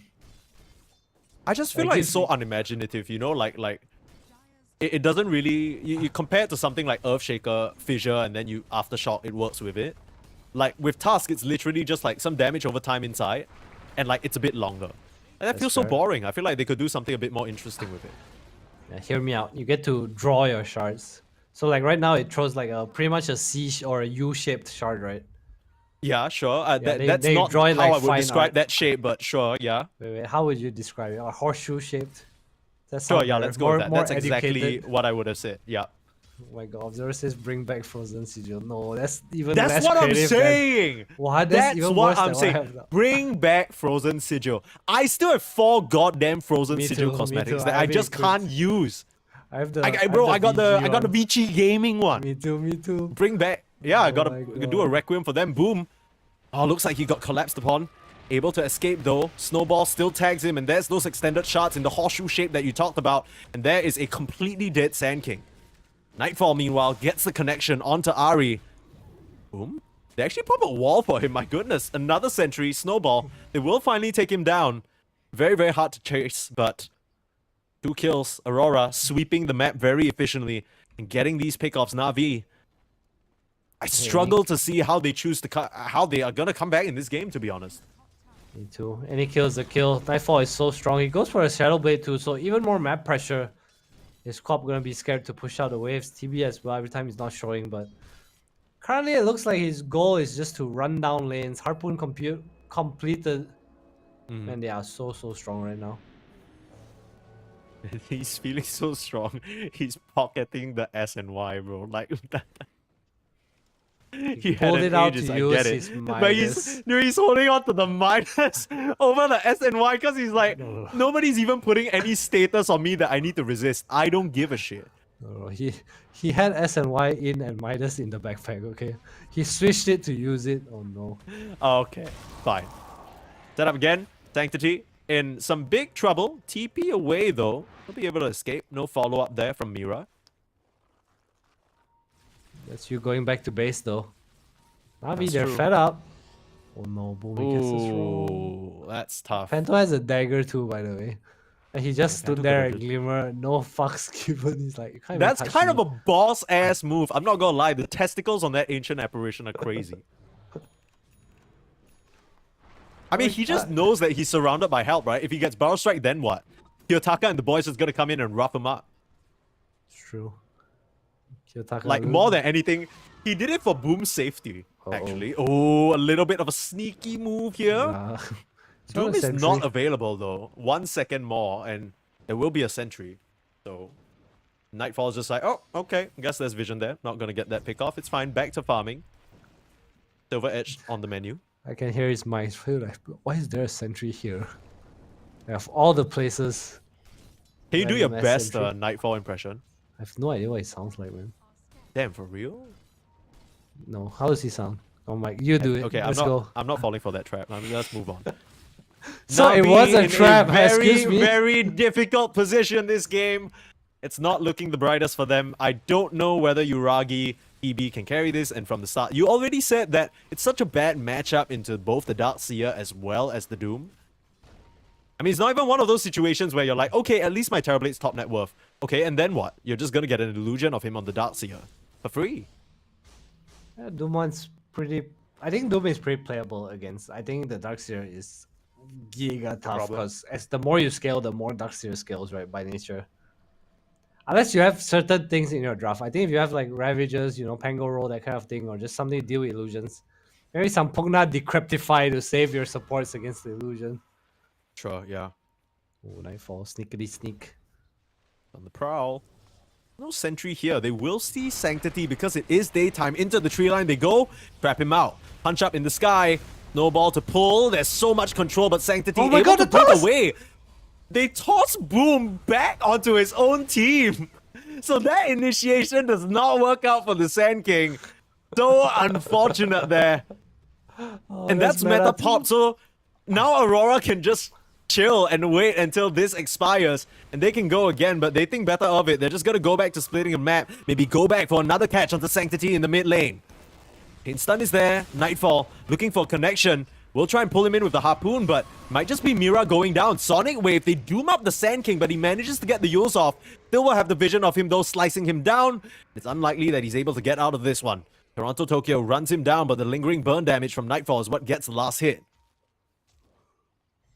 Boom is the only player dying in this game, is what it feels like. Mira joins him this time. Okay, Nightfall. I just feel so bad for Boom because, honest to God, no favoritism, no bias. But I feel like he's not even playing bad. You know what I mean? Yeah, Like, he it's isn't. not his fault that the game is in this state. He's done basically 2 everything hits. he can on the Sand King, but it just doesn't really matter when your team's dying like this. My God. Very easy pickup for Nightfall with the Harpoon and the Silver Edge.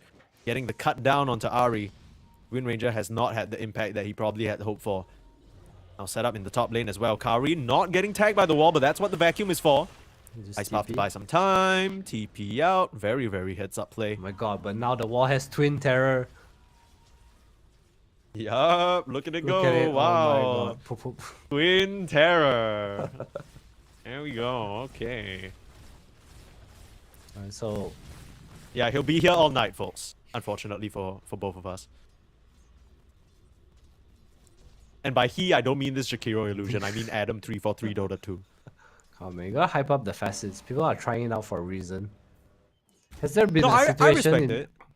Has there been a I'm just situation in this game where Icebreaker would have made a difference? I don't think so. Yeah, actually, yeah. I would say yeah. There's some moments when Nightfall has been able to pop his BKB because the Ice Path's not sort of stunning him for long enough.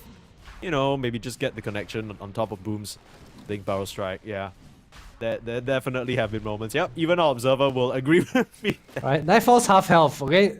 Look, focus, Okay. focus. I'm focusing. Unfortunately, Navi are not the team with the Ice Blast. Navi are a team with a very poor Sand King who's desperately going to try and initiate, but still Aurora will beat him to it. Nightfall with the no, Doom out to Yuragi. Yuragi. That's his fight done. He has to just run, you buy back on Jakiro, toss back the illusion. It takes like half Ari's HP. Very, very easy affair for Aurora to just step out of the pit and get it done. Now they can just head back in there. Alright, Doom's used. Jakiro bought back. It's as if nothing happened. Sure. We can, Aurora, yeah, no let's wall go with that. too. It's prime time. It's Navi, prime time this for the is Twin your Terror. chance. Yeah, Kaori, get in here. Let's see you do some damage. Aurora. Who's looking Look for out. who here? We'll be on the front line, This but fight. Mira, like, how do you even decide where to blink when your smoke breaks like that? It's such an awkward location.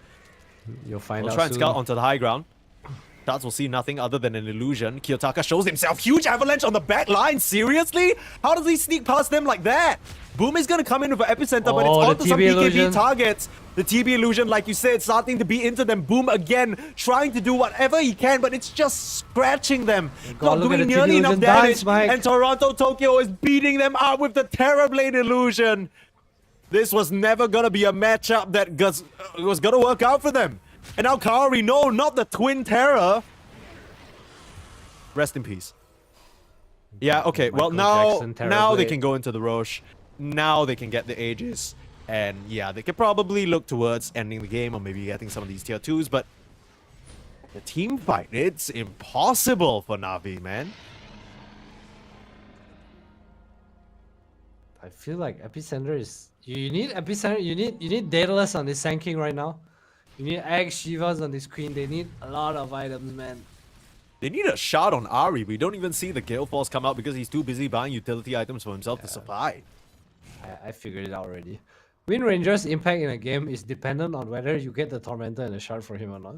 No, that's If he has to buy his own shard, and I will say 90% of people don't buy the shard for whatever reason. I feel the shard is the whole point of this, right? It's Maybe- not the Atos and Shackle shard, right? maybe as a byproduct of playing Wind Ranger, you forget that you can actually buy the shard yourself. I think that's a side effect. Yeah, Fair. like they nerf your mental capacity because you picked Wind Ranger, obviously. You're using so much of your brain power to aim those shackle shots and the power shots that you lose the ability to understand itemization. Dude, everyone does this. I saw Tim's do it. I saw like whoever people just don't buy the shard. Gale Imagine Force having is Gale like, Force this game. dude. The thing is, Gale Force is good, but is Gale Force like 1.4k gold good? And maybe that's kind of the struggle that they're trying to resolve in their heads. Because you're looking at Ari now, right? The 1.4k helped him towards his 4-staff. Has that resulted in any sort of game impact? Not really, but you can understand why it would seem a lot more useful than Gale Force this game. Dude, have you ever watched a Wind Ranger game and saw anything be more impactful than Gale Force? No, that's fair. That's fair. Yeah, you're right. Gale Force Maybe is some the clutch shit. shackle shots. Some clutch shackle shots could be I guess so. in contention, yeah. Maybe Ari's looking to force-staff them into some clutch shackle shots. You know what I mean? Ari's Like you looking to- force-staff and then you line it up yourself. Yeah? Ari should be looking to go back to his hero pool. Yeah, Wind this is not Ranger looking not too hot. working out so far. 2, 7, and 5. My goodness. Not really the best performance from him. Both supports eggs on on Navi Darkseer. struggling. This is where it starts. We call it the crumble. What does that Which mean trans- exactly? It means that Darkseer starts to bully Terrorblade because he can. For literally no other reason but because he can. You punch Terrorblade, you put wall, and then you walk away. Bro. Goodbye, Kaori. Nightfall Twin smells him. Terror, baby. Rest in peace. Oh my god, was that Bro, necessary? what? Seriously? It's like he knew he had Glimmer, so No, but like why? I don't know, that was like I can't even laughing. It's like I'm doomed. He's scared of the Twin Terror. He's scared of the Twin Terror. Oh my god, he is the Twin Terror. I'll tell him to go mute. Alright, so no more Hurricane Pike. Yeah, no more shenanigans. He's Okay, coming. so obviously we have a bit of time because Aurora don't seem to be in any sort of rush to end this game. What exactly went wrong for Navi, you think, for them to sort of be put in this position? They picked TB with Darkseer in the pool. You think so? That's literally it? You think that if they didn't have TB with Darkseer in the pool, if they had any other carrier, would have been fine? I think they put themselves in a position that they have to play with pace. Hold on, goodbye, boom. Yeah, no, there's nothing to hold on to there. Boom is just deceased. See, he got 2 shots. Yeah. And A blast, A tiny. Yeah, Sanctity, you know, if you had a Doom here on Nightfall, might be an easy kill, but You gotta prove you wrong, baby. All you need is Mira with the snowball. get it. Bit of an alley-oop situation. What now, Sonic Wave. purposely? Okay. Alright, relax now. We still got the Jakiro Twin Terror. We're still in this game, guys. Oh man, Nightfall's having the time of his life. Dude, I can't believe he doomed the Jakiro. I legit can't believe he doomed the Jakiro. That is some clowny shit. Aurora, I mean, you can kind of tell that they're feeling good right now. Understandably so. 30k gold lead up. This game is all but in the bag. Feels like it's Aurora's game to lose. I can feel Mira now Hold up. with the kick. No more Twin Terror. Rest in peace, Jakiro. I feel Toronto Tokyo's frustration from here. Yes, X Blink finally. This is a moment he's been waiting for, and he's not gonna interact with this Terrorblade at all, and the game is gonna end. He's like, Ooh, I might be wrong though. "Please, Iragi back." Iragi, give me a Terrorblade illusion. They will try for one final fight, but it's at best a 3v5 situation, so I don't know how realistic that looks. I guess they are saved from Megas by their tier 2 tower still standing in the top lane. So if Aurora want a clean situation, they'll just kind of have to walk back over there, reposition, and go for that set of objectives. Right now, we're gonna respawn, but Aurora, they want the game to end now. Who needs top Rex? Yotaka, huge initiation on an illusion. Might end up paying the price for this. You still got a snowball save, but not needed. Sonic Wave coming in. Ice Blast landing onto Sanctity, but you're running straight into the Doom, man. Just chops you up in 3 hits. Who's the tiny Toronto, now? Tokyo. They got the Toronto Tokyo initiation, and everyone's gonna drop. The Sand King Brow strikes into his own death. GG is called. Na'Vi will tap out of this game number 1 of the upper bracket finals as Aurora completely destroy them. Oh man, Navi did pretty okay in lanes. They shut down the Darkseer, but they just couldn't transition. The fights felt so hard. This Ice Blast plus just Tiny coming in, it felt like one hero died every time. Boom. I don't feel like he played bad. I don't feel like he had a bad game, but every time he stunned in, he kind of died. He got doomed, he got Tiny stun toss, he got punched by Mira. I feel like every time, I don't know, it was really hard. And the Roche was the game ender, man. Okay, real talk. Is it like, is this a safe space, Adam? You gotta promise me this is a safe space before I say I will this. not flame the no Gale Force Wind Ranger. Subdiv? Was it actually? It feels I mean, like Mira kind of cooked.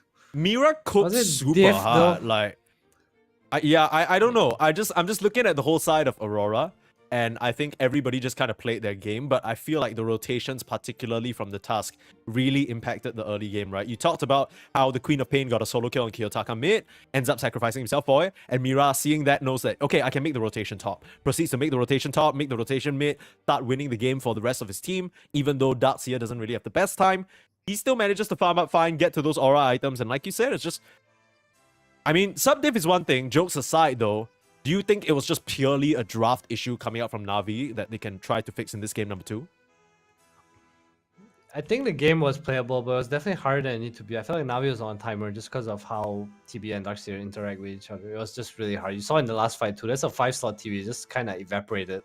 Yeah. Maybe it's not a great gauge since they were 30k behind at that point. But yeah, I feel this Tuskar A did way too much this game. It felt so easy for Kiyotaka too. He had a tough lane, but just stun toss into Ice Blast.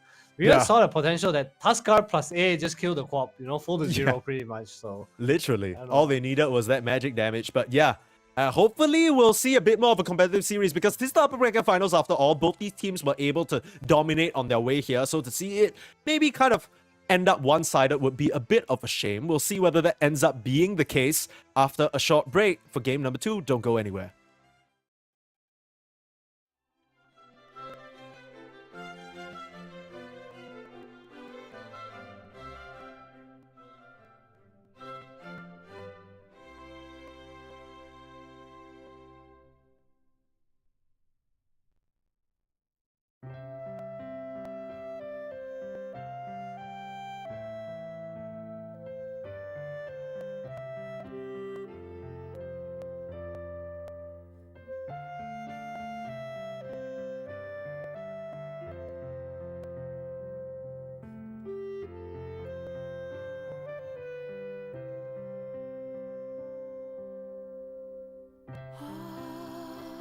Harmonious pipe, how I envy thee thy bliss when pressed to Stephen's lips with a gentle kiss, and when his tender hands round thee fold in a soft embrace, I listen and approve these melting tones which soothe my soul, soothe my soul to love.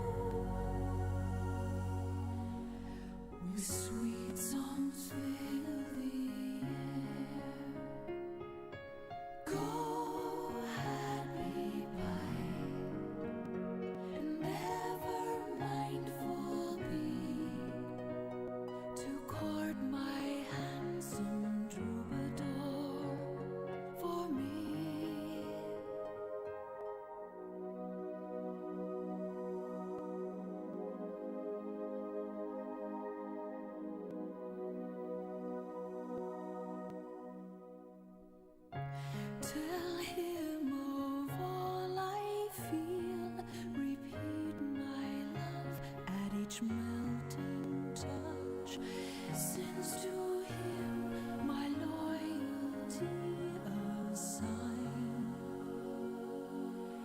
Take thou care to tune his heart, tune his heart to mine.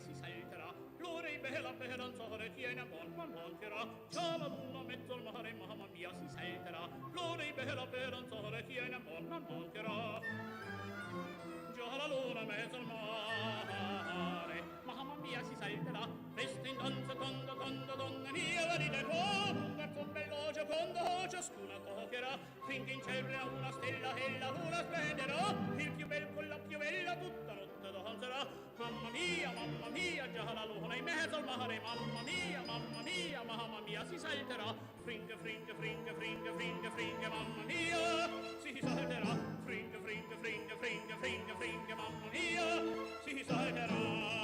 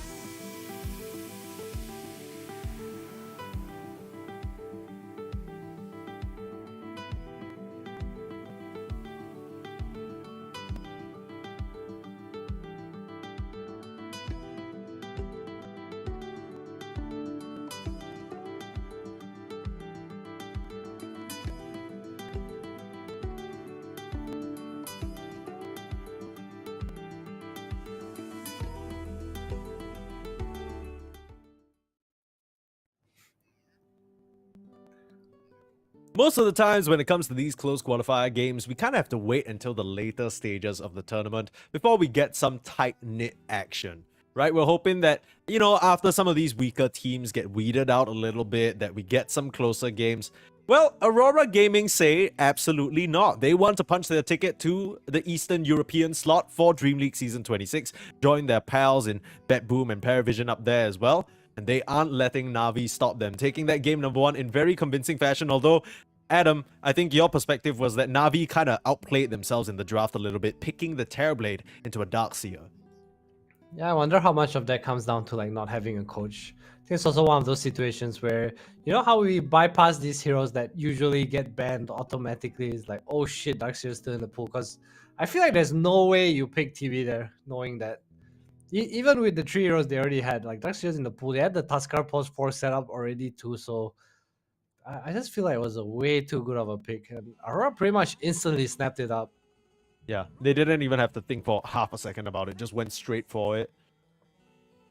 Makes a lot of sense as well when you see how it ended up interacting in the game. It's not even like Toronto had an amazing game, right? He had a rougher early start, still managed to recover, but the second he got those aura items, it was GG's. So, tough game for Boom. Aurora go for the Enigma though. And if we learn anything from yesterday, we haven't really been feeling the Enigma, but I guess Aurora, they're confident in playing it for Toronto, Tokyo. It's one of his heroes even when he played post 5, right? So I can see why. I think also it's kind of a lane counter to the PA. I'm not sure how good it actually is, but in theory, you pull the lane back, you have a post 4 that kind of blocks the camp, you know, something maybe some Tuskar or some Tiny, just something to kind of slow down this PA and not feed kills. Are we thinking that it is a good matchup into the PA? Because I think we saw Na'Vi pick this Enigma in the past 5 when they did see a PA first pick. What exactly is that interaction about? Okay, I think in the lane specifically, I actually don't know. I don't know if PA cares about these Eidolons. Yeah, You can kind of run it down. Enigma's not good at protecting the Eidolons, so you really need your post 4 to be able to stop PA from running at your Eidolons. What hero will that be? Maybe some Spirit Breaker, some Tuskar, Marcy even. Some sort of body is what you're suggesting, right? Like Clockwork maybe, although the Marcy suggestion sounds pretty cool, but, you know, hasn't really been working out for a lot of these teams. I think you need kill trade because I feel like PA is a high armor hero. He's okay to buy this corrosion, which gives you the minus armor. You're good at killing Eidolons.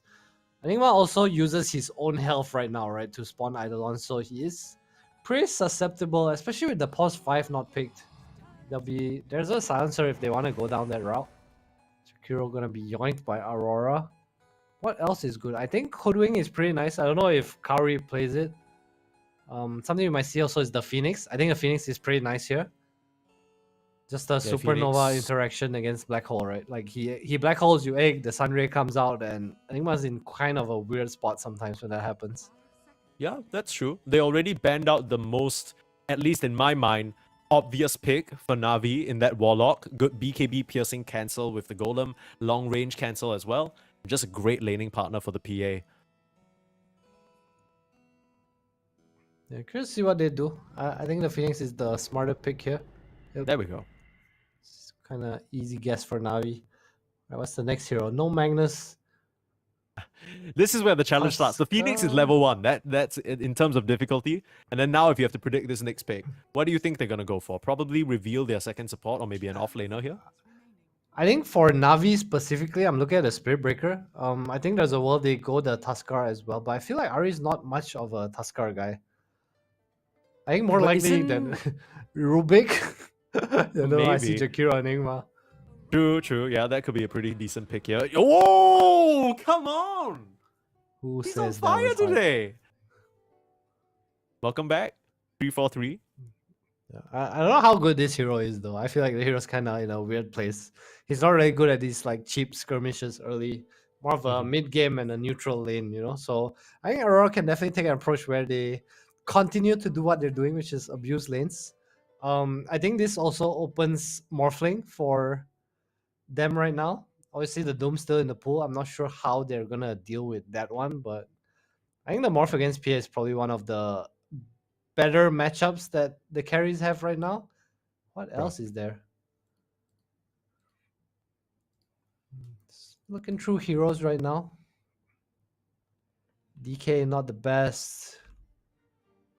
Elk is kind of whatever. What Sven? else is there? Good. I guess it's Medusa kinda is bad because another you hero miss that's auto pretty attack. nice, I think. Medusa. Okay. Yeah, but I don't know if you can pick the carry here. Maybe on last pick, because you have to see the offlane, right? If you pick this Dusa or even Morphling and something like a Doom comes out against Morph, for example, it's going to be pretty hard. They go Bounty, so that's the anti. Oh, they take the Doom. Interesting. Right, Nightfall says just ping me Doom again. Who cares? I felt good about that game. Not too concerned about the Rubik. He's thinking, okay, you know, Rubik already makes the lane a little bit weaker than most other pos force. Not too concerned with it. Wait, so The I think this Bounty Darkseer- Doom. It's actually good. It's alright. It's pretty okay. Go for a Sanctity DK instead. So probably just scared it gets banned out. I also think it's just their combo with the Phoenix, right? Like every time they run this Phoenix so far, they like to prioritize this DK a little more. Just some hero to go in, start the fight.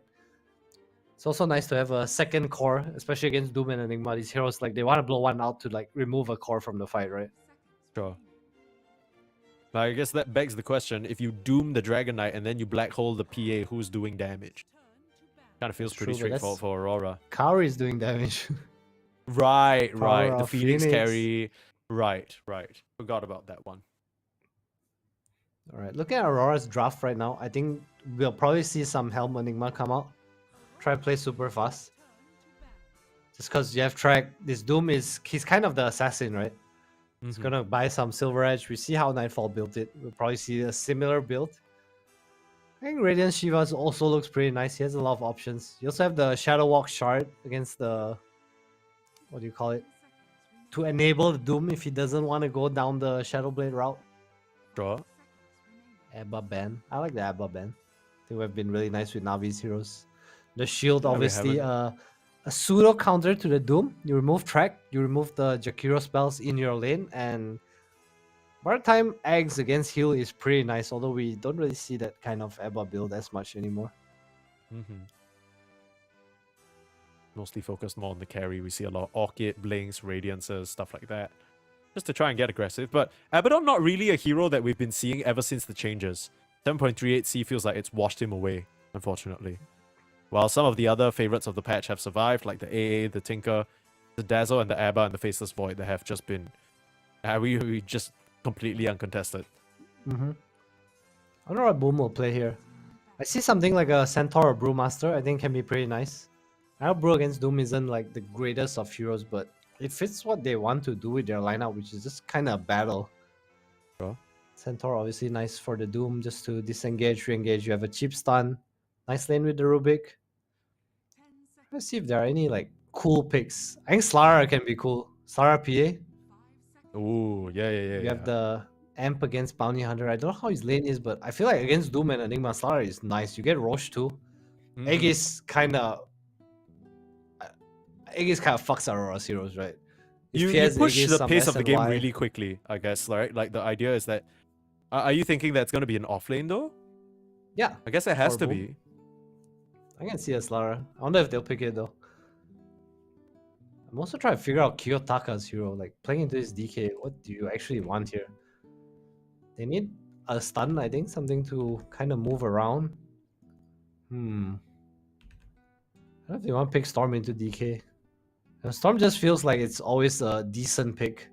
There's an Invoker. I think Invoker can be pretty alright. Oh, Invoker would be nice, yeah. The control, Ice Wall as well, keeping the Dragon Knight in place. These heroes are not cool enough, man. What's a cool hero? Give me the Primal Isn't Beast.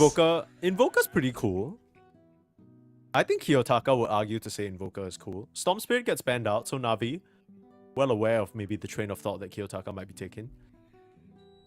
Yeah, I think even though they have the DK, it's good to ban the Storm, right? Because it's what Aurora needs. It's this hero that scales. They like catch.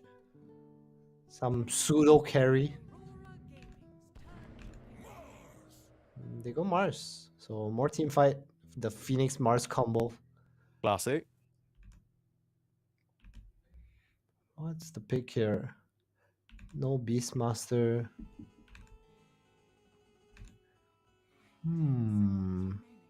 I kind of like this Na'Vi draft though. I feel like the pace that they can play at is pretty fast compared to this Enigma, who will take some time to get towards, you know, his first. Sure, you can argue he's gonna get the drums really early on, push down towers and stuff, but I think in the early mid game, it seems like Na'Vi can run around with the Blink Dagger on their Mars, Blink Dagger on Dragon Knight, and get quite a few kills. Where Aurora Gaming, their team fight isn't going to be ready at that point yet. Yeah. All right. I'm gonna make bold predictions. It's OD, Ricky, or Meepo. I'm feeling an Ember Spirit. Into Yeah, DK, I Ember think the lane's pretty damn hard.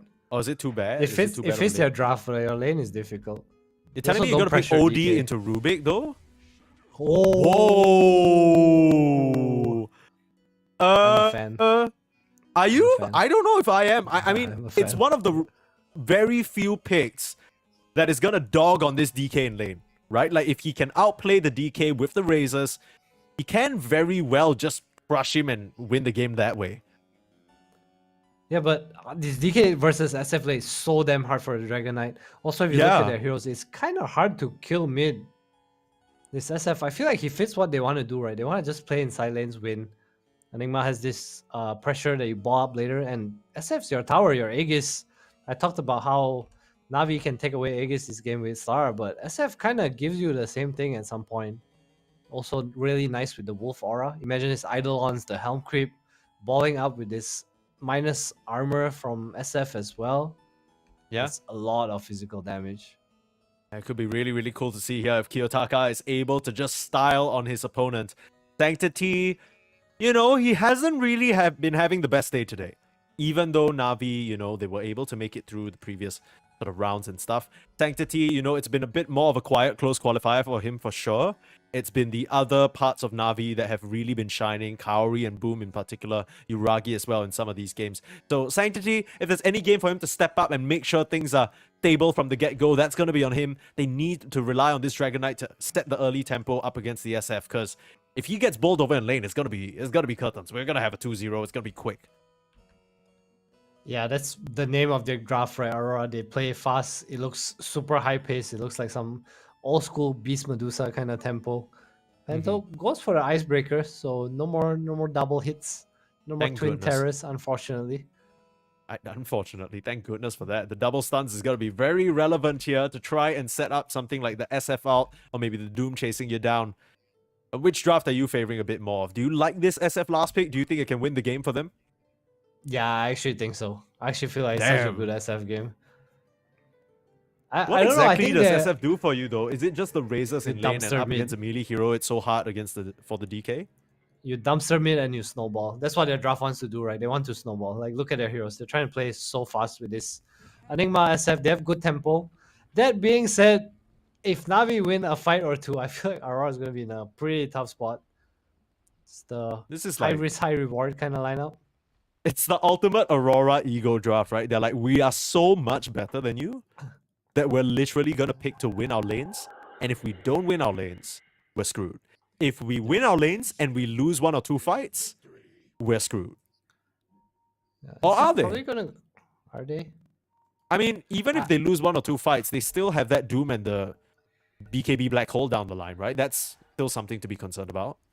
Yeah, it's not like their weak late game. I think it's more like their playmaking potential, if they are not ahead, is very, very lackluster.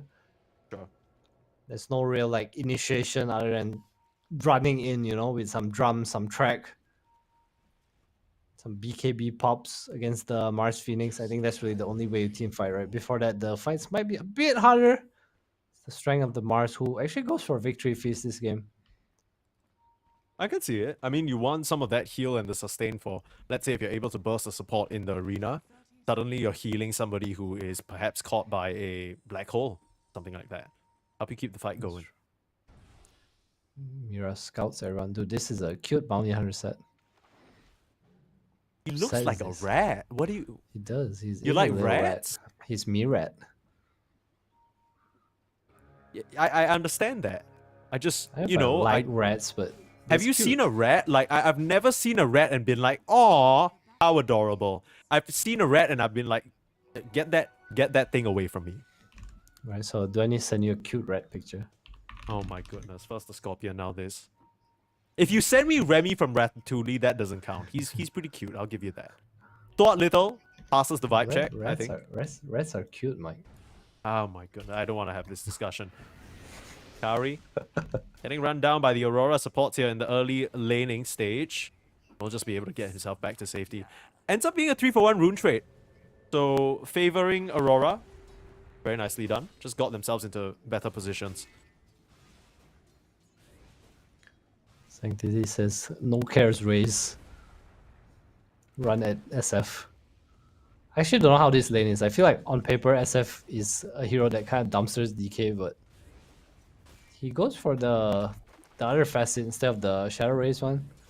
The Not lasting sure how presence. significant it's going to be, but I guess if you're going right clicks, this just makes more sense. Yeah, for sure. If you are scaling up to be sort of the right-clicking carry anyway, this is the only one that's a little bit relevant. Presence of the Dark Lord levels up already, which means that some of the armor that DK usually enjoys in the lane gonna go down. Down, down, down. Right, time to check out other lanes. I'm curious to see how top lane goes, because I think his Phoenix pick is gonna secure the lane. Not sure what Mira's gonna do up here. For now, just fighting Kauri, probably eating more spells for Toronto, Tokyo. You just want to let those Eidolons multiply. If they take 1 or 2 Fire Spirits, it'd be hard to do so. There we go. No, he's not splitting his Eidolons.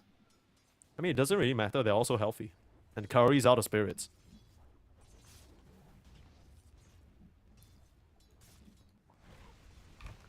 Sanctity. This is where it begins.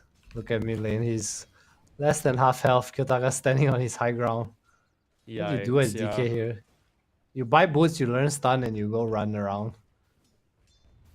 Honestly, that Just doesn't have to sound be too the bad. case. First blood, Kauri.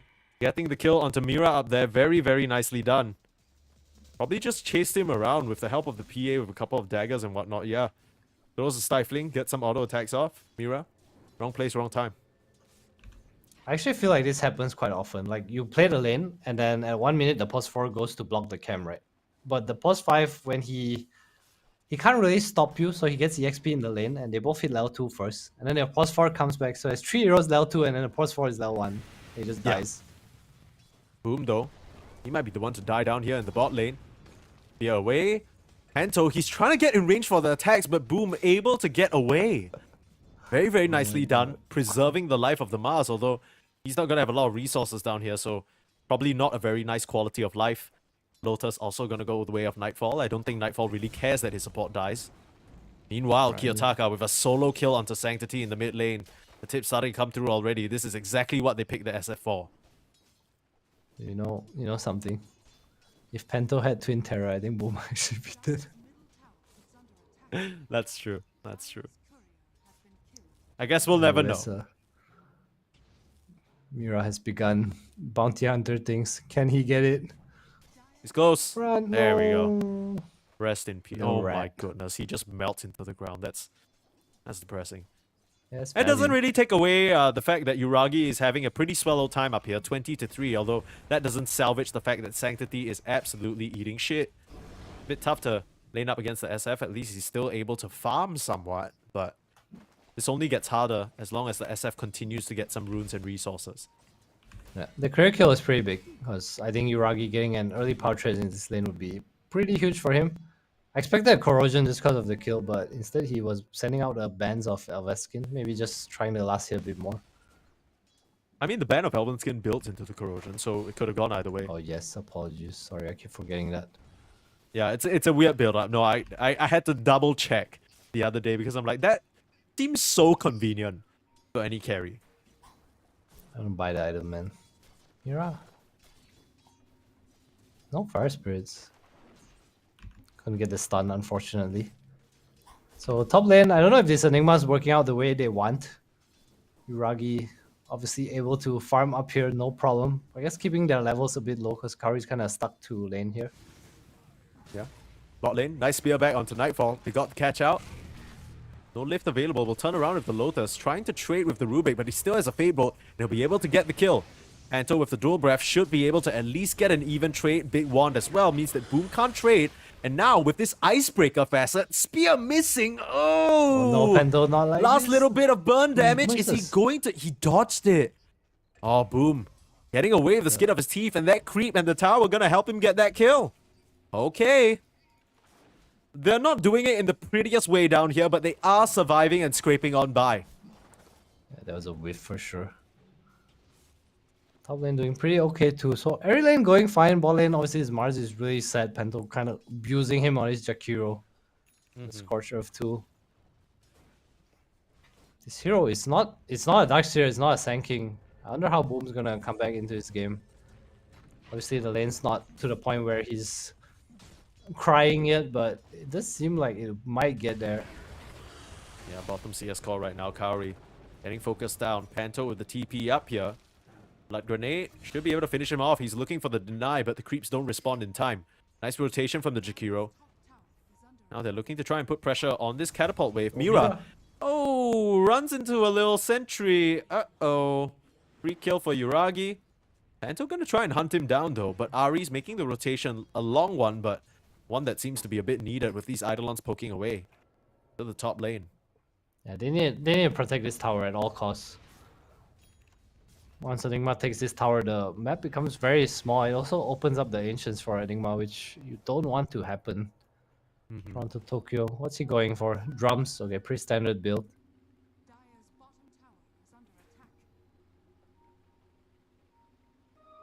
Probably one Tranquil with the new conversions too. So this just builds into the helm naturally. I wonder if we'll see him go for auras or... Oh dear, Sanctity gets caught out by a nice rotation. Panto to the mid lane. Icebreaker there to keep him in place, and Mira all over him. Where did these Aurora heroes come from? He's probably asking himself. They have their sights set on him, just ready to grief his game. Up here to try and contest the Wisdom Shrine. Toronto, Tokyo wasn't in position. It will get stolen away. Boom getting that as well on their side. They might just be able to trade out for Yuragi.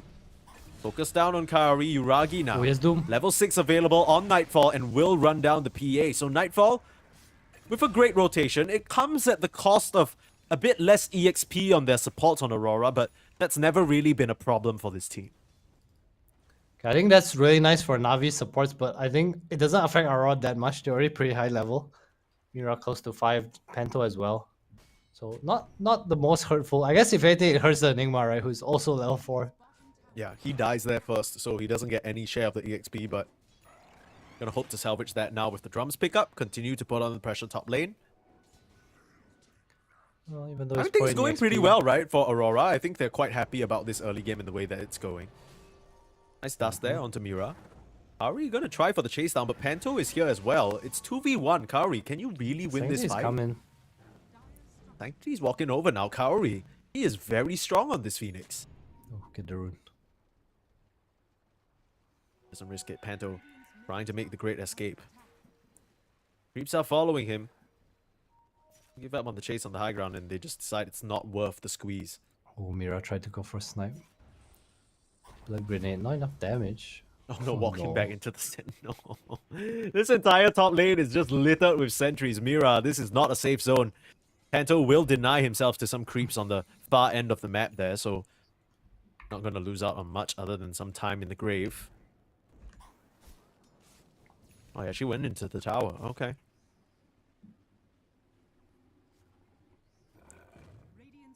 Alright, the tower does go down. Oh my god, what is this?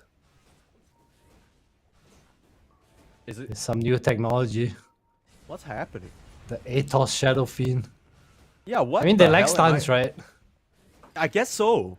You said the Aurora needed catch, and he's like, I'll pick SF and I'll find catch anyway. Toronto, Tokyo up here in this top lane going down. Panto not able to save him.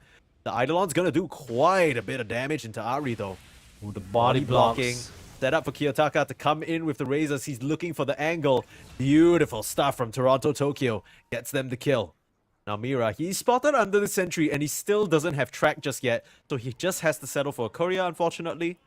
Panto will be the one to clean that up. That's gonna reveal the location of Kaori.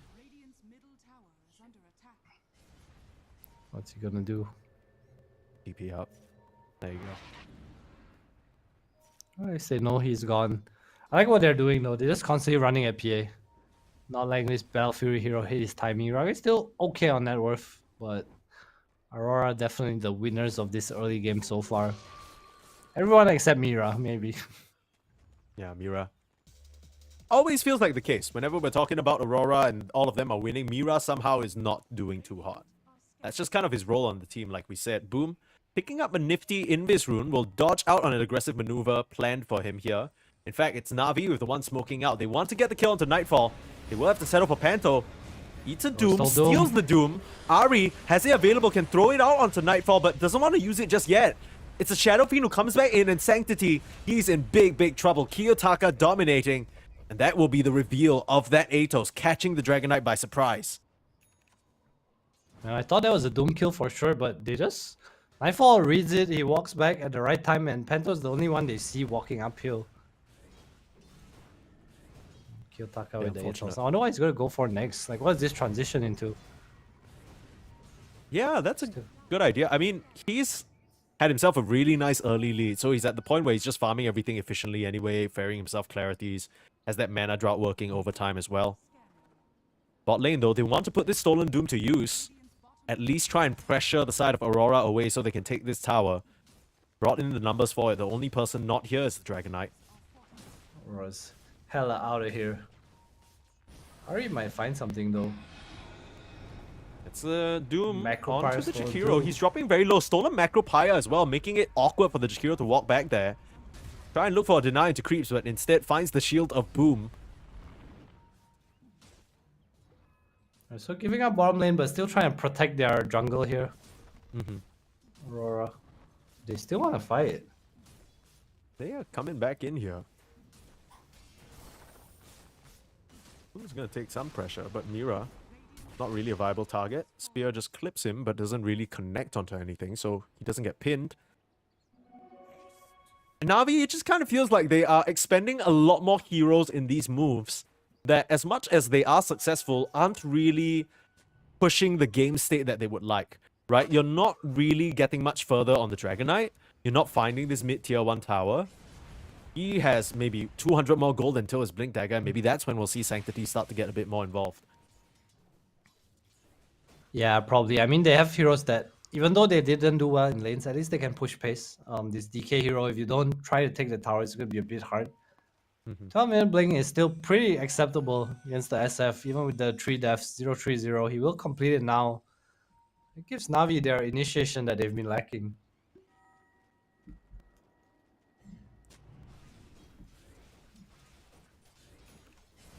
Now back to the Kitaga's Kaya, going so... for... Yeah. Is he going for a bit more of a sort of spell SF-based build? It seems that way. I guess so. I was just quite surprised by this because he took the lasting presence. I guess it's nice for his team, right? The minus armor. Yeah, We're for hitting sure. buildings too. They like building damage. Oh dear, Uragi. Gonna get caught out here. The setup is there with the Atos. Hold him in place and he goes down easily. Kiyotaka on a mega kill streak. 5-0 on this SF. Get the setup onto Panto. He's gonna have to give up his life. What did he steal there? Still the Macro Pyre. Didn't get the Ice Path cast off in time before the steal. Ari's still left with that ability that doesn't really do much for him, but Mira will be another catch. So Na'Vi able to play on their DK blink timing, but Kiyotaka's still in the area and still a force to be reckoned with. With Toronto Tokyo backing him up, I don't think the chase can go on. Aura end up paying with 2 supports for that core kill, but again, so much of a response gathered for Na'Vi, and meanwhile, look at Nightfall. He's just piss chilling, farming with the Midas down here. Double damage rune, Kiyotaka. I don't know whether you can chase up onto this high ground. Yeah, I guess there's an understanding there's no arena stun already used. Not too worried. Now Na'Vi, it's their time. They want to do something. Again, blink on DK, blink on Mars. Still have egg. You definitely want to find fights and at least protect Uragi's area farm. I think that's like the main priority for Na'Vi. Meanwhile, for Aurora, like you said, it just seems like their way of playing is for supposed to die. They don't really care too much. Toronto Tokyo has been so quiet on this Enigma after top tower died. Yeah, he doesn't care. He's just farming up, and top 3 net worth reflects that as well. Aurora Core's doing just way better than their counterparts. Because you're going for a bit more of an action-focused build, right? You got Blink on your DK, Blink on your Mars. You need to find something to do on the map. And the opportunities other than the support devs, they are just not presenting themselves right now. Meanwhile, for Aurora, I was talking about like whether this Enigma will go for Helm or Pipe. Look at what he has. Man bought a Midas. Like, okay, we're chilling. Midas BKB? Sure, man. Yeah, sure. Steal my I'm going to black scale. hole, I'm going to baby. make sure I get levels. It's the 15-minute fight, man. It's coming, Mike. Oh, Nightfall's going The for only Radiance. way, the only way this comes back to bite them is Yes, if they Radiance. lose some of these fights here. Dude, I like this so much. Do you see what he did? He saw his Midas for Radiance. Yeah, but still, Panto gonna start that fight, getting caught out. Toronto, Tokyo looking for a target. Boom will find him in the arena, but Kiyotaka eliminates Ari to start. Don't need to worry about any stolen shit. They'll doom out the Phoenix, so there's no hope for an egg. And Na'Vi, they can't hope to win this fight any longer. 3 heroes going down, Sanctity tracked up, chased away from the premises. Now with this AD rune, they can back up into the Tormentor and get that shard for free. Alright, Nightfall didn't really need the Radiance there, I guess, but it just felt like he wanted to sacrifice it all for a timing. I think that's so nice. Yeah, Aurora, all part of the plan. Kind of online right now. Do you sell Radiance now for the Midas? You just needed the Radiance for the fight, and now, okay, back to farming. I mean, Radiance is a pretty nice farming item as well. This should be 1 levels on Doom though.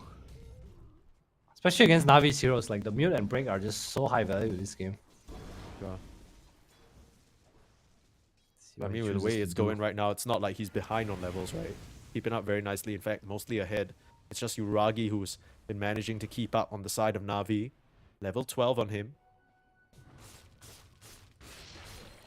This feels like one of those games you're just all in the PA bag.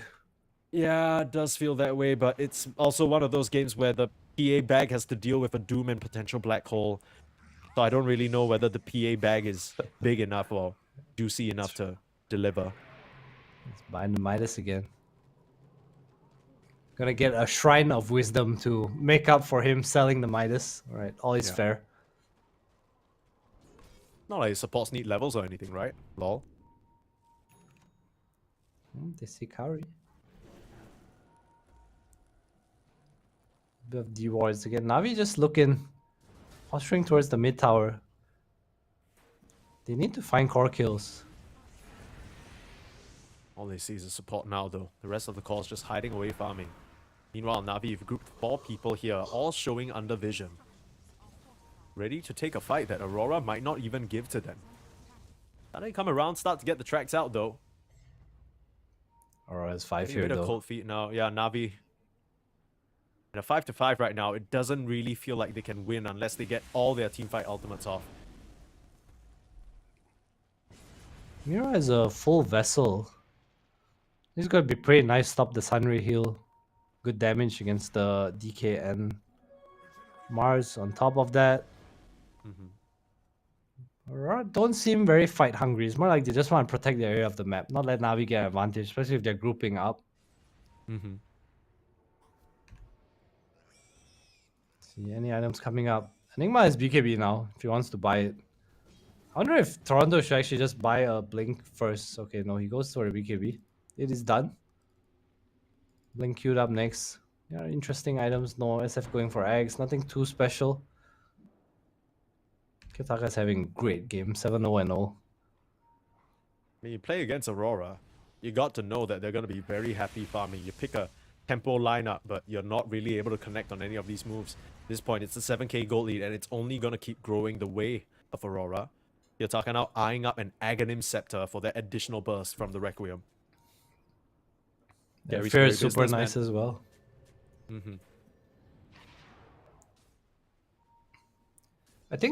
I feel like the whole idea of this Enigma is so that PA can't like blink in, you know? So Toronto Tokyo is probably just gonna Connection onto Mira. Again, that's not a core kill. That's not really anything. That's an arena used, and now you're might be in trouble if they can find the Atos tracked up onto Kaori. Just have to pop that egg, but Stolen Dobrev pushes Kiyotaka away though. Rest of Na'Vi are in this area. Maybe they want to fight without that Bounty Hunter vision advantage. Sanctity has popped the Dragon Form, looking for a vantage point on the high ground. Gonna see Toronto Tokyo. Yes, BKB. Made onto the Enigma here. He's taking a lot of damage. Pops the BKB and might just be able to survive. The spear will find him. Very nicely done. And now the high ground egg. This could be a pretty good fight. The Doom will get eaten up by the Dragon Knight. He's probably going to go down, but Nightfall now in trouble. The stolen Doom onto the Doom himself. He still is managing to kill off the heroes. A double kill despite eating the Doom, thanks to the Radiance. And don't tell me he survives. No way. The last tick, Ari, manages to find the redemption kill, but it comes at such a great cost. Na'Vi, they lose 3 heroes. I mean, I guess they do manage to take down some core kills, but that has got to sting. That was so close. One tick, like you said. Dude, the damage was crazy, man. The Scorched Earth with the burn from Radiance. Yeah, man. What the hell? Got roasting them alive. I thought they had the full kill onto him after he got Doom stolen and doomed himself, but he survived so long, man. 864 pure damage. Yikes. That's at Rubik max Arcane Supremacy. Spell amp 26%. That's a very significant amount. What's going on here? Black Hole! Yeah, Kaori's gonna die as well. Yuragi Yuragi's is coming not in though. where he wants to be. He knows there's no Doom, but now he's into Kiyotaka. He has to TP nice out. lift. The lift is there from Ari, saves Yuragi. Oh, that made me clench my butt cheeks a little bit. I was so scared for the PA, and now Sanctity. He's gonna get very easily run down. Tried to join the fight to help. A triple kill for Kiyotaka. This SF has had a completely free game. The Shadow Race damage talent. It's up, level 15. This is the power spike. Yikes. Now, for real though, it actually does so much damage. The stack 10 and 15 together. He's having such Dude, I a thought good he was game. already powerful enough. You're telling me there's another power spike? Oh my goodness. 10-0-1. Last pick SF, baby. Again, this patch, it feels like these 24 pick cores are just... Anything is playable, man, I'm telling you. As long as you got the right draft for it, and this is absolutely the draft that SF can succeed in. A spell casting SF. What a setup they have here. Ari with the Stolen Doom might just have to throw it out before he dies. Panto in trouble. Again, it's just a support kill. Use up the SF, get the control for now, but Nightfall streaming in. You can't afford to fight anymore. Sanctity's coming in, Egg on top of Kiyotaka. They're going to try and look to focus down, I guess, just the Dragon Knight with the Doom. They're doing a good job kiting out the fight, Nabi, but Yuragi on the backline able to slice down Mira. BKB popped by Nightfall. They can't connect on the target. Looks like it'll just have to be Kaori. They pop the Requiem just to pop his head off. Boom there with the arena. They finally get Kiyotaka. That's a really nice setup, and they know there's still no black hole. 70 more seconds, you can keep the chase going. Nightfall out of spells, and somehow Sanctity, despite being doomed, survives because they turn their sights elsewhere. Aurora giving up a lot of ground to the side of Na'Vi now, and boom, he's gonna find another setup. Used to cancel the shield rune, and now they're slicing onto this Doom. The mischance, it's not gonna be enough. Na'Vi with such a huge fight win. Oh, that was so good from them. Just Kiyotaka so low. Gets caught. Toronto Tokyo failing to have impact so far. He went for his Black Hole build, but Black Hole was unfortunately on cooldown. Maybe that was such a big fight for him. Even bigger if they get the Aegis. I mean, Boom played that fight so well, right? Started with an Ari pickoff, but he manages to get the parting Doom on the Jakiro, take him out of the equation. Boom eliminates him first, and then continues to just get set up after set up after set up in the fight. Even with Sanctity getting Doom, they kind of turn around because their attention is taken away by Kaori. This time around, it's Aurora who kind of get lost in the sauce a bit. Full focus on the supports, and they miss out on any meaningful kind of pick off on any core. All 3 of Navi's core survives through all of that. Yuragi, top of the network for the first time this game, and Navi, it looks like they are pulling it back. Or it looks like they wanna... Nightfall queued up the Midas again. Had queued up earlier, he bought the gloves too, right? And then sold it for a BKB. Oh. I don't know if this facet is working in his favor or not. Already The in Midas negative. conundrum. Yeah. I feel like he kind of needs it though, but at the same time he needs armor. I don't know. I wonder whether this Tokyo build will end up paying off, right? Because the Midas obviously is helping him keep up in terms of levels and gold. But I can't help but feel like if they just went for more auras and just pushed the issue, it would be a lot harder for Navi to try and fight them. We'll have to wait and see though. The late game Enigma is still a thing of absolute beauty. What's this? Double Solar Crest for Aurora. I guess both Nightfall and SF want to be buffed. Not sure if it's intentional or not.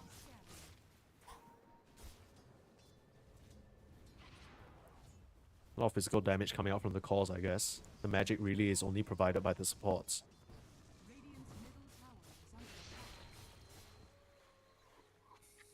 Nothing really happening right now. Aurora look like they want to dodge. Probably at least wait for the blink on SF or BKB. I think either one is pretty important. I will say though, at some point this SF does die to the PA pretty easily. It's all about how the fight starts. Toronto Tokyo found out here. Might have to turn around for a black hole, but an easy slice apart. Uragi with the methodical. You knew that crit was coming. Not really dodging successfully, farming in the area that your opponents are trying to push in. Panto, gonna be able to cut the wave, but can't do much into that siege creep. Will at least take it for a little bit of a wild goose chase. No TP for 28. Boom is closing in on his location. Boom's the goose. Oh, Boom. Come on. Any help coming though? They actually stopped the TP. I guess he doesn't know that the TP is on cooldown. He's just gonna buy time for somebody to show up. Arena walls up. Holds on to the spear. Very smart recognition there. Knows that if he uses it, it's a very easy TP away. Maybe he's bought enough time. In comes the PA, but he doesn't know that Panto still doesn't have damage. Pante's gonna kill him. Fucking God. That wasn't supposed to happen. How did he do that? What It's the hell? Searing Signet, baby. Oh my goodness, Boom. So Too much damage from the Twin Jakiro. Terror for what? Oh my goodness. He's solar crested himself as well. Yeah, he just took so much magic damage. My god. What the heck? A little bit of a setup in the mid lane. SS pretty tanky, guys. SS pretty tanky, but not into the Sun Ray. Should still be going down. The heal's coming back from the Requiem of Souls. Is going to keep him alive momentarily, but Kaori still able to burn him up. Now the Atos, postpartum. Looks like that fight was just very easily won. Meanwhile, Uragi killing Toronto Tokyo again. This Enigma looks so fucking useless at the moment. Yeah, I mean, one thing we learned about yesterday, we did not really like this Enigma pick. It doesn't feel like a good enough response to this PA, and we're seeing why. You're not necessarily winning the lane, especially if Kaori on the Phoenix. Not necessarily getting much done in the game either. This is so rare, but Uragi has a Deso queued up, so maybe going back for it, feeling like he's so strong, he shreds through. At least 4 of these heroes have no armor. 5 even. I guess SF has 20 armor, but he's definitely not building for that. He's not tanky, I'll tell you that much. Stacked up with the Corrosive Dragon.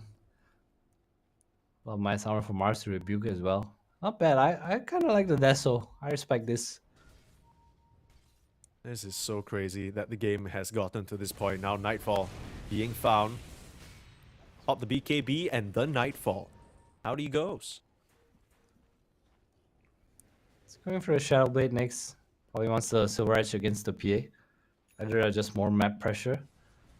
But Navi, they are feeling very, very confident right now. Yeah, this is the classic Aurora gambit, right? Aurora giveth, Aurora taketh away.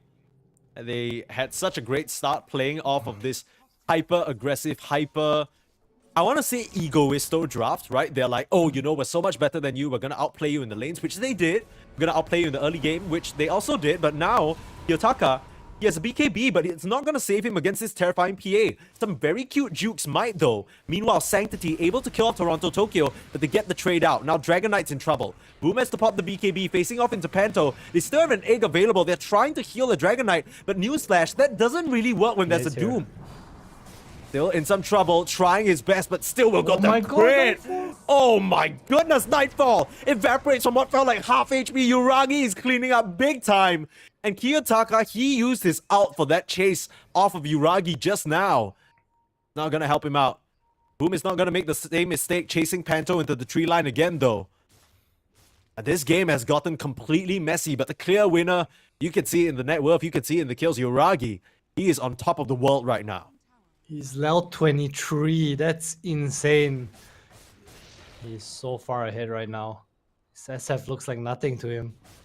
This Enigma is literally an ATM for him. The counter pick. So nice of you to get a Midas to farm more gold so that I can get more gold when I kill you. It's probably the reason Uragi's level 23, in all honesty. Yeah. Not to mention, he also has the serrated Shiv neutral item, which means that that Doom's Radiance isn't giving quite as much mischance. That's not as relevant against the PA anymore. Basher complete now. No more BKB TPs. Jeez.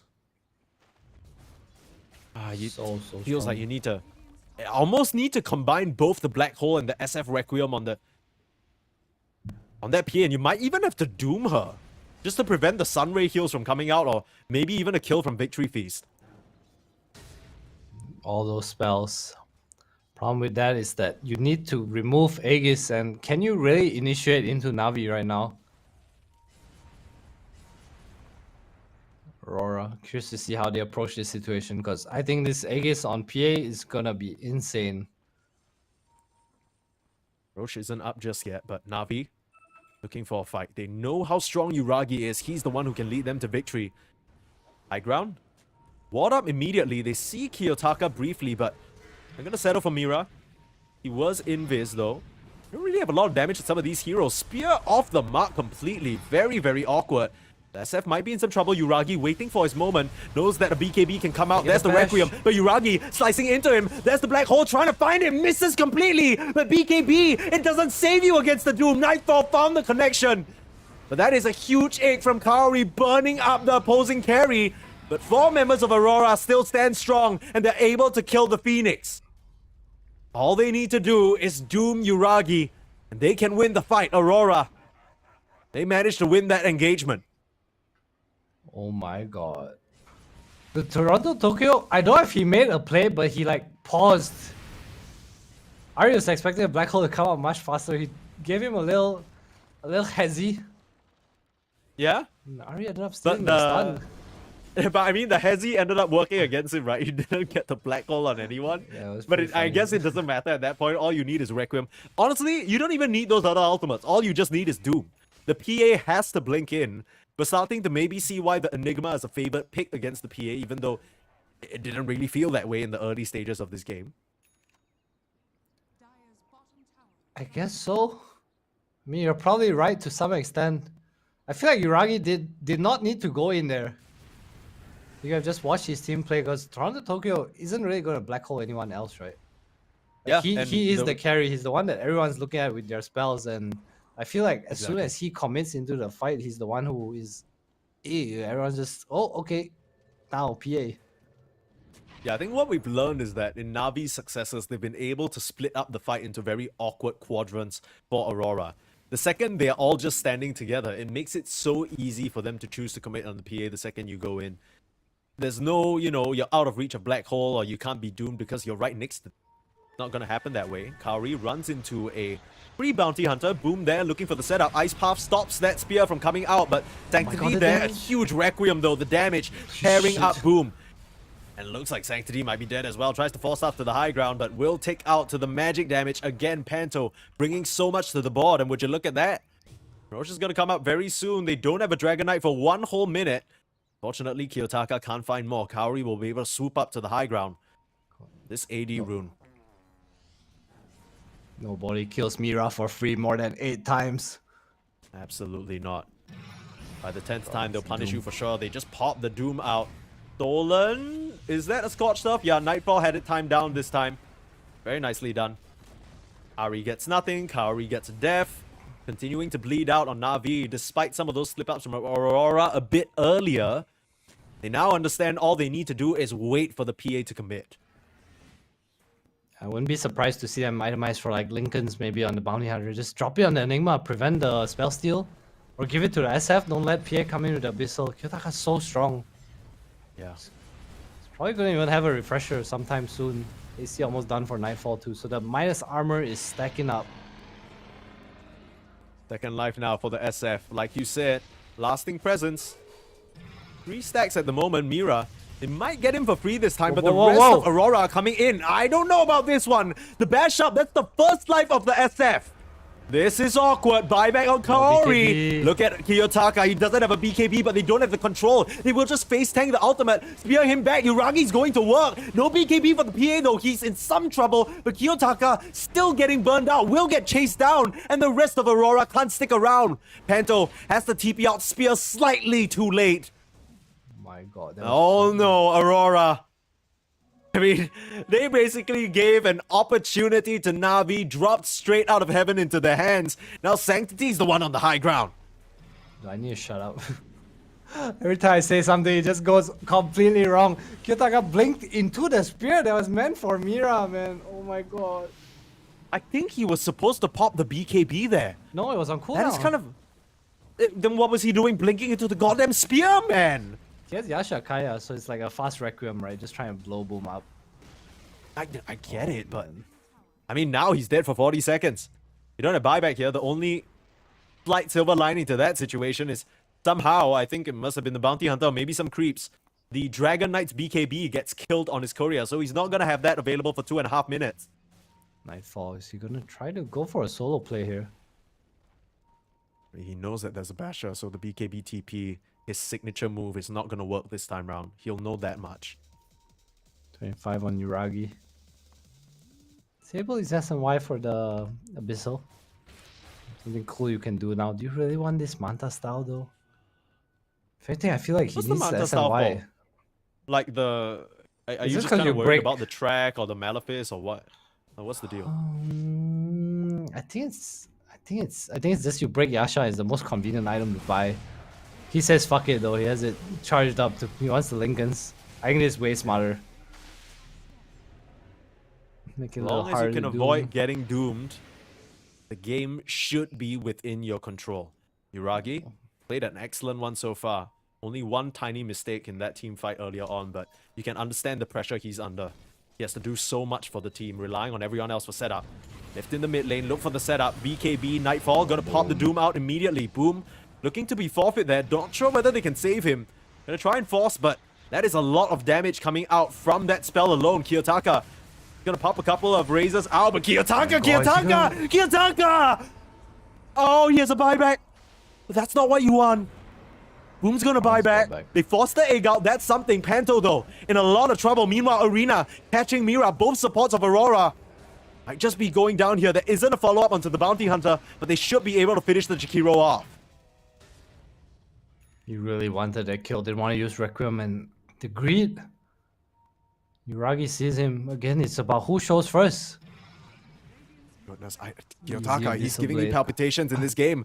I think Aurora, they can't be too happy about this as well. At one point, they were so far ahead, ready to put an end to this series, ready to move on to the grand finals at of this this CQ. Enigma. And now, look out for this Enigma. He could be the thing that turns it all around. A black hole potentially, buyback onto Panto. They want to gear up for this fight. Two Shadow black holes and walked. BKBs available. Toronto, Tokyo, keep your eyes on this man. But Ari, ready in the smoke, ready to punish. Toronto, Tokyo, Shadow Walk, they is don't have the ending. vision. It's gonna run out soon though. It's in a very awkward spot. He is in a very awkward spot, but Nightfall's there with him. No Doom available. Nightfall's gonna try and scout them out. Find Rubik. Want to find the Rubik, but they Oh my see God. Toronto, Tokyo under the vision, smeared into the tree, and he gets killed. He does not have a buyback. Just because of that high ground vision that they didn't manage to clear. That's what Panto died for. Oh no, Aurora. Are you really going to give us a game number 3 in this fashion? I mean, the fans will be eating good, but this is not going to be good for the mental of Aurora. We've seen them kind of suffer from these situations before, the momentum being taken out of their sails, and they don't recover well from this type of situation. Yeah, game looking like it's falling apart slowly. Aurora, even still with a 2k net worth lead. This Enigma 20k for nothing so far. Not really seen the impact of this pick at all. I mean, just show me a black hole. They'll jump in on Yuragi, try for the burst down, but he's Abyssal. turning around onto Kiyotaka. Egg forced out. That's something. BKB traded out on Kiyotaka though. Yuragi still feeling very strong on the front lines. Blinks back to safety. Leaves the tower hitting to Sanctity. Sun comes out. Lotus Orb. Force the BKB from Mira. Get the tower and they get back to safety. Doom's Navi 25. don't want to tempt fate. He has the mute now. Yeah, Doom is 25. Is this a mute game? Oh man, all eyes on this Enigma and Rubik for me. Ari has the Aghanims now too. The counterplay potential for him for sure, but I mean, we haven't even really seen him steal Ice Path. He's been kind of obsessed with trying to steal the Doom. Some moments where he got some maybe other Jakiro spells, but not his focus this game. He wants that Doom. He craves it. Right, looking at timings for rest, I think the next big one is probably the refresher on SF. That would be so nice. Together with his level 25, the cast speed, that's pretty much instant Requiem. Yeah. Navi, this game is still very losable for them. Same situation for Aurora, right? It feels like the game is just really up to who gets the initiation first, who can get that advantage in terms of the vision.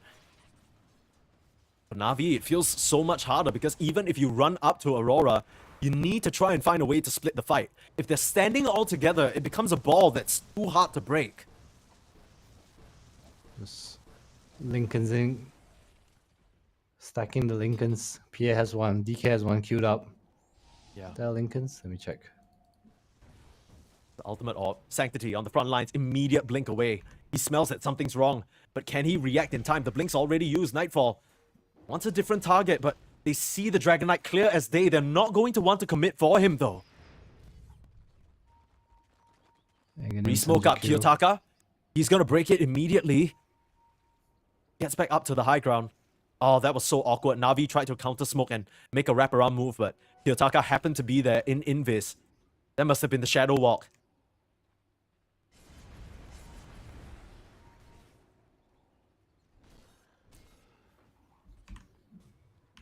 And Navi, they know that they can't take like random fights. They're not that strong. They need to see heroes. Every fight they've won so far is vision. That was so awkward. Did you see that? Like a bunch of heroes with friendly shadow just walked up to them and nothing happened. I think Kaori immediately recognizes that that is a problem. He gives Sanctity that gem. Mira or Nightfall try and sneak up next to him. Not gonna end the same way. Just eat a stun to the face and maybe some Yuragi crits and their death as well. It's nice that he has the gem, but now he has no slot for the Lincoln Sphere. Do you really change out anything? Do you want to replace your Mage Slayer? I'm really not sure. I feel like the Lincolns has a bit more value here, but keeping buyback, I think the teams understand how important Roshan is. Yeah, the buyback definitely more important than blocking one of these single target spells. Aurora. I'll be looking at breaking these open. Haven't really talked about the man on your screen right now, Mr. Sanctity. Didn't really have the best time against the SF, but starting to come up big, starting to be that frontliner that his team needs. He can just tank some of the pressure. Nightfall gonna walk up to the high ground. They don't have the gem on them. Initiation on the Phoenix. They get the egg off onto the black hole. Stolen away by Ari. That is problematic. That is problematic. They need to stop Ari. But Boom is gonna drop to the Doom. Nightfall, that's the first one. Kiyotaka with the Requiem rips them apart. Sanctity and Mars go down and Yuragi not able to commit. Oh, all our eyes were on Ari. He manages to kill Mira, who was chasing him down, but the black hole stolen. That's a really, really good tool for Navi to use, but you can see these fights are by no means easy. Even if you dodge the black hole with a beautifully timed egg, just isn't enough. You need to find a way to get Yuragi into that fight, and Kiyotaka, he rips them apart with the Requiem. He only used one as well. 25 now. He actually went for the left talent. The attack damage shadow. Is that what you want? I feel like the cast speed is so nice here. With the refresher, you probably insta-pop both. Ceremonial Road on top too. So much damage. It's so scary for Yuragi. I think he needs refresher for a double BKB maybe. Has it queued up? How can he even prepare for this? At a moment's notice, 2 Requiems could just come out and blow the game wide open. This Requiem also makes it super hard for Ari to cast Black Hole, right? The fear just comes out, you can interrupt anytime. You have to be so careful when you blink in. Where you blink in. He needs a BKB. That's what he's queuing up right now. He knows. If he doesn't have a BKB, he's not getting into this fight. Still has a good duration on that Black Hole steal. Roshan's gonna roar, which informs Na'Vi that this Rosh is being attempted. Oh, they need to get back. Still don't have their full lineup yet, though. Mira's gonna scout them out. They don't have the gem. Lincoln's is gonna break. This is really awkward. Kaori places that sentry a bit too late. Na'Vi, can you really contest this Rosh? He just goes their way. Black Hole in the middle. Gonna try and commit. Kiyotaka over there with the Requiem, cancelling it for now. Ari's the only one in trouble. Bought him out. Sanctity there with the initiation. Huge egg on the high ground. Stun Ray burning up the first life. Kiyotaka gonna get that refresh off. Yuragi still biding his time, still waiting for an opportunity. The BKB there from Nightfall, he's just gonna escape with the Silver Edge and the Friendly Shadow. Get the Aegis, but it immediately gets burned out. The rest of the goodies get picked up though. Chi snatched up by Mira along with the Roshan banner. No second life for the PA. That would have been very, very important. And one step closer for Na'Vi to trying to put an end to this game. But alas, we go on. Nice black hole by Ari just from the fog. It wasn't expected. They removed the Aegis, which is pretty big deal for them. Refresher Shard and banner will still go to Aurora though. Wonder who they'll give it to. I feel like this Jakiro Refresher Shard might actually be really strong. No one else really has a slot. Nightfall's the one holding on to it for now. Made double Doom as well. That's something that could be considered.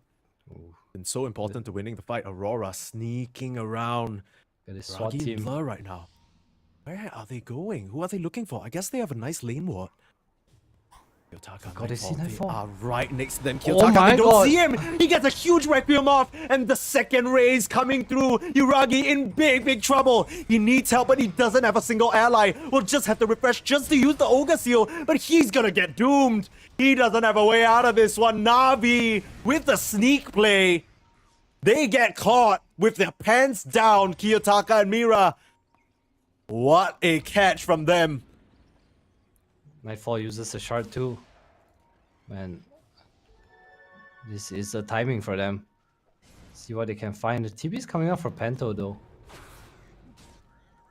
We'll try an initiation. The last time Boom tried this, didn't really work out well for him, but if he has 3 teammates, that's going to be an easy catch. Gem of True Sight, reclaimed by Na'Vi. I'll help them spot Mira coming a lot easier. Boom will be the one to hold it this time round. That Hex catch, very important. There's still 60 seconds. Oh no, Boom.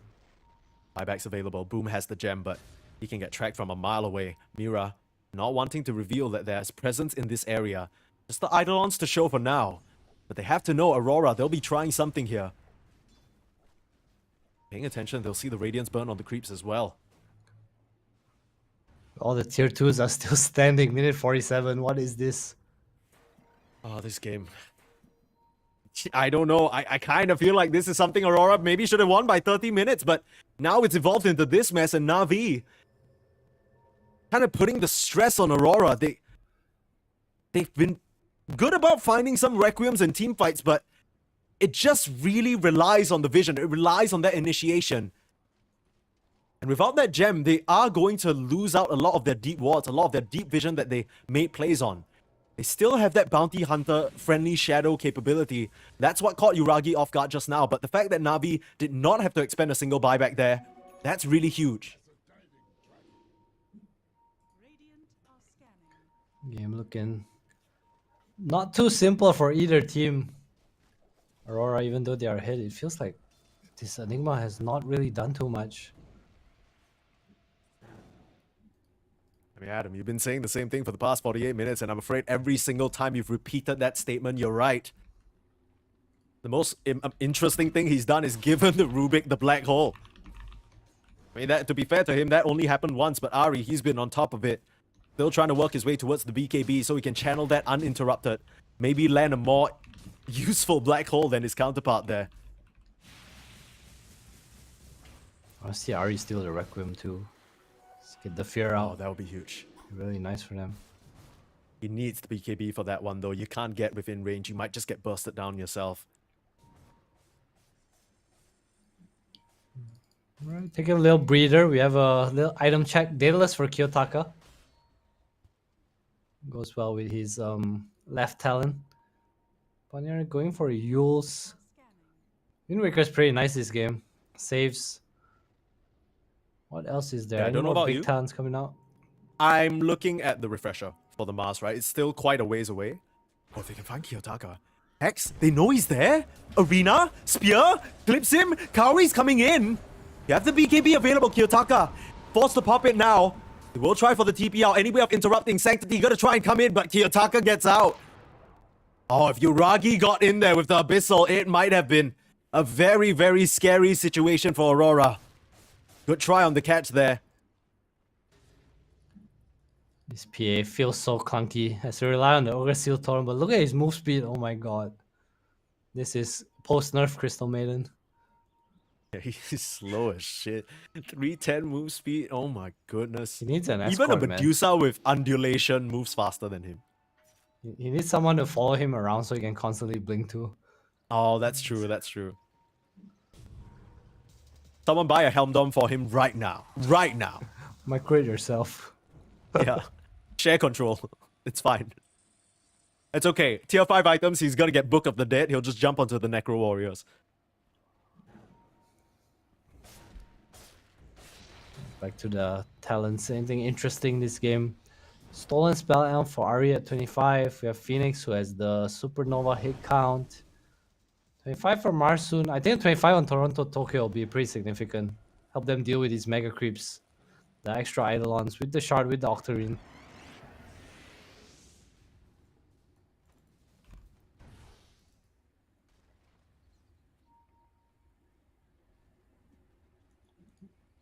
And both teams Do you feel get like the they... dual breath damage and range here on the Jakiro? when Actually, you I have hit the no level? idea. I think you should. Yeah, it just allows you to cast from a bit more of a distance there. Both these teams, I really don't know what to make of this game anymore. It's been an absolute mess. But we couldn't ask for more entertaining Dota. Aurora will at least give the fans that. Everyone coming in thinking it will be an easy 2-0. Same kind of situation for Aurora. And this exact shakiness, this instability is what has been haunting this roster with Nightfall, with Kiyotaka. It's just a brand that has become so embedded with these players. You can never really win a series cleanly with them. There's always some shenanigans afoot, always some overextension. Kaori might be trapped up here. Now. They are going to try and burst down the Phoenix. Will be able to get the kill. Kiyotaka showing himself though. Nightfall here to reinforce. You got to be careful. Sanctity, he's standing in front of the tower, but he doesn't have any vision. Boom will try and lead the charge. The rest of the side of Navi are here. They get the connection onto Ari, but a beautiful black hole. Okay, Toronto, Tokyo finally making it pay off. Finding the connection, and now Uragi's in big trouble. He has no He needs that boots. escort in the DK. Blink away. He doesn't have a boots.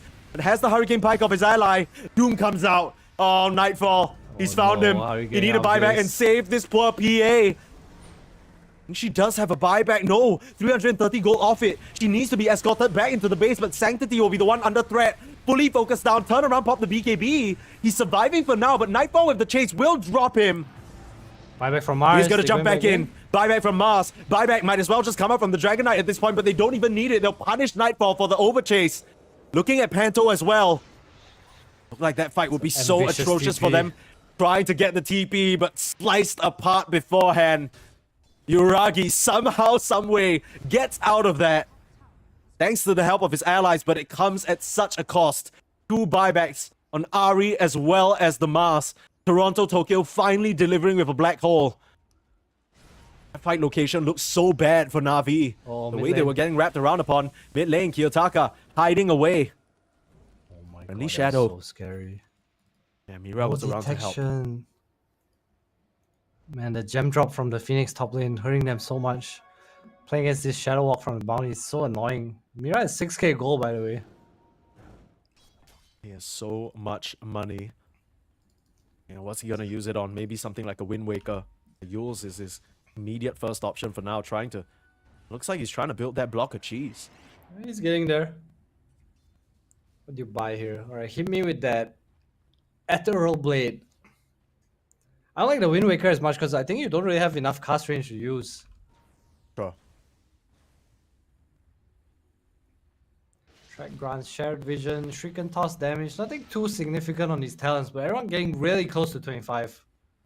Yeah, we're getting real close to those minute 60 items as well. Folks, we that's a are good about one. to see some madness. As if it hasn't been crazy already, this game.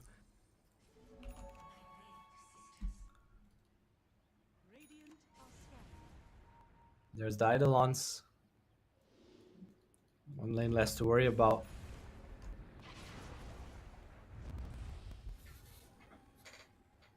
Here they go. Aurora Ready on the hunt. They might just jump into Ari. He breaks the smoke. Yuragi on the front lines has to be so careful. They see him in a little bit of a blur. Boom with the initiation onto Kiyotaka. Ice Path there to back him up. Yuragi's gonna jump in and commit. Forced to use the BKB. Egg on the high ground. They're burning up the SF. He's getting control. He might just go down without popping the Requiem. Still will find it, but it's into a BKB. Kiyotaka, Heard of Doom, comes down on the Mars. There's no buyback on Boom, and he will just get run down. Yuragi going to commit in though. Slicing nice up onto the Boom. Sorry, the Bounty Hunter, but there's the Black Hole onto Ari, up against his arch nemesis. No steals for you, and that's 2 diebacks for Na'Vi. The buyback on Aurora just to get those kills. Yuragi, he has nowhere to go. The second Black Hole catches the PA. He does have a buyback available, but at the very best, it's going to be a 3v5. That fight felt like it was never going to work out. Na'Vi, they had to use way too much just to deal with Kiyotaka, and he just buys back for free. Toronto, Tokyo, after 55 minutes, finally lands a Black Hole that matters. So much freedom in the fight. So many spells being used on this SF, on this Doom, on this Jakiro. Mira as well being so annoying. BKB Hex running around. Yagi, it feels like this PA has fallen off. He needs to commit so much in these fights, but he also can't. He just gets doomed. Track removes Lincoln, and boom. First Doom from Nightfall onto the Mars, eliminating the control. Even with the refresh, he could not get that second arena off. Very good target prioritization there from Aurora. Nightfall leading the charge. He's ready to put an end to this series. This is how they beat 1-win yesterday as well. It wasn't clean, it wasn't pretty, but they get the job done. Nightfall's ready to tap out of today. He's ready to put an end to the Dota. He wants to go to the grand finals, but Na'Vi, Yuragi, still stands in their way. Sanctity. He's gonna get hexed up. Aurora looking at the buildings, no more messing around. BKB committed, taking quite a bit of damage though. There's the refresh. There's another Doom available. Kiyotaka ripping it to shreds. Gonna try and come forward. Sanctity though. Getting stunned up is Kiyotaka. There's a beautiful egg. This could do it. Yuragi gonna slice down the Doom by the buyback. Second life for the SF. He's coming back into the fray. Buyback for the DK as well. Kiyotaka respawns now, looking for the angle. Kaori gets hexed up. This is troublesome, but Kiyotaka again. He's gonna drop. They get him. They get him. They don't have a Black Hole. Yuragi's about to go to town, and he slices down Toronto as well. Boom comes in on the respawn, looking at Preto. They get Mira. They're trying to buy back. They're trying to end the game, but it might have been a mistake. Na'Vi, they have Eidolons and Creeps trying their best, but it's not gonna be enough for now. Na'Vi somehow hold. Oh my god, Kiyotaka blinking in there. Nightfall as well, and the Cleave just cleared the Doom. Couldn't get his Requiem off once again. The stun from Sanctity just catching him. Look like a clutch Ice Path again. No Black Hole as well. Oh my goodness, Kaori with those eggs, game changing. They were trying to focus down the throne, but they had the blinding sun in their eyes. They couldn't see a thing. And now Na'Vi, are you serious? Are they really going to take us to a game number 3 like that? Just when it looked certain, just like it looked like Aurora, they were going to finally clean this up after all the mess. They lose this game. All the damage it's gonna do to their mental. It might just make them angrier, but they need to try and put on the same type of defense that they saw from Na'Vi earlier. No egg available, no arena. They'll start things onto Mira. He's just a bait though, always has been. Trying to wait for the PA to commit to set out the Doom. Will use the arena, clip down the Bounty Hunter. That's gonna be a kill. They're still trying to look. There's the Black Hole. Yuragi slices him down again, and you have run out of options. Are you serious? Na'Vi, against all odds, into the Doom, into the Black Hole, into everything. Aurora will lose to the hands of this PA. And my, we have ourselves a game number 3. Na'Vi won a spot in the grand finals, and they ain't gonna go down easy. Dude, how often do you see a team lose with a 6k net worth advantage? Aurora can't be too happy about that. Feeling the little bit of excitement, adrenaline towards the end. Didn't really wait for spells. But honestly, in their defense too, what could go wrong went wrong. Kiyotaka blinked in, the DK stun instantly caught him. Nightfall blinked in, got cleaved to death. But what felt like a game that Na'Vi lost. Yeah, guess we got a game 3, Mike. I can't believe it. This is As you know, this is our last series here at Dream League Season 26, not just for today, but for Adam and myself as well, and this is gonna be a stellar way to end it. We asked for some more back and forth Dota, we asked for the affair not to be quite as close, and we are absolutely getting that close to 60 minutes of non-stop action, and my goodness, let's see what happens in game number 3. Who's gonna secure that first grand final spot in these close qualifiers, whether it'll be Na'Vi and Aurora Gaming. See you guys in a bit. Grandfather's clock was too large for the shelf, so it stood 90 years on the floor. It was taller by half than the old man himself, though it weighed not a penny weight more. It was bought on the morn of the day that he was born. It was always his treasure and pride, but it stopped short, never to go again when the old man died. 90 years without slumbering, tick-tock, tick-tock, his life seconds numbering, tick-tock, tick-tock, but it stopped short, never to go again when the old man died. In watching its pendulum swing to and fro, many hours had he spent while a boy. And in childhood and manhood the clock seemed to know, and to share both his grief and his joy. For it struck 24 when he entered in the door, with a blooming and beautiful bride. But it stopped short, never to go again when the old man died. 90 years without slumbering, tick-tock, tick-tock, his life seconds numbering, tick-tock, tick-tock, but it stopped short, never to go again when the old man died. My grandfather said that of those he could hire, not a servant so faithful he found. For it wasted no time and had but one desire, at the close of each week to be wound. For it kept in its place, not a frown upon its face, and its hands never hung by his side.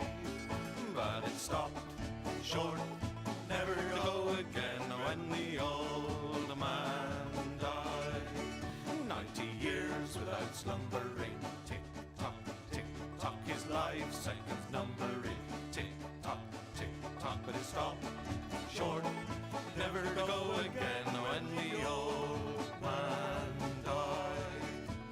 It rang an alarm in the dead of the night, an alarm that for years had been dumb. And we knew that his spirit was pluming for flight, that his hour of departure had come. Still the clock kept its time with a soft and muffled chime, as we silently stood by his side. But it stopped short, never to go again when the old man died. 90 years without slumbering, tick-tock, tick-tock, his life seconds numbering, tick-tock, tick-tock, but it stopped short, never to go again when the old man died. Yes, it stopped short, never to go again when the old man died.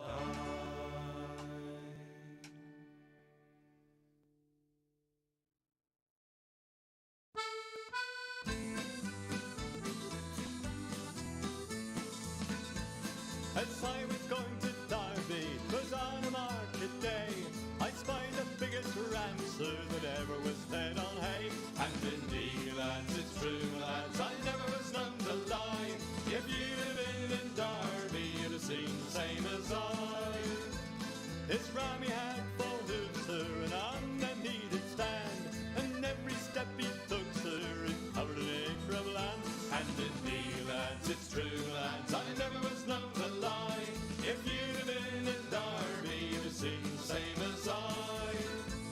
The wool that grew upon him, sir, made 50 packs complete, and that was sent to Flanders to clothe the British fleet. And indeed, lads, it's true, lads, I never was known to lie. If you'd have been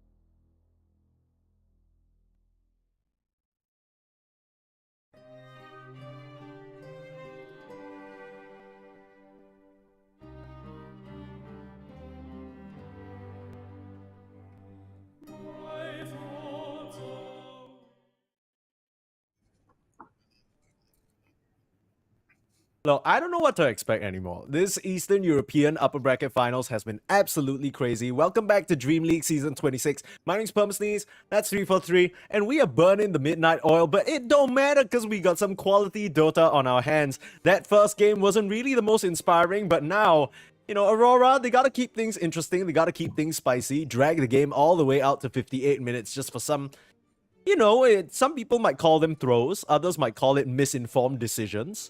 Whatever you want to call it, Adam. I call it, we have a game 3, be grateful. We have some great Dota coming along, but I don't know about this Enigma against PA, man. I hope they ban it. Yeah, the PA is gone. Just cut that shit out. Like, stop doing this whole Enigma shenanigans. Na'Vi, you know, they've been there. They've been on that side of the coin. They're like, you know, we tried to run Enigma too. No flame there. You know, we know what it's like. Aurora, fall for that trap. Toronto, Tokyo, no flame to his name. All respect to the PI winner. But on God, he was useless for like 60 minutes straight. That game was all Kiyotaka and Nightfall for like the most part. Mira played pretty well too. Pento is doing, all of them were doing good, man. It felt 45 for, I want to say, 45 minutes. And there's this one fight top where Black Hole was actually useful after, I don't know. Yeah, that's about it. And also, you know, with some of these fights, the way that they start, it's not even like Toronto, Tokyo is necessarily blinking in and getting the Black Hole as a start to the fight, right? He's always just kind of following up on what feels like an already won fight where Mira setting up with the friendly shadow and Kiyotaka's getting crazy requiems off. It's tough. I don't think you can really... I mean, we're not blaming Toronto, Tokyo, but definitely it felt like he wasn't really pulling his weight compared to the rest of Aurora Gaming. So hopefully they had some time to reset, discuss what the problems were. I'm pretty sure the problem they identified starts with an E and ends with Enigma. So we aren't going to see that in this game. But now, deciding on what their last ban will be, their first pick coming out of the first phase. So they could opt for the Tiny, they could opt for... I don't know if they don't play Venomancer, do they? I mean, what other heroes are they really prioritizing? Maybe the... There's a Darkseer in the pool too. Oh, the Tiny Bear, assume they'll go for the Darkseer. No, Beastmaster's still in the pool. How can we forget? Okay. True. Na'Vi showing respect to the support duo that absolutely crushed them in that game number 1, banning the Tusk and the AA. So, Beastmaster, free for the picking. I like the Tuskar ban. I feel like it's just Mira's probably most comfortable hero. I think he has the most impact when he plays this. It also fits the way I want to play, so a bit of removing strategy here. Go for the Magnus. That hero that's just slid by. Not sure who I favor here. This Beast against Magnus. I guess Beast is just the... Beast just feels like the better hero, especially since he can go mid and off lane. I think this Magnus carry is kind of dead right now with the Empower change. Yeah, doesn't really feel too good. You're kind of playing more disruption. I guess Na'Vi, they're happy because they can flex it potentially to position 4 as well. The hero that Ari really likes to play. I think with Ari, it's honestly been a bit hit or miss in terms of his performances, right? Sometimes he is able to get comfortable, able to make things happen on the map. And other times, you know, he's on a Spirit Breaker, he's just kind of running in, getting killed. Not really the most inspiring. But yeah, hopefully in this game, you know, we're able to see a little bit of his skill there. We definitely no doubts about, you know, that he has what it takes to put on a bit of a show. But so far, in these close qualifiers, it's been, you know, the Kaori show, the Boom show, and especially last game, it was all the Yuragi show, man. I think to me, I register him as a spellcaster, you know, kind of Yapsora-esque kind of archetype. Go on this like Hoodwink, Rubik kind of heroes, for example. Play the range hero, stay behind. Wouldn't be too surprised to see a Hoodwink come out again for them here.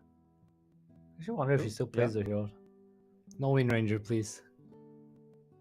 A lot of players seem to have lost faith in the pick. I think only Tofu more recently picked it up.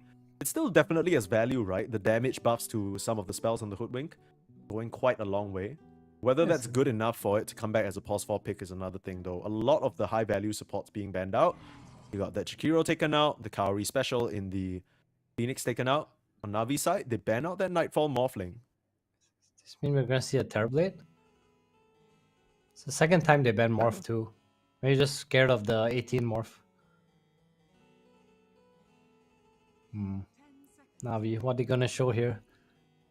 Probably want to support, right? Don't really want to pick Sansa into Beast. We see I'm Phoenix sure they're probably again. thinking about the Terrorblade. Maybe that's something that they want to grab now that the Beastmaster's in the pool. But again, it's Darkseer is still available, and that game number 1 probably still fresh in their minds. They're gonna have to maybe wait until more core heroes are locked in before they feel comfortable about grabbing that. And even then, Aurora have the 18 pick. Yeah, they can't pick TV, honestly. It's hard because this beast is just gonna go mid. See what Uragi decides to bust out eventually, but for now, Aurora, they have to show their supports. See Magnus Warlock, still Rubik round 2. How could we forget? There's that Ringmaster. One of the most dominant supports across the entire close qualifiers, I think, regardless of region. It really is just the Whitemon effect, right? He opened everyone's eyes to just how strong this hero could be. And once you start mastering the setups and stuff like that, the box as well, it just feels so much utility and teamfight control on a save hero. That's true. His lane's a bit too good, I think, for what he offers in the early mid game. What's the Mira here going to be? They got a nice Stalker. So playing on Vision. Nice hero against the Warlock as well, able to just kind of go in from behind, cancel upheaval.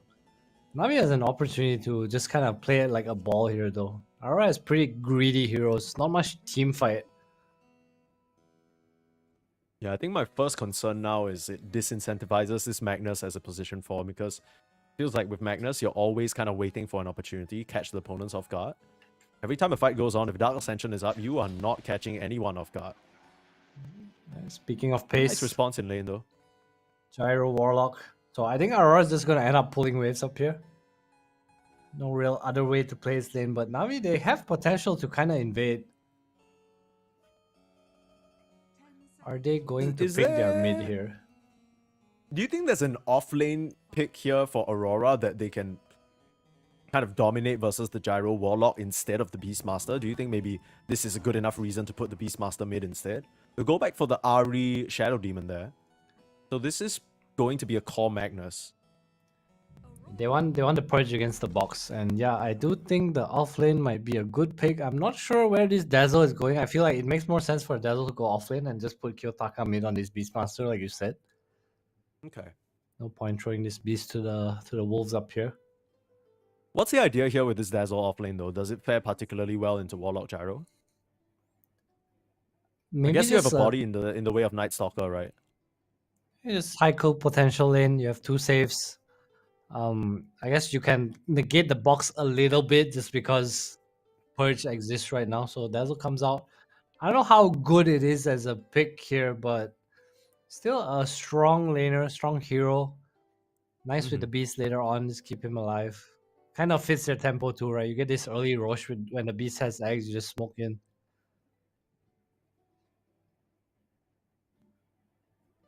Wonder whether we'll still see the sort of traditional build-up for the Dazzle with that Aghanim's into the Blink BKB. Some of the values there nerfed, of course. Auto projection healing is not quite what it used to be, but still a strong hero given the right lineup. The question is whether this is the right lineup. Navi's entire game plan feels very centered around their Gyro being able to join some early moves. Because the rest of their heroes at the moment, you talk about Warlock, Shadow Demon, these are not really the most inspiring or active supports, right? The Magnus as well, if his lane doesn't go well, he's going to have a rough time finding opportunities. Yeah, I wonder what Navi need to fill here. Still Sanking in the pool. I feel like they need another tiny storm kind of hero. I think of Sanctity. I want to say Puck, but Puck's not the best against what Aurora has. I really like that Pango ban from Aurora. I think Pango would have been excellent. Yeah, it makes a lot of sense. Just more team fight. Also, Navi, I feel like there's a lot of picks for Nightfall here. There's the Ursa. I guess Ursa's not the best. There's Lifestealer. We know Nightfall likes the hero. Morph is already banned. Do you want to go back for the Doom here? I mean, right now you're looking at Navi. It feels like a lot of eggs in the Gyro basket, right? It's not like this Magnus is going to scale up to be a right-clicker himself. Yeah, you probably would have. But Navi thinking the same, right? Just remove the Doom. Why give him comfort? Yeah. Nightfall, he's had 2 games of practice already. I think he showed how annoying he's been as well. Get Time that is game last number one ban. was a masterclass. Mm-hmm. This is a start game. No cap, this is a start For game. Aurora, for real? Yeah, there's no way to like deal with him.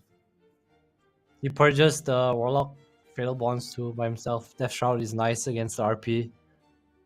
Supports are your fool. You have Grave if they ever actually get to kill you. Oh, true. Or box. Or box indeed. And you get nighttime vision advantage hiding around the tree lines, you know, getting that additional Barracuda regen. Yeah, I can see it. I mean, if there's a slot game, might just be this one.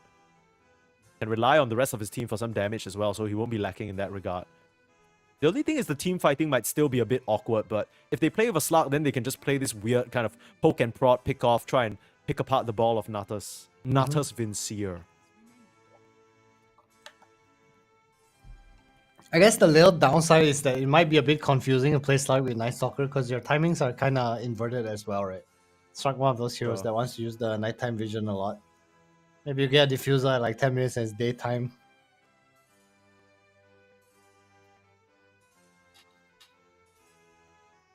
$15 minutes, sorry. Let me correct myself there.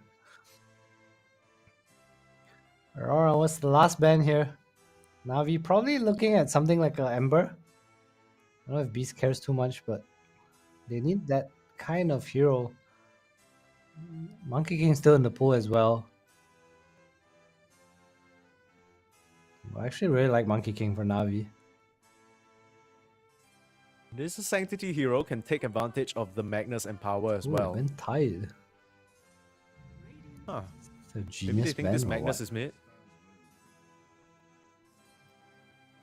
Oh, I like this Sven. Bit tough with the Shadow Demon Purge, but at the same time, I don't think you care. You're just gonna go in, burst heroes. Another hero to kind of frontline. They have the vision from the Night Stalker to kind of pick their fights. He can buy eggs this game if he's worried too much about the purge from Shadow Demon, although I don't think that's really a real build anymore. Sure. I mean, this Sven also gives them quite a degree of pace, right? You can run around with the Warcry, and that makes the rest of your lineup very, very tanky into the Gyro's physical damage and flat cannon. Yeah, not to mention the Weave helping out in the armor department as well. I can see it. Sounds pretty good. And Navi, do they have a good pick here? They need a stun You still go back for the Sand King. You still, I mean, Sand King's still in the pool, right? Do you want Sanctity on Sand King though? I feel like it's not really his hero. Oh, new hero, Kunkka. His hero got buffed. Okay. Tidebringer damage is pretty high. They'll bring it to the mid lane up against the Kiyotaka Beastmaster. In theory, this should be pretty good, right? Because you can never get your summons up. Like, he's always going to slash them down. It's pretty easy for the Kunkka. It works for them as a frontliner as well. You were looking for somebody with a bit of a stun, but instead now we have some elevated boat torrent control type situation. I don't think it's too bad. I mean, if there's a game for it, might be this one. It's good against Night Stalker, good against the Beast too. I think the lane is pretty simple. I'm not sure how much you actually pressure Beast. He doesn't care about summons too much, probably just see him spam X's. But I know the old school safe lane Kunkka used to be really good against Beastmaster. I don't know how much you care now because you can kind of dodge. I believe in this Kunkka. I think he's surrounded. I think they have a good draft on Navi. I'm going to go with Navi this game. I'm just a little bit worried that Navi might run into some damage issues, I'll be honest. Because if Uragi's not having a killer game, it's not even like he's on this 1v5 carry anymore, right? The Gyro could probably stay ahead of the curve, but then you're looking at cores like Toronto Tokyo's Dazzle, Nightfall on Sven, Kiyotaka Beastmaster. These guys are gonna farm. You don't really have supports that can go in there and invade or make moves. It really is going to come down to Sanctity on his Kunkka. Like we said, been a very quiet tournament for him so far. We haven't really seen him step up, step out, and show us why, Mongolia Dota should be feared or respected. So maybe now's the time for him to bring his A game. I just feel like they have so much team fight on Navi. You have RP, you have Fail Bonds, you have the Kunkka boat as well. I don't see how Aurora's heroes can basically stop this Shadow Demon from getting purged off. It's all going to come down to Mira, maybe the Wheel of Wonder placement as well. How they choose their fights. I guess pace-wise, it does favor Aurora a little bit, but I'm still going to stick with my instincts here. Navi, let's have a pretty well-rounded draft. Okay.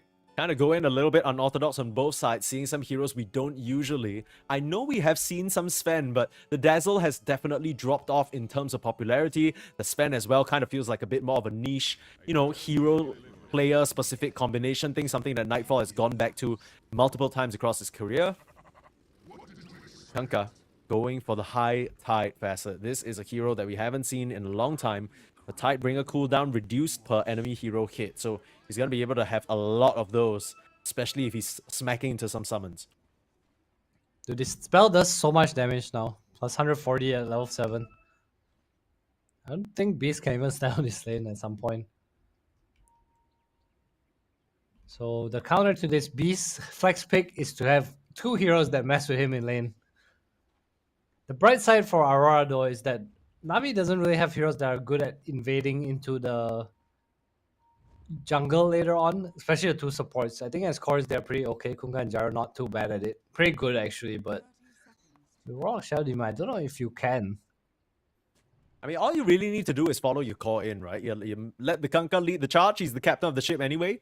Just follow along. You see some heroes Fatal Bonds them or Demonic Purge them, and it should be a very easy kill. The box can't help you against the SD ult. Boom. Up onto the high ground here. We'll break the smoke. Aurora, I don't suppose they really want to fight in this level 1, right? Their lanes are pretty solid. I don't think they want to mess that up. Yep, let's get some damage onto Boom, and that will probably be it. I'm very curious to see how this Dazzle getting 3 does. runes there. Yeah, me too. But Toronto Tokyo picked it pretty confidently. He's all blinged out. Look at his Crimson Witnesses. My goodness. Looking swanky. Dazzle Master picking it for himself here. Toronto Tokyo just accepted that he played pos 5, so he's picking pos 5 heroes as offlaners. Yes, so. I mean, it didn't really look too good for him on the Enigma. Hopefully he can turn his fate around now on the Dazzle. We'll see how it goes here. I think most interesting lane for me is going to be Sanctity versus Kiyotaka. I think the main thing with this Kanka is always, you know, your Tidebringer, the creep wave, should be very easy to get the deny on the range. But as long as he's on top of it and able to slowly rack up the damage on some of these balls, should be able to get an advantage. Yeah, he's just kind of playing to clear the wave, playing to get a level advantage. Kiyotaka will get a cheeky deny, a couple of cheeky denies actually. The Sanctity will be more than tanky enough to stand his ground in this lane and fight back. This is one of those lanes that get harder as it goes on though. I think for now the Beast will be fine, not able to kill the boars, but once the Blades of Attack, once the level 2 Tidebringer or even level 3 comes out,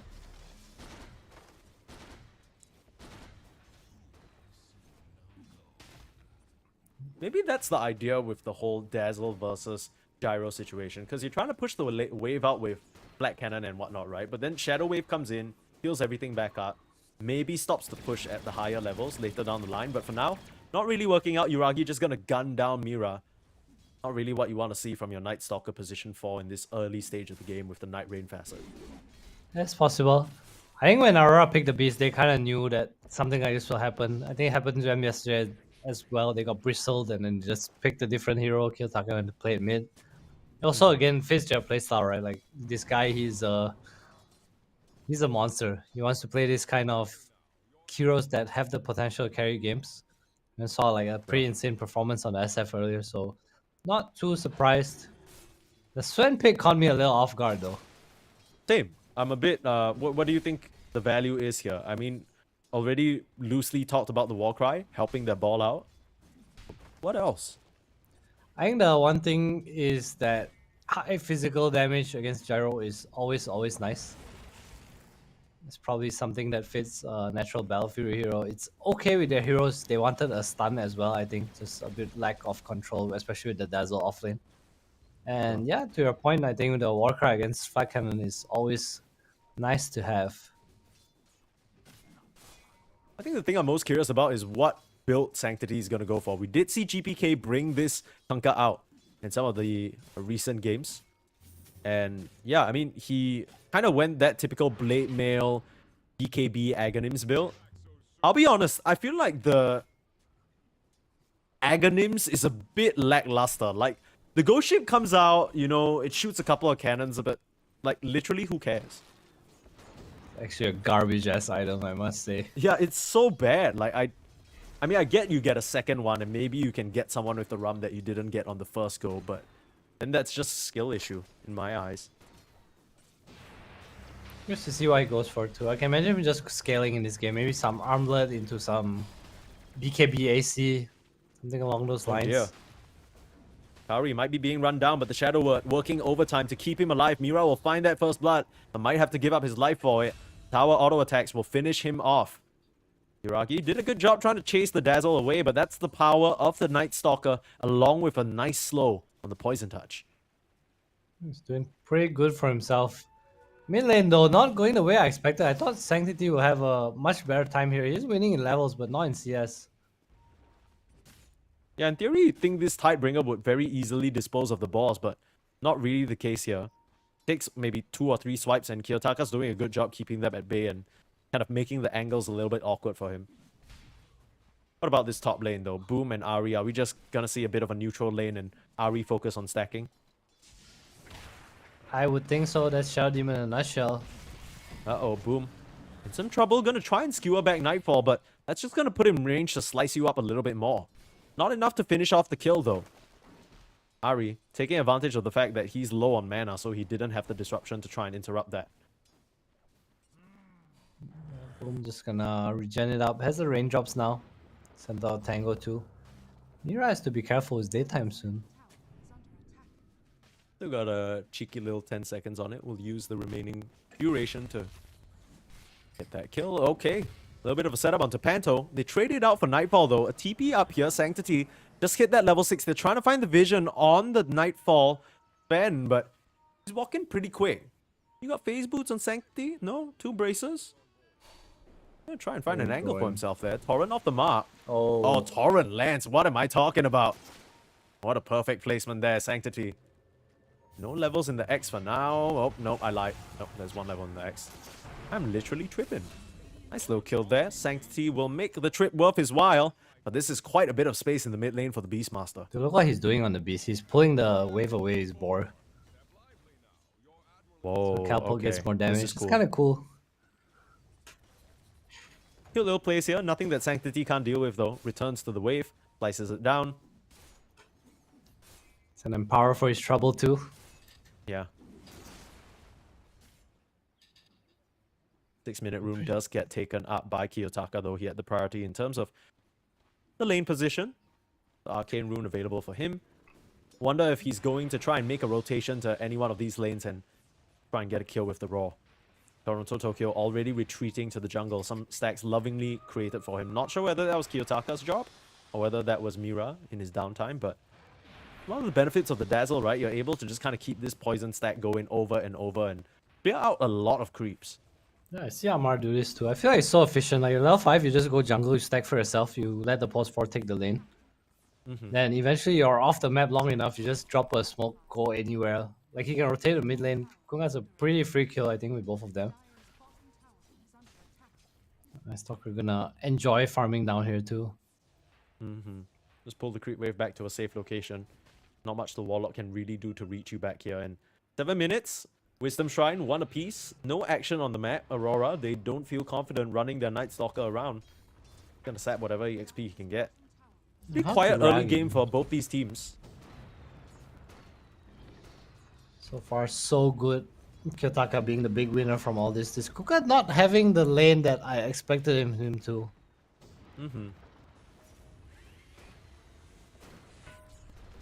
It's honestly just kind of feels like the Sanctity effect. Like, no flame to him, of course. He's our boy from Southeast Asia, so nothing but respect for my guy, but just hasn't really been able to stack up to Kiyotaka in terms of sheer game impact. Hopefully that changes, because I think this is a really cool pick. I'd love to see it succeed. I mean, it looks good on paper, right? Good against Beast. You have both buff for a team. Catch against the Night Stalker. He needs to be enabled, and this Warlock Shadow Demon, they're not really too good at walking around, you know. They're more of a protect our own map kind of hero. Haven't really been able to slow down the Beastmaster. They're gonna protect their map, but the question is whether they can get more out of their side than their opponents. That's kind of the struggle, right? I guess with Navi, with this gyrocopter, you eventually want to play at a certain pace. Look at that Falcon Blade, looking at that eventual Axe after the Crystallis. Gonna set up down here in the bot lane, maybe not expecting Toronto Tokyo to be around. Pop the Golem out, there's the projection, turning it onto Sanctity. He might have fallen for a little bit of a trap here. Box and Grave to save. Mira will be fine and able to walk out of there. Sanctity as well. They use basically 2 ultimates for it though, and only trade a Notho projection. The Golem gonna go down. Last little bit of hit. Mira gets some nice gold into his pockets. Great response there for Aurora. They were ready for that. Good prediction. They knew Sanctity was heading over. There's some nice wards too.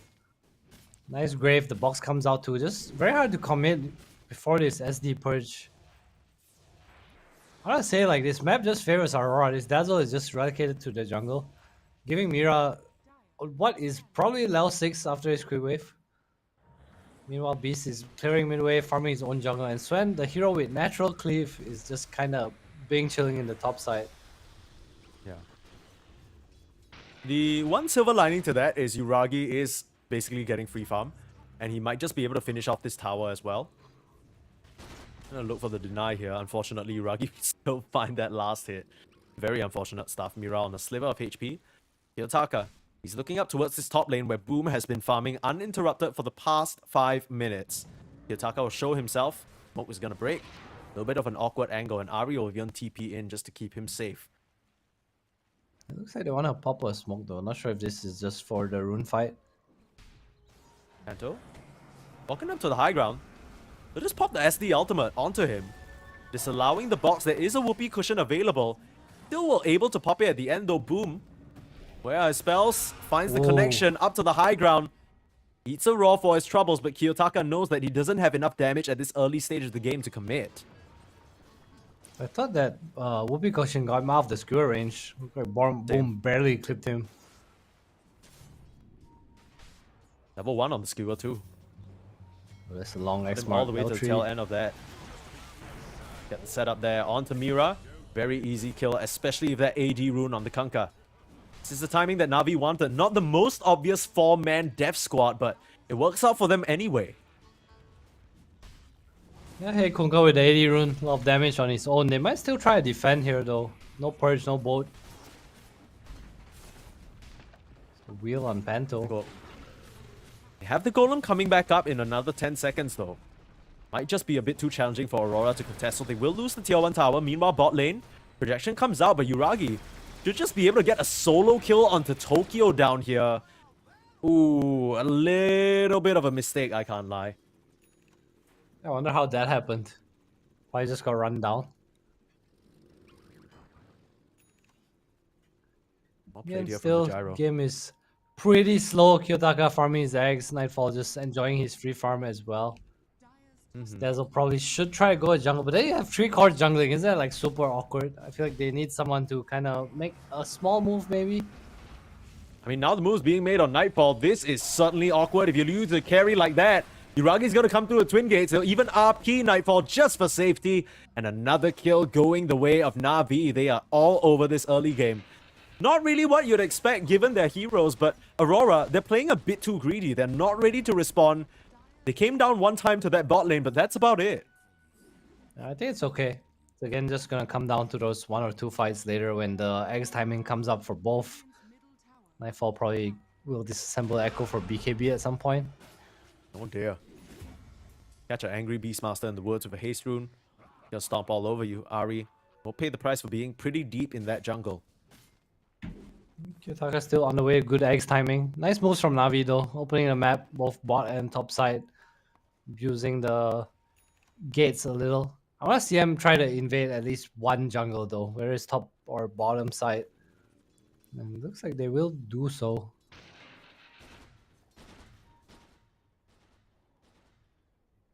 They're spotted by some wards though. Like, their full vision of this. Could be a pretty decent setup for Aurora if they want to walk in here, but maybe just a bit afraid of the Golem. And that Fatal Bond's potential. And Navi has really strong team fight. It's so hard to fight into this right now. And I think Aurora, their plan, it looks like they just want to play silence, dodge. At least get the eggs on Kiyotaka first. So much magic damage on Navi, man. Fatal Bonds, Flag Cannon, Kunkka, Call Down. Fighting is difficult, even with the Dark Ascension. Yeah, I wonder if anyone on Aurora is actually going to build a pipe up. That would be really useful for them. Smoke move up here, maybe trying to flush out Toronto Tokyo, but Mira's in the way. Might just have to settle for him. Up to the high ground. They're not going to have to pop the rock though. Be a pretty easy kill with the Kunkka there as well. Okay, well, early game going very much Navi's way, but again, like what you said, it's not like Aurora want to fight anyway. They're just gonna try and split and farm as much as possible. Nightfall has basically been popping his off cooldown just to farm even faster. This game definitely momentum in Navi's favor. Pento. Goodbye. No box. He's done. Little present for Uragi. Here I am. All Dude, wrapped up. who manages to steal the Shrine of Wisdom on the other side as well? That's kind of significant. Yeah, just too strong. Harry's in a bit of a weird spot though. Will disrupt the Night Stalker on the high ground. That's going to reveal that there's vision there. Nice Torrent to keep the rest of Aurora back. They're trying with this Dazzle Poison Touch. They'll slow down the Shadow Demon, but he can turn around. Mira's They got dead. the X, they got the boat. Mira is in big trouble. You can grave him though, a bit too late on Tokyo. Oh, they're looking for more. Far, maybe.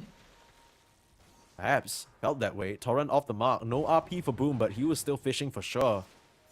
Na'Vi, they are feeling a bit too strong for Aurora to fight into right now, despite it being nighttime. Game looking good for them so far. 1 X mark, 1 kill. Is Kunkka pick paying off? Didn't do as well as we thought in the lane, but so far so good. Giving Aurora no chance to take any team fight whatsoever. They don't seem very interested though.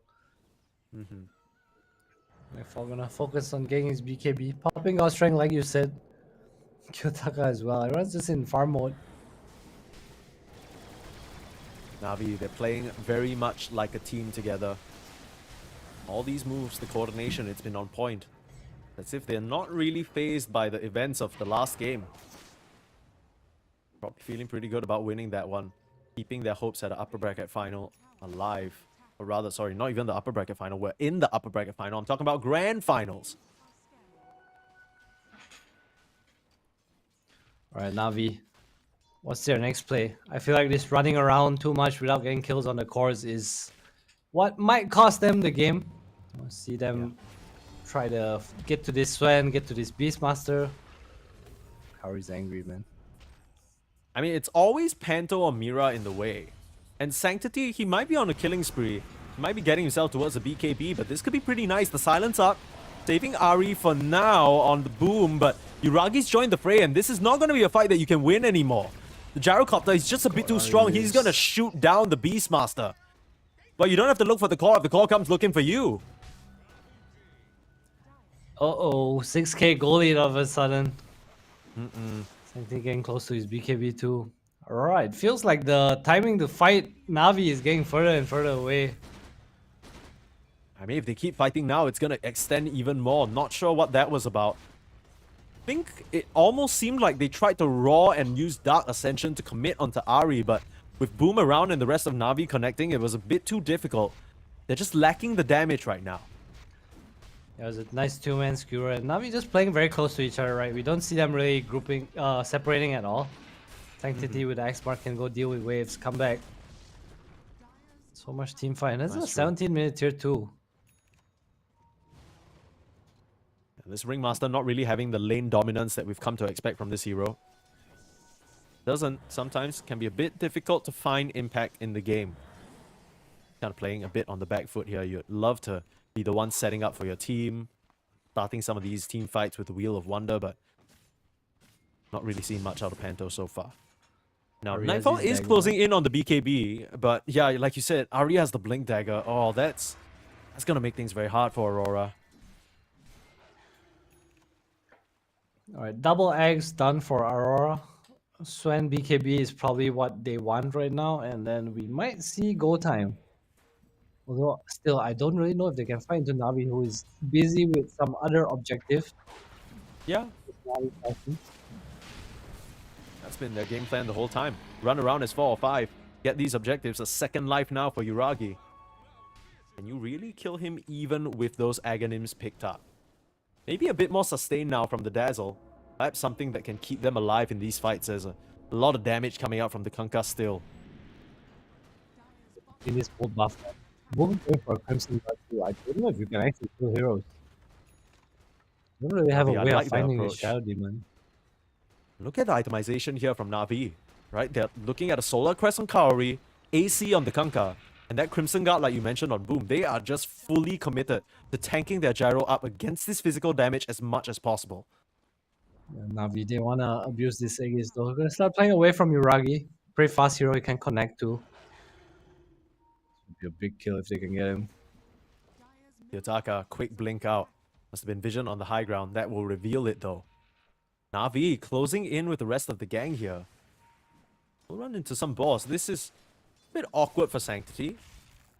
They still see the heroes of Aurora on this ward, so Ari still leading the charge, maybe trying to play feint with the Kunkka. Staying on the wave. Sven, that'll be huge, but a bit too far away from the rest of the team. They want to stick together. At least they cut the top 3 waves, so no real split push can come through. They have a nice ward on the right side too, so they know exactly where Aurora is right now. Aurora is going to smoke up. I'm not sure whether they'll spot it out Sanctity. The way that he's moving seems that way. Box will save against the boat, but in comes the call down. Yotaka gonna get a raw out onto Yuragi with the wheel, but the fatal bonds onto 3. There's the grave slicing up into a blade mail though, and Boom's gonna try and come in, but he can't get the RP off. He doesn't manage to get it, but the torrent clips all of them. Holy shit! What a team fight from the Kunkka. I mean, all of that damage coming in just from the huge fatal bonds from Kaori. Beautiful warding there. Aurora, they basically get team wiped. Is this really how they get sent to the lower bracket? This is the meme, man. Skewer into RP, no. Skewer into Torrent, yes. Sanctity with the 24 pick Kunkka. Dude, the silence from Mira looked like it was going to change the fight there. Nightfall was doing so much damage and... Oh man. This network fleet is piling up. How do you stop this? No Dark Ascension, no Roar, no BKB, no God Strength. No you tier use just 2s. about everything. No racks. It's about to be. And best part about all of that is, Boom still has an RP. He can still catch you if you group up and try and kill this Yuragi Gyrocopter. We were so worried about the Na'Vi draft maybe falling behind a little bit, but the sheer amount of damage, my goodness. Nightfall tries to come in, he pops the BKB, but as soon as it runs out, he gets eliminated. That is real tough shit. Yotaka, this Beastmaster, not really being like the boss of the game that we know he can be. Finding Kiyotaka first there was so big too. He's so much of their damage. Just him and the Sven. Talk about Sanctity having a quiet series. He is stepping up to the plate and serving Aurora up on the platter for his team right now. He's doing so much work. That AC is just going to tank his team up even further. I like to see Sanctity Sanctity is back up. power too. Toronto Tokyo setting up on the sidelines. They have their ultimates back available other than Dark Ascension. As an X marks on to the Night Stalker. No follow-up there. Still need to be kept. Look at Toronto. No, he's waiting for his opportunity. Out comes the Northo. They've hexed up Yuragi. He's still fine for now, and they'll just full commit the real Dazzle body. Fatal Bonds again, eliminating Panto. And you can't run into this anymore. You will try and finish off Boom, but there's the save. Kiyotaka, Ari, oh no. picture perfect. Kiyotaka, he's gonna get RP. They might have finished off Yuragi, but it's not gonna be enough. Box. Saving Kiyotaka, that's pretty good. Buybacks now from the rest of Aurora. Nightfall, sensing his opportunity, will pop the BKB, but again, another free Fatal Bonds. And they found Mira on the backline trying to get vision. That's 2 buybacks from the cause of Aurora, and they still get nothing but the Aegis. Oh my god, they can reset with X Mark II. Yeah, here it comes. So close to AC as well. He finishes it, sells the bracer. He just picks it back up. Hari even asked him to pick up a nice little voodoo mask for him, but he's back here. He wants to put an end to this game, and he wants to take his team to the grand finals. Ragi. Oh my god, now so strong on the Gyrocopter. S and Y. Aghanim Scepter. Everything that he could ask for at this stage in the game. It's only 22 minutes in, but it's 21-3. They just need one more kill for that beautiful, beautiful scoreline that we all know and love. But Aurora, barracks. they have no reason to keep stopping. They have the wraparound though. Oh no, they ran to the wrong hero. That is not who you want to initiate on. Boom, way too tanky, and now they'll look for Mira. They'll even drop the Golem for him. They know the Night Stalker is so important for the vision, but he buys back immediately. Golem for a buyback. All things considered, not too bad for the side of Aurora. Iragi's still on your high ground. Golem, Solar Crested Harp starting to beat into your base. What is the response here? You might be staring down Mega Creeps. Aurora Oh my god, looking again for a wraparound, but Mira again spotted out by the high ground ward. He goes back in there to try and de-ward, but it doesn't work out. Raw now onto Ari. They need to focus him down, but the Solar Crest is there. Nightfall with the slices, trying to finish off Ari, but Nightfall is dead. He just evaporates to the gyro damage, and GG is called Uragi with an ultra kill. What a game from Navi. Sometimes it doesn't look too good for this team, but when it comes together, boy, does it come together. Navi able to reverse sweep Aurora 2-1 in this series and secure their ticket for the grand finals for a chance at DreamLeague Season 26. What a convincing game from them. We saw lanes was going Aurora favorite for a while, but it just felt like they had nothing to do on their heroes. We saw this with Dazzle like a few games ago. And this offlane Dazzle, it looked like it couldn't do much. They had a really nice bait at bottom, but ultimately Kiyotaka was just farming. Nightfall was just farming. No one really could make a play. Navi balled up so early. It felt like 10 minutes, 15 minutes onwards. Every catapult, they hit like one item timing. It was just go, go, go. Yeah, they were just running around. Sanctity setting everything up with his Kunkka. Very, very nice stuff. And it just felt like, you know, we were worried about the fact that Navi's supports might not have been able to have to do much, but if Sanctity, Boom, Uragi, they're the ones leading the charge, they're the ones getting such a monstrous game, it's not even gonna matter. Aurora Gaming waiting for timings that never came to light, and now they'll have to face off in the lower bracket because they need to try and get a shot at revenge. They were so close to just 2-0ing this series, cleaning it up nicely. That game number 2 should have been theirs, but instead now they need to go up against, I believe, one win in the lower bracket. If I'm not mistaken, they haven't won just... Okay, it now is still, at least on my screen, game number 3 between One Win and Liga. So Aurora, they're gonna have to try and freshen up, gonna have to try and go into tomorrow, prepare for their next opponents, because they are gonna have a long day ahead.